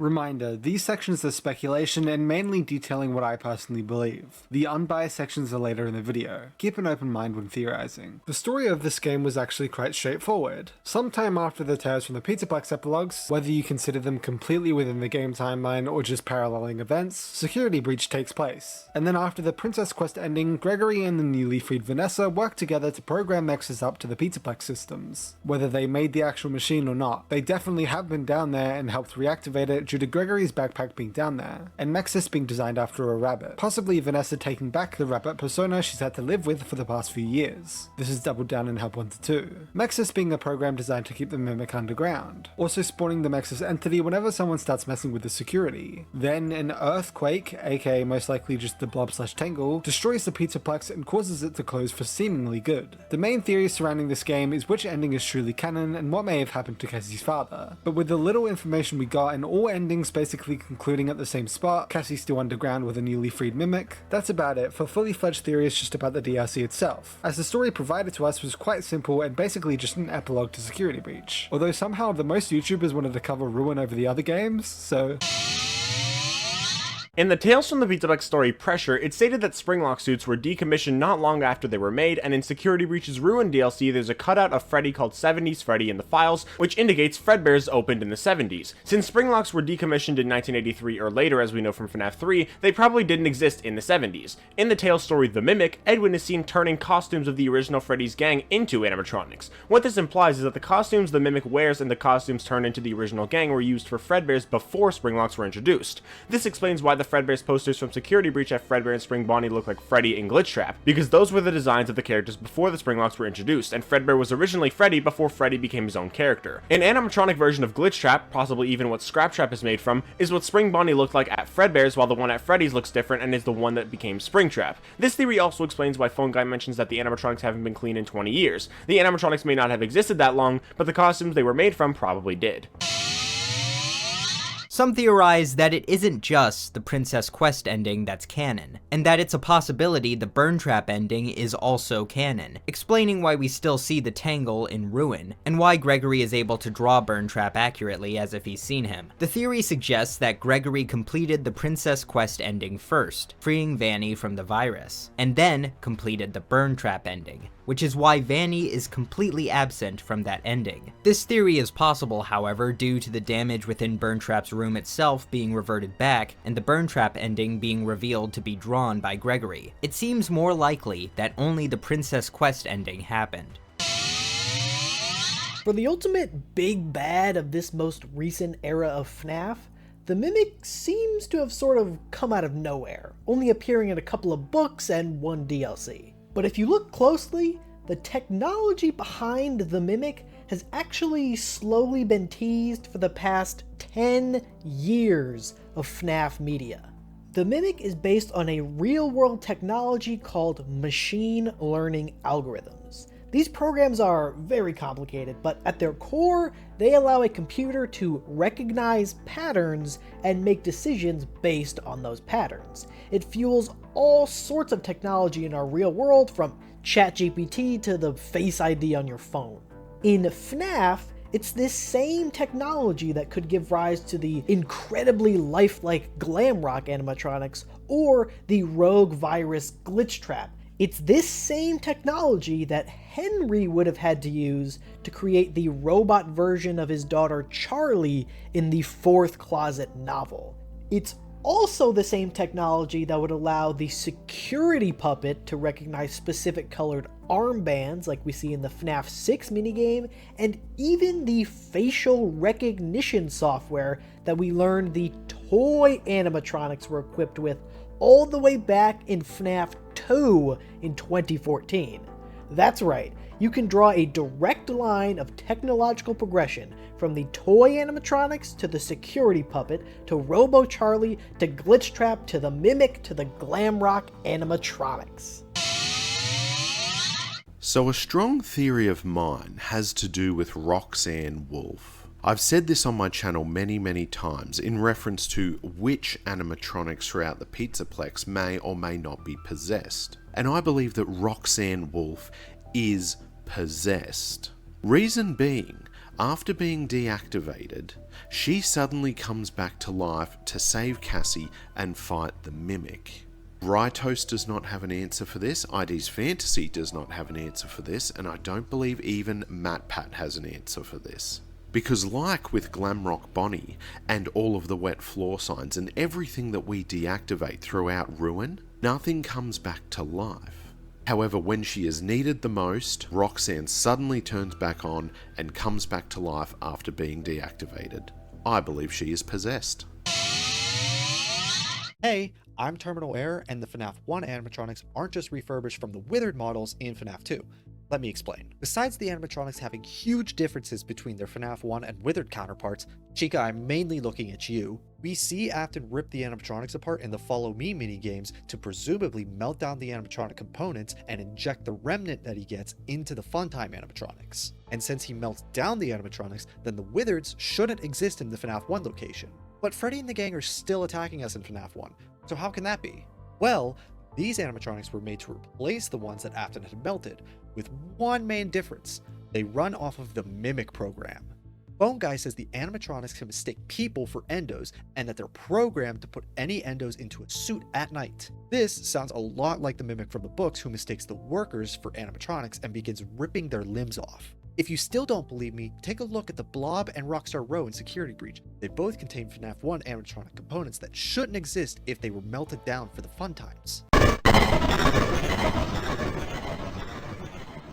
Structured name, Cassie's description, and then the location. Comic page 1. These look like Gregory drew them. In chapter 7 in the room before Bunny Bowl. Comic page 2. It's one of Gregory's comics. In chapter 3 with the Vanny mask on after passing a Monty face on the right, take the right and take the mask off to see the present. Comic page 3. How long was Gregory working on these? In chapter 6 on the left in the corner of the first wooden door that Roxy breaks through. Comic page 4. Gregory must have seen this mask before. In chapter 5 behind the Roxy cutout near the second child node. Comic page 5. Gregory was always so creative. In chapter 1 in the trailer after encountering Monty. Comic page 6. Freddy is Gregory's favourite. In chapter 8 on the right before the vent after the Glamrock Freddy chase. Comic page 7. Gregory should be an artist when he grows up. In chapter 4 in a corner behind you after getting pushed by the giant cupcake. Comic page 8. What is that supposed to be? In chapter 9 if you keep going forward past the conduit puzzle that leads to the Mex's machine. Faz tokens. Old and outdated. A collector's item. There's one in chapter 7 on the desk in the room just before heading into Bunny Bowl. Another in chapter 8 after escaping Wind Up Music Man, surrounded surrounded by lockers, and all the rest of them are in Chapter 9 in the caves. AR Tragedy Mask, Cry. In Chapter 1 on the left just before you reach the first security node. AR Comedy Mask, Laugh. In Chapter 2 in the back of the Luckstars gift shop. AR Sun Mask, Fun Fun Fun. In Chapter 2 after encountering Moon and entering the playpen. Going left to the glitchy area instead of over the bridge to continue normal gameplay. AR Moon Mask, Sleep. In Chapter 6 in the corner of the first room in Roxy's Raceway. AR Foxy Mask, Ahoy. In Chapter 4 in the bathroom stall next to the Freddy Bin Child node. AR Bonnie Mask, What Happened to You. In Chapter 7 behind a glitchy door on the way to Bonnie Bowl. AR Roxy Plush, to add to my collection. In Chapter 5 on the stage in the Glamrock Beauty Salon. AR Glam Chica Plush, it doesn't quite look real. In Chapter 3 before the stairs that lead to the Monty Ride controls. Found during normal gameplay. AR Glam Freddy Plush, Superstar. In Chapter 8 once you jump down into Fazablast, simply go forward, turn left, but then go down the right path. AR Monty Plush, it's hard to look at. In Chapter 1, in a container near the mask bot. AR Glam Bunny Plush, Dad wouldn't tell me why they replaced Bonnie. In Chapter 3, look to your left following the path to each generator in the cupcake shop. AR Moon Plush, I never slept better than I did in the daycare. In Chapter 2, up the stairs of the castle tower when entering the daycare's playpen. AR Sun Plush, I used to have so much fun in the daycare. In Chapter 2, behind the daycare counter. AR Foxy Plush, that log ride was so much fun. In Chapter 3, under the stairs that lead to the cupcake shop. AR Plush Baby, what's she doing here? In Chapter 6, in a shipping container on your left after the first door that Roxy breaks down. AR Nightmare Plush, it's from that old headset game. In Chapter 1 in the trailer after encountering Monty. AR Helpy Plush, so cute. In Chapter 7 next to the broken Glamrock Bunny in the secret room. AR Freddy Lunchbox, this is from that old cartoon. In Chapter 8 in the second to last room before entering Roxy's Raceway. AR Chica Lunchbox, my dad used to collect these. In Chapter 4, right before Chica lets go of you and she gets blocked off. It's on the right. AR Foxy Lunchbox, kids used to put their lunches in these. In Chapter 8 when you complete the menu child node, turn around and stick to the left wall. AR Bonnie Lunchbox, Bunny was my dad's favorite. In Chapter 9 in the second to last garage in Roxy's Raceway. AR Sun Pinata, filled with sun drop candy. In Chapter 3 after the first slippery floor, straight ahead and to the right. AR Moon Pinata, filled with moon drop candies. In Chapter 2 behind the daycare security / counter. AR Bonnie Pinata, filled with carrot drop candy. In Chapter 1 once leaving the bathrooms, instead of heading into Monty Golf, turn left and go through the glitch door. AR Golden Foxy, guess he replaced more than his teeth. In Chapter 7 inside a stall of the right bathroom straight forward of the first camera you use in Bonnie Bowl. AR Golden Bunny, a prototype. In Chapter 7 instead of going forward to the bowling alley for the final child node, turn right and head all the way down the hall and left. AR Golden Baby, discontinued. In Chapter 5 on the top of the stairway outside the Glamrock Beauty Salon. AR Golden Freddy, reminds me of the one in the lobby. In Chapter 4 at the top of the stairs in the server room. AR Golden Sun, funny, it looks just like the other one. In Chapter 2 on the top of the second playpen after the second camera puzzle. AR Golden Moon, weird, it looks just like the other one. In Chapter 2 within the secret daycare backstage room behind the Foxy poster in the Fazbear Theatre. Flashlight, for those dark and scary places. Given by the staff bot in the lobby in normal gameplay. Faz Wrench, a Fazbear technician's Faz Wrench. Picked up on a toolbox before the first conduit puzzle in normal gameplay. Security Mask, a strange mask left behind by some Faz technician. Given by Maskbot in normal gameplay. Roxy Talkie, a walkie-talkie of my favorite character. Picked up near the elevator in the lobby in normal gameplay. Chica's voice box, it looks like a speaker box. Given after beating 20 waves of Chica's Feeding Frenzy. Besides the collectibles, there are 27 Wet Floor bots. Wet Floor Bot 1 is found in Chapter 1 in the bathroom right after getting the Vanny mask. Wet Floor Bot 2 is found in Chapter 1 after going down the path that leads to the second node where you first meet the Mexus entity behind the logs in the corner. Wet Floor Bots 3 and 4 are both found in Chapter 1 in the kitchen. Wet Floor Bot 5 is found in Chapter 2 on your left after going through the screen. Wet Floor Bot 6 is found in Chapter 2 after dropping down from the second generator. Wet Floor Bot 7 is found in Chapter 2 behind the forklift in the Lucky Stars gift shop. Wet Floor Bot 8 is found in Chapter 2 in the Fazbear Theatre, visible via the cameras. Wet Floor Bot 9 is found in Chapter 2 in the secret Secret Daycare backstage behind the Foxy poster. Wet Floor Bot 10 is found in Chapter 3 after the slippery floor sign near the main stage, above the Monty hologram, that transports you onto the stage. Simply go forward and left to the Monty shrine. Wet Floor Bot 11 is found in Chapter 3 under the stairs that lead to the Monty ride controls. Wet Floor Bot 12 is found in Chapter 3 after the ride. Instead of going the normal path, turn right and go forward, past the Monty ride, following the path downstairs and into the back room. Wet Floor Bot 13 is found in Chapter 3 by turning the first right after the first conduit puzzle. Wet Floor Bot 14 is found in Chapter 4 in the bathroom of the Cupcake Shop with a Freddy Binchild node. Wet Floor Bot 15 is found in Chapter 4 in the hallways after the Cupcake Shop. Wet Floor Bot 16 is found in Chapter 4 behind the waterfalls in the server room. Wet Floor Bot 17 is found in Chapter 5 on the stage of the Glamrock Beauty Salon. Wet Floor Bots 18 and 19 are both found in Chapter 5 outside of the Glamrock Beauty Salon and past the cameras, on both sides of the stairs. Wet Floor Bot 20 is found in Chapter 5 in the right bathroom opposite the left that Chica heads into. Wet Floor Bot 21 is found in Chapter 6 straight forward after entering Roxy's Raceway and through the red door. Wet Floor Bot 22 is found in Chapter 6 when going through the second wooden door that's broken by Roxy, in the corner. Wet Floor Bot 23 is found in Chapter 6 in the room after Roxy lets you go. Wet Floor Bot 24 is found in Chapter 7 after climbing up the ladder to the office room. Wet Floor Bot 25 is found in Chapter 7 when leaving the restaurant part of Bonnie Bowl. Go left to the end of the hall, it's in front of the barricades next to the bin. Wet Floor Bot 26 is then found in Chapter 7 straight ahead after entering the arcade area via the conduit puzzle. And finally, Wet Floor Bot 27 is found in Chapter 7 after going right after the arcade area is completed,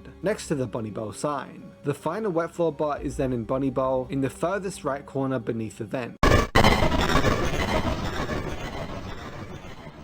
The DLC's development codename was Chica Chowder, and Chica was also the main animatronic in the teaser image, but it's completely unknown why this was even the case, especially due to the fact that Roxanne Wolf has a way larger focus. During FNAF's interview, J-Top mentioned Ruin is meant to be the FNAF-like version of Security Breach, whereas Security Breach was the Pizzaplex actually during operation and it was clean/polished, unlike any previous FNAF game, while Ruin is the decayed and abandoned version, more like the previous games. They knew they were going to have a DLC for Security Breach from the beginning, although the concept/story of Ruin evolved over time.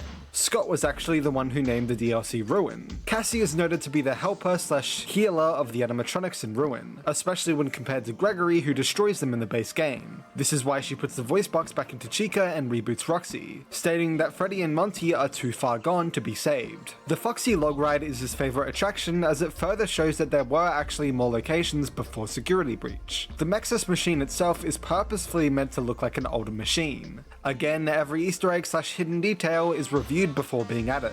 Ruined Freddy was in a Halloween banner with his head back on, so it's possible his texture was from the unused Shattered Freddy texture. One of the endings is named Brazil Ending, a reference to the 1985 movie Brazil that follows the main character also falling into a delusion of a false happy ending.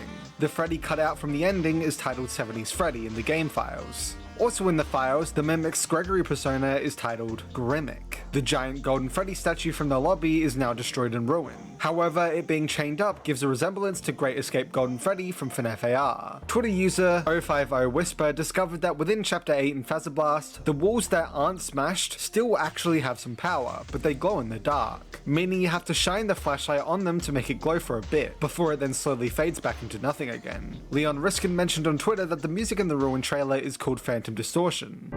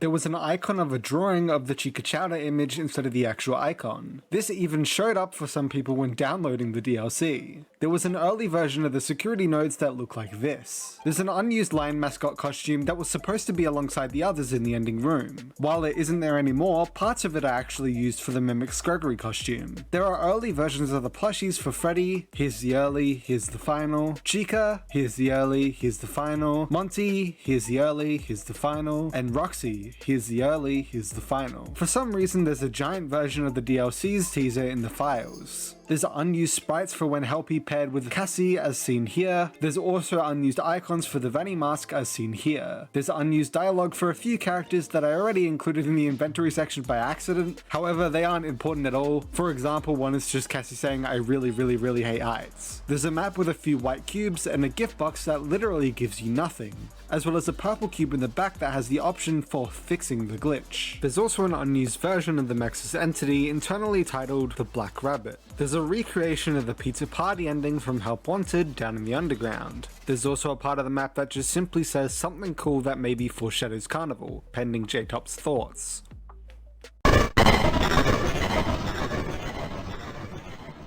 In the lead up to the FNAF movie releasing in late October, Scott released FNAF the Movie The Game on GameJolt on the 18th of October 2023. This turned out to be a troll, leading the player to a game called Freddy in Space 3, Chica in Space. The game is actually an unreleased game that Scott had made for his children, now of course reskinned to fit the FNAF world. When you start a new game, a mysterious person talks to you about how if you beat the game, he might consider giving you more movie teasers. After this, you can start playing any of the levels. This game, similar to Freddy in Space 2, is a simple platformer where you must shoot enemies, and try not to lose your health, beating 2 to 3 main bosses per level to free a character, which those characters are Freddy, who boosts your primary weapon damage when using him and whose special ability is spawning a golden Freddy head who will lock onto and bite nearby enemies, similar to the trophies in Freddy in Space 2. Bonnie, who boosts your special damage and whose special ability is having music notes around him briefly as a shield. Chica, who is the starting character in this game and whose special ability is throwing a pizza wheel through multiple enemies. Foxy, who boosts the maximum HP and whose special ability is turning into Nightmare Foxy, doing double damage and increasing speed. Mangle, who boosts gold drops and whose special ability is having claws spin around her and therefore dealing more damage to anyone close to him. There's 4 levels with 2 stages in each, making 8 stages, these being Kawaii Heaven, where you must fight off groups of Kawaii Freddy Toy, Kawaii Bunny, Kawaii Stanley, and Kawaii Cupcake before facing off against the boss, Kawaii Freddy. Fun Fungal's Fantasy Forest, where you must fight off groups of Mushroom Dozer before facing off against the 2 bosses, Fungal Freddy and Mr. Chipper. Animatronica, where you must fight off groups of Chillax, Pufferfish, Felix the Shark, and Sea Stars before facing off against the boss, Sea Bunny. Space Highway, where you must fight off groups of space cars before fighting off against the 2 bosses, Guitar Surfer and Glamrock Bunny and the Bonettes. Merch Cemetery, where you must fight off groups of Pillow Pet Freddy, Blacklight Freddy Plush, and Sanchi Chica Mask before facing off against the boss, Bootleg Freddy. Meme Cavern, where you must fight off groups of German Funtime Freddy before facing off against the boss, Buff Helpy. NSFW Island, where you must fight off groups of Love Taste Toy Chica, Anime Bunny, Chad Freddy, and Lenny Face Freddy before facing off against the boss, Foxy Coming for Your Booty. Quiz Time with Monty, where you must face off against Quizmaster Monty and Faz Pilot Gregory. Then there's the final level unlocked after beating the other 4, where you can collect a bunch of Faz tokens, with a bunch of Lolbit thrift shops available where you can buy either a weapon, a helmet, or a pet, each costing 100 Faz tokens, before eventually facing off against Scott Cawthon himself in the final battle of the game. After completing the boss battle, he will then give you a link to a YouTube video, which is another teaser for the movie that features some deleted scenes as well. See for yourself.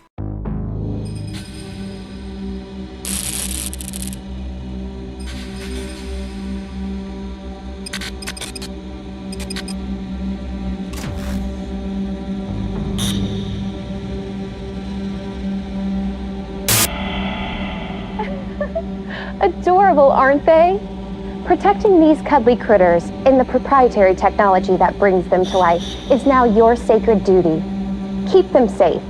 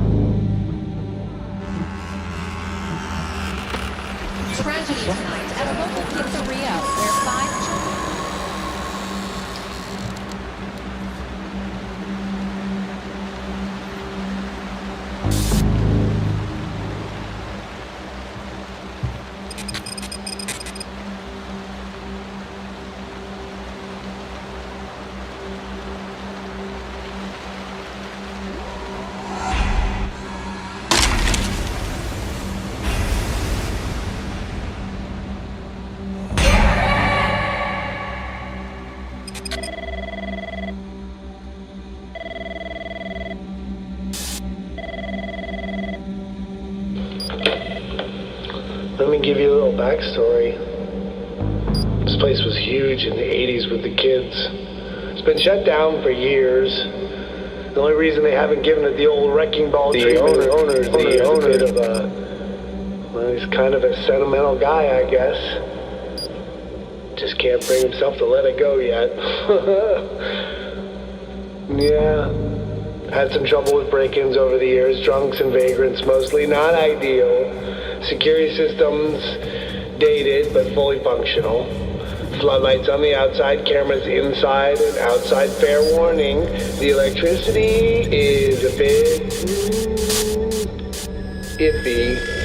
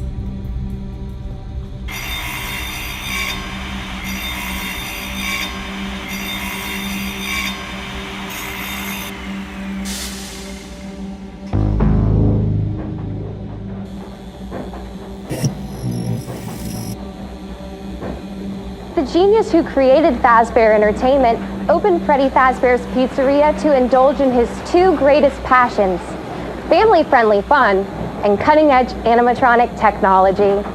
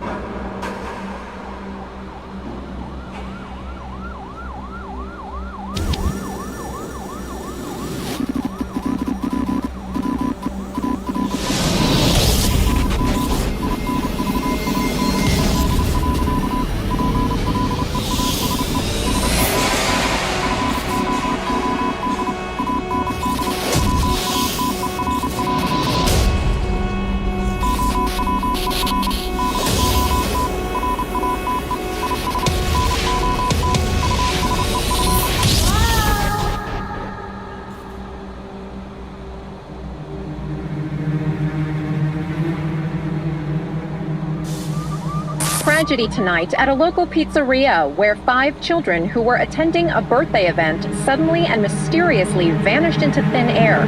Let's head inside for more.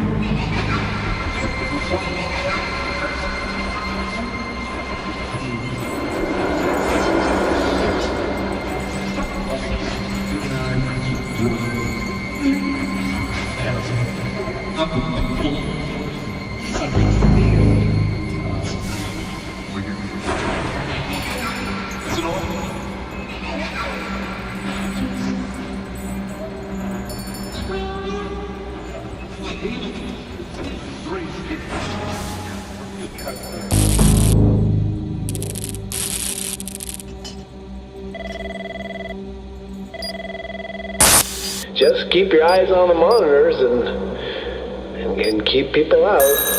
Piece of cake.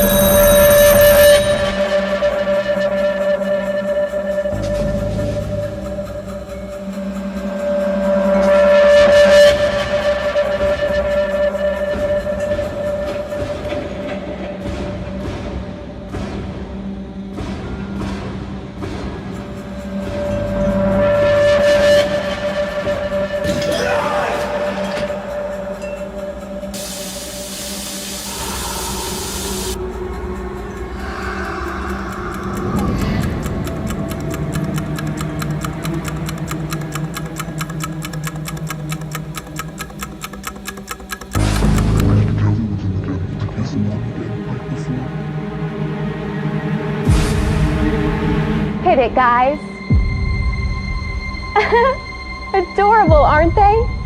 These cuddly critters and the proprietary technology that bring them to life are now your sacred duty to protect. Keep them safe and help ensure that Freddy Fazbear's Pizzeria is here to delight, dazzle, and entertain for years to come.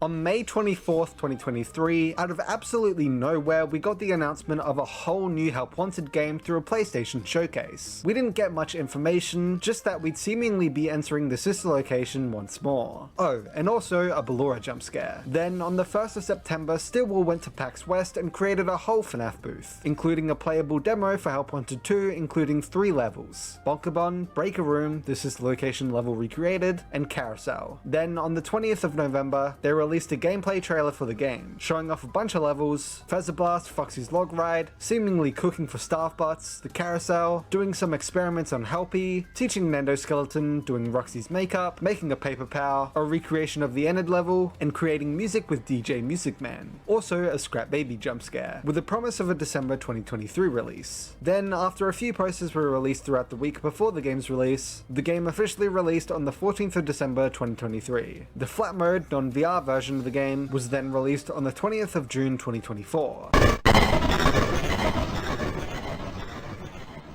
When you open the game, you'll be immediately met with Roxy, Funtime Freddy, and Funtime Chica before the screen flashes the silhouette of Circus Baby, who is now behind you. And once the lighting returns to normal, all the animatronics are at the front and closer. Once you begin, the game will then begin with the Fazbear Orientation Program training guide. After this, you're transported into Freddy Fazbear's Pizza Place from FNAF 6, where a lot happens later in the game. In front of you, there's a desktop full of multiple game modes, and similar to the first game, most are only unlocked after completing the previous levels, as well as some being unlocked by taking off the Vanny mask, which in order to use, you will need to play enough minigames to receive the Faz Wrench as a prize, to then do the conduit puzzle in the hub, and reach the Princess Quest File room, turning off the mask inhibitor to take it off. Before we begin though, after completing each minigame, keep an eye on the stage, as you might have received a gift that upon opening reveals a new Faz Force collectible figure. Either way, all of the game modes in this game are Backstage category, Arts and Crafts Daycare, where in the daycare you must grab the dart gun on your left and then use it to get specific materials that you need to replicate the image on your right. For the first section, simply shoot for the picture you need and then shoot for the brush to then paint the image the correct colors the screen shows, using the brush and the paint on your far left. Make sure you recreate the image perfectly and quickly, because if you take too long or get it wrong, Sun will kill you. So after you finish successfully recreating the image, select done for Sun to then judge it and then put it in the shredder. The next section presents you with a paper powder design exactly like the one on the right screen, terrain by using the dart shooter for each specific material that you need, pulling the rope if you need different materials. The third and final section then requires you to combine the skills you learnt, designing it with different materials and then colouring each material the correct colour. Salon Staff Makeover, where in the Fazbear Theatre, a staff bot will approach you and similar to arts and crafts, you must recreate the design on your right exactly on the bot itself, using the makeup brushes on your right for the required colours, and getting the required materials off the mannequins on your left. You must do so successfully to win. However, if you fail, the staff bot will get red eyes and go line up with the other failed bots, killing you on your third fail. You must complete 5 rounds to win. Salon Glam Makeover, where in the Glamrock Beauty Salon you must now recreate the design on your right but on Roxy herself. You must complete 3 rounds to win. Salon Roxy Repair, where back in the actual Glamrock Beauty Salon you must recreate the design on your right but now on Shattered Roxy. You can now use a Roxy talkie to calm her down when she gets stressed. Also, all the mannequins are now the nightmare versions. You must complete 3 rounds to win, yet still Roxy leaves unsatisfied, and needs you to give her a specific mask before she keeps hunting someone. The same mask from Ruin. Arts and Crafts Loft, where you're now in the daycare backstage with more materials to use for each design such as glitter, with Sun now cowering away from you on your right. You must also now use a flashlight to scare off Moon when he takes over and appears in order to survive while doing another 3 rounds, recharging said flashlight on your right when you're not using it. Fazcade category. Bonkabon, where in Circus Babies Entertainment and Rentals you must use mallets to hit as many animatronics as you can within 30 seconds, ensuring you pass the score threshold to continue. Bon Bon is worth 1 point, Bonnet is worth 3 points, Helpy will actually take away 3 points, and starting round 2, Plush Babies will become active and are worth 5 points. You must reach 20 points in round 1, 60 points in round 2, and 120 points in round 3. In round 2, 4 new holes are activated, and in round 3, another 4 holes are activated. DJ Music Time Beginner, where in DJ Music Man's booth you must match the music and its visualizers that DJ Music Man provides you. There are 2 buttons you need to use to match the beat, the synth track and the backbeat. The synth track creates the ground of the visualizer. The top left of backbeat switches through backgrounds, the bottom left of backbeat switches through character icons, and the right of backbeat scrolls through the left/right side icons, and you must match the visualizer 3 times to win, each round only giving you 60 seconds max. DJ Music Time Advanced, the next step up where you must now use a Fazcam to scare away various wind-up music men who will try to attack. You must match the visualizer 5 times to win now, each round only giving you 45 seconds max. Bunny Bowl, where in Bunny Bowl you must play a simple game of bowling for 10 rounds. Although during the rounds you will encounter and must avoid to win 2 Monty heads coming out the walls that require you to bowl only when you're sure that they won't stop your bowl. A giant bunny face pin setter will chomp its way towards you that requires you to bowl at it to reset it. Moon will appear in the hole in the roof that requires you to use the flashlight on your left to scare him away. A plush baby will start coming down the lane that requires you to simply throw a ball at it to knock it back. Phaser Blast, where you must simply shoot as many targets as you can with a Phaser Blast, your score being marked by Dreadbear on the left, decreasing over time. You must keep your score high through to the end or else Carney will kill you. Phaser Blast Western, the next step where you can now use balls to throw at regular targets and only use the Phaser Blaster for the light sensor targets. Halfway through, once you knock over the music box, plush babies will begin to appear which must be attacked to get them away. You must keep your score high through to the end or else Carney will kill you. Bonkabon Bonus Round, almost identical to the first Bonkabon except the lights are out, and in the third round eyes will appear in the holes that are just there to distract you. Also, of course, you now have the bonus round. In this bonus round you can also hit the glitch trap hand puppets to enter tilt mode, where you must repair the game by inserting the wires in the correct sequence to continue the game. You must complete the 4 rounds to win. DJ Music Time Pro, the next step up where you now encounter Ruined DJ Music Man and the Ruined Mini Music Men, as well as handling a new symbol. You must match the visualizer 5 rounds to win, with each round now only giving you 30 seconds max. Phaser Blast FNAF 1, the next step where you can now use a dart gun to shoot balloons. This Phaser Blast level takes place in FNAF 1 and is basically just a target version of FNAF 1 itself. You must also remember plush babies are on the hunt too. Phaser Blast FNAF 2, the next step where there are now multiple screens to check on instead of just a middle one. Phaser Blast FNAF 3 must be first unlocked by shooting 3 rockets in the first/space level, the western level and FNAF 1 level, as well as popping all the balloon animatronics to help gain 7,000 points in FNAF 2, resulting in the complete fire for the shooting gallery. Then you can play this game mode, the next step where you need to defeat Springtrap while scaring away the plush babies too. You need to first remove his armor by hitting him with the balls, and then shoot the balloons on the bare Springtrap cutout. After all are gone, you can then use the Phaser Blaster to shoot his stomach, causing him to appear in front of you, requiring you to shoot his eyes repeatedly to win. Staff only category. Cold storage. Similar to the first game's parts and service game mode where you must follow all the instructions to win. You must first use the temperature gun on heat to unfreeze Glamrock Freddy's arms.